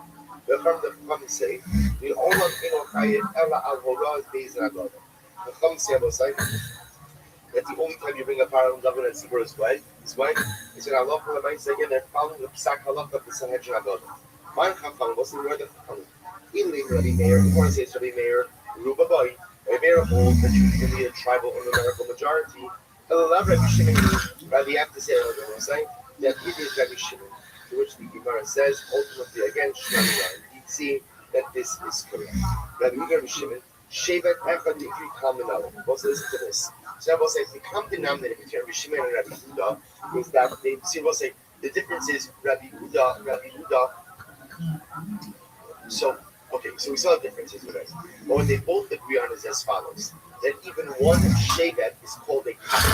Even one shevet is called essentially klal. It's called an assembly. Where do they get that from? To which the Gemara says something amazing. To which the Gemara says, Shevet Echad Ikri Kalmanal. Omri B'Tziv, Vayamol Yoshafat B'Kal Yehuda, Yerushalayim, No Chatzah Hashem, No Tzeh Chatzah Beis Hashem HaKadosh. Let's say because the pasuk said that Yoshafat stood B'Kal Yehuda Yerushalayim. He stood in front of the assembly of Yehuda, B'Kal Yehuda Yerushalayim, opposite the Beis Hashem HaKadosh, literally again the new house of God. What does that mean? My Kadosh. What it means that this was the place where they were mechadish, like they made a chiddush. Was it always the chiddush? V'amru tevul yom al yikanis b'nachman aleviyah. Was it happy to see that under Yom Shabbat they went ahead and they made a brand new building, which was what? That a tevul yom, will say a tevul yom is someone who went to the mikvah that day, but it still requires herav shemesh. It still requires the sunset in order to become Lord. So they passed in that a tevul yom gets entering the machman aleviyah. So I said, but what's the point of here? The point over here is you see that Yehoshaphat is standing in front of seemingly one tribe, which is Yehuda. And what does it call Yehuda? What does it call Yehuda? A cow. So the Gemara suggests you see from the Rabbi Shimon and Rabbi Yehuda learn out from here that even one shevet is called a cow. To which the Gemara says, maybe Yerushalayim is different, I'll tell you why. Because we'll say, remember again, here's what's interesting about Yerushalayim. In all the other areas of Eretz Yisrael, they were predominantly occupied by one tribe. Yerushalayim was unique about saying that Yerushalayim was actually occupied by two tribes. So, right? That inhabited, right? Yerushalayim was inhabited by two tribes, right? By Yehuda and Binyamin. So maybe the reason why the Navi uses the lashon Kal over here is because in Yerushalayim there were two tribes. But in Achinami, that is not necessarily a raya that one tribe constitutes a Kal, which the Gemara says. You're right. You can bring another raya.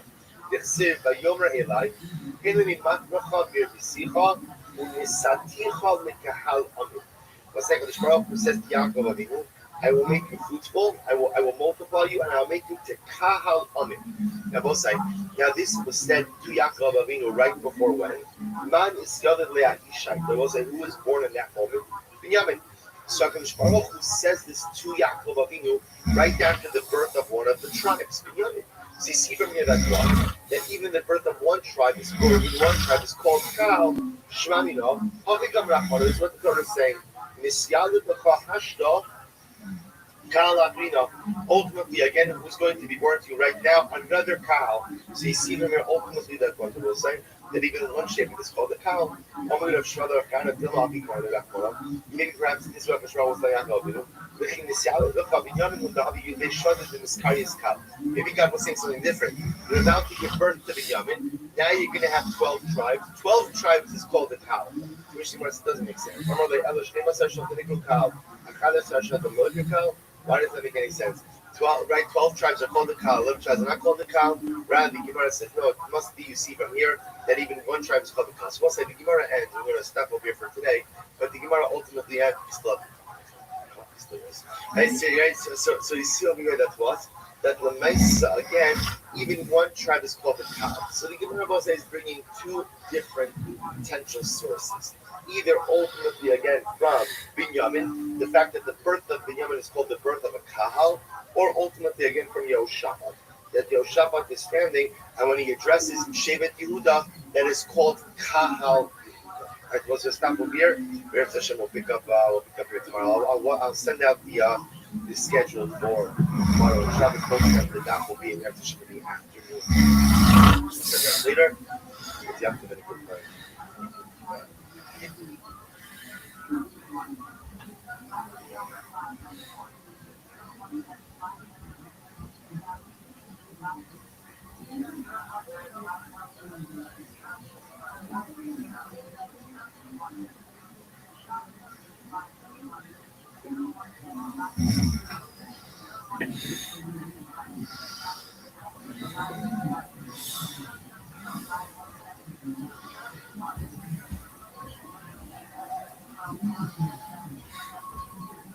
All right, I will say good morning, and let us begin.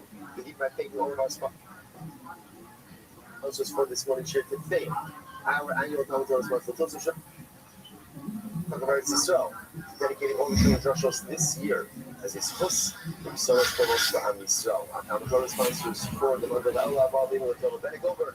Valiant for the show experience, Hamlet and Ben Ashur plus Figurazo, Das Joe, and the hope that Amir Session with Tilos, all our Kilo problems will be answered during this holy month. Shmuel Leibovitz, Lili Nishmas, David from Father, Rabbi Ari from Rabbi Yitzchak, Ari Ben Achavar, Rabbi Yaakov, Sipol of Bracha. Our becoming sponsors, David Goodman, Lili Nishmas, Roi, Ben Ari, Sipol of Bracha, and our Dafyomi sponsors, Milt and Melanie Gertner. Memory of Milt's father, Gilbert Gertner, Getzel, Ben Avron, Sipol of Bracha, the America, the Talmud Torah, all of those Shamasav and Aliyah, the families in the Torah, all those things that 4-7 billion, 12 communities, Shaka, the Shpot, Shittim, Meditation, Recommand hostages, Shalom and Gepar, and allow our holy soldiers to be successful. The whole Maaseh Yudea. But so with that, let us begin. We have a ridiculous amount of Gemara to do today. Right? Just okay, but we are going to Emir Hashem, get it done. We always get it done. So you get done. Gimel. Today's daf is daf Gimel. We're starting. I think we're starting like in a second. But no, we're starting on days over days. Days onward days. On Tubi, and we are taking off in Hashem That's Hashem. My Rabbi, how old is he? My Rabbi.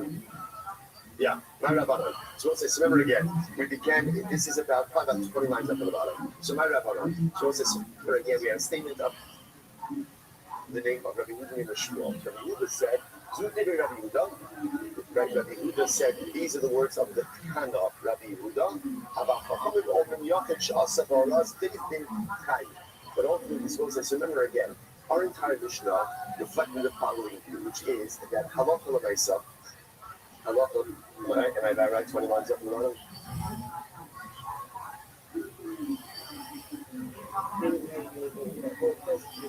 Where did I answer? 10 lines from the top? Come on. I did not get that.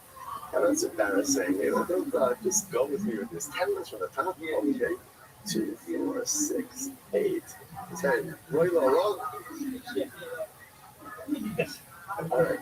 I got this. Okay. Roll. So remember again. Well, what did I do yesterday? What was it? Okay, so roll. All right, we got this. Oh, now I get it. Somebody came over to me last night after the Shabbos shir. Someone listens online. He said, nothing, what happened? The recording cut out in the beginning of Amid Bays. Now I get it. Okay. Got it. Okay, so you want to say it's fine. So the Mishnah says as follows. So remember again, the halacha is that if you have a Beis Din that passed it, right? And the Beis Din went ahead and said that halacha l'maisa, they said chaylev is mutar. So remember again, then you have someone either on the Beis Din or ultimately again sitting in the galley of the Beis Din. Well, halacha l'maisa understands that the Beis Din is absolutely mistaken. They still act upon that ruling. Halacha l'maisa, they are not talking to their chayv and echafos, right? Because remember again, reliance on the Beis Din's ruling only applies to someone who really doesn't know any better, puts his full trust in the Beis Din, which makes sense for a regular person. But l'maisa, someone who understands, halacha l'maisa doesn't have that exemption. He said, that's the Gemara. Keep going, man. No, he did this. Keep going, man. Right? Thank you. He goes, Shimon ben Azai to Shimon ben Zoma. So Gemara gives examples of this. Like these individuals, like Shimon ben Azai, Shimon ben Zoma, the Rashi points out over here, so these individuals themselves were not Dayarim, but they sat in front of the Beis. Remember back to our Sanhedrin days, that there was always like a lack of a better term, like a judicial bullpen, right? There were always rows of students who were there in case the Beis Din needed additional students. So these were individuals who themselves were not judges, but halacha l'maisa again were fit for Horah. They're fit for Horah. Therefore, halacha l'maisa again, if they were to rely on an erroneous statement of the Beis Din, they would be personally liable. I'm Rabbi. Call keys and runs. What's that? I got no. Basically, yeah, someone like that, someone like Shimon ben Azai or Shimon ben Zoma, if they hear that the Beis Din rules that chaylev is mutar, they know that it's wrong. They know that it's wrong. That it's an erroneous psak. If they need to rely on that psak and hit it, that's amazing. That's intentional violation. We want to using that logic. The Asosa Achas. The Gemara says, ultimately again, if an individual commits an Aveira, ultimately it's kind of Chatos, if he does so under the instruction of Beis Din, he is Potter. Kate said, what's the case? Holy Beis Din Shechelev Mutter, the no Dela Echad Mehen Shetao. This is the Mishnah was saying. Right, so ultimately Beis Din Paskin that Chaylev is Mutter, and one of the members of the Beis Din realizes that no, Beis Din is mistaken. Or, for example, someone's they have a Talmud who's fit to be a judge, is sitting there in the Beis Din, and ultimately again he relies on the rule. You might have thought that such a person would be Pater. Talmud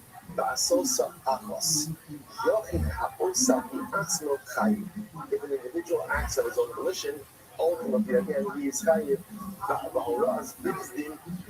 Ultimately again, but if he does so with the instruction of Beis Din, he's Pater. So once I said the problem is like this, these individuals are still acting with the instruction of Beis Din, but at the end of the day they know better. So how does this shtick Shabbos said, this is fascinating. So what we're asking over here is, so what is the case of a Talmud who relies on the erroneous psak of a Beis Din, right? Ultimately, again, who again knows that the Beis Din is wrong, but ultimately, again, it's still called shogeg. What is that case? Shabbos said, this is fascinating. I'll keep going.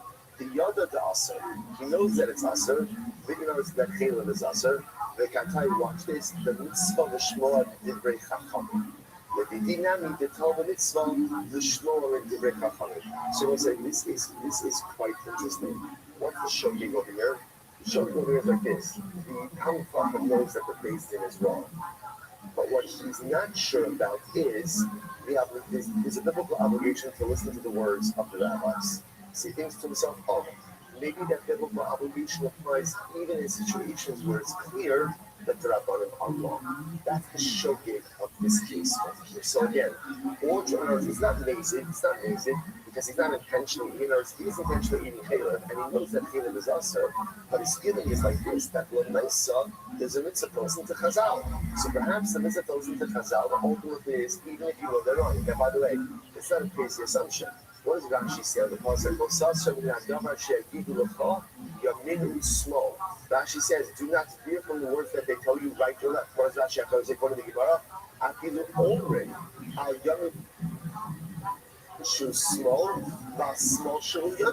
even if the base is up, then the right is left and the left is right, you have to listen.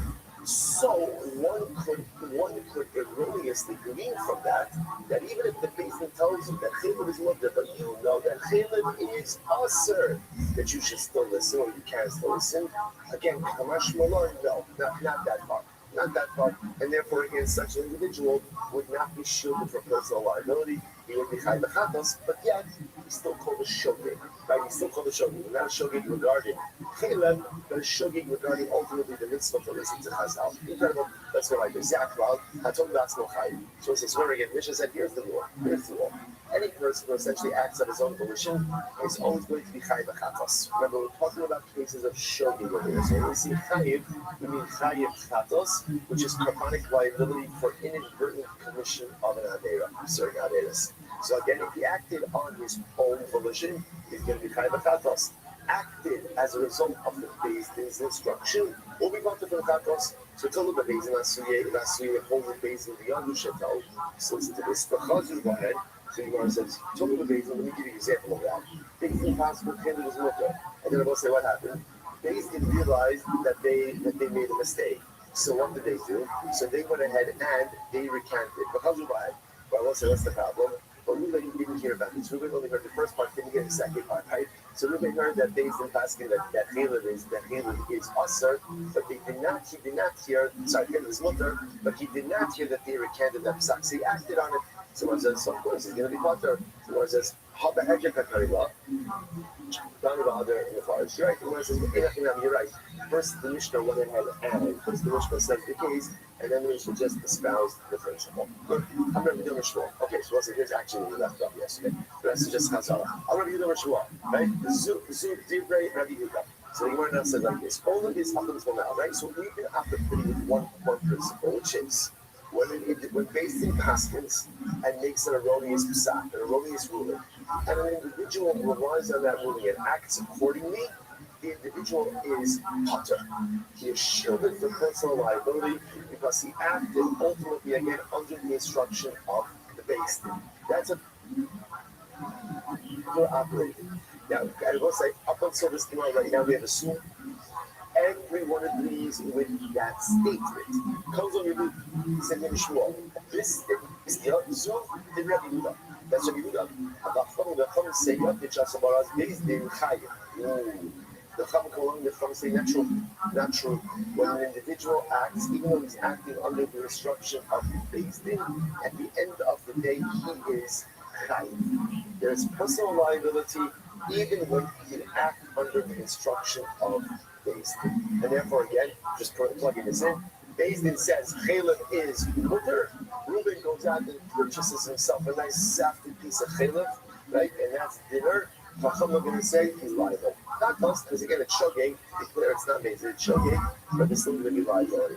Gemara says, okay, let's unpack this. Right? And so it says, essentially what we have over here is a machlokes Rabbi Yehuda and the Chachamim. Yehuda says individual acts based on psak based in he is Hatar. The Chachamim say he is Chayiv. So my Rabbi Yehuda, who's Rabbi Yehuda? The Sanyo, in Nefesh, Achas Tekata Bishkaga Ba'asosa. Hori Ilu Giri. This was if you look at this phrase in Nefesh, Achas Tekata, you have essentially three limiting or exclusionary phrases. Therefore, what does this teach us? If you act with your own emotion, you commit that area inadvertently. When you try to help us, you do so based on the psak and the base of your partner. That's good. That's ultimately Rabbi Yehuda. My Rabbi, what's the Rabbi? The Sanyo, Adani Ani Omer, Mil Kal Shechatu, Chayavin, Sheikazin Levin Al Ayidei House. What's going to happen over the course of the next day is that we're going to be kind of going back and forth two concepts. This idea of our Mishnah, that based in asking, ultimately again, delivered in the Rabbi is the individual acted on it, is there liability for an individual context or not? As we mentioned in yesterday's daf, which is still today's daf, there is also another concept which is par halam dalam asibor, which means based in issues of Rabbi is psak, and the majority of the congregation. Now we're going to discuss what congregation is. The majority of Klal Yisrael acts on that stuff, then that requires another sin offering. Who's bringing that sin offering? Is it the base thing? Is it Klal Yisrael? That we're going to see. So that's the much jumping to over here for just a moment. The sign here. Adain ani omer miu kal shechatu. If only minority of Klal Yisrael sinned based on the erroneous psak, the base thing, Chayavin. The individual members of Klal Yisrael are going to have to bring a chat. That's why Shem based in Medin al Yudei and Par. It's interestingly enough, so the Gemara saying over here that if only a minority of Klal Yisrael sinned based on the psak of the base, then minority is going to have to bring a chat. Why? Because since it's a minority, there's no par halam government at Sibor, and therefore again, the Klal Yisrael is not covered by that carbon. Because they're not covered by that carbon, everyone has to bring their individual katas. Rov kal shechatu, and again, I will say, we're going to see this sugya. Right now it's being mentioned over here, we're going to delve into the bottom government at Sibor. Rov kal shechatu, you do it. Then again, the majority of Klal Yisrael sinned. Ultimately, again, they should be hunter. You would have thought that therefore they should be hunter from individual chatos liability. Why? Shari Basin would be an Ayudei Bar. Because the Basin is going to bring up our Halam Davin at Sibor. Halam Lomar, Me'am Ha'aretz. Akidu Ruba, Akidu Kulo. Wow. Okay. So let's say, so now watch this. But I'm going to say like this. You would have thought that when there is a par Halam Davin at Sibor, ultimately, again, the individuals would be conquered from the chatos. Kamash malon le'am ha'aretz. The am ha'aretz, the nation of the land, the individuals must always go ahead and address their personal kabbanic liability. So therefore, Rabban is saying, even when a par halam davar tzibon is being brought, the individuals must still bring their individual chatas, which shows you what? That even when there is liability on the part of the Beis Din, and the individual is acting on behalf, as a result of the instruction of the Beis Din, there is still personal carbonic liability. Serious will say. So that's on that locus. So Yehuda says, when the individual acts under the instruction of Beis Din, no personal carbonic liability, no chatas. Rabbi is saying, no, even though you're acting under the instruction of the base, right, it's not your fault. It's not your fault. There is still personal carbonic liability in the form of the chatas. Incredible. So the Gemara says, just know those over there, actually, but now, what's the case over here? Even with the shinikas myself, we're talking about over here, that individual just acted of their own volition. Without the instruction of it, we just made a mistake. Based in Shalom Baruch, the Beis Din didn't deliver a psak. Then Beis Din might get a title. Ultimately, again, obviously Beis Din let do it with Shalom Baruch's Beis Din. Beis Din Meiser Shalom Baruch. Beis Din never passed. We're just talking about a situation where people just made a lot of people just made the same mistake. So obviously, again, it's personal liability. Ela Baruch. Now, this is another case where the Beis Din did issue up an erroneous psak. V'ham iksid me'ama aretz b'shivivas meiser iksid. But it's about when the pasuk is me'amaharis by the obligation of chatos, the both say Rosh of shivivas ma'isa means that so whether it's some individuals, minority, even the majority, they're making a mistake based on their own mistaken understanding, nothing to do with the psak of Beis Din. So this way, by Shiras myself, Elon Lab, those who needs to say, here we go. Real culture, how to share. That's myself, when the minority of Klal Yisrael sins of their own volition, they made a mistake. Not a sacrifice, they made a mistake. Chayavim, ultimately again, they're Chayv Chatas, each individual, why? Shin Beis Din. Are you there in power the whole wrong? Because Beis Din is not bringing a power elam davar minat tzibor order. All the thing says, all in Chayavim, you might have thought, therefore, the majority of Klal Yisrael commits an avera, the Shiras Maisa of their own volition, that ultimately, again, they should be pater, Shari Beis Din Levian Alean, Gora, Abulobar, the Amar Expected of Lugo, ultimately, again, Halacha Maisa. So ultimately, again, even when the majority sins, when the majority sins, if there was not a Horas base, if there was no Psak, ultimately, again, they're kind of Chatas. Maybe the work brings a covenant in that circumstance. You might hear to the Hadda and the Field of that case, why you're looking at the majority to create a sense of liability. The Neil to Balra, I'm believing the Chayv Balra. Must be because even when a minority goes ahead and acts on the psak of the Beis Din, ultimately again, there's going to be liability as a result of the ruling. When a Hadda Bereisha on the Mechayiv Shiri Rasmaisa, or the Basok Nehada Aluba, the Chiyuba B'Shiri Rasmaisa. So the Gemara said, let's go ahead first, look at a case. For the minority, that's what we kind of Shiri so acted on their own commission, and then we'll find the case ultimately again of liability for the majority who acted the Shiri Rasmaisa. But rather, again, from the fact that we're not looking for a case of milt, of minority, who are liable for their own actions, with a soap mahada, I'll do the free with the shigas myself, shmamino, milt, bora, chayam. When a minority ultimately acts as a result of the instruction of the Beis Din, they are going to be chayav. That's another way of saying it covers Chatos. The Shalom Bara Shigas myself, ultimately again, and when they act even out of Psak of Beis Din, ultimately again, they will be Chayav and Chatos as well. Nichdi, Karbayu Stamkas, never was like, okay, the bottom line is what we're just trying to highlight what Rabbi Huda said. Rabbi Huda helped us to understand that which we thought was fully agreed upon in Mishnah is in fact subject to machlokes. Here's the thing, I'll say, it's the one piece of information I want you to hold on to as we go through this incredibly beautiful and yet somewhat complex journey. We have a fundamental machlokes tanoi. If an individual acts as a result of an erroneous psak of the Beis Din, is he chayav a karban kapas or not? Beis Din said chaylev is mutter. Reuben said, great, always wanted to have some. Goes out, eats chaylev, finds out Beis Din was wrong. Is he now Reuben's a showing up? He acted accidentally. Is he chayav a chatas or not? Normally again, I'll say, so just understand. Had Reuben accidentally consumed a piece of chaylev or been halacha, karban chatas. Here, Reuben, interestingly enough, acted based on the psak of the Beis Din, so he made a mistake. Is he chayav a chatas? Rabbanon, Rabbi Huda, no.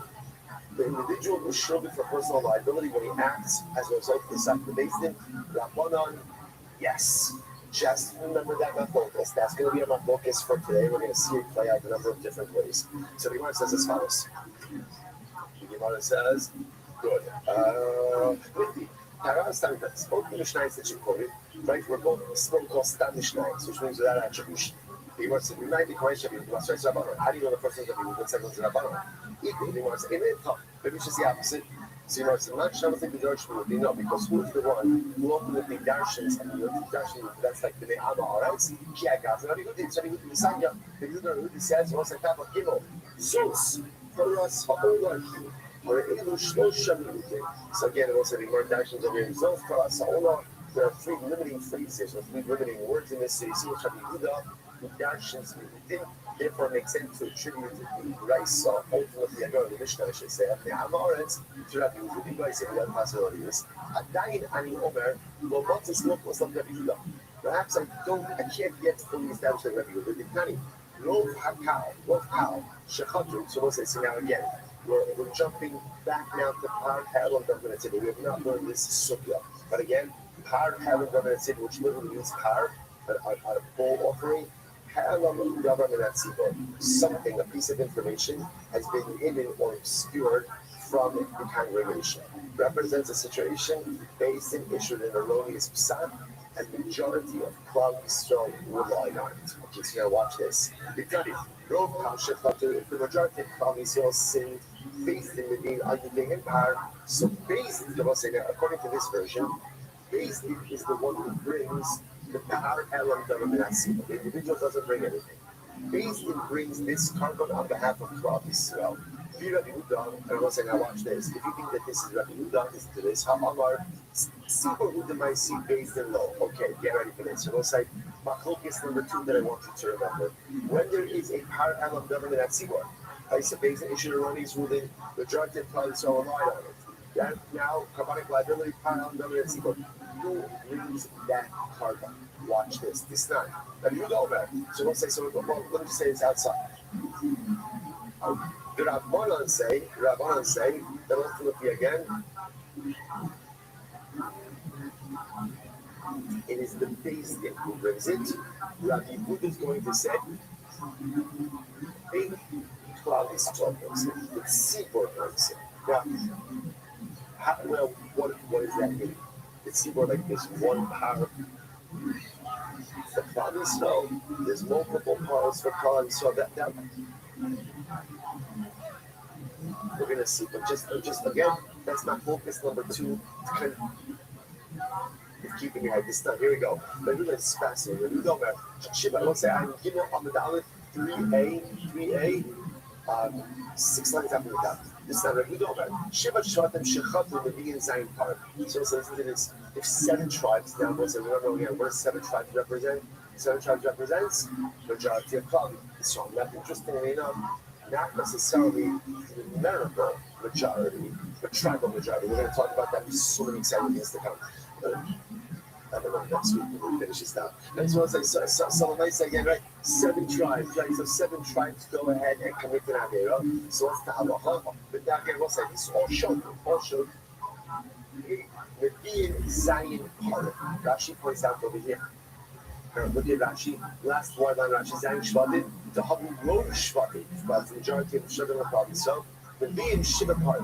So it's interesting. So obviously, 1 par per Shevet. Now, some Rabbi Yehuda, the Shevet Echad Ikri Kal, they would be in little basic. So we'll say there's a lot of actions happening over here. First of all, in Rabbi Yehuda, you see that it's the people who bring the par, not the Bezdin. And it's also interesting to see that according to Rabbi Yehuda, each Shevet is considered its own cow, considered its own congregation, and therefore each Shevet must bring its own part. Not what I'm Shmuel, so the Rabbi Meir. These are the words of Rabbi Meir. So okay, so we'll say, so therefore again, right now where we are is we have 2 machlokes in Rabbi Yehuda and the Rabbanan. Number 1 is in our Mishnah. The Rabbanan say ultimately again that Rabbi Yehuda says the individual shielded from personal liability when he relies on himself basis. Rabbanan say no, you're liable. The machlok is number 2. The Rabbanan say Beis brings it. Rabbi Yehuda says probably so much. I'm not going to Shmuel. So the Rabbi Meir. These words are there. About the Chacham say Yokit Shasam Allah is based in Chayim. So it's like, interestingly enough, the Nachman says it's not Rabbi Yehuda who's the opposing. It's not Rabbi Yehuda who's the Tanakh. The Shlomo Tzaddik against Rabbi Meir.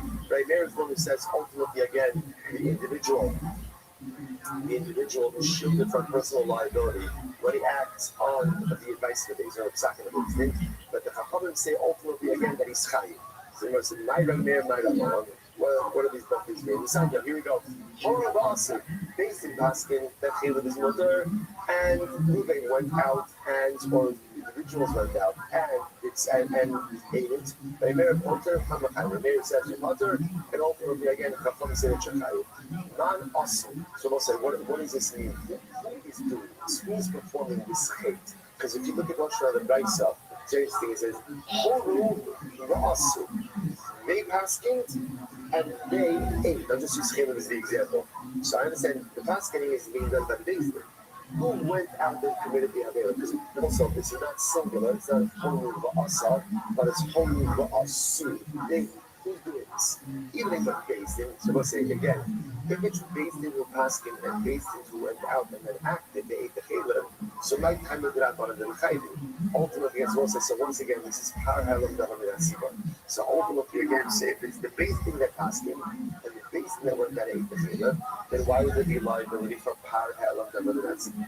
Because that time, Yaakov home based in the also, you would have thought like this. The based in went ahead and paskin, and the based in themselves acted on their own side.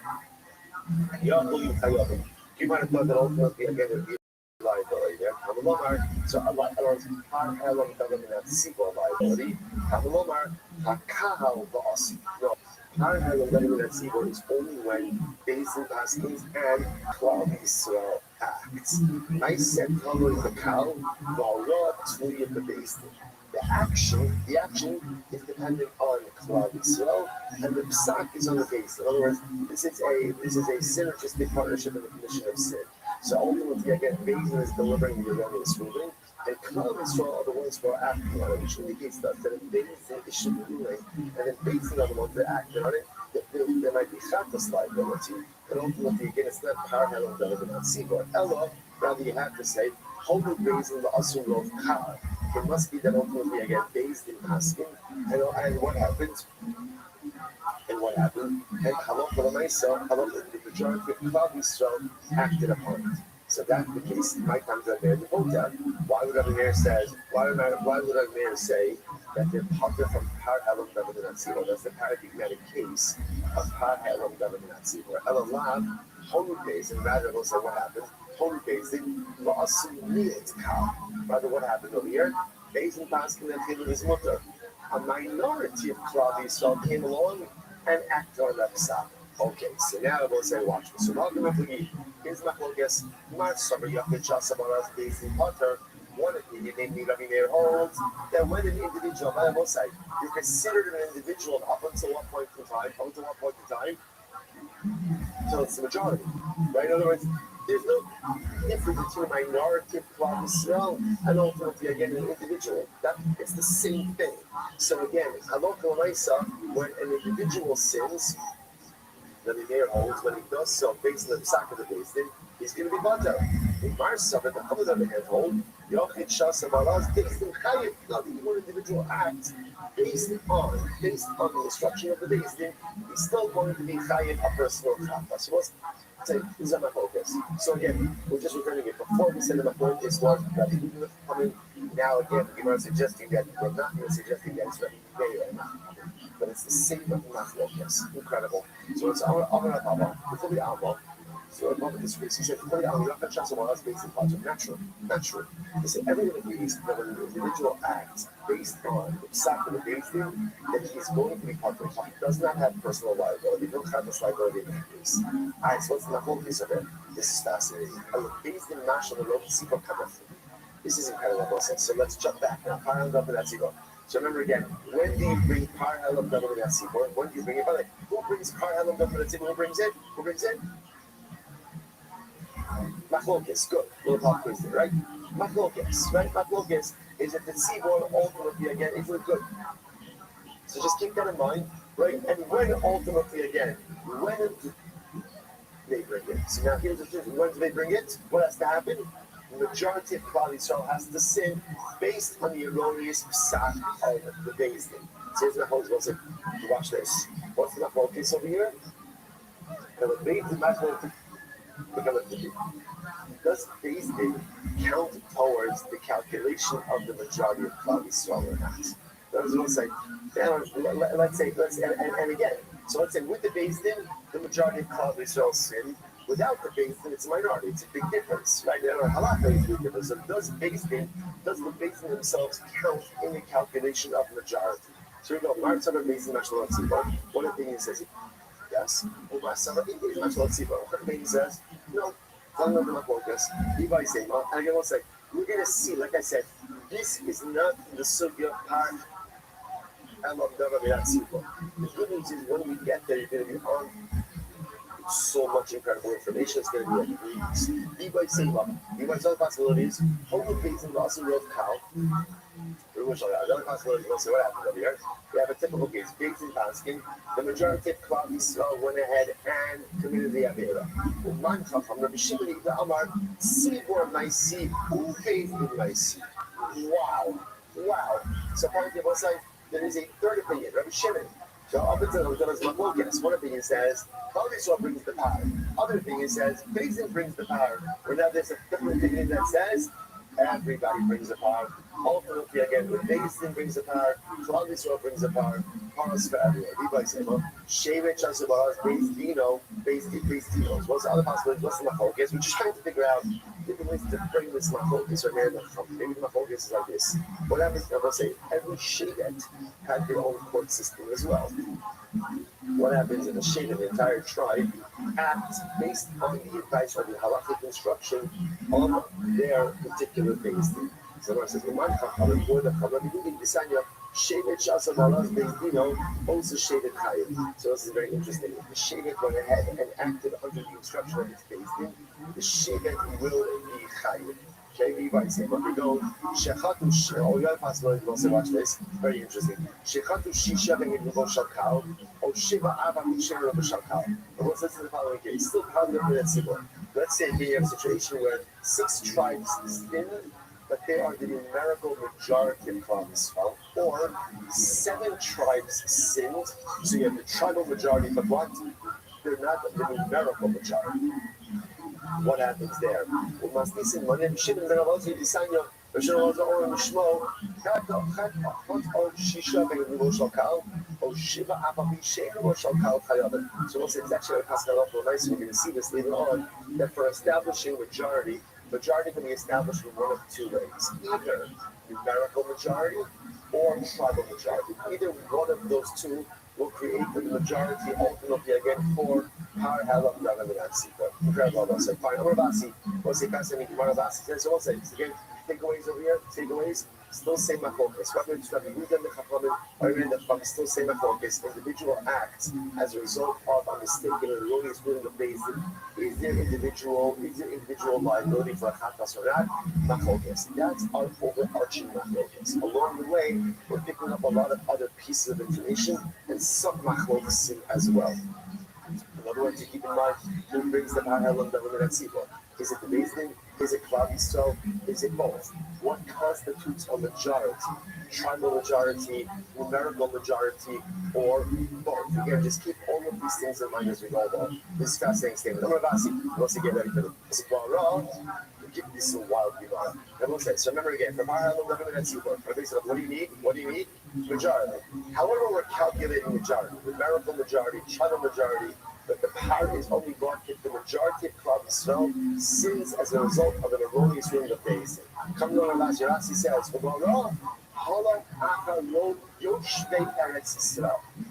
the majority of Jews is only calculated by the wrong statement, by the residents of Eretz Yisrael.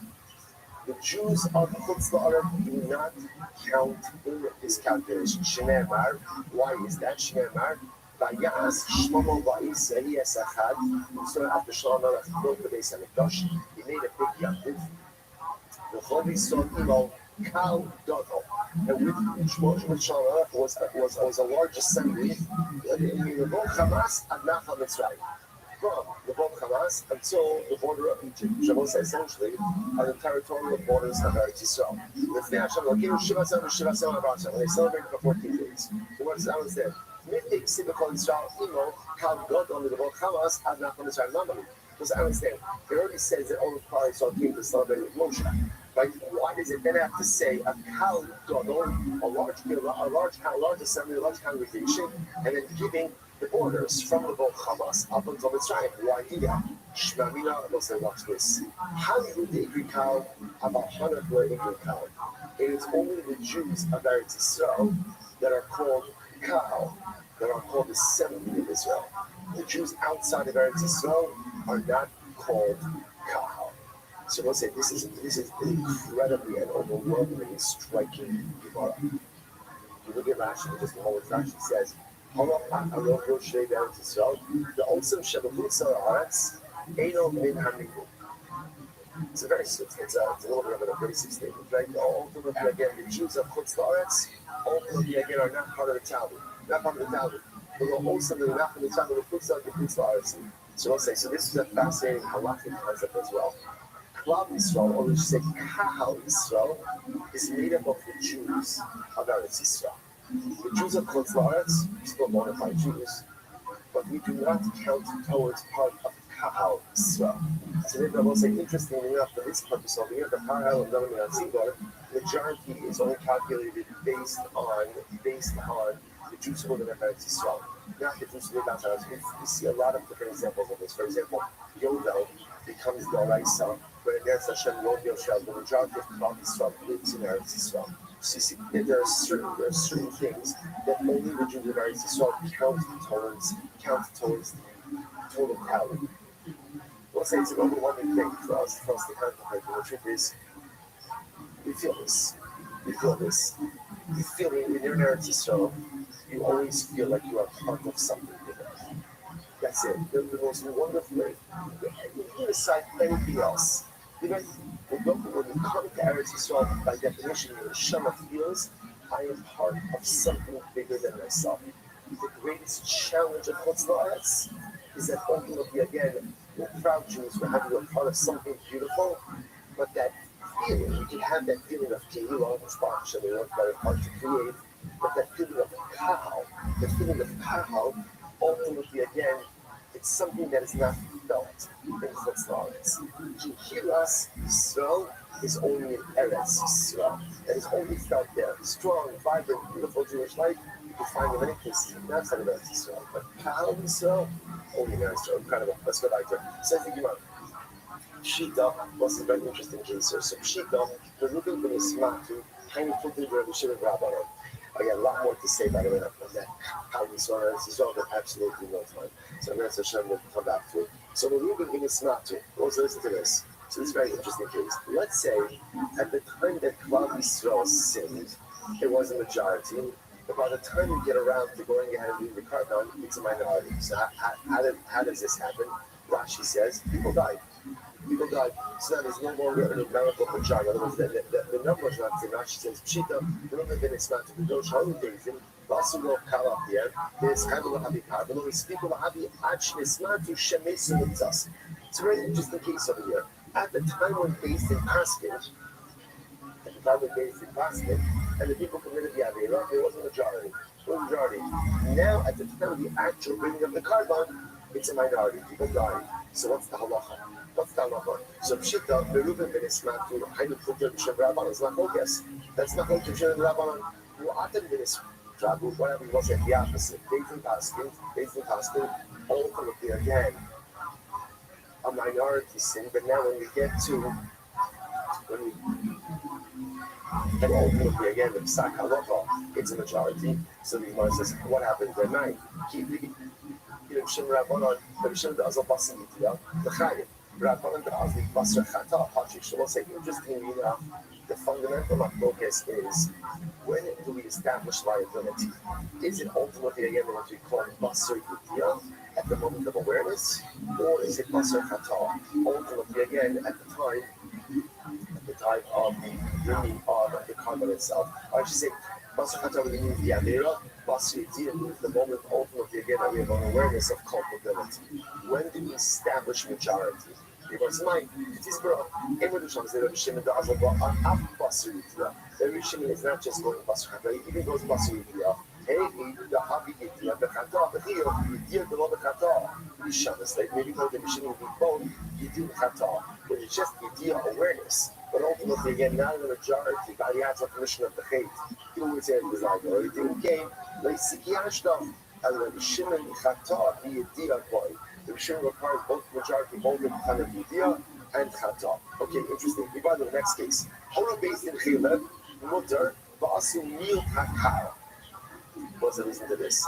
Based in came along and asked him, Hela this Mutter. Okay, then what ended up happening?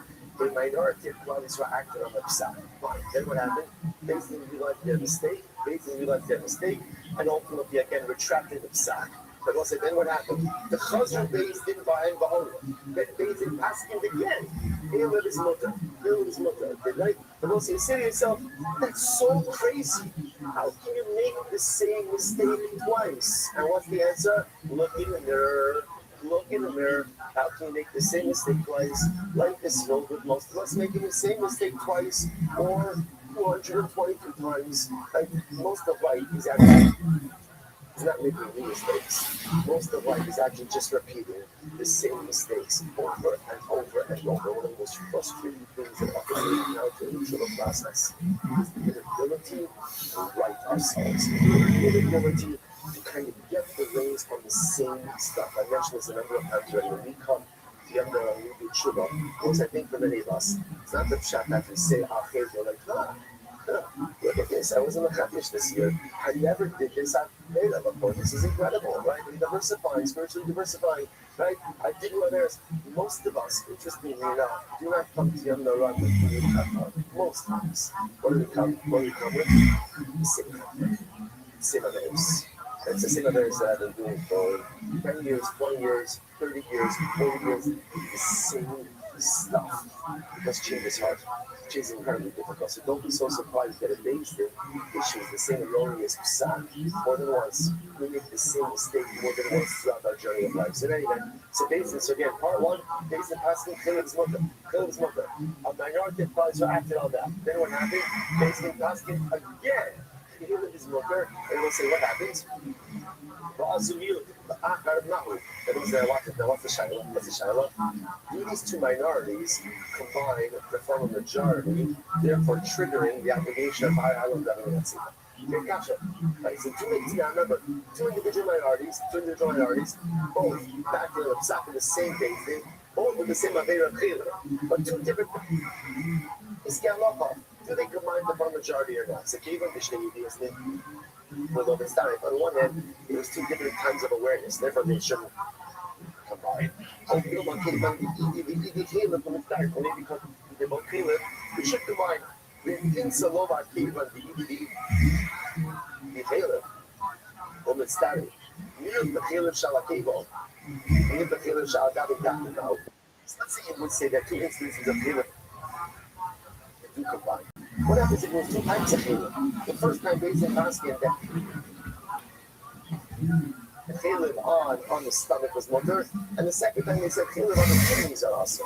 So different types of Caleb, erroneous Caleb, this Galoko combined. So the Gemara says, back then even the trade cried, so no, it's not early to say this. Even the whole called Caleb, there are two different types of Caleb, therefore they don't combine. Oh, they're love. Caleb, the Caleb who is starting. Oh, since they're both Caleb, they should combine. Then get some of Shem Caleb who is starting. Real the Caleb, or real without nothing. What happens if I say, basic first pass in Caleb is mother, a majority applies saw 8 Caleb. Then they retracted that psak. Then they pass in what is more. And in real the plan we saw the one had 8 blood. Those two minorities combine to form a majority for our hell of that. On one end we can say, that guy came in to trade suing with him. The Chaven came suing Shaga, Roman Standard. On one end we can say, look, it's two different prohibitions. And ultimately, again, the Surah acts. For example, again, both sides, Caleb doesn't apply. He's not a Caleb, let's say, by a Chai. So the Surah are not the same. Caleb, the Surah Shabbat, the Kabbalah Shabbat, it's not. On one hand, there is similar, or the same carbonic liability, perhaps that should create a majority. In things, however, Caleb, the Surah Shabbat. The Kabbalah Shabbat, maybe since they're both the same carbonic liability, right? Because they both become the Chatos, ultimately they can combine. What about Miyut B'Chaleb or Miyut Avodas Mohammed? What happens if the Beis Paskin? If you need Caleb, minority 8 Caleb, then Beis Paskin, Avodas Zoras Motor. Well said, do not go to this basin. Right? A minority ultimately, again, then they said that Avodas Zoras Motor. And a minority did that. Cannot combine to form a majority. The issue is different, right? Obviously, and the carbonic liability is different. The ED Karisu is static. On the other hand, both of them are colors, but they should combine. What is the Gemara answer? Take it. Right? The Gemara says ultimately again, take it. The Gemara leaves this question open. A very little How the base in Shekhem Mutter, La'asini Takam Mace. We'll say, watch this. What happens in the following case?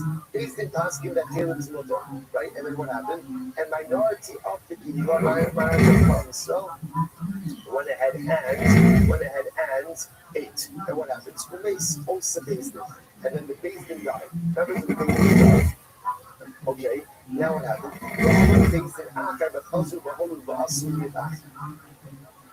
Another Beizin came along. They also basket Chiliv's mutter, and as a result, another minority probably saw 8 Chiliv. So it's like, what happens the Shiloh? So the Gemara says, do those two minorities combined with the majority? So the Gemara says, I'll leave it in Adama Beizin, Maisi will divide the ball, the whole less than it. So it says, obviously, according to the opinion that says that Beizin are the ones who brings the fire along the Tzibor. So of course, again, there's not going to be any liability because the first Beizin is dead. It has to be the same Beizin. So the Gemara says, Seymour Maisi. What's the Shiloh? According to the opinion that says that it's the Seymour that brings it. So what's the line? It's the same sequel. It's the same sequel. They acted erroneously on the two different what they did, but it's the same sequel. Therefore, they should bring it other days. Oh, thank you. Okay.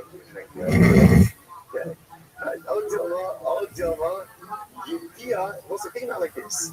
If the cycle was 8 years, I'd be ahead. Just not the concept. Right? You based in the whole page. Or on the other hand, no, I need the same base. Right? Even though it's not the base that's bringing ultimately again the carbon, I still need the idea of that same base that's lacking. So what's that? We'll say Mishmar answers again.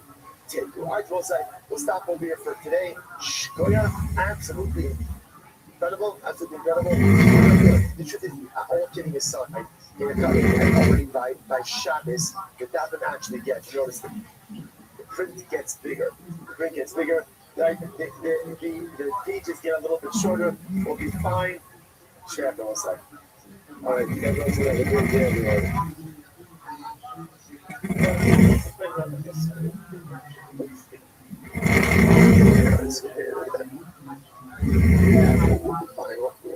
Good to go.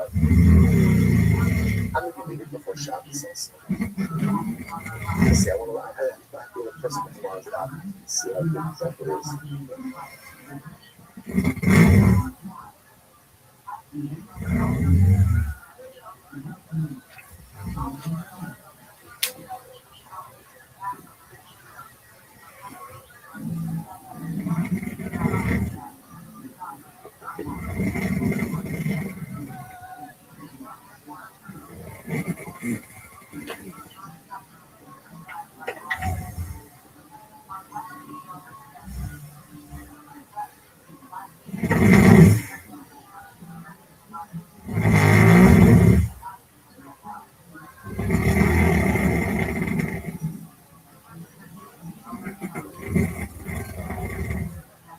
All right, Joe, say good morning, such a still small Hashem.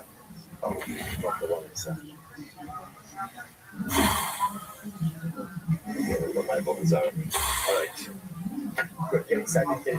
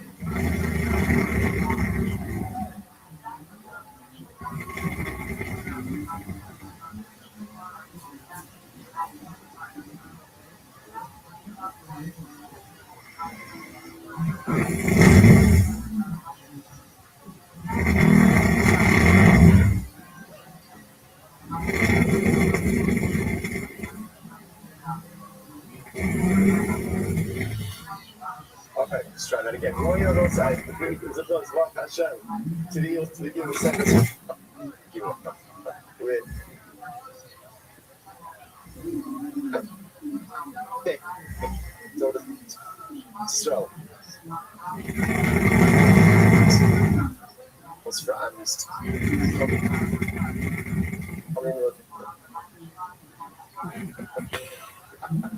Because Zelly not our human ancestral is the really Nishmat. Ali Bena Honda and the good name, the Nishmas, the Shamsani, the hopefully so. Only soldiers to be successful, told my seed there. Well, so with that, let us begin. So, Mazel Tov, first of all, the second son of the Zara. Again, Mazel Tov. Exciting. Baruch Hashem, I know we're going to do a second Harius. For those of you who are not doing very interesting, different kind of Masechtas. See what we're getting. Fantastic, it's beautiful, it's incredible. So, than some of the other Masechtas that we have seen, but it gets to a lot of really wonderful and incredible areas of halacha, and perhaps we have Mishnah based on the Dalit. Also the Dalit are a little bit bigger, as you know.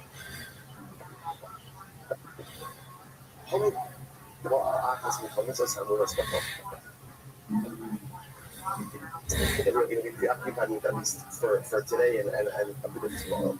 Based in past, he made a mistake, and as a result of their mistake, it ended something. That was the mistake that they made. To add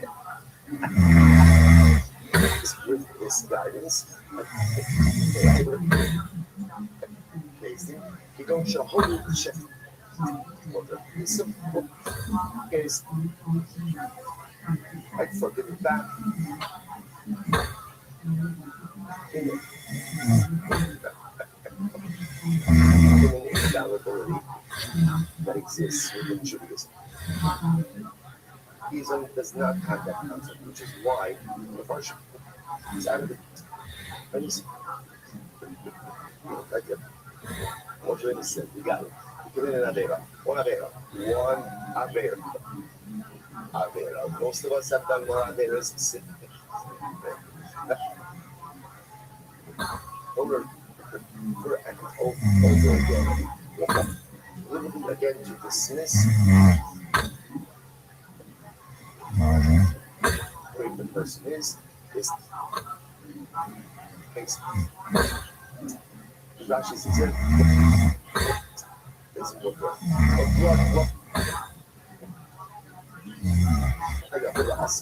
And this is a Ruben heard the psak of the days. Then he said, oh, I always wanted to eat blood.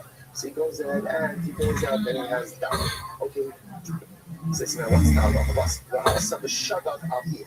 So again, so now he goes the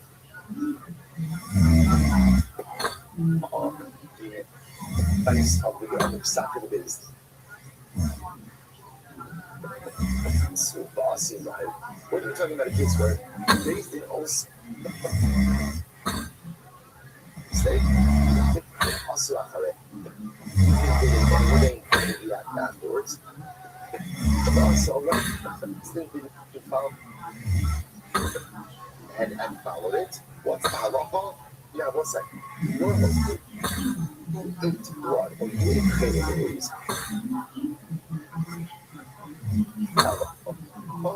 Carbon compost. Again, we'll get into policy against Hashem. But you go ahead and normally go ahead and bring the compost. That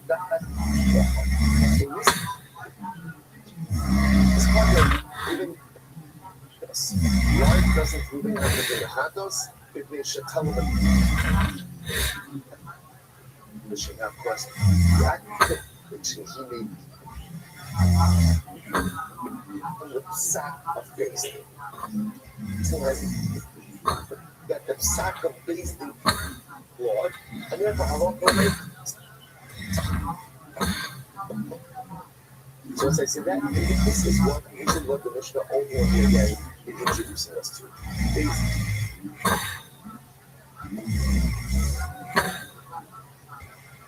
Rashi says it's the first Rashi in the basin of us. So the Mishnah is and then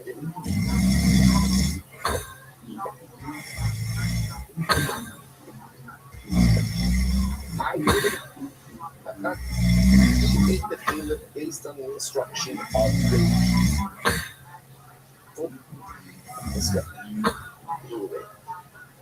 Now watch this. Total grades the other half. Listen, that payload is over. Right? That is over. Obviously.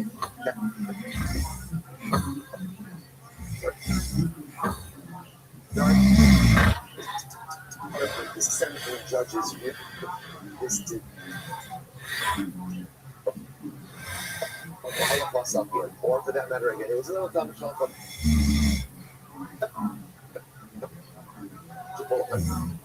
that halach l'maisa, the psak is wrong. The psak is wrong. Now, what happens? But nevertheless, this member of the basin or this tamtacham still followed the psak. Right? He's like, hey, why not? Right? This is my one shot at chaylev.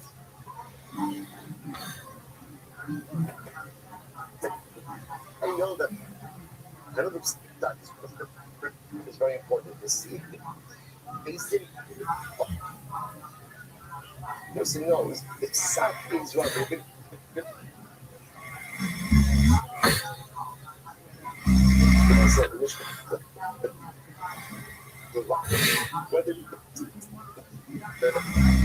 Go ahead. So, Ba'asak Rayhan, the things in the Hebrew that we can soon get after. Awesome. Right? So, individual makes sense. He knows better. Only it's psak. And then for halacha l'maisa, he is going. What's like interestingly enough, the Gemara is going to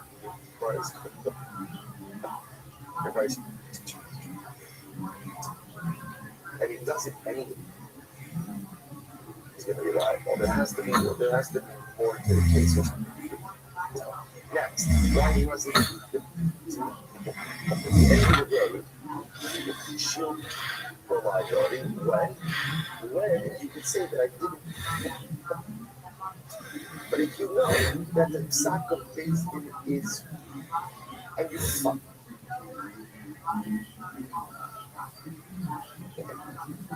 we'll say this is that's local.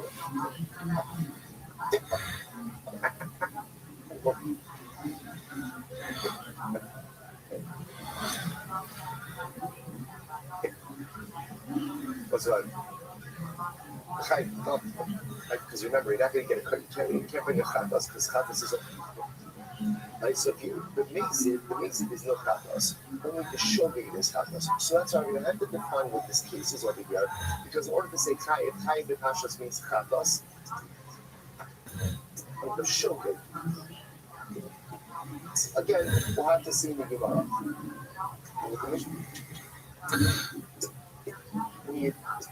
And the individual follows that psak. The individual is shielded the personal liability of a chatas because they acted in good faith. If based on issued a wrong psak, no, it's a wrong psak. Again, we'll say by that right. It has to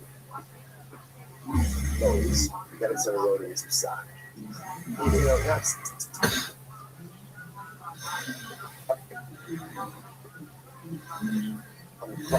that person knows the psak is wrong.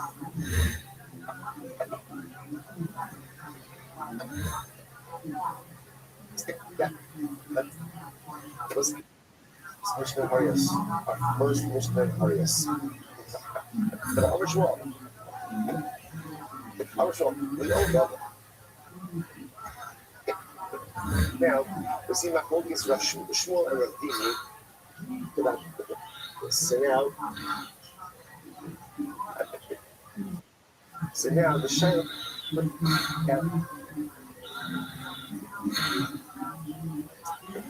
Erroneous ruling. We'll talk the Rabbi basically.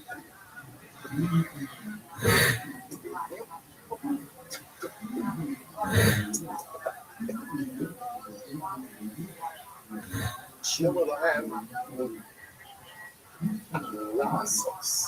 If you notice again, Rabbi adds in one word. What's the one word? You are permitted to act on this psak.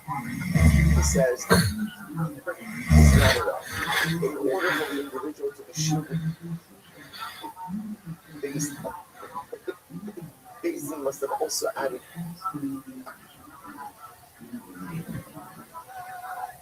to act.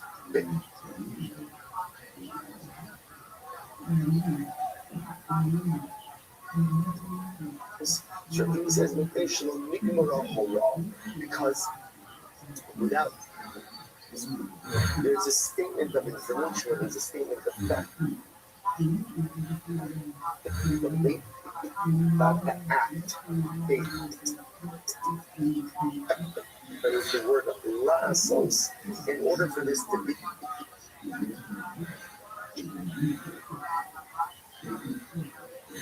Mutar atan lasos, and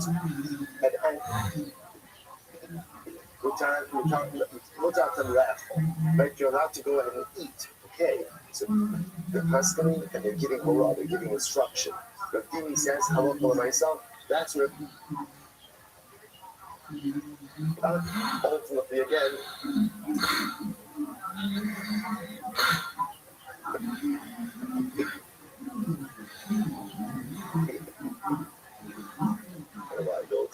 Shmuel says, yes, it would. Okay, so let's analyze this. So my time again was from Rabbi's logic.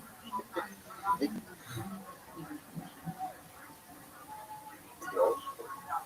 Wait.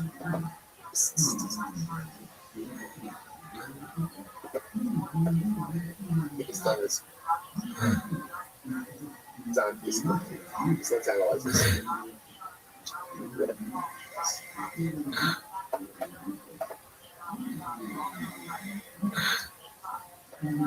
Over here. So right now, still on the right side, but which is nice. It's on the. Now, what's that? Rabbi is clean alone. In this position. So.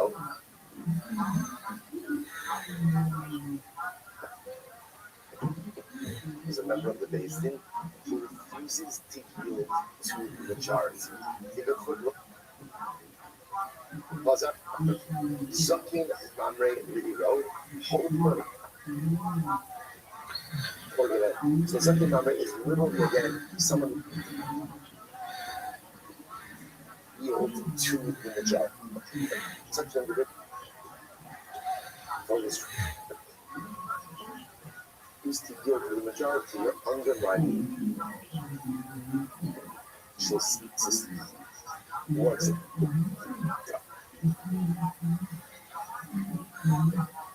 Remember Marcus? When I said that even after Beis Din delivers a verdict, the judges in the minority go over to the having the budget. Well, I really believe you. I was in the minority. Can't do that. Can't do it.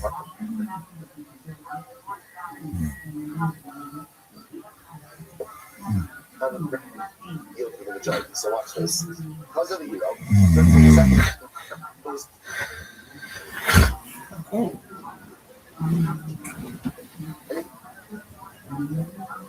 that he held before, there was to his step. Someone.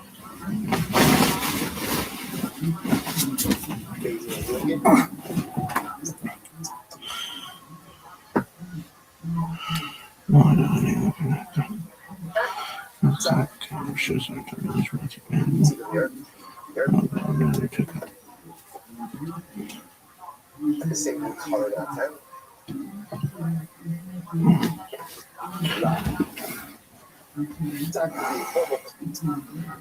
First of all,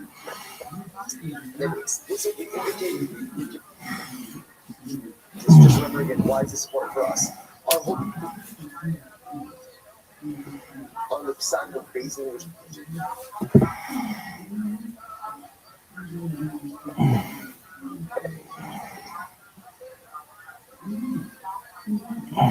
was 200 plus or 300 something. It's a fraction, you know. Yeah. I would assume 500 max. Yeah. That'd be reasonable, right? Yeah, let me see here. Let's do a quick. just moving this point. Already out. I'm gonna we also learned I said 500 max? Yeah. That'd be reasonable, right? Yeah, let me see here. Let's do a quick study. It wouldn't shock me if there was 500 subscribers. Because I was like, okay, if you're getting, let's say you get 50K monthly viewers, you know, that's 1 out of 100. I mean, look how strong you are, dude. We got 438 viewers with 342 likes, dude. What the fuck? Hell yeah. So it's that David Lucas works out. David Lucas is actually very strong, yes. You'd be surprised, B. He will twist your neck off. Walksboss has a lot of stuff to say. Walksboss, first of all, let's put all your comments into one comment next time, yeah? Did Shop farting loudly during the business meeting really ruin the sale of Tiger Thick? I've never heard that before. But 100, it's funny you can say shit like that. I go, I wouldn't put it past him. Yeah. You know, how could you, like... Is he a gassy guy? Not particularly, but like, it's one of these things where it's, like, you can see him doing it because he lacks self-awareness and self-consciousness. Yeah. He would rip someone else for farting and then turn around and fart somewhere else. Like, that's the thing. He just has no principles where it's like, the same rules apply to me and you. So you're disgusting for eating, but I'm not disgusting for eating. So it was this weird mix of like shame and projection with types like this. Let's see here. I'm gonna make this little. Can you make me more tan? Thank you. Do you naturally tan? I go to tanning beds, and I also run like if I hate to admit it, but it's like I look for my auditions that I usually get. It's like if you're looking for I get like the bodybuilder or this kind of it's like I've gone long periods without tanning. It's just like when an audition comes up, they typically for the roles that I get, it's better to be tan. So either if I'm not tan from running outside, I'll go to a tanning bed. Like I wasn't, but you know I love donuts. You know. Oh, what is that? The shop. Wait. When he talks about his mom and like getting a vaccine because she likes donuts. Oh, right. There's some free donuts or something. I'll stop the shop. Oh, do I know? Because you triggered something of the memory of like, they're giving out free donuts for vaccine. Yeah, I remember that bit that he did. he was kind of obsessed with vaccines there for a little bit. Yeah, let's see what he has to say about vaccines here. This is the. Oh, yeah. He's like, did you get the Johnson & Johnson? Yeah. There's always one guy. No fucking way around the window. It's like that's you. Touching this fucking. It's funny because he's outwardly he pretended like he was not anti-vax, even though he actually was very anti-vax. Oh wow, yeah. And I'm agnostic about I got the vaccine just because Luana was paranoid about it. Yeah. But I'm like, I don't give a fuck either way. But it was funny watching somebody have this, cognitive dissonance over like you feel like you have to tell people that you're not like against vaccines, but then every time you're alone, you're like, look at vaccines, Yeah. Well, you've seen the most recent Joe Rogan episode with him, right, where he talks about vax and autism. Yeah. And it's funny because it's like that's a conversation. Be like, I've read RFK's books just because I'll be like when someone's like, this guy's a lunatic, and then I hear him talk, and I'm like, if you can get past his bullfrog voice, that I was imitating earlier as a joke, I didn't actually have the hiccups, guys. I go, this guy's coherent and clearly has an encyclopedic knowledge of certain things, so I go, I'll read his books and hear him out. Like, I'm not and I realize when someone's polarizing. You know? Yeah. So I've read the arguments about the connection between vaccines and autism, and I don't know enough to actually I didn't dive deeper into it, but I'm aware of the arguments. Yeah. You know, but somebody like Brendan Schaub should not be discussing this. That's not your place to discuss science. Thank you for having me. I'm the fighter in the kid podcast. How much can you lift, Brendan? How many chicks can you? I fucked 5 squirrels last night. I was driving around Central Park with a dead black bear in my SUV. And at night we fuck each other. I got a vaccine. RFK Gringo Bobby.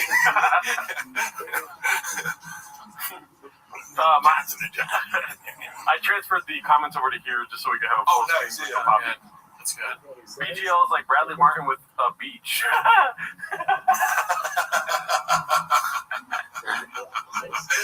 Oh man. Did he do Bradley Martin? It was fun. You know, I was like, do people know about Bradley Martin and Brendan Schaub's dynamic? What's their dynamic? I know that he won money. Yeah, like it was just funny because when they first started talking, it was like I got to witness them first hanging out, and it was always funny because I think like had I not been with Bradley's so sensitive to like social status, he would have completely ignored me. Yeah. All he cares about is like, are you in your 20s and like a rising social media star that I can take advantage of? And that's literally his only. So it's like. He sees my gray hair and is like, well, next, like, he would have, like, I don't give a fuck about you, but, like, I see you paying a lot of attention to Brendan Schaub, and then, like, by virtue of me being in his orbit, he's, like, would, like, acknowledge me. No, he was nice to me. Yeah. Like, he was nice to me. And he gave me a ride at some point. Like, I don't have any problem with Bradley Martin, but their dynamic was funny because, like, outwardly they're like, oh, man, it was funny. Me and this guy was like Spider-Man meme. Like, you were the same person. Yeah. But then Brandon would talk mad shit about him behind his back because, again, anyone who threatens him, he tells a story of like they were doing a podcast maybe, and something came up where he's like, someone's like, who's stronger between you two? And Brendan's version of the story was, or like Brendan's attempt to be diplomatic, right? Now, Bradley Martin's super strong, like. He's not just a big dude. He can deadlift 700 pounds. He can bench 4 something. You know, it's like he's strong as fuck. And stronger than Brendan because this is what he does. Like, and you can just look at him and be like, yeah, okay, Brendan's strong, but like Bradley Martin's an actual power lifter. Bodybuilder. So Brendan tries to answer the question first. He goes, "Oh, I'm sure, like, you know, he's trying to do like, you get me a deadlift, I get you a bench, or kind of, I'm sure there's some lifts that you get me." And Bradley's just like, "What the fuck are you talking about? I beat you at everything." Yeah. Which is true, right? Brendan was like so taken aback by that. Like, he had to tell me later, he's like, what a fucking egomaniac. I'm like, but he was just saying, like, you were trying to be like, oh yeah, I get you. It's like, but that's not true. I'm trying to do literally every lift. Yeah. Like, have you seen me squat 6 plates? Can you do that? You know, like, it's just, you know. But in his mind, he's like, Jesus Christ, like, this guy's insane. For the fact that I'm obviously strong. I'm the star of the show. Yeah, like, there is a question I wanted to ask you that was in the chat here. My wife's not cool. Oh, and then he accused Bradley Martin of being gay. Because he was like, Brendan saw his girlfriend. But that's like saying, like, I breathed today. If you're in the shop, literally, I'm trying to tell you, like, that's the other part of this whole, like, weird gay fascination. It's like, how many people do I have to hear you talk about being gay who you have no evidence for being gay, and it's either, are you lying about the person being gay, which is super fucked up, just for a gay rumor about a straight, it's like, how socially aggressive is that? Like, passive aggressive, right? Be cool, bro. Yeah, it's like, and then if the guy is actually gay, you think it's cool that it's like out people who don't want to be outed? Like, what? You know? Look, if you walk in on a guy sucking dick, like, you could be like, hey, you know, I think Mark might be gay. I walked in on him, you know. Have a cappuccino with him. You know what I mean? Not the cappuccino. But the amount of times that I would watch him accuse someone of being gay with no evidence, the only evidence being he does something better than me. Bradley Martin's stronger than me. You know that guy's gay, right? Yeah, right. And he would say it in a way where he goes, it's like, if you disagree with me, you're clearly not, it's like, you can't see it. Like what? How he's gay? Yeah. Like what part of? Oh my His god. Randy Martin is gay? Like that he's fucking this chick that you like? Yeah. Or zapping it, you know? You tried to hit on it. But you could always play your Shabs game and be like, well, dude, he could never be as gay as you. But I wanted to highlight this right here before it goes away. Kodachrome Graphics. Mark, do you have plans for a new podcast? If so, do you need a piece of an editor? Yes. Plug your podcast. Hit me up. Hit me up on Instagram. If you want to do that. Me and Luana, as I mentioned before, we've been filming episodes of Hella Toxic, and basically I'm not going to release it without her permission, but we're arguing over the source of like the comedy. I'm like, the fact that you're walking off and getting mad and we're fighting is the source of, like, that's what it, so we're kind of arguing. We shot a bunch of stuff, but empathy for Luana, which is she doesn't have experience podcasting, and I am a little bit impatient. Like I could be more gentle. However, it's like as I'm setting everything up and it's like hot outside, and I turn off the AC, it's like I'm sitting there sweating buckets, and she's like getting pretty. I'm like, hey, could you could you wait a little bit, like you're just not be in a bad mood when I'm like I'm doing all the work over here and sweating my ass off, and then you're like, I need to be. You're Luana. I'm Luana. Yeah. He's a Luana of the pod. What? I'm the Luana. He's a Luana of the pod. Yeah. I lose my shit. Yeah. Yeah. Is that true? Oh yeah. Oh, you like in the setup and stuff like that? Yeah. All right. You have to capture this on camera where I'm like, I'm annoying the fuck out of her, and then she like walks off, but I'm like, no, Luana, now she's mad about it. She's like, it doesn't make me look good. I'm like, nobody cares whether you look good. Like, I don't look good because I'm being annoying. Yeah. None of us have ever looked good at probably. It's like, so I'm currently trying to convince her to release this footage. Where I'm like, no, that's like, people don't want to see two people getting along. Swimming. It's like, hey, here's our like perfect fine relationship. I'm like, no, it's called Hella Toxic. I know. And then you guys are just getting along and everything's working. That's why I'm like the joke that I came up with, that she admitted, she even told me on camera, like she walked out. She's like, so fucking thinking about the last episode every time. It's so stupid. I'm like, no, this is because you're doing what I predicted. You're walking off. Yeah, you're Hella, she's toxic. You know what you can do? I'm Hella, you're toxic. You should, in the intro, have you like lifting a car. That'd be great. That would be fucking hilarious. Yeah. To make that like the intro theme song. Yeah. And then have her in the car like rolling her eyes like, here we go again. It's like, oh god, Meanie fetching, meanie delta, meanie man. Let's go leaning into it, You should. That sounds good. But yeah, check out Hella Toxic. It's on Mark Harley's YouTube channel. There's just one episode out right now, but like, okay, the real truth about it, we released that first episode. It's a fake first episode because we filmed the real first episode, and we spent too long talking about like we just seen this movie Sinners. And we were both bitching about how we didn't like it, and she's like, suddenly as we were about to get to a part where we had planned, which is we wanted to our narrative, and we were like reading. We kind of like read out messages from where we first met 10 years ago, like on OkCupid when she was in Germany. I was like, I want to make that part of like the serial narrative aspect of it is we're going to tell our story, but also just like banter. As I'm about to like pick up the binder with the thing, she's like, "This is fucking sucks." Like, and she's like, "Well," I'm like, "Wait, like, come back." Yeah. Like, no, that was fine. She's like, "We're talking about Sinners for 40 fucking minutes." I'm like, "It's okay." Yeah, like, she thinks too much. Right? Yeah. It's like trust me. People aren't like, "Wait, they spent a minute too long on talking about a movie." Yeah. People are just listening to. If you think too much, you don't get great shit. Like Gringo Pop, you didn't put any thought into this. No, exactly. You just put it on YouTube. Yeah. Part of I forget sometimes that I'm like, you have to practice that. Yeah. And like. Just the art of releasing your inner critic and talking nonstop. Right? Yep.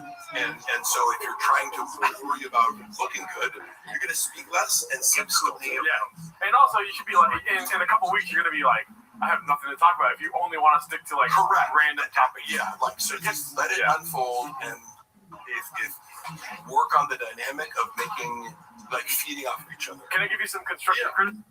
Yeah. Because I've listened to the first episode. Okay, yeah. And you guys should invest in some of these, dude. Oh, I fucked it up before. I have this. Yeah. I wasn't connected. I didn't realize. I was like, they weren't. I was like the camera. So we reshot another one. I'm like, motherfucker. Like, I didn't even know how to work them.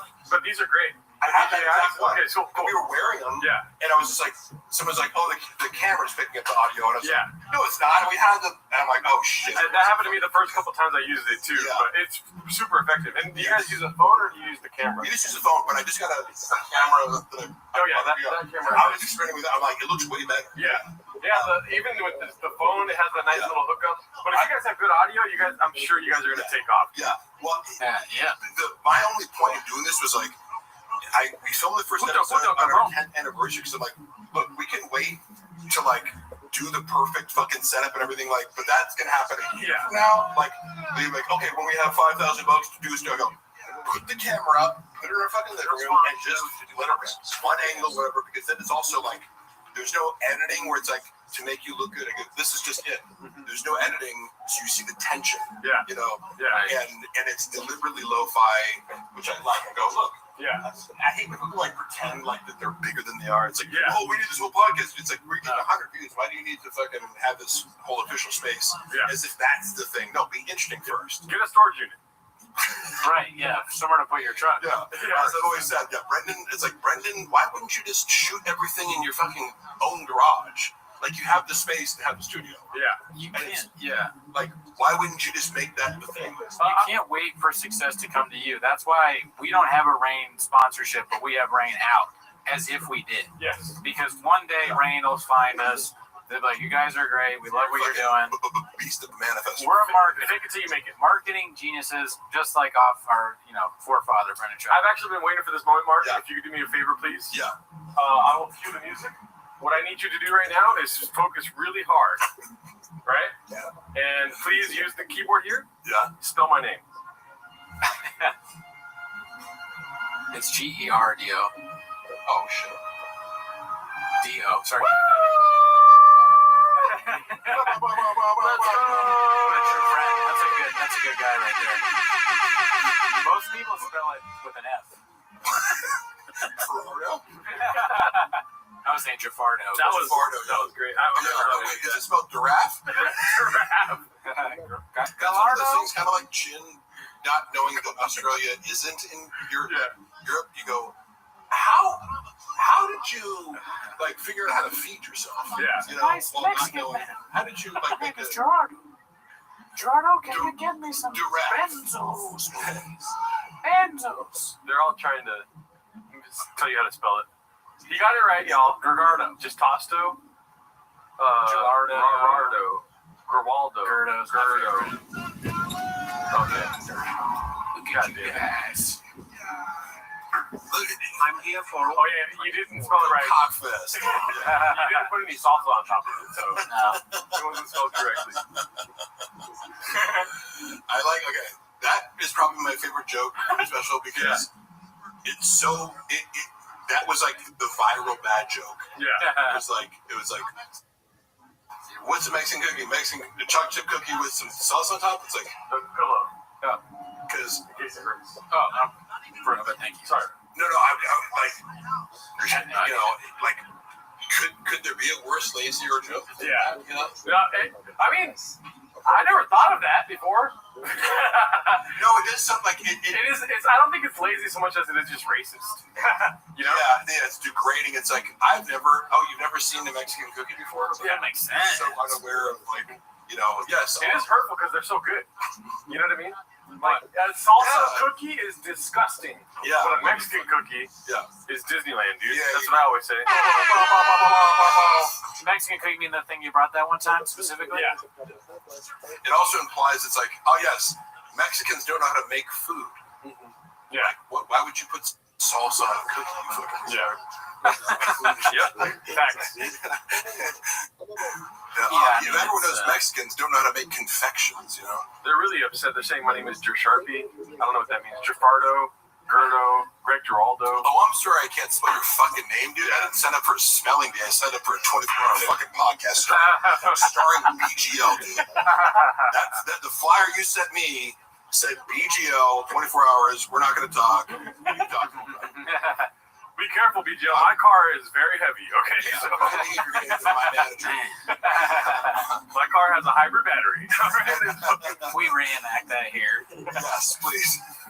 That would be crazy. If we could water down the footage of what's actually out there, it'd be great. But this is what I do all the time. Hey, to have BGL lift your car. It's like a carnival act. Yeah, this is just a stunt that I do. It's my thing. He's the world's strongest threatening man. Oh, I'm sorry, I abused a fucking car one time. Christ, yeah. I apologize to the car. Yeah. The car's in court. The car got a temporary restraining order against me. You know, you couldn't do that to a truck though. Hey, Mark, please confirm if Baba ever told you that he had baddie hour time with Whitney Cummings. Yeah. All the time. What? You're saying that Shab had sex with Whitney Cummings all the time? Yeah. I mean, I'm just saying, it's my honest perception of it. Oh my God. I have actual confirmation of it, and my inference from, I'm not making a stretch, I'm not guessing. It's like my impression based on what he told me was that they have had casual sex as friends over the course of several years. Yeah. So, Oh my God. I mean, according to him. Like, again, yeah. So that explains, like, you brought I up. don't know why he'd lie about it. It's not like he's like, oh, my big flex is like, I'm fucking with you. I just had their friends, Yeah. This is like, you brought up Sinners. It's like, that explains why Whitney Cummings lost her funny and Brendan Schaub got really funny. You know what I mean? He sucked it out like a vampire from Whitney Cummings. He took her comedic ability to sex. Yeah. And that was one of the things about Sinners where I'm like, wait, so you become a vampire and all of a sudden you're really good at playing the fiddle? Yeah. It was like, this is confusing me. I didn't like Sinners because the rules of the vampires were clear. I'm like, what is the... Okay. I'm like, you're introducing the vampire rules too late. Suspending your disbelief was like running over hurdles. It's like, I gotta suspend it. Yes. Well, it was. And then it's like Whitney Cummings is like Sinners because she's a vampire skank. I gotta say, hey, you know what? I don't know what you guys think about this. I'm an interesting topic, and maybe we talk about it. When Whitney Cummings went on Flagrant, do you remember this episode? It kind of became, I think, a little bit viral for the fact that, like, my perception, I think other people's perceptions too, was they were like kind of ganging up on her and being a dick. And I was watching it, I'm kind of like, I try to not go out of my way, women and you're bullying. It's like, hey, you're a female comedian, you can fucking hang. Yeah. But it was like, are you guys going? It seemed like they're going out of their way to like be a dick to her, and it made me uncomfortable. Well, now you're talking about the hierarchy of suck, which is like, where is Whitney Cummings compared to Flagrant? You know what I mean? Yeah. Well, like, I'm not even commenting on her comment. But yeah, I'm just like, why do you have someone on to be a dick to them? Yeah. You know what I mean? Like, I watch porn, but I'm not going to watch shit fuck shit. You know what I mean? If it's actually mean, it's probably lame. I mean, you could poke fun, I guess. I didn't see it. But she's better than they are. Like, I'm going to say this. Whitney Cummings, funnier. Who wants to 60 Kimby? Whitney Cummings is funnier than Akash and Andrew Schultz and those goons on the couch. Yeah. Like, I know that people ripped one of her specials and I didn't watch. I was just like, oh, people really was bad. I won't watch. Like, I'm not going to. People are like, oh, burn your boat sucks. I don't really feel the need to watch shitty stand-up specials. Yeah. Right? But like, you watch it every week. Like, I've seen Whitney. There was one where she had like an AI robot, and I was like, oh, that special was good. So I like Whitney Cummings specials. I think Jokes. Jokes isn't the one with the robot. Oh, no. Because we watch Jokes. I'm just saying, I don't think of Whitney Cummings as a bad. Like, I know maybe some stuff she's put out was poorly received, but I've seen enough to go like, yeah, she can write jokes. She's better than Brendan, whatever. But I just remember watching the Flagrant episode, being like, they're really going out of their way to like be like a group of guys kind of ganging up on her. And she calls it out. She's like, are you guys like really doing this right now? Yeah. Like, and they're like, oh, they're kind of gaslighting her. Like, oh, just change it. It's like, but you're being meaner than like, when Logan Paul's on the episode, you're kind of kissing his ass. Yeah. And, like, Yeah. being a dick. Yeah. No, it's just. That's funny to be like, treat Mike Majak way better than Whitney Cummings. Yeah. Like he's a god. Yeah. They can't insult that guy. It's just a little trashy to be like, but when a girl comes on, it's like, we're gonna bully her. Like, like I don't know. You gotta bully everybody if you're gonna bully. Yes, or nobody. Keep the same energy. Everybody get these jokes. Yeah, it's just weird to like crank it up like in a because it's not one-on-one, which I would get if you're like, okay, I'm gonna interview a girl a little bit differently, or maybe add some tension vibe to it one-on-one. But it's like there's 6 dudes here. Yeah, it's like a couch full of guys, like all trying to like take their shot at like like roasting Whitney Cummings. She's horrifically bad at comedy, but so are they. So it's not fair. Yeah. Again, all that aside, it was like on a human level, like I feel bad for her. Yeah. You know? I kind of feel bad for her too. Sometimes I watch her, not just on that episode, just in general. I feel like she's a confused person. Yeah. And she's constantly under attack. That is for. It does seem like even when she's not being horrendous online, she's being attacked. Yeah. When she's just being normal, kind of. Yeah. So she has a target on her back. Seems like. One thing, you know, so Tim Dillon riffed about this, about going over to her house, and it's like, he was like, you know, one of this great rants about it, he's like, you go over to her house, and it's like, you got a 20-something hit with her. Like, he's describing, like, the, you know, menagerie of people that are at Whitney Cummings' house at any given moment.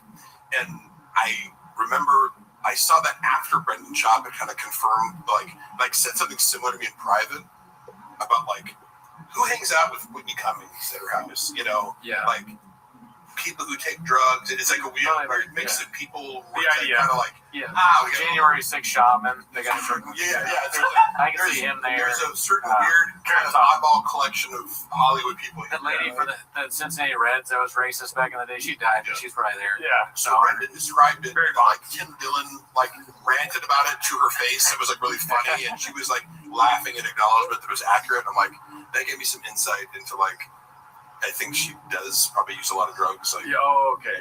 Yeah. Who's the guy that killed Khashoggi? That guy, Ben Solomon or something. Yeah. He's probably there. Oh, Khashoggi, fuck man. The Ayatollah's in the corner. For a second, I was thinking about the name. God damn. I just imagine she picks people like her. Now she's gone right wing, so she can't have like Reese Witherspoon. Yeah, she's super right wing now. She can't have like fucking the Disney stars over now, but she's transitioned a little bit. She's gonna have more like right wing people, like Tucker, or maybe comes or whoever, Christine Levitt, and the I don't know, women that are conservative, I guess. Yeah, Tim Dillon. Women that are conservative. And Tim Dillon. Okay. I mean, I think she's somebody that just doesn't. She's not authentic. She's struggling with her thoughts, so she just asks herself, what do people think? And then she does that, you know, and so that's what you get. Oh, what's cool? She's a constant, is this cool? Yeah. What's cool right now? Okay, that's what, wow, Matt Rife's not cool anymore? Sometimes people will wake up and meditate or pray or something, but she wakes up and she goes, what's cool? Yeah, exactly. She checks TikTok like Walsh checks Reddit. Do you guys watch TikTok at all? Because No, I don't really, no. And I kind of like draw the line there. When someone sends me a TikTok link, I'm like, if you're not sending me this on the app, because I'm not on there, iMessage me a fucking TikTok link. Same thing with Facebook. My mom, all over Facebook. For some reason, I'm a hypocrite because I go on IG, but I'm like, one social media app that's addictive is enough for me. Yeah. Right? TikTok is too much. A lot of those go unseen that I get sent because I'm just not on it. I just don't give a fuck. My sponsor sends me so many TikToks, and I just put the haha. I did a Goonie. I put haha. Yeah. I blocked Jardo and his mom too. So they can't send me stuff. I exclusively send him Aspen Gold TikTok clips. I'm gonna block your dad too, just preemptively now. I'm thinking about it, because if he ever gets on TikTok, I don't want that. I don't want that. Shit, dude. I forget the shooting thing. What is the shooting thing? Is that the lion thing? Yeah. The answer is the end. Yeah, dude. Yeah. That's the last thing a lion sees. Isn't this the joke he talks about our studio? He's like, I'm going to go in. How many bullets do you need to kill this mountain lion? World star! World star!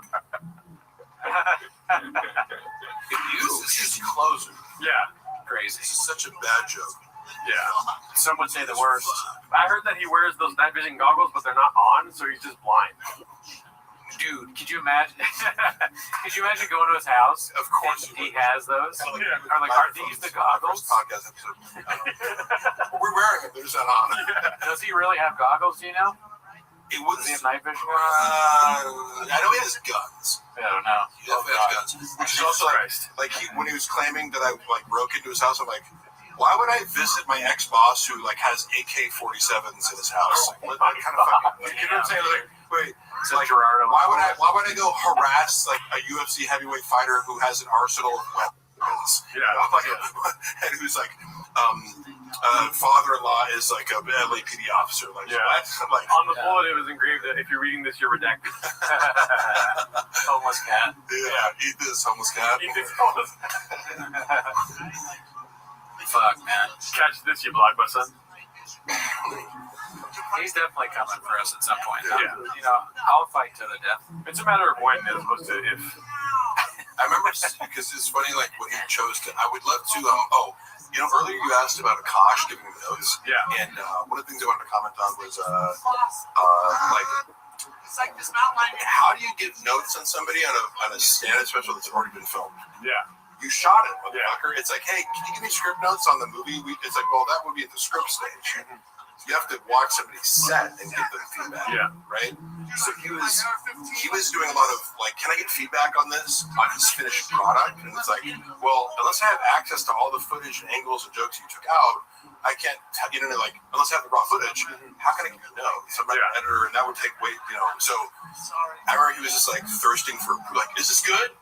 Hey, Rogan, is this good? And then he doesn't get back to him, or he says, oh, yeah, I'm proud of you. And then later he says, he didn't watch, Yeah. Did you watch it? You didn't watch it, Yeah. And he's like, well, clearly he didn't watch it, He's like, yeah, hey, great job, buddy. Yeah. I'm doing 8 3-hour podcasts. Definitely have time to watch. I mean, there is precedent for that, though, because I think it was Joe DeRosa just did his special. Yeah. And he said that he had already filmed it. I keep thinking that's whenever you see the What's Up Dallas. Let's see, because it doesn't have this. Anyways, that's our donation. Cockfest. But Joe DeRosa filmed the special, right? Ladies here tonight, I'm Bro Whisperer. I'm not used to that. My demo, We got your males. that's what I specialize in. I'm a real cockfest. I don't mind it, though. I'm the road Whisperer. I'm the Bro Whisperer. Is Chin's family dishonored by him, Mark? Oh my God, that's an aggressive question. Probably not, because he's maintained steady employment. Have I told you, and I don't want to be repetitive, the connection that I see between Korean culture, what I know about Korean culture via Malcolm Gladwell book, and do you know about this? Like Mexican culture. Yeah. How like. I like Malcolm Gladwell books because he focuses on these little interesting like anecdotes that proves a broader point, like the 10,000 hour rule or whatever. One of his books talks about how Korean Airlines had a disproportionate number of crashes. And they tried to trace it back to like basically the communication between the pilot and co-pilot was stunted or stifled, because in Korean culture, hierarchy is so important to every aspect of how things are done socially. Like, if you're above me socially, you can't drink tea before me. Like, it's very strict. You do not question your boss. Like, so it's like, Chin's a perfect employee for Brendan. I'm a nightmare. You know what I mean? Because I'll talk back to you when you're wrong, Chin's like, whatever you want. Like, I'm just abiding by you're above me. I don't get to question you. But also, Brendan he likes that. Despite the fact that Chin isn't like offering new creative ideas. It's like, well, you can kind of get one of the other. Super loyal, tell you shut the fuck up all the time. Or utilitarian. So he loves it and resents it. But I do see that as part of the reason. How do you survive in the shop universe? You have to be totally compliant. You have to be a shark. You never stop swimming. Non-threatening. You gotta be.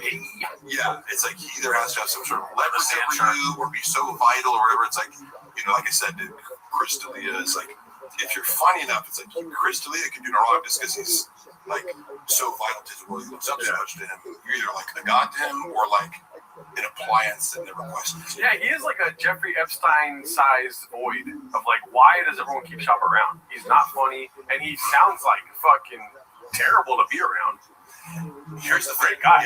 If you're socially above him, like D'Elia, Brendan makes it much easier for you to be around. He's not a high maintenance friend, because he's also sensitive to social hierarchies in the sense that, like, he's texting me around the clock as my employee, like, transgressing boundaries, and knowing that I can't really be like, hey, dude, like, no more texts after 6 p.m. Unless I want to lose, then he's going to find another reason to fire me or something. He makes you understand that without saying it. But Chris D'Elia, he's not going to bother. He's gonna go. He's gonna tag along with Chris wherever he fucking goes, and he doesn't really hang out with these people outside of. So you fired Mark, bro? Did you know? Yeah, That's I a mean, dick. I like Mark.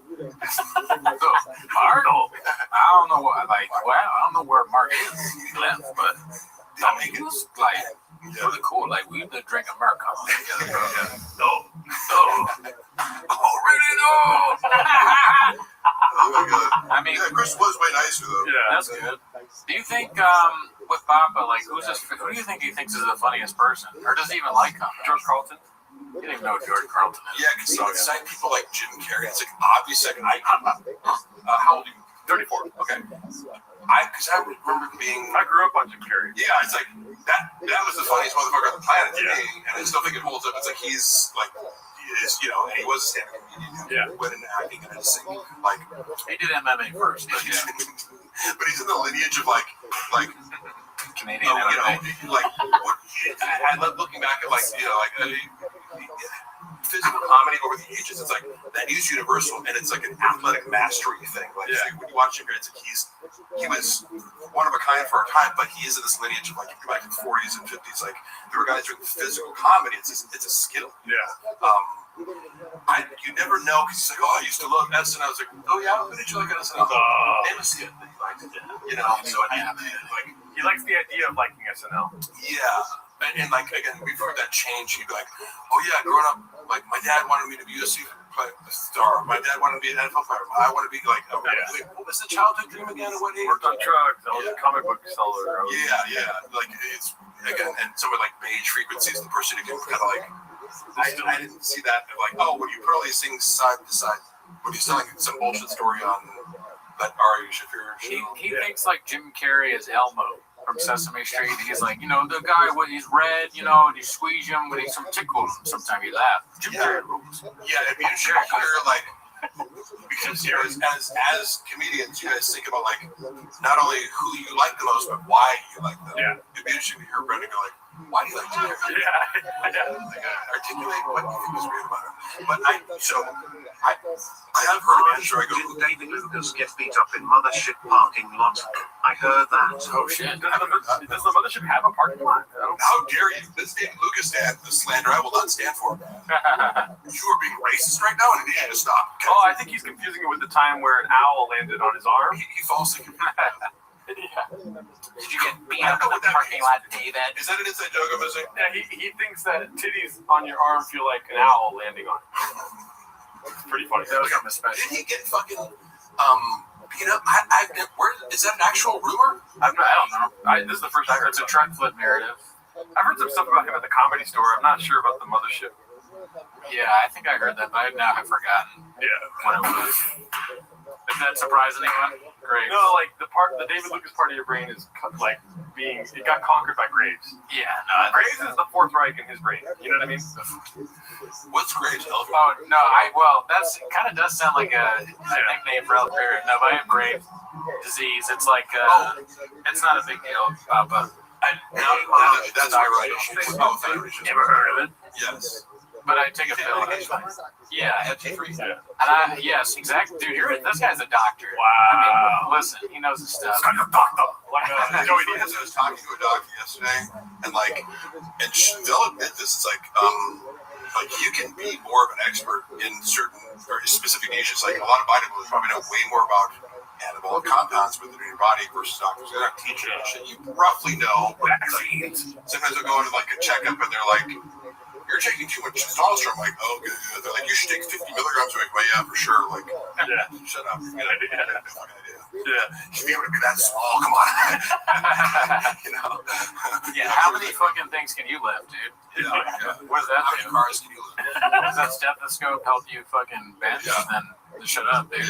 Do my pills. Yeah, he's on medication, but we are also trying to come up with merch to solve his Graves. I know, if we could just get a few more Patreon subs, I think I might be able to overcome Graves. Wait, you guys feel comfortable telling me how many Patreon subs you guys have? We have like 400. Oh, wow. Yeah. That's impressive. Yeah. Because I was going to say, like, my guess for TFK was like 500. Okay, yeah. I gives this segment 5 big poops. We have live once we said that the Rizzler is a nationalist socialist. Oh, man, this is my favorite special. I'm so glad we could get together and watch it 85 times. Such a big deal to me. Yeah, it's great. Oh, fuck, man. I can't believe I took part in this. It was like such a big, team effort celebration. And the documentary has to be a docu-series, and one episode has to be called Marg with a G. Yeah. And it's it has like AC/DC music playing, like a silhouette of you. This is a joke of yours, but I can actually. Oh no, this is not a joke of mine. No, this is not a joke. I'm being 100% serious. I'm sorry for. No, I like the idea also of books, for example, written as oral history is kind of like different, it's like a story told of different perspectives about an event. Exactly. So The Last Dance is about the 6th championship. In that scope, they go back. I get to watch that. I want to watch it. Yeah. I know everyone loved it. So, for instance, this is his 6th championship, his 2nd special. The Gringo Poppy. That's the lens, but then the scope of it all kind of goes back to this. Yes. You're part of it. The whole history with you would be an episode, and it goes back to, I don't know how to make a documentary about the special itself, like a joke he told or whatever. Yeah. Oh my God. But it would be Brendan Schaub would need to be involved because Michael Jordan was involved. And then this is dude, he would make shot for shot remake. Oh my God. Shot for shot remake. It's Just there's a way switch to out do it, everything shot related. like Brendan Walsh was alluding to earlier, to get him involved. I agree with you. It would be pivotal. You could do without him. 2 words, dude. 100 million. You think he's gonna say no to that? Of course not. Yeah. This guy committed fraud for $100,000. Exactly. After he'd already gotten 4 2 words actually for you guys. We are rich. Dude, could you imagine shot? I know that. Come on, just stay with me. We do a shot for shot remake. The part where Michael Jordan's and for some reason I took that personal. Yeah. It's Schaub on the laptop, but he's watching Sesame Street again. Yeah. Another album. For some reason I said giraffe. Yeah. North Korea with a beach. I'm trying to think of what Schaub's I took that personal would be. Hurt both ways, Bobby Lee. Oh yeah, the right. Yeah, that's your perspective. Yeah. That's your fit the documentary gets all these different people's perspectives. Andy Letterman. Yeah, that could be that. Oh my God, yeah. Who's Scottie Pippen? Brian Callen. Are you sure about that? No. What is it? I just wanted to do that. The thing is, his openers are better than him, whether it's whoever he brought up. We go through the whole lineup of the Chicago Bulls. Who's Scotty Kukoc? Who's fucking BJ Anderson or Tony Kukoc? Scotty, dude. Stay with me. From what I understand about the rivalry, by the way, between Scottie Pippen and Michael Jordan was so intense that they bet on the size of their sons' penises or something. Oh my God, crazy! I don't know if it's conceivable because these guys are egomaniac competitors, right? Kind of. Mark, can I ask you though? Did you read that online, or is that a Tiger fact? You know what I mean? Thank you. Yeah. Where are you getting that idea? No, this is fun. It's triggering to people, or they like it, or whatever. But it's do you think you're going to promote this fucking shitty whiskey without being polarizing? Why don't it just be some professional thing? I'm oh, cool. So who's the art director for the photo shoots that you want to do of this elaborate Tiger thick whiskey promotion on a budget of nothing? What? Make it look at the Rock's page. Okay, cool. Do you want to do that with AI, or you want to pay the Rock money? Yeah, or do you want me to fucking troll people into following this page? Your choice. And then I stopped managing it, and 2 months later, it's taken down. I remember commenting on it. I got blocked on the page because it was I was posting every day on it, and I got fired for putting an extra C. Yeah, the 4th C. Yeah, which took it to a gay porn. I was looking at the screen because it's got to review on my evidence. He was so fucking pissed at that. He was fuck, he's telling dude, one person saw it on Facebook because it didn't even. You can't hyperlink on Instagram, so we went to a Facebook account. Me and Jay were both there's a Facebook account, it's auto posting. None of us were aware of it. One person commented on it. It was no likes. Hey, might want to check the spelling. And he's motherfucker. It was as if he just accidentally, uploaded a picture of himself fucking a dude to the internet, and he's oh my God. It's it's happening to all of us. And then I get fired, and it was okay, so wait, what? I'm getting, and then when you go, you assume you got someone else lined up, right? And then I watch it, like when I left, I was like, how come no one's posting to this page? And, hey, how's the replacement going? It's not been fixed. No. We're actually in hour 5, y'all. What the hell?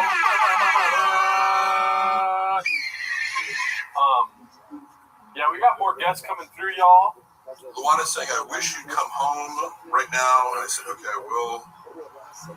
I'm announcing it. Okay, sweet. Dude, Mark. Yeah. No, I'm not going to like suddenly exit, but I was telling her, yes. It's the wind down. It's the Mark wind down here. Right. I said, I'm going to leave in 5.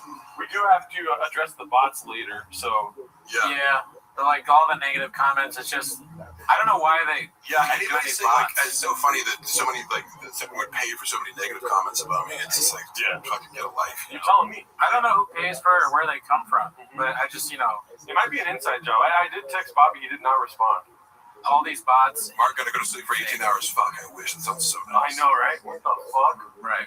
No, not us. Not us. He fucked your replacement. He certainly did. No, I do think so.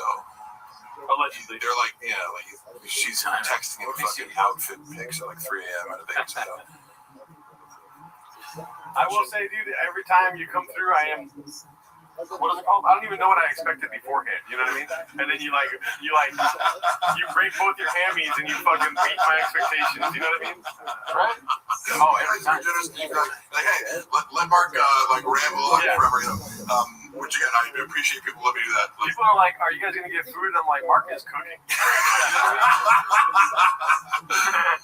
I actually told Luana that I'm like, "Let me cook, bitch." Because sometimes, Luana's personality, here's where we conflict, is like, sometimes like, oh, fuck, man, I was along with some evidence that I was, reviewing, you're looking at old shit on my phone, and I'm like, I found this recording of, we lived in this apartment, and my cat was killed by somebody who I believe, we had reason to believe it was an Airbnb place, hit our cat. And, it was very traumatizing. So I don't mean to be flippant about this. It was horrific to us because it was somebody killed my cat, ostensibly from a car accident, put the cat on top of a cardboard box that had been turned upside down.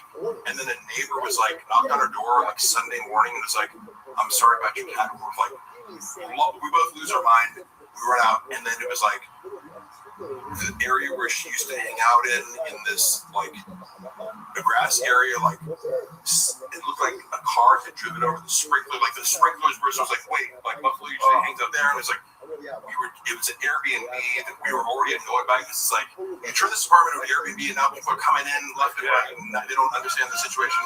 Playing music, blah blah. Yeah. And I was just trying to get answers and closure from the person who runs the Airbnb. Yeah. So I was I got a hold of this guy who ran it, and I was well, first of all, the guy who cleaned it, was our contact, and I was like, hey, do you have your boss's number? We just want to know, we just want to know what happened. You know what I mean? We're not trying to sue anybody. It was just can we know what happened? Closure. Yeah, closure. Yeah. And immediately they were we did not do anything. Don't text us while I was whoa. And then I found the number for the guy who ran it, and he got I think he called me or something, or it must have been because it was I didn't get the number from that guy. Then I get a number for this. It was hello. And he's he just started screaming. He's you fucking know, he said, I'm gonna kill you on the phone. Oh my god. What? Who the fuck is this? Some guy named Vito? I was I had no idea who he was. I don't know, this guy's screaming at me on the phone, telling me he's gonna kill me. And I'm it's trouble because I'm my cat just died, and I'm just looking for closure, and you're telling me that you're gonna murder me for asking questions about it. So I was so I had to eat that, right? Because I have no idea who this guy is. He's then blocked me, and I can't and then a week later, I'm coming home from the gym, and I see these guys in front of the Airbnb. I'm oh, that's Vito. And he's this small, Asian, Filipino, gay man. I didn't know what Vito. I was I'm assuming this is some Italian dude or something. Yeah. But I figured out, because they're looking around and looking, we gotta, so I presumed to go, I walk in and go, hey, you guys run this Airbnb? They're yeah. I'm hey, on the phone, I get up in his face, I'm just you said you wanted to murder me? I go, why don't you do that? And I bust in his house, right? I'm just like in his house, like, hey, so I wanted to give you that chance. He's like, fucking touch me. I'm like, no. You said you wanted to murder me, so I'm gonna give you that opportunity right now. Right? And I just like, the whole point was like, I'm gonna make this person feel small and tell him like, he's like, I'm gonna call the cops. I'm like, go ahead and call the cops. I'm gonna stay here until you attempt to murder me. What are you, pussy? Like, you know? And like, again, that becomes a hate crime if I touch him. But like, I wouldn't beat him up and I go, I just want to make sure you know that like, you made a mistake in trying to tell me this. And I'm gonna go, hey, like, say it to my face. Juan comes in and starts talking like, you motherfucker. I'm like, Juan, ruining my intimidation tactics. Like, I am trying to make this person feel very small with the silence that's created when I said, I'm giving you the opportunity to murder me, and then he has to say nothing. Because he can't, you know, and I'm going to say, calm. So I'm like, someone's like, hey, look, when I'm done, you can yell at him, motherfucker. So I'm like, now I'm arguing with Juan, and then he's arguing with her. I'm like, oh, like, so I'm recording it back because I'm in my phone, and I'm like, somebody just be like, hey, go in. Say anything. If I tried to murder him, then you do it to me. Right. And then like 30 minutes later, because I left, like, get the fuck out of my house. I'm like, make me. Why don't you murder me? So I just kind of went around like touching stuff and was just like, whoa, what are you gonna do? Call the cops? Like, yeah, I'm opening your drawers and like, I'm in your Airbnb. Oh no.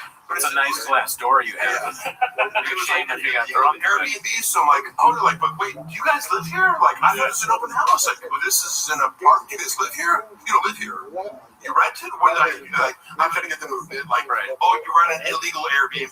Like, oh yeah, man. Like, so what's your position here? You run not live here or not? Or Triscuit's open? I'm hungry. Yeah, just trying to like intimidate him, make him feel comfortable, make him go get out, and then realize he has no power.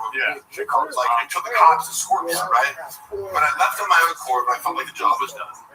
And then the cops, like 20 minutes later, come over to my house, and they're like, oh, fuck. They're like, hey, were you in this guy's house? I'm like, yeah, I was.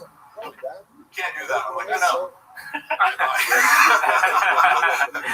Thank you. No shit. You trying to arrest a lion, officer? I don't know if that's a good idea for you. Yeah, bro. Try it. Try me right now, dude.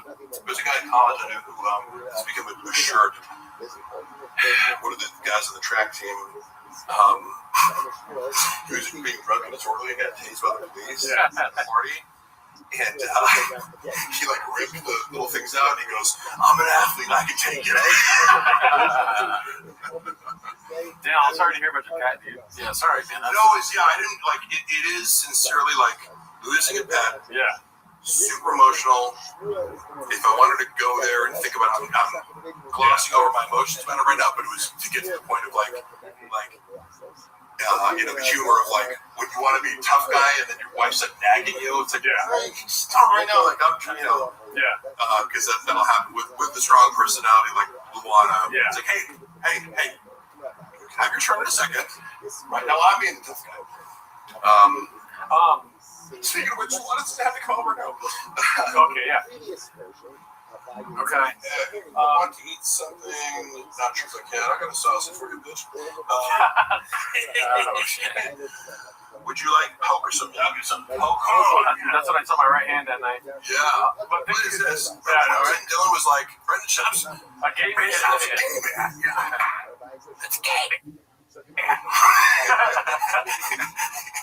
But it's accurate. This is a gay man on stage. But I just want to say before you get going that I'm so grateful that you came through. I'm so grateful you guys met me. And also, by the way, so having worked with a bunch of influencers who like one of my biggest pet peeves the last few years has been like trolls, multiple spats. So yeah, I hope so. So influencers go, hey, can you shoot right now? I'm like, motherfucker, what? Like, can you give me any warning whatsoever? So Brendan was from the top of it being like, hey, like a month from now, shoot.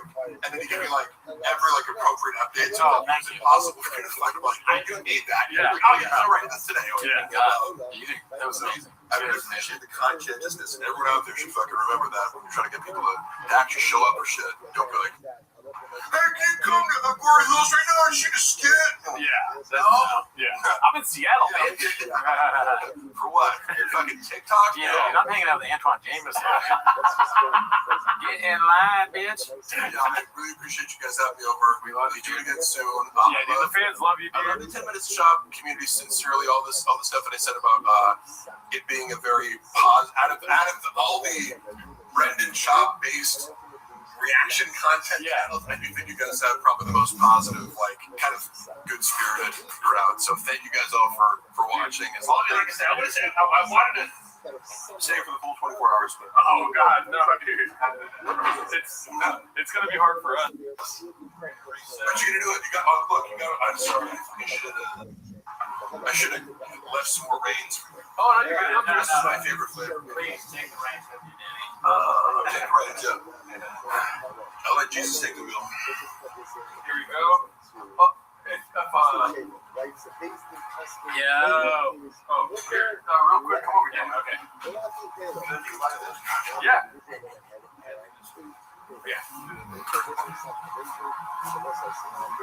Stand here and talk. Cool. All right, everybody.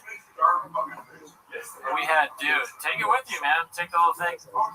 Yeah. Have fun with it, dude. You got comments right here if you want. Okay. Here, let me see that. Let me see that, man. All right, guys. Mark, see you, buddy. You're the best. So that was Netflix. Mark came in, he destroyed as usual while we were watching the greatest stand-up special ever done. Yeah, a lot of comments, dude. Oh, 2 S words. Horn brother. Yeah, maybe Horn Brothers can be a thing. I'm not glad that the horn in the middle of my head is back. I had that surgically removed by a doctor. The doctor cut off. He said this is a real thing. I got a horn in the middle of my head. The doctor cut it off, and I didn't think it was going to grow back, but I guess it's grown back. What's up, Mark Ramirez? Good to see you. Good to see you. Lando, it's been a while since I've seen you. TriStar. Whoa. I feel like I haven't seen TriStar in a while. Tommy Jarvis. What'd you say? This is so great, Papas. You got good guests and everything. Yeah. Walsh, I mean, we want to get some more people on. It's been tricky to kind of like coordinate with everybody. But I think later on, It Doesn't Matter podcast is going to be on with us. Potentially, got to reach out to a few other people. One big guest, obviously. Well, they're all big guests. But potentially, we were hoping to have Brian Campbell, our CEO, but he's very busy on presidential stuff. But maybe him, maybe Sean, maybe Alan Strickland-Williams. Is Walsh coming? We already had Walsh on, dude. You missed it, but it's on the show, so you can watch it after. Did we reach out to Chin? No. I thought about that. I actually grasped at somebody pretty big, and I was promptly turned down. But I won't say who. But I was turned down. Oh yeah, Ghidorah says, when is AZ coming? I'd like to have AZ on the podcast. I think maybe on a Raccoon Tweeties episode. Somebody tell him to message me. I think that would be funny. Hot chip guy? No. TriStar, you should know better. We'll never. Nick is not. We're not down with Nick. He's not welcome here. Chin is welcome. Nick, not so much. No, I didn't reach out to Joe Rogan. That's a stupid question. Bobby Lee. I haven't had the balls to reach out to Bobby Lee just yet. Plus, he's my boss, so it's kind of awkward to ask your boss for stuff. Have you ever had a job? Ever heard of it? Mark Ramirez, you're close. I'm coming for you. Your life is almost over. Oh, you know what? The trick with the idea about racing is funny. Maybe we'll do that. I want to do more like bits where we're doing stuff outside.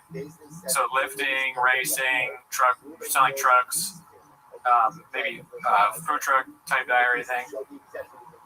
Timothy Wendell, thank you.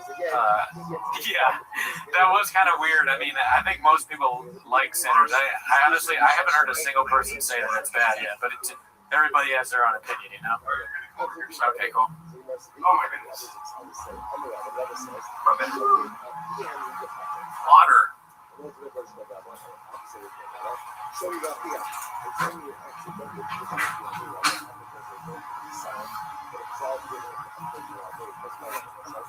Oh man. Give it up for Gerardo, dude. Like organizing all this shit. I mean, how do you even film in this thing? Got chairs everywhere, different setups. I think we're probably gonna move back to the couch soon, so we can, because most of the guests are gonna be a Zoom for that. We're not gonna have people show up in person going forward. Oh, balloon fart. We don't matter. We don't count, dude. Oh, I know that. Hell yeah, guys. Give it up for Mark Harley, dude. We gotta put back on that. Oh, Unique. Yeah, I don't know about Unique. I don't think so. I wish him the best, and he's funny, but I don't think I want to deal with all that. Too much, dude. That's a little too much. That guy really talks a lot. Shout out Gerlargo. Shout out to you guys. We got a lot of people in here, dude. Cody Quayle, shout out to Gengar. Gengar. Somebody from the beginning. Cody. What's up, dude? Thanks for watching that long. You got your phone? I do. It's over. I did have it. I'm not sure where my phone is. Oh, it's over there. It's over there. Thanks. Check on that. Yeah. Has he responded? I don't think. No, not yet. Oh my god, that was a lot, y'all. I think this is the longest we've ever streamed. Definitely the longest we've ever streamed. Are you kidding me? Yeah, dude. Who'd you want Nikki HSG on? Who the fuck is that guy? I gave her a birthday shout out or something. She's nice. I guess I'll wish her the best. Oh, the stream's going lean. Oh yeah. No audio though. Oh yeah. Sometimes you get it. We had a lot of audio in here. It's true. As he says, he's taking a nacho dip in nacho cheese. My bad, Mr. Whole Foods. Oh, my bad, Mr. Whole Foods. My bad. Is your back hurting at all or no? No. Okay. Just gotta constantly adjust. You know what I'm saying? Yeah. Keep them guessing. I've been watching you guys forever. Never get to see you live usually as in the UK. Keep them busy. Is this mine? Operation Warp Speed. Mine. Really trying to get vaccinated.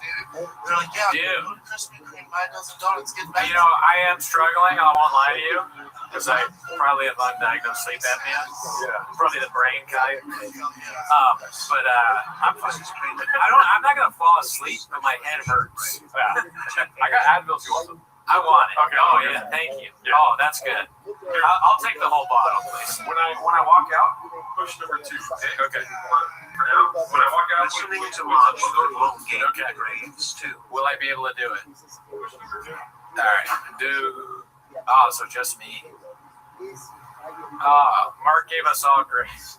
Does anybody else? Am I the only person with Graves' disease? Is anyone else having thyroid issues? I'm gonna keep the special flame. Vladimir, what's up? Dude, I got a lot of stuff. I got Graves' disease, small teeth, big gums. I got a headache. My wrist is maybe broken again. You know, so that's the thing about they don't tell you about podcasting. A lot of your favorite podcasters have chronic diseases. In fact, most of them do. Part of having a black belt and being very good at talking for a long period of time about nonsense is you have to have something that's threatening your life. In 20 to 30 years, I could be dead. But right now, all I have is a headache. So it's not really that big a deal. Thanks. I got that Jones problem. I was telling him part of podcasting is having chronic disease. I think that's true, though. What is it that got you? Mark Harley being here or the Gringo Poppy playing? I would say it was the inherited Graves disease. And probably maybe the drinking and the food. Actor we never heard of. Just blast them all. But I'm fine. Look, we're not the only podcaster that's sick. Yeah, we know a few. All over the news, all over the But it's nothing I can't handle. I feel pretty good. I feel great at it. Cody or Gerardo? Wait, there was some fan funding that we used. Holy shit. This is the payment for my Raccoon Tweety Special Edition Rain. Thanks. Listening to Mark for that long gave me graves too. Mark thinking the center screenplay needs work is what does Kino mean? I don't know, but I was like, I just assumed that meant Dicey. I read it around. Oh, yeah. It's like everybody likes that movie. I've not talked to anybody who doesn't like it. It's surprising. Shout out to y'all for the fan funding. Actually, one person did say they didn't like the tone of it because they don't like vampire shit. But I don't agree. Yeah. So is that your takeaway? You know what I mean? Yeah, I mean, it's that movie is fucking rule. Oathman, shout out to Oathman for being in here, dude. Oh, hell yeah, dude. Oathman should be on the show later. Yeah, he's able to. Still a little early. Talk about locking us back The now. IDM boys. I can't go through the lockdown. Straight up. Thank you, Oathman. During that last one. Sites Manelli, I donated over $20 in less than 10 minutes. Thank you, Tony. Yeah, dude, I stayed up until like 1 in the morning setting up this board. The MNXT says as soon as Cooney transitions to the couch, he's falling asleep. Yeah. Like I should DoorDash Red Bull. Dude, I would drink this at gunpoint. I can get you Red Bull if you want. Do you have Red Bull? No, but I can go to the Aldi right here. If you want to. Yeah, I can do that. Make sure. Can you? Yeah, I mean, listen, I'll just keep talking to the chat. Okay, I'll go get 2 Red Bulls from you. Yeah. I got you real fast. Yeah, you're good. That's what. Yeah, when Gerardo leaves, he's getting a drink from me, and I'll just make fun of him. I also, what's it called? I got a free trial on Zoom, so we're good. Oh, sick. Yeah, I gotta cancel that. Yeah, I'll keep an eye on it. Yes.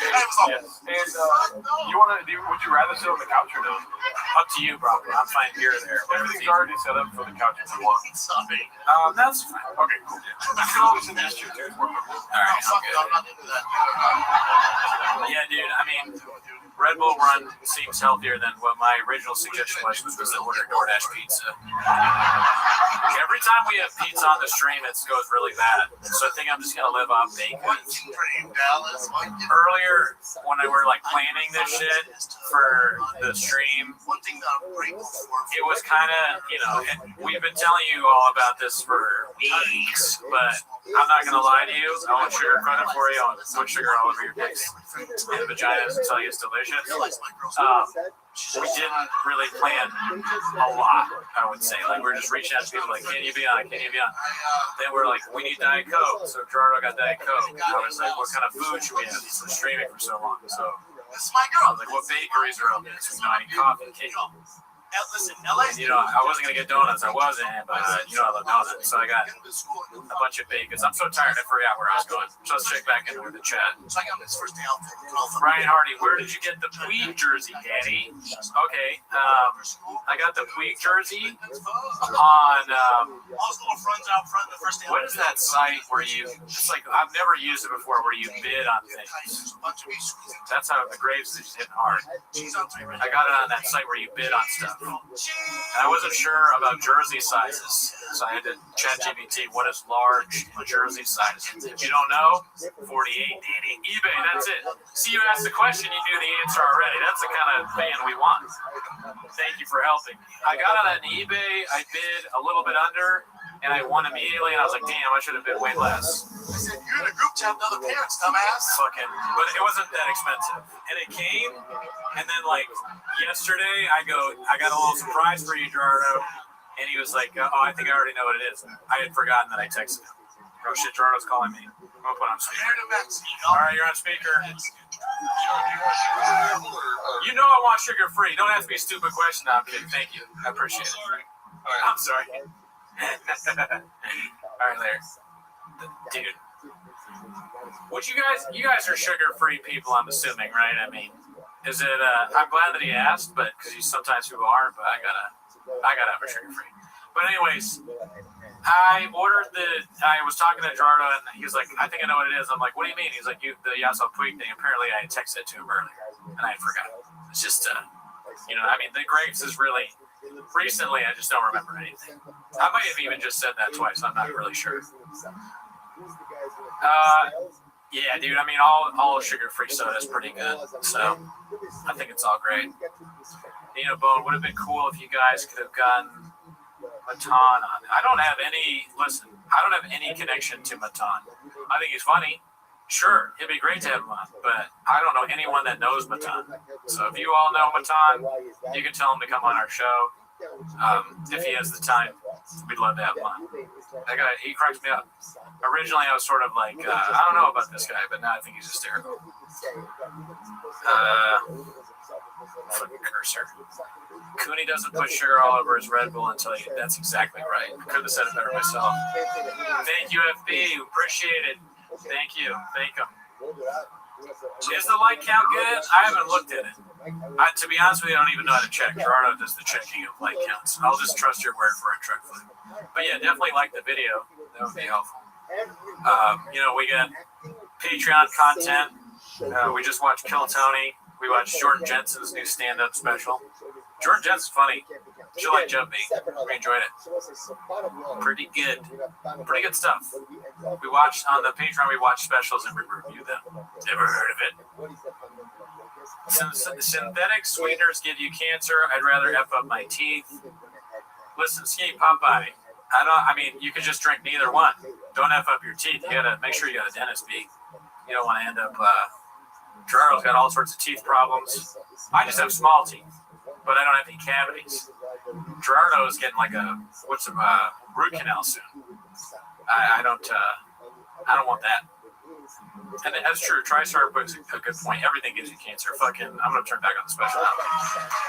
I thought you would like that. Listen. Fucking Gringo Poppy probably gives you cancer if anything else. Listen, Thank you for the food, but I don't. Nah. Field Trippers, you're wrong. His singing his ass. Disagree. He's got a good voice. I mean, he sings well. The real deal Holyfield. Oh, this shit is the real deal Holyfield. This shit is flat asses for her. It just never would never work out. I'll freaking this one. Boys goes, dude. Hit 2 when Gerardo locks in. It's already I think probably 4. But spicy. I should hit 4 just fun. Should I hit 4? Spicy. You know spicy? Thank you, dude. Oh shit, dude. 3 more, so I have to buy 2. You go. Dude, when we first got together, she was authentic. What flavors are they? White gummy bears. Sour gummy worm and white gummy bears. White gummy bears is a strange choice. Why white gummy bears? That's so weird. Rain is like racist or something. Gerardo trusts me so little with like streaming that he is doing a poll with 3 energy drinks in his hand. If I let you do it, the computer will break. White gummy bear. White gummy bear. Say that. I fucked it up already. Is he not a Puerto Rican shortstop for the Dodgers? I haven't had a Red Bull in like 5 or 6 years, dude. That sounds pretty good. But I'll do it for the stream. Anything for you all. We aren't sponsored by Red Bull. Rain, we have loyalty to Rain. However, I will not drink it because it is poison. Shout out to you, Timothy Wendell. Oh my god, it's so good. I miss this. I will regret this in 30 minutes. Dude, let me ask you. Oh shit, it's a tough question. Let me ask y'all a question. Anybody ever remember 5-hour energy drinks? I used to like to drink those and watch the Gringo Poppy solo. But no, dude, those are like Sal Volcano. We watched him on the Patreon. And the one thing I agreed with him about is the feeling you get from having a 5-hour energy is indescribable. Yeah. It is not a good feeling. Yeah. The second you drink it, you're like, oh my God, why? Why did I do this? What kind of job is this?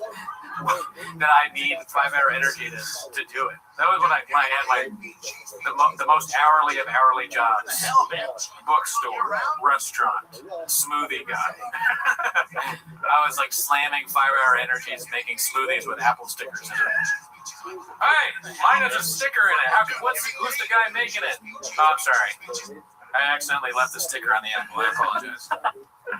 With 3 fucking girls. Dude, everything they eat, bean, cheese. Oh, I got Dude, everything they eat, bean, Bean cheese. She's like, what the hell, man? Should I carb load you around? You never tail off the carbs? That's the game plan? I got you. I'm talking to you. Sorry. All right. They're like, they go, wait, Paul Pierce is going to be on the show? No. The truth. Like, hey, Paul, what do you think? What do you think about the Gringo Poppy? He's like, man, you gotta get you this fucking better special than that. Dude, it's half and half. They don't know which one they want me to drink. They're both so good. I mean, Rain is pretty good. I'm not gonna lie. I was pretty pissed when you drank my Rain. Because they don't even have that flavor there anymore, dude. It's crazy that they got new flavors. I don't understand the marketing of Rain. Like, why make a new monster? Yeah. Why rebrand like that? Yeah. They're cutting into monster seals. It's like, we need something for Gen Z. A new kind of. I'm fine with it. This is the perfect energy drink right here. Well, coffee, but the second best. Which one do you want me to drink? I'm not gonna look. I mean, I think white gummy berry. I Try it. Push it without salt. I fucked up. As usual. Don't vote for me. Don't vote just like I vote, okay? Don't copy me. Don't be a cuck. All right? That's the last thing you want to be. Don't cuck off me. Vote with your heart. I'm gonna wait till it says 5 minutes ago, and then I'll choose another now. I don't need sycophants, okay? But if you criticize me in any way, you're a bot. Yeah. I was so upset. We should have started the stream off with the bots thing. We kind of killed the bot joke, Yeah. but I forgot everything I was going to say anyways. Yeah. So We met up last night and talked for 3 hours about this bot bit that we were gonna do. And it's not a bit. It's for reals. We're done with the bots. yeah, no, there's no bit. No more bots.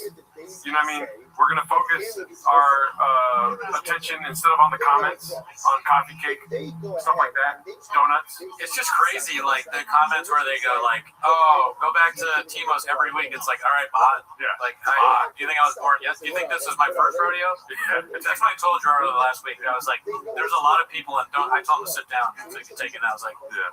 I got to talk to you. There's a lot of people that are watching us right now that think it's actually the first time that we've been to a rodeo. And he was like, you know what? Yeah. Right. You said that. You remember you said you're right. Yeah, I told you, I was like, there should be bots that put sugar all over our dicks and tell us it's delicious. You know? You're like, neither both of us have been to many rodeos. Yeah. I didn't say that. Yeah. We talked a lot about rodeos after that and bull riding. Yeah. And we came to it after we talked for a long time about bull riding.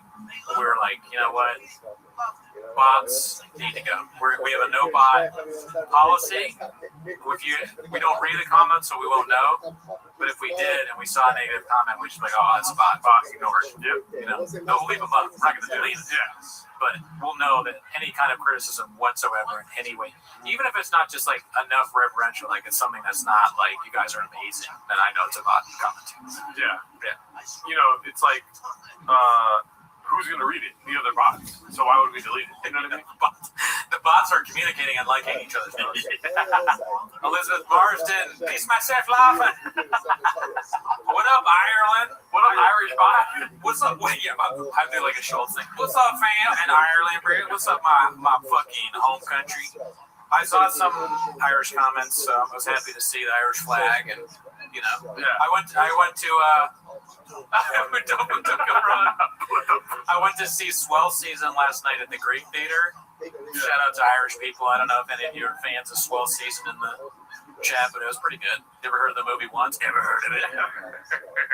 Take these broken boat. All right, it looks like White Gummy Bear won for that poll. So let's go ahead and fridge up the other one. Picho 55. Cooney, go get sleep study, please. I agree, dude. I think Othman was right. I don't know if I mentioned that earlier. Othman is the one that told me I probably have apnea. Because he's got it. But it affects his brain is so small. Yeah. That that's why he has sleep apnea. Because they measured his brain, and it's very small. The bots are blowing each other. That's another bot telling us what's happening in the bot room, dude. I know. I mean, for all I know, bots can have sex with each other. I have no idea. Check this out, dude. You ready for this? Oh, I've been at Belfast. Belfast? Truck flap, Truck flap and Belfast. I'm really losing it. You're good. But I have been. You ready for the sweet, sweet sound? Yeah. Of that rain, that nectar. thick nectar, dude. Ready? Ooh, ASMR, dude. holy shit, dude. Yeah, that's crazy. Try not to buzz, dude. Truck flip talking about Black Cab Tour. I've been on it. Not good? Damn, that sucks for you. It's way too sweet, dude. Oh, it's really sweet? Yeah. You want some? No. Okay. Absolutely not. Now you dig your own grave. Get that away from me. You're right. Just smell my hand. Okay. Oh, dude. The crash from the energy drink probably, yeah. The last time I had Red Bull might have been more than 6 years ago. Yeah. I think it was. Because it was I was hanging out with my old roommate from Philly, and they were drinking, and he goes, "Hey, I got your Red Bull." And I was like, "Oh man, really?" And he's, "Yeah, we're gonna drink some Red Bull. We'll stay up drinking." I was like, "All right." I was pissed off. I don't want to drink a Red Bull, but cheers. What you got? You guys got a lot of bots in the spot? Yeah. We need a cocaine protocol. No. Check this out though. Look at the screen over there. Watch this. Whoa, dude, have you ever seen someone looking like that have more fun in your life? Rain fucking rules. Yeah. It's just so good. Dude. It's such a good product. They do a lot of volunteer work and charity and shit. There's a Rain charity where they give sour gummy worm to like mothers in need when they're pregnant. And yeah. It just I'm getting emotional talking about it, but they're a great company and it means a lot to us that they support. I told you off this podcast, but my kid was having seizures and I gave him Rain. That's so stupid. I'm so sorry. No, that was hilarious. Fucking Rain, the Rain treating seizures. Yeah. Oh my God, Justin's having a seizure. Quick! And they open his mouth and you pour in sour gummy worm or cherry limeade. Cherry limeade's not Rain. That's Sonic, I think. G, you play music and Mitch Chin singing his ass. I'll do it for $3 for sure. Yep. I gotta turn this off. Man. Shout out to Lucas Cicero. He said, "Oof, just turned on the stream. 19 hours to go. Praying for y'all." Oh, dude, I haven't seen enough Gringo Poppy yet. No, me neither. I'm just trying to get more in, you know. Oh, I did have a fun bit that we don't have to do it now, but we'll do it a little later. Okay. We're still waiting on some motherfucking guests. Great pay for my kids' teacher in March. Tomorrow had those like the coffee like his teeth. I know. When I saw him with the second coffee cake, it was amazing. I cannot believe I've never had a Porto's coffee cake before. That might be the best coffee cake I've ever had in my life. Don't say that. I didn't get a bite. How does it? It's easy to get in this cheap. We'll go there after. But listen, how does it? Coffee cake with icing on it? Whoa! What the fuck? I didn't know it had icing on it until I took a bite. I didn't see the icing. I was like, oh my God. I didn't even think about this. There's a cookie left. There's lava cheese roll. That donut is disgusting. Oh, really? Yeah, it's horrible. Look, you can eat it if you want. Cookies? The donut's not from Portland, so I won't say where okay. It's not from Antigua. I went into Antigua and I was like, cool story. I don't know what you got going on here, but I don't like what I see. Yeah. So, I didn't even buy anything. I mean, it's Lucas's birthday yesterday, so let's just say happy birthday, Lucas. Happy birthday, Lucas. From all of us over here at Timos and RT, dude. Yeah. Dude, that's so funny. Both. I can listen to you talking about coffee cakes literally for 24 hours. Dude. Oh, thank you. That's the next 24-hour stream. I just love baked goods. And so I'll give you another thing, Carlos. Here, You're extreme. Thanks, MXC. I mean, to let you in behind the curtain, when I came here, Jardo was asleep. I told him when we were recording. I mean, we both agreed on when we were recording. I told him when I'd be here. Yeah.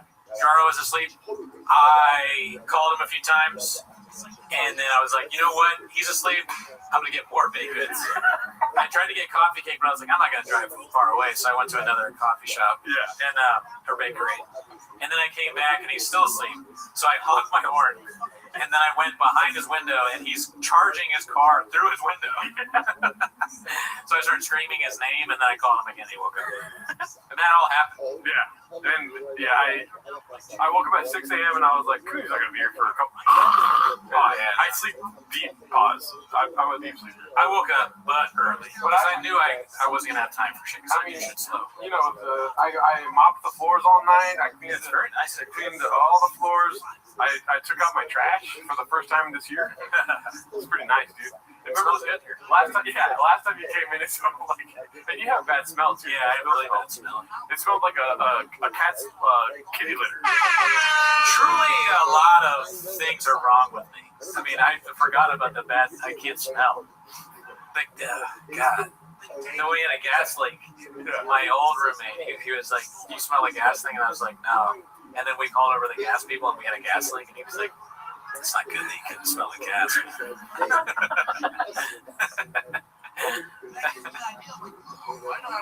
That's hilarious. Fucking gas leak. The guy that did the gas leak claimed to have fixed it, and he didn't fix it. He just left the leak going. So he had to have another gas guy come out. They're trying to kill me, dude. Shop hired him, or flappers. So I go to my local. Does anything on Cooney work? Taste. He's a lemon. I can still taste. I can see. My eyesight's okay. That's one of the things that goes with grapes, though. Eyesight. So Mark has been a screenwriter for 20 years. Everyone was comfortable with the truthiness of that statement. Mark has been a screenwriter for 20 years. Everyone was comfortable with the truthiness of that statement. Listen, you don't come here for the truth. You come here for the facts, right?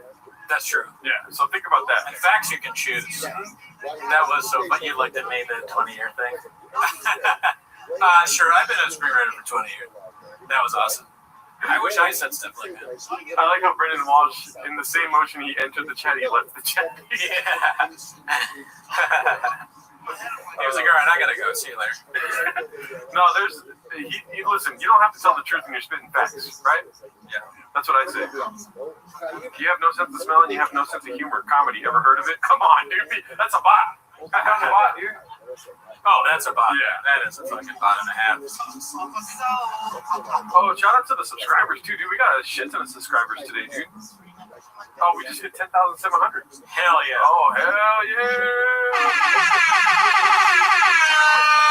Yeah, dude. I mean, of course we did. This is the greatest special of all time. Yeah, there's a bit that we're going to be doing later. I'm excited to do it. I told Cooney about it when he got here. It's going to be, we're going to try to do some Gringo Poppy meditation, see where we can go. It's like trying to do DMT, but with a large dose, because we're going to be listening to this. You know what I mean? Okay. I'm with you. I hear you. Don't kill me. Don't kill me. Yeah, and then when you're in a meditative state, that's where you know where the real funny is, right? Oh yeah. Like, I don't go to a comedy show unless I close my eyes for 10 minutes and focus in on my inner child. You know? Sorry, what? Luminowski, I've met him in person. Never met him. If you guys want, I can make some fucking sausage salad. You go over there and do a cooking show? Yeah, I can do that. I got camera set up for all that. This is you. You're like, I could. You want to. You want sausage. But I already told Policy to bring sausage and salad. Love Timos, but honestly, I miss when it was weak. David, listen, bot, yeah, bot. Like your bot. Just because you use emoji, do you think we don't know it's a bot? Yeah. And then TriStar, thank you for calling it out. In the community, we have to stay together, stand strong, and call out bots when we see them. David's son is a bot. Yeah. Okay. You're lucky you're not block bot. Yeah. Yeah. I'm not mad. I'm just upset. This special is death to all bots, but no violence. No violence. Yeah. I look, you want to watch you cook together. I can teach you how to make some. Oh, how to burn a sausage and put it on salad.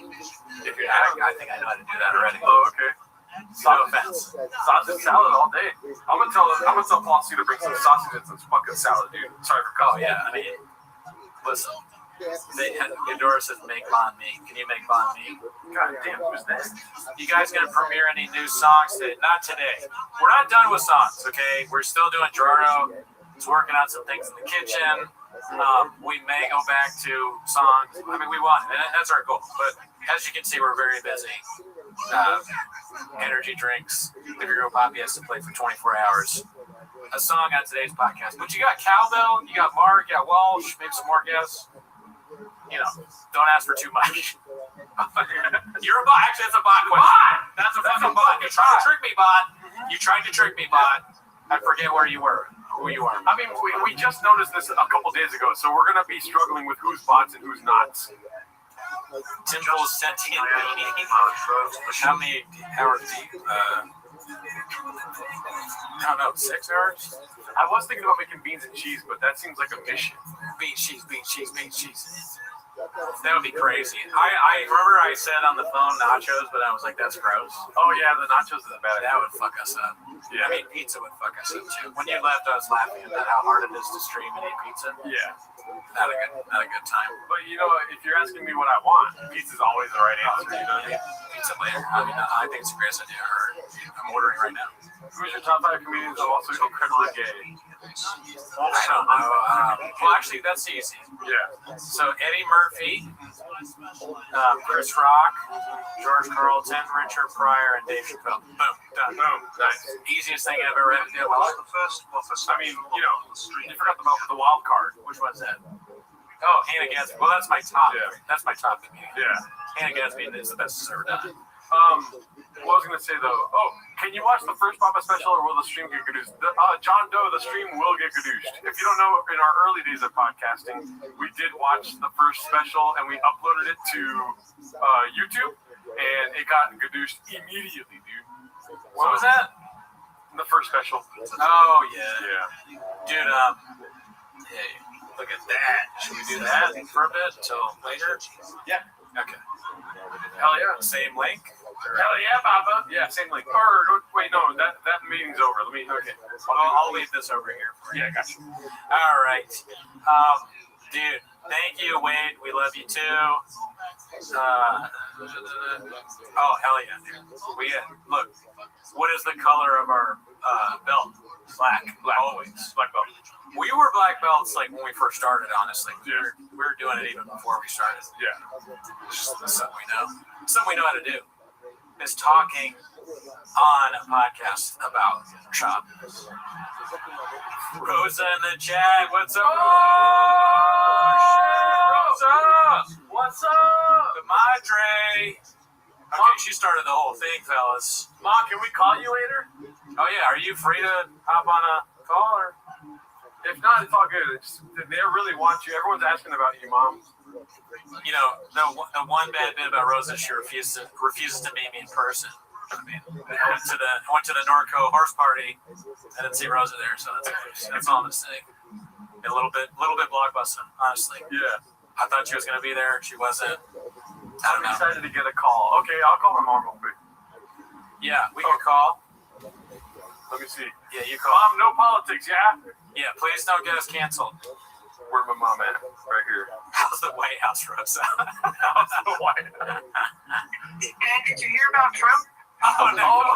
Why you calling Rosa? Control yourself. You told me not to. We told, listen, Rosa. What about Trump?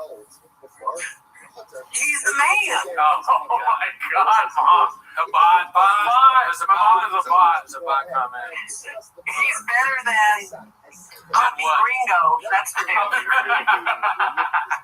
That's the, that might be true. Can't argue with that. That's just a tire fact. Sheriff and Andre Hashem said my mom died Monday and the Rosa bit is really making me happy. So, what? yeah. Everyone else is calling you a Russian bot. I think that people are enjoying your call is what's going on. But we've told people that. Yeah, I'm a real person. I'm not a bot. Oh, okay. It kind of sounds robotic right there. That didn't help. It cut out a little bit. It made you sound like a robot.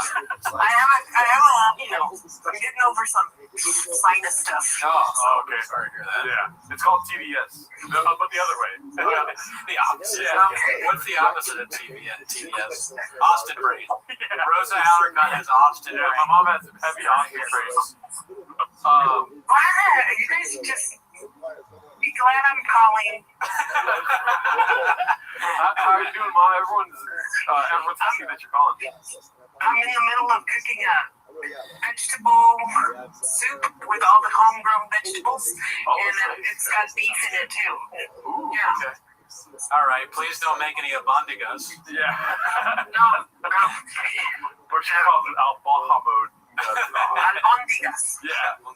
Say it right, Cootie. Sorry, I apologize. Like, I have no fucking. I'm basically Brennan Chavez. How's your day going so far? Nice little Saturday? Great. I got up late. Went and got some stuff at the store, and I came back and started cooking. Nice. Can you tell the people how often you cook beans and cheese? Every day. Does it go with every meal? Of course. There you go. So yeah, I mean, it kind of does. Unless you're means extra cheese. Oh, okay. Yeah. You're lactose intolerant. Yeah. Also, how often do you have tater tots? Never. There you go. I mean, that's a white person handout. Mm-hmm. Yeah. I thought you were a shortstop for the Dodgers. No, what? Oh, sorry. Have tater tots. Never have tater There's tots. no such thing in our house. Okay. We do potatoes, but we don't do tater tots. But here's the thing, like, I know that you're Mexican, right? But Yes. you guys have a lot of mayonnaise, right? Yes, the only best foods. You know what's funny, Mom, is I was telling somebody the story. Remember when I was a kid? We've talked about this on the podcast before, when the seagull shit in my sandwich? Yeah. Yeah. Oh my God, yes. Somebody told me that the seagull laid a bunker buster in my sandwich. Hello. Okay. Rosa goes, oh my God, yes, like you probably bother her with the story constantly. I do. It's her fault. Every day. She has to live with the guilt. I'm guilt-free. So you got beef, you got some vegetables, you just like, it's steamy in the kitchen right now, or what? Yeah. I have so that group did them all, and I saw the carrots. They were like red carrots, orange carrots, white carrot, all the different colors. Yeah. But they look so pretty. I'm like, I want to make a soup with that. Yeah. Yeah. So here I am. Okay. Nice.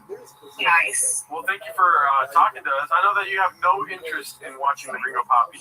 Never seen it. Right? No, he's an idiot. Why do you guys even give him so much glory? Oh my God.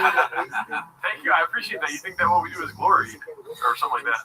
Glorify this fool. That's true. Did you see the guy that I had in my apartment earlier? Big muscle guy, Mark. Big muscle guy? Which one? His name is Mark, but we call him BGL for short. No. No, you missed it. I missed the early part. Yeah. No, I'm not. I haven't been tuning in much. Oh, okay. You would have had skeptical hippo eyes if you'd seen him on here. But thank you, Mom. I'll call you later. Maybe tomorrow. We have another guest chiming in here. All right, then go ahead. All right, have a great night, Rosa. Not as important as your next guest. You're the most important. I love you. I hope the boss haven't taken you too, Mom. I love you. All right, bye. Love you. Oh shit! Look who it is. We got AS fucking W, dude. Alice Strickland Williams. Live from the beach in North Korea. Everyone here is so stoked for the Poppy. Glorious leader has been watching with us. Damn, you look lounge out there. That looks like a comfortable chair, dude. Oh, I'm in a bed, dude. Oh my God, even better, dude. That's the best place to watch Gringo Poppy. We had Walsh on earlier. I don't know if you didn't see any of that, did you? No, man, I've been living my life. As you should. Walsh, but you get this. Walsh talked to Mark for a while. Mark Harley and Walsh. Yeah, it was pretty cool. I gotta say. That was fun. How long ago did you go? We've been going since 9, Danny. Yeah. Don't laugh that hard. Dude, Gerardo showed your record. Oh yeah, at the very beginning of the stream, I pulled out your record and was like, shout out to Alan Strickland Williams. We're trying to get people to buy your record, Ranger. Yes. Yeah. Yes, please. I need it for my playing the baseball dance. Yeah, man. Well, you're following Rosa Alarcon right now. We were just on the phone with Mama. I did catch a little bit. Oh shit! I could be following her. You good? You guys eating? We were earlier. We got some Portos. Yeah. We were trying to do a Ringo Poppy fast, but that didn't last long. Because there's like a coffee cake that we've been doing, so we're going to test coffee cake while watching the Gringo Poppy to see if it was any better while we had like coffee cake. Yeah. If it enhanced the viewership at all. Wake you up a little bit. Yeah. We asked Walsh this, what's your favorite part? What's your favorite bit from the Gringo Poppy, if you had to choose? Well, I gotta say, I was born in Dallas.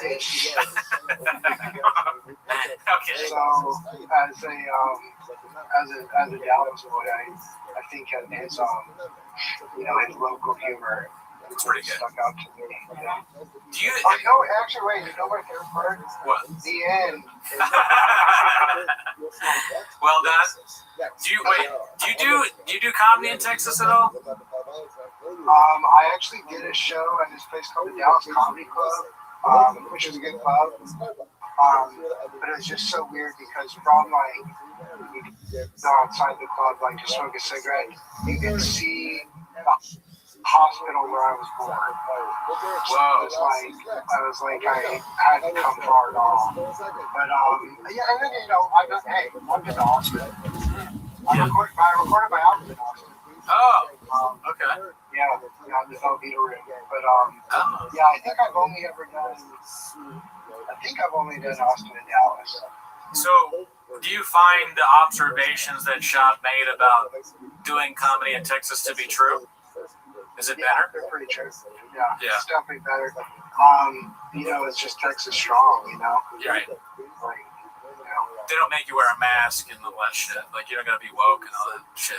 No. It's different. It's definitely different. It's different out there. Different. Yeah. Different. I think that Gringo Poppy is the one where he talks about his barber, right? no. No. That's the first one. Yeah. You'd be surprised. You'd be surprised. Jamal, the Asian Jamal. Yeah.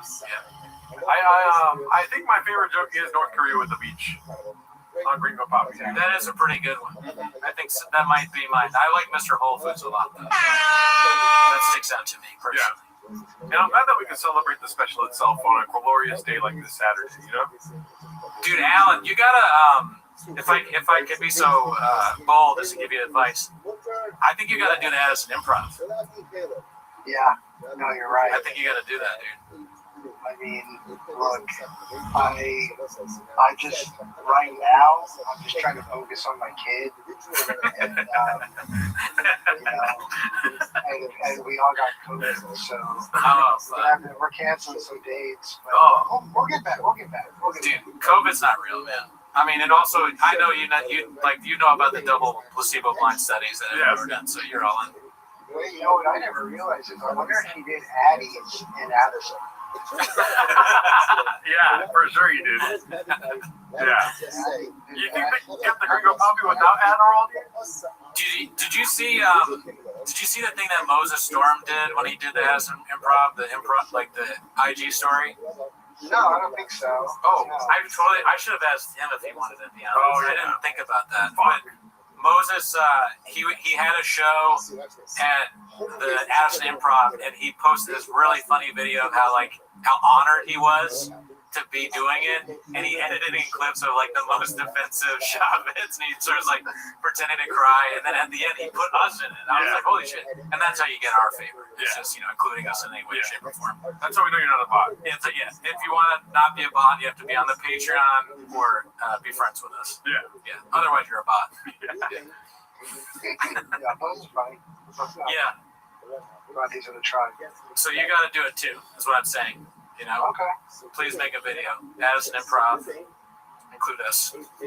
Yeah. You should do a live 10 minutes there. Oh, that would be nuts. The goal. That would be nuts. Holy shit! If we get the gang together, fucking Addison trip. I think you might be going longer than 10 minutes. Never, dude. Right. We'll share a hotel. So what have you guys been doing? Just actually, is it on a loop right now? Yeah, Yes. it's on a loop. It's right behind you on our screen. Yeah, What part is it on? Let me see. not sure at the moment. It's puto cabron right now. That's the one. Do you know? Can you tell that just from the visuals without or the Yes. We're almost there yet. Yeah. Yeah, no, I can tell from the timestamp on the bottom, the red line. I see clamp that with my finger like that, and I'm like, oh, yeah, puto cabron. Yeah, we have a huge general setup. We have 3 screens back to back to back. And I'm not joking around, it's for real. Just like everything feeding me information while we stream here. Wait, so how you and Harley on? Oh, yeah. Yeah, dude, Harley came in the beginning of the stream, and you know he has the energy of 1,000 men.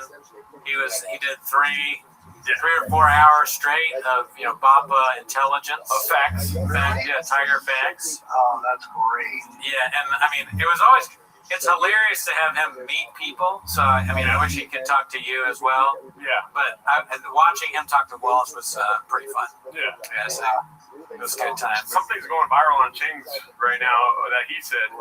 What's going on? Apparently, Bob would ask that Maddie should talk. Oh, okay. Yeah. I don't want to read that one. Yeah. You can just go on the subreddit, or I'll send it to you. Not right now, but I'll send it to you eventually. Unless Gerardo, you want to I got you. Yeah. So when Walsh was on the stream, he was talking. You know how he talks to us about how he's like obsessed. He's trying to get off of it. He did that bit. It's pretty funny. Pretty good bit. This is crazy. You're not like deep in the stuff. I mean, you send clips sometimes, but you don't have the same kind of addiction that Walsh has, right? No, I'm not like Walsh. I think because Walsh has a family is why he's so addicted to it. Right. I think you're right. I think he relates to Shop. Relatability, Yeah. I'm not. I'm just a one thick boy on my own. Yeah, I'm more of a Joanna than a Shop. Who are you in the Shopperverse is a good question. We've probably done this before. I like Louis Vuitton more than I like baseball, Is there anyone who's bald in the Shopperverse? No. Oh yeah, Howie. Maybe that's who I am. Yeah. I can see that. Actually, Brendan, right now, there is a coach. I've been watching college football today with my parents. Yeah. And the coach of Kent State has a very committee vibe. Oh shit, I gotta check that out. Yeah. I think they're playing like right there. Yeah. I mean, how's your team doing? How are the Jags doing?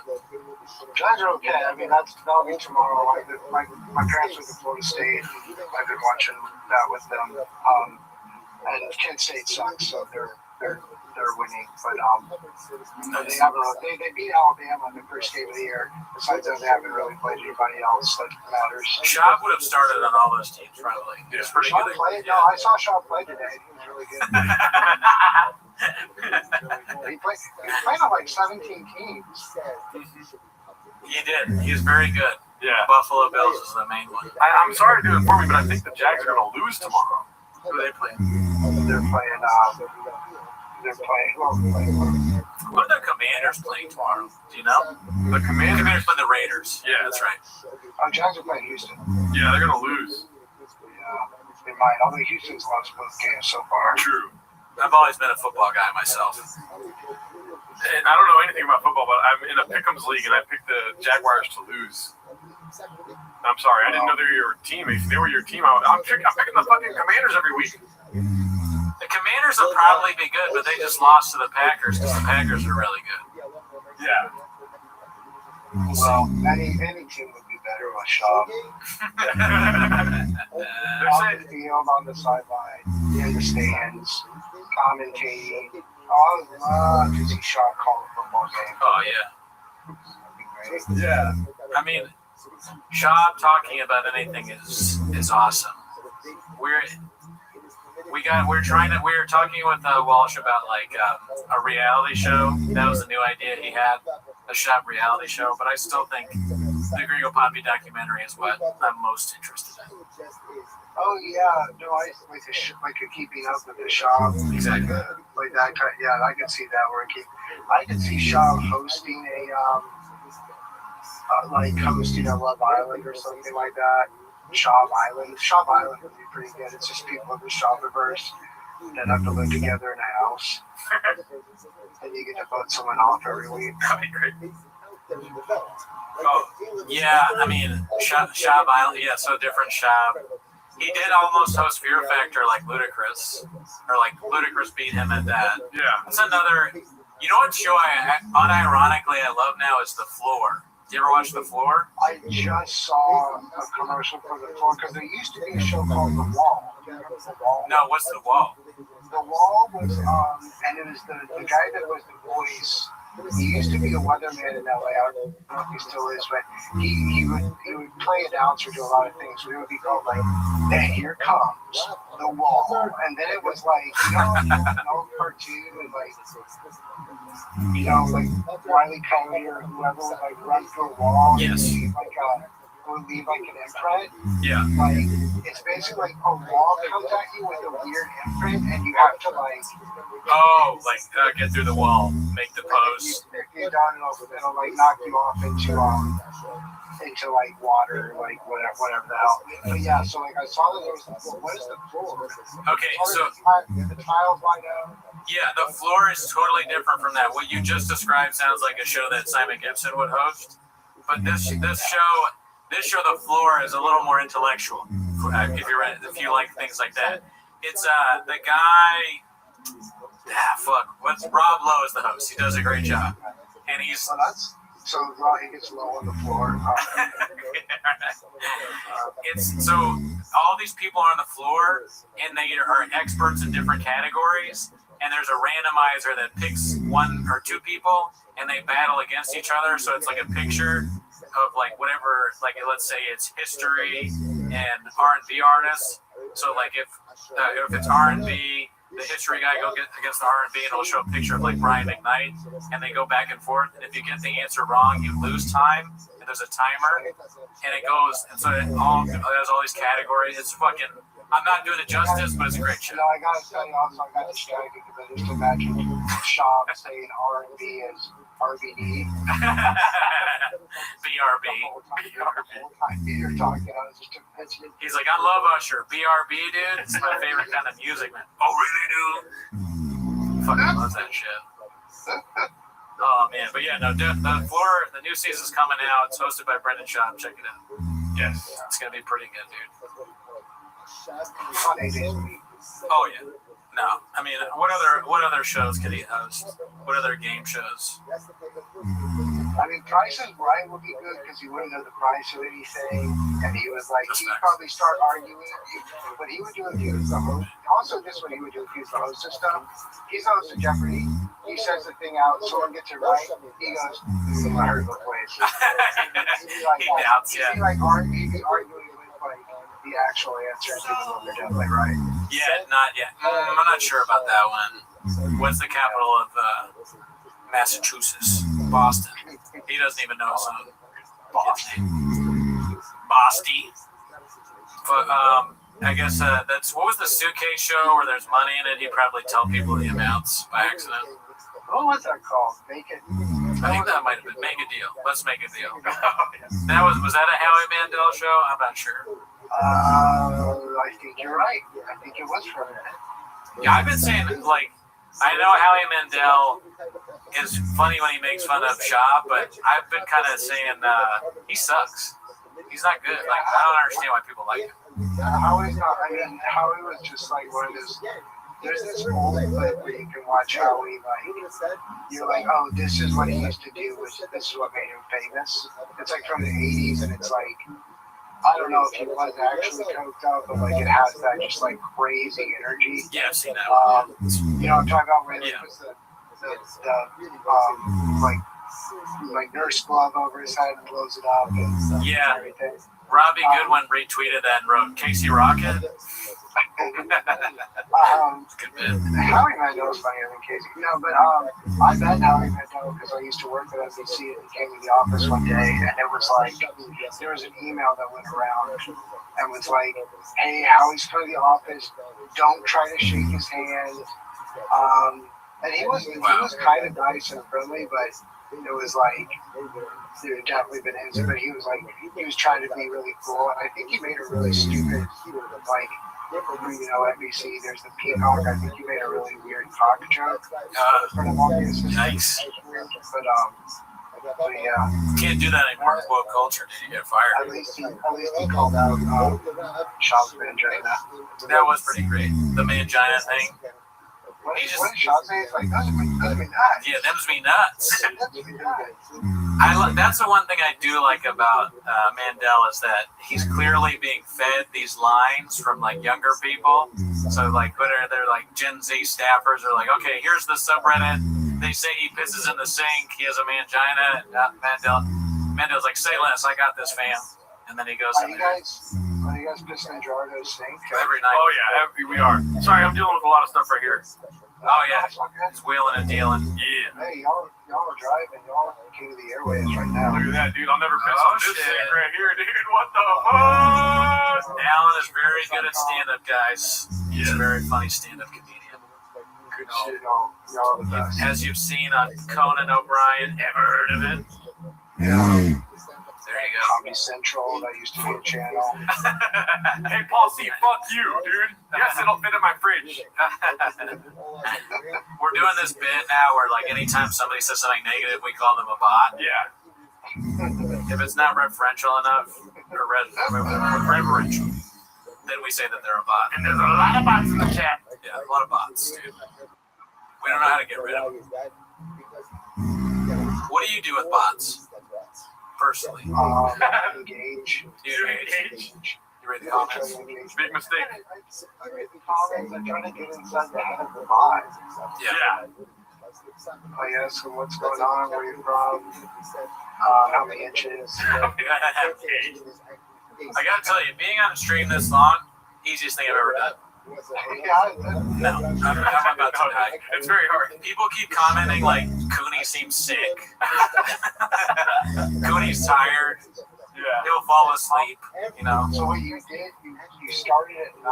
So Yeah. you have like 16 hours now.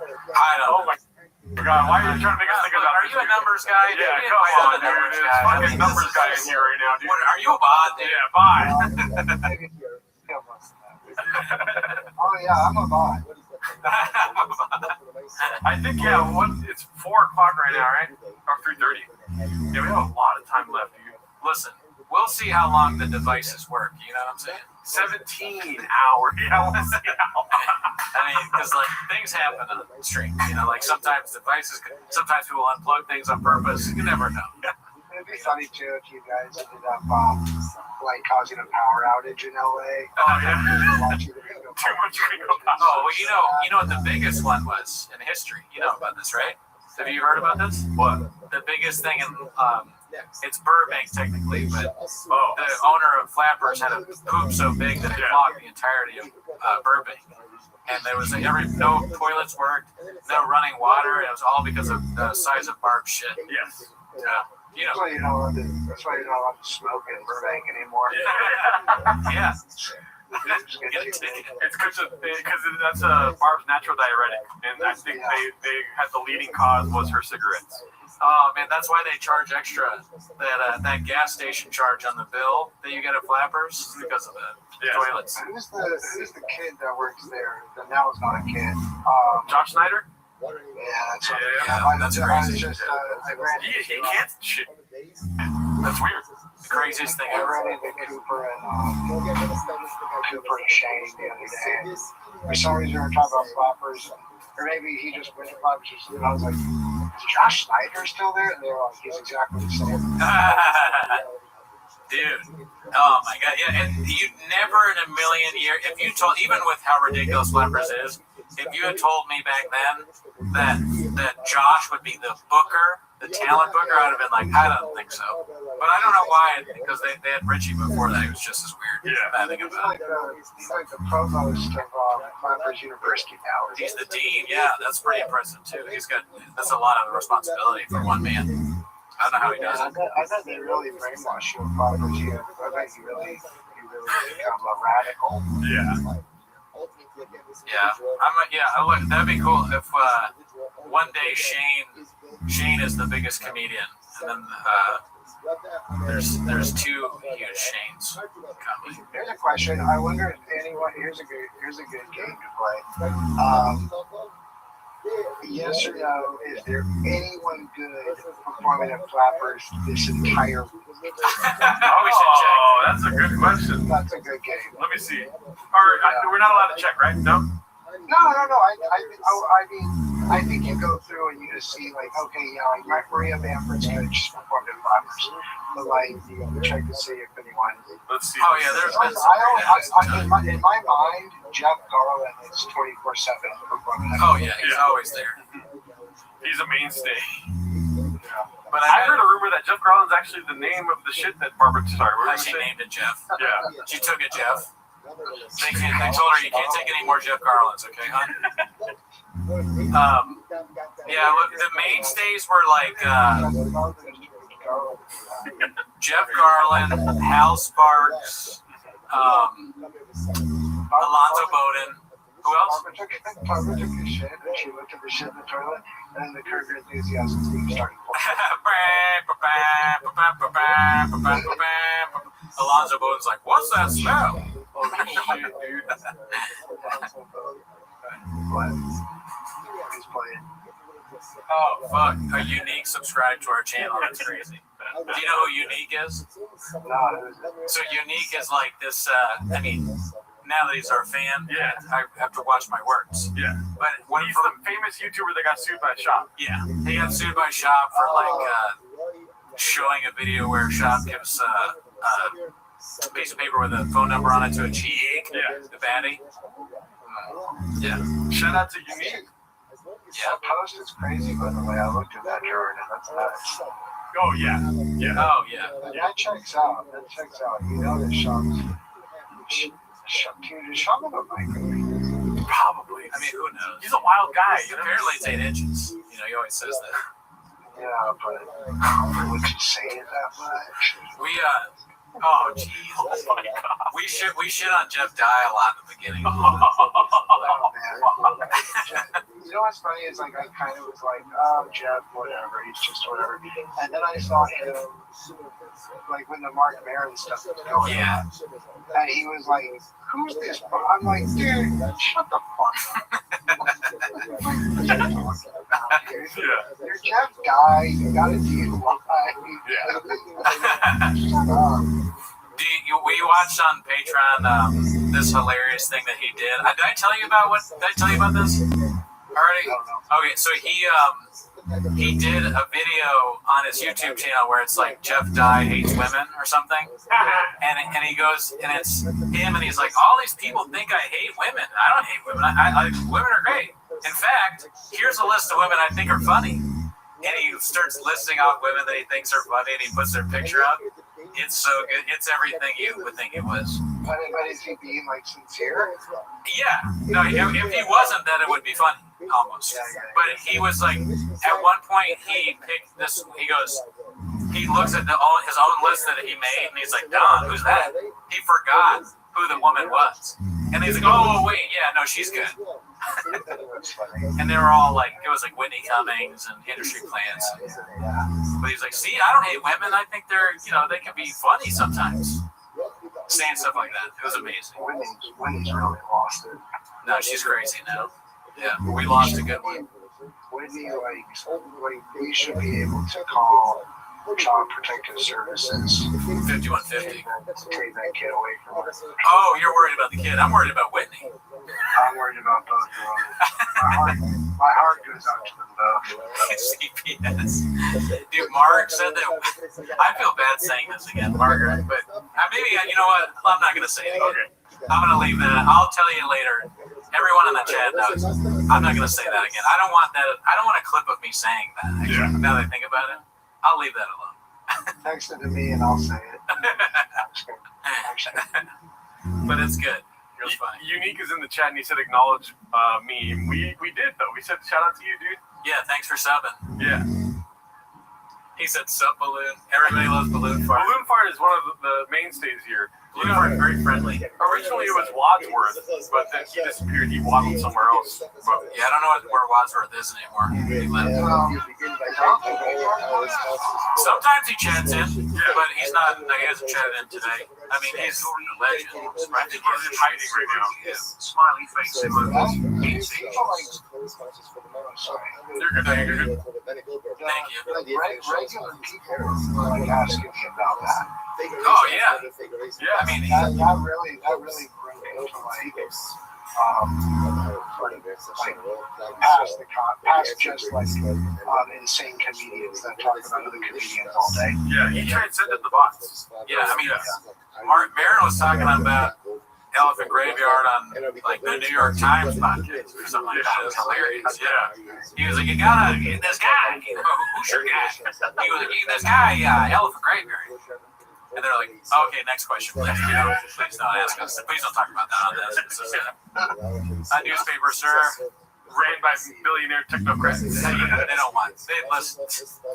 They got their own simulacrum at the fucking New York. Yeah, Jeff Bezos, believe me. Washington Post. Has Sean said anything about free speech in the past 48 hours? There was that one. The moonding clip is about something about like how something's fake. I forget with the Kirk stuff. I just wonder if he said anything about Kimmel. I don't know, but you know he will. You know he will. At some point soon. Oh, that's what he should do. He should take over Kimmel's spot. Yeah. Brendan Johnson should take over Kimmel. How have I not thought about it? Do you know? Guillermo or just turns into Guillermo. Chin is Guillermo. Who's Guillermo? Brian? Callan. Yeah. Guillermo's so much more talented than Callan. Yeah. Nice. Al, do you know the band The Swell Season? Or the movie Once? You heard of that? That's like a musical Irish thing. Yeah. I saw them. Were you in that? I wish, Eddie. I saw them last night at the Greek, and the guy, he said that they were supposed to be on Kimmel. Can you believe that? Yeah, they came to LA. Yeah. I was like, am I not even going to drop on Kimmel because it just got canceled? Like, what happened? Oh, fuck. Yeah. Not bad for the writers. Raiders. I think that it sounds like maybe they'll be back, but wait, isn't it Greek awesome? Oh.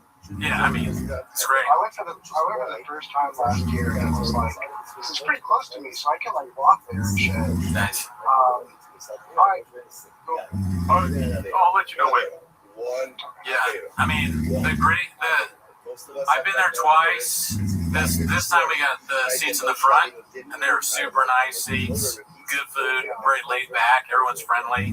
It's not like one of those like venues where they're very strict about shit. They're just kind of, oh yeah, your seat's over there.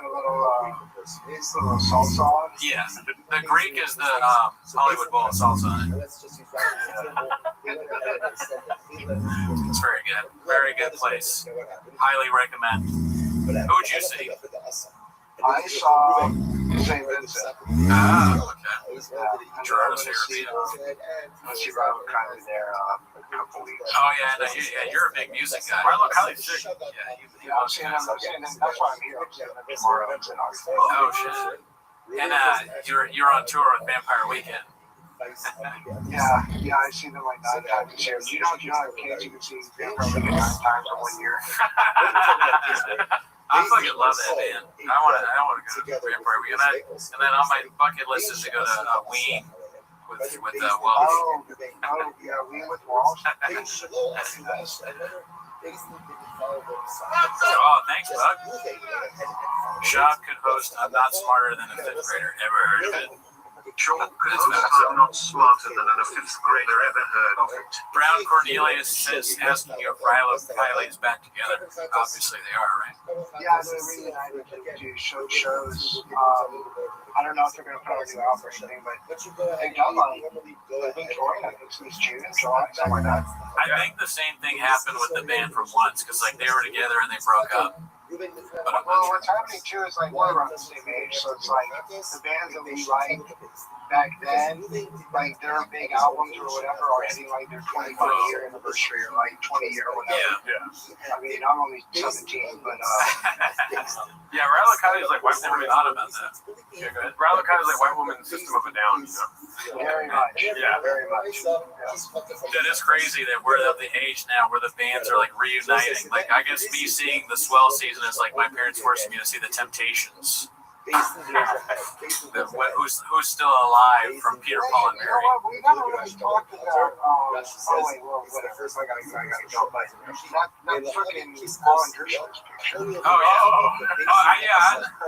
I talked to I didn't explain it to you. I talked a little bit about it on Raccoon Tweeties, our other show, but I went to Martha's Vineyard and I stayed at Chillmark, and you know, I don't know how much you know about Martha's Vineyard, but that's where like Larry David. Chillmark sounds like some shop would say. Chillmark. Larry, that's where Larry David and Alan Dershowitz got into a fight. Did you hear about that? Larry David like got into his face like, "You suck, you fucking asshole." So I've always thought like maybe I'll run into Alan Dershowitz here, but I went to the Chillmark Tavern, which is right next to the cottage that we're staying at, and we sit down, and the Dersh walks up and starts walking towards the restaurant, and I'm like, "Oh my God, that's Alan Dershowitz!" I'm trying to whisper it to my family, and they're all like, "Who? What?" I go, "Alan." They're like, "Alan Dershowitz." They're yelling his name as he's walking out. And he sat at the table next to us. And he's literally right next to me. And my mom's like, "Where is he sitting?" And I go, "Behind me." Okay. And I did a selfie. I wanted to give him shit, but my family was there and it felt fucked up. But I did not care. I saw him twice. Because he was at the tavern, and then we bought tickets to a play, and his daughter was the star of the play. So we watched. He sat at the table next to me there too, but then thankfully didn't have a seat near me during the play. So I didn't have to deal with all that, but yeah. I got one question. What's that? Was she hot? His daughter? Yeah, she's cute. She's got a daddy. Children's school play. She hot. I mean, the place sucked ass, and she kind of sucked, but just cute. Yeah, kind of weird. Sean should be Sean should have the board. Yeah, dude. Imagine if Sean was in Glenn Ross with Bill Burr. He was just definitely podcast. He should have been in that play. The play was just, you know who Hannah Arendt is? Ever heard that name? Never heard of her. She said she's famous for saying the banality of evil, describing the, you know who. So the play was her getting interrogated. So it's like her and then a soldier. So Sean could have been the soldier. And that is great. He's like, "What were you doing in the library?" "Why are you in the library? Books are gay." She's like, "Actually, I like books." "Oh, really? What fun." Kind of have a fatty dude. I go, "I'd rather watch that than what I saw." The lawyer could have been. That was another thing that happened that was kind of funny. We got a phone call from Mark Harley's lawyer on stream. Oh yeah, his lawyer sounds ridiculous. He has like a fun Rob Pebble or something like that. Like he has a fake sounding name. Rob. He's like, "Oh, I gotta take this call from my lawyer. It's Frank Cum."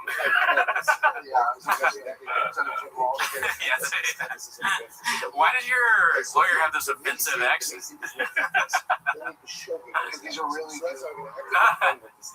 The lawyer calls it a bomb threat. "Hey, this is an old Walsh bit. What's going on?"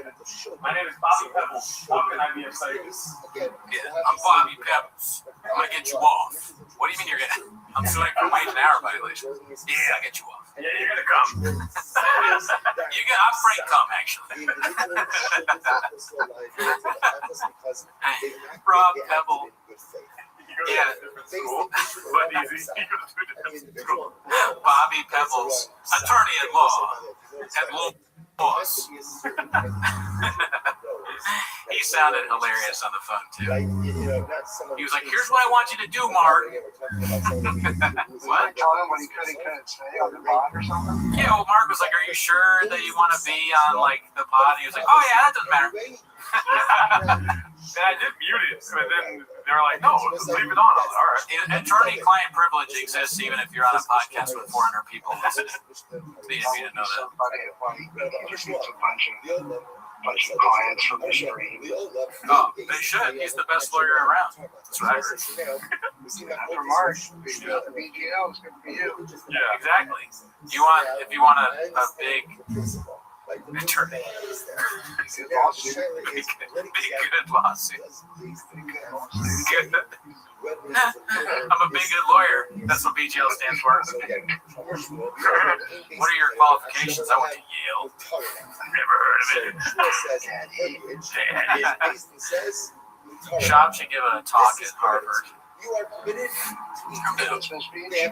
Oh yeah, commit that. Absolutely. Today, that's the first day Restream client. How do you mess that up? I want to rest in your life. Is there any pictures of shopping at graduation camps? That'd be great. I want to see everyone dance. Yeah. How did he graduate from high school? That's surprising. Kind of. Way more Shop AI things. Yeah. Shop is like a little like kid going to school and lollipop. Yep. I mean, Shop in a diaper. Pajamas with the hat on. Shop in the Oval Office. There you go. That's a good question. Not to get political, but we could. I mean, who was a better president, Brennan Shop, Donald Trump? That's tough. Yeah, I think Shop. Trump's first term was better than Trump's second. Trump's first term was better than Trump's. Oh, okay. Yeah, that's right. Yeah, and I can't remember either term because I have Graves' disease. Yeah. He graduated because he played sports and was at Easton High School, so the coaches make sure they pass by telling the teachers to pass them. That's probably true as well. He graduated because he sold sweet comic books on his call for the kid. Yeah, that's man. You got a special comic book salesman. Right, exactly. He got a degree with the marketing, what is it called, device? Yep. Yeah, you got one of those like those young. What is the young business thing? The YJCs or something like that. Something like that. They were big with Shop because of the comic books he sold. Shop was a future podcaster in America growing up. Yeah, that too. Because he always wanted to be a comedian, even back. It's too bad he never had to live out his SNL dreams. Yeah. He's a little old for that now, I think. Shop was at 4-H because that was as far as he got in the alphabet.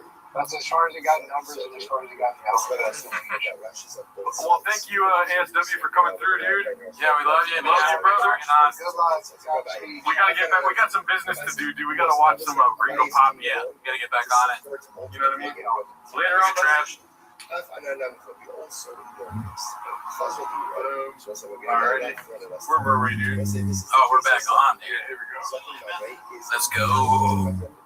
Nobody checks. We're had to come on the channel. It was on all the major programs. Holy shit, dude! Oh shit, back to the Gringo Poppy. I got it done. I got that Johnson, bro. I don't feel good, bro. I can't stop sweating, bro. I feel like I'm on wings. I'm gonna leave the next section. Remember that moron? It's all in marketing, man. Like, they need to hire some just dime piece actor. we've never heard of. Yeah. Just blast them all over the news, right? Just some fraud. Get them on there. Just put them all over the news, all over the nation. Like, yeah, dude, I get the Johnson & Johnson. I feel pretty good. I feel great, actually. If I'm being honest, one side effect, I just want to be up front with everybody. Goddamn dicks down to here.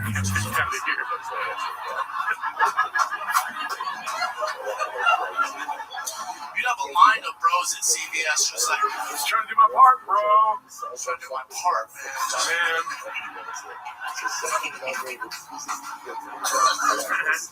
It's good to be in Dallas, man. You guys doing it? That's a rough cut, right? It's good to be in Dallas, man. You guys doing it right? It's good to be in Dallas. I know.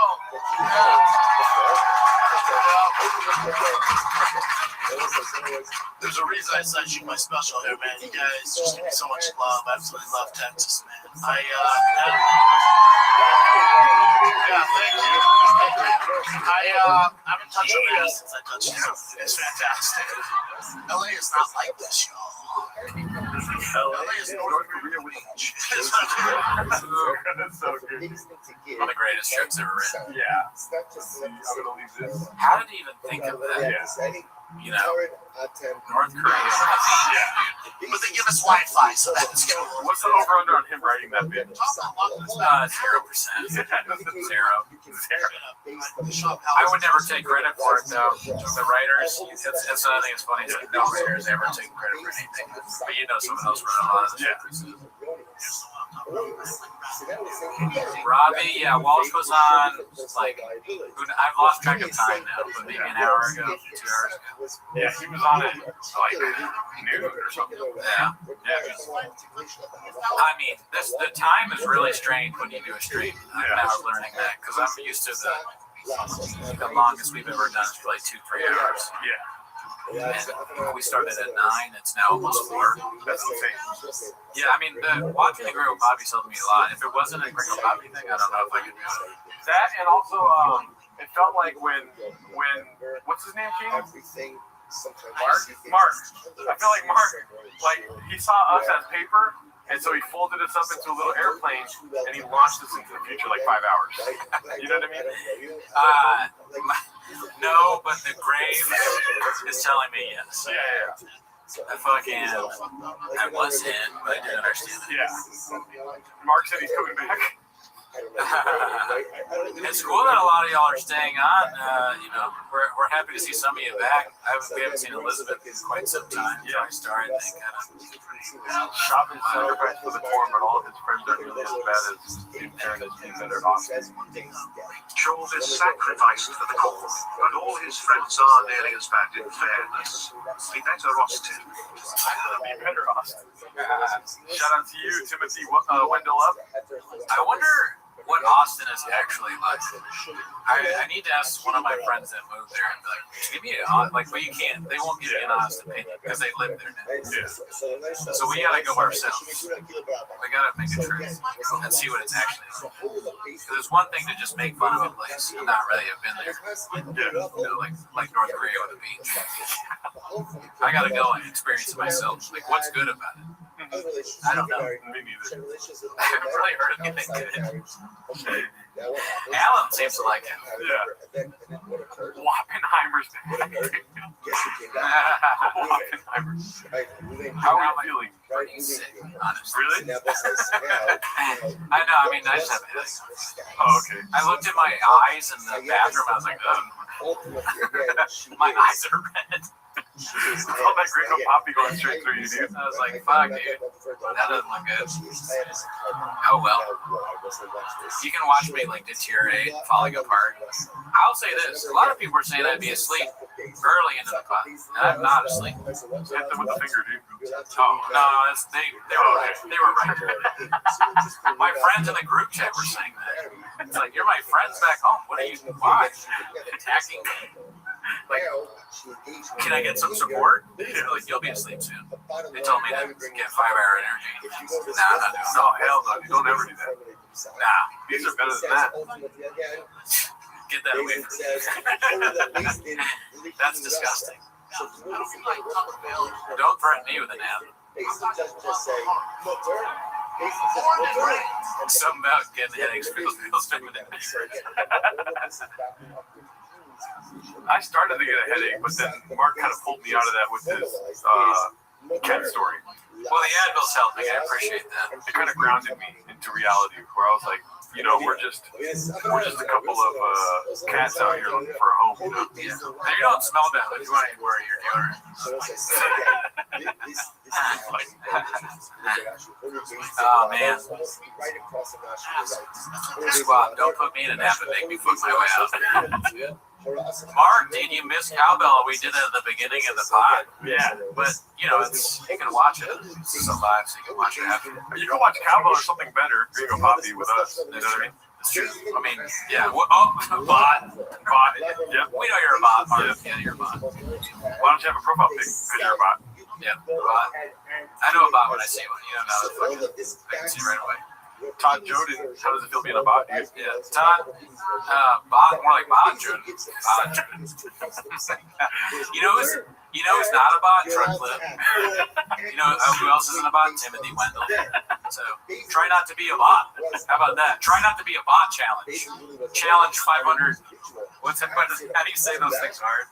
You know the Gen Z thing where it's like challenge impossible or whatever. What is it? Oh, challenge expert. Like expert level. Is that what it is? Yeah. I don't think that's it.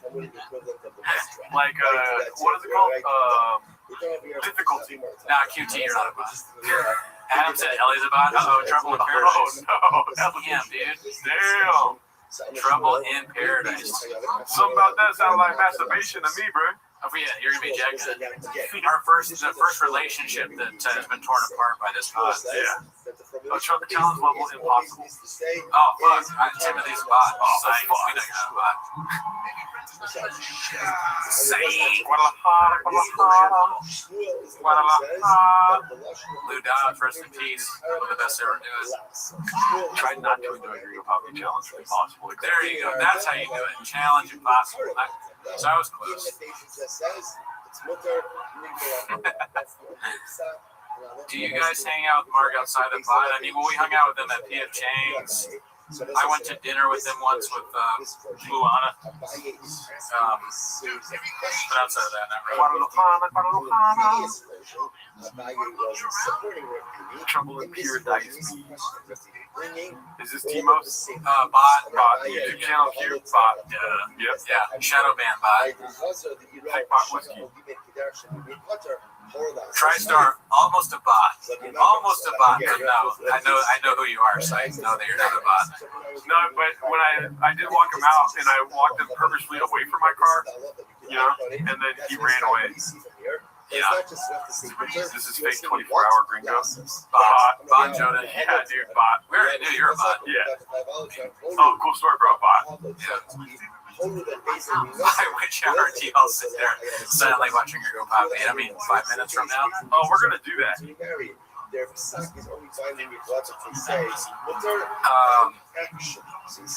dude. Honestly, Smith and Burns is making me kind of want P.F. Chang's food. I know, right? It was pretty good, and I liked P.F. Chang's before that. It's a good. You know, how funny was it? Remember when we first started, I went home to visit my parents, and they didn't even know about the shop really, and they're like, "You want to go to P.F. Chang's?" I was like, "Yeah, I do." My parents are savage. They order from P.F. Chang's. Yeah. We tried DoorDash. Yeah, well, you can press the food on there to P.F. Chang's. It's delicious. We had no idea it was so good. Are you watching the show?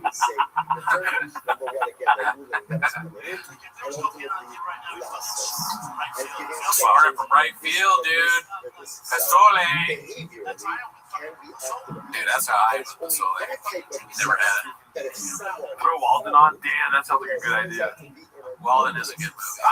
You would like it, Walden. Oh shit, the bot paid us. Oh, thanks, YouTube channel. You're not a bot. Thank you, Butter. Good to see you. Here is somebody for therapy after watching Pop of the Soul. That's a good thought. How many losing Green Poppy have y'all had already?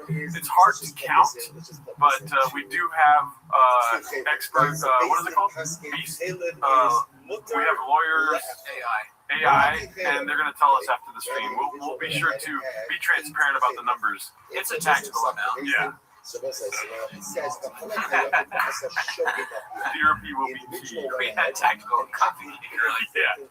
There's still a cookie left. There's still Robbi cheese. Yeah. It's the worst donut I've ever had in my life. What's that other thing you know? That weird cinnamon thing? I don't know. I'll find out for sure. Yeah. I want you to do that. Those cookies were nuts. Dude, I can't believe you've not had Portos. I've had Portos. Oh, it was great. It was Mark. Sorry. I get offended by food. When people say they have that at Portos here, it's like the craziest thing I've ever heard. I can't, like, you live in Los Angeles, you haven't been at Portos? Oh, really? Oh, really? That's crazy. That was sucks, my guy. 24 hours is 23.5 hours too much. That's hilarious, Steve Keith. If you walk around in Los Angeles, we don't have a beach. We're like North Korea, the beach, but you will find a Portos at some point. They got one in Downey. They got one in Glendale. They got one in Bergen. They got one in Pasadena. They got one everywhere. I don't know if they have one in Pasadena, but they have one everywhere. Is this content transformative? I'm worried for you, Timothy. Are you kidding me? I don't know what to say, but what's it called? Well, somebody was saying something that I wanted to comment on. See, this is the 7-hour stream brain right now, dude. What you trying to do? I was trying to figure out something. I was going to say something. I forgot what it was, though. Oh, I've had the Cuban sandwiches at Portos. Those are fucking bomb. Their sandwiches are really good, too. Yeah. I thought about it. I was like, I could get, like, real food, but by the time we needed it, would be, like, potato balls. I was like, we'll be eating cold potato balls. I don't really want to do that. I mean, I have done that many times. But today, I was like, I'm going to have coffee and cold potato balls. I don't know. Janae wants to know if you brought extra Graves meds to make it through the night. No, I only have to take it 5 times a week now, Janae, so suck on that. Bod. And only once, and it's so small, it's very low milligram. And my levels so far, knock on wood, are almost normal. You guys might not be able to hear the Gringo Poppy that loud, but the way I have the, Cootie said at the stream earlier, it's blaring in our ears. Yeah. It's the way that Cootie set it up. It's like the noise that we make on stream times 10. It's just him being like, you need to. You want to do some smelling salts? Dude, I just read that. That'd be fucking dope if we had smelling salts right now. Oh, Garden of Stone said it. That's right. I'm so tired I didn't even know that I read that. That's where we got to. I'll read your comment as if it's mine. Forget that you said it. Played the team. Lubinowski, welcome. Yeah, great guy. Him and Lucas. I wonder if Lucas is on the stream. I don't know what his name is, but I met them in New Orleans. Oh, okay. That's like what, 1.5 days ahead? Yeah, I think so.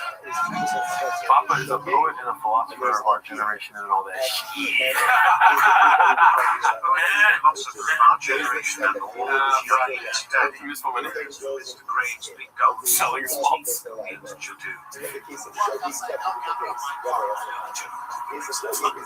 Oh yeah, they try and fit everybody in the car.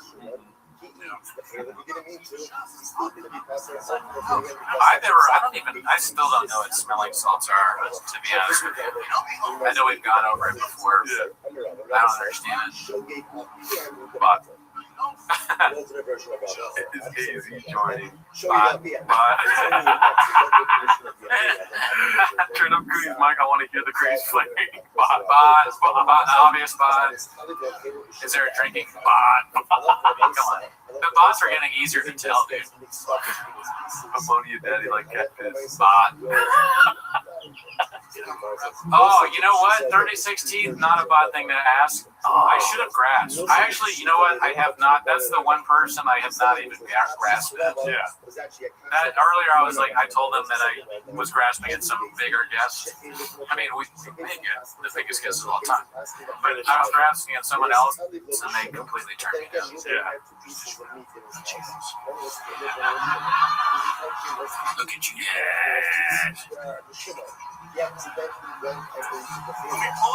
Look at you guys. Another sleeper for greatest thing he's ever said. Yeah. Everything you've told each other could have been a lie. You may never have been in love. But yeah, I was like, what? No, wait. You you're like teetering on that. All right, see you later, Balloon Fart. Thank you for always being so friendly. You're a great guy. Never met you. If we would have asked Annie Letterman. I've never asked her either. The closest I come, I said Sunday Show before, was I asked Josh, I think. No, I didn't ask Josh. I asked Josh Potter. He was like, no. And I figured that's enough. If Josh says no, then Annie will also say no. And I've never met Annie, so I have no connection to her. Almost 420 likes. Smoke up, fellas. I like how they want to smoke. It's not even 420 like shit, but they're like, I want to smoke. It's almost 420. I'm good. Oh yeah, 19 minutes from now. That would be crazy. Relapse live on a show. Oh no, likes. Oh.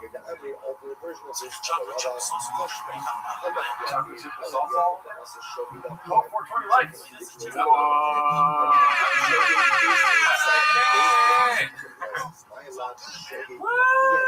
Is Jerdo California sober? No, I'm sober, dude. 100%. Sobriety. Yeah. 444. What the fuck is all this 444 shit?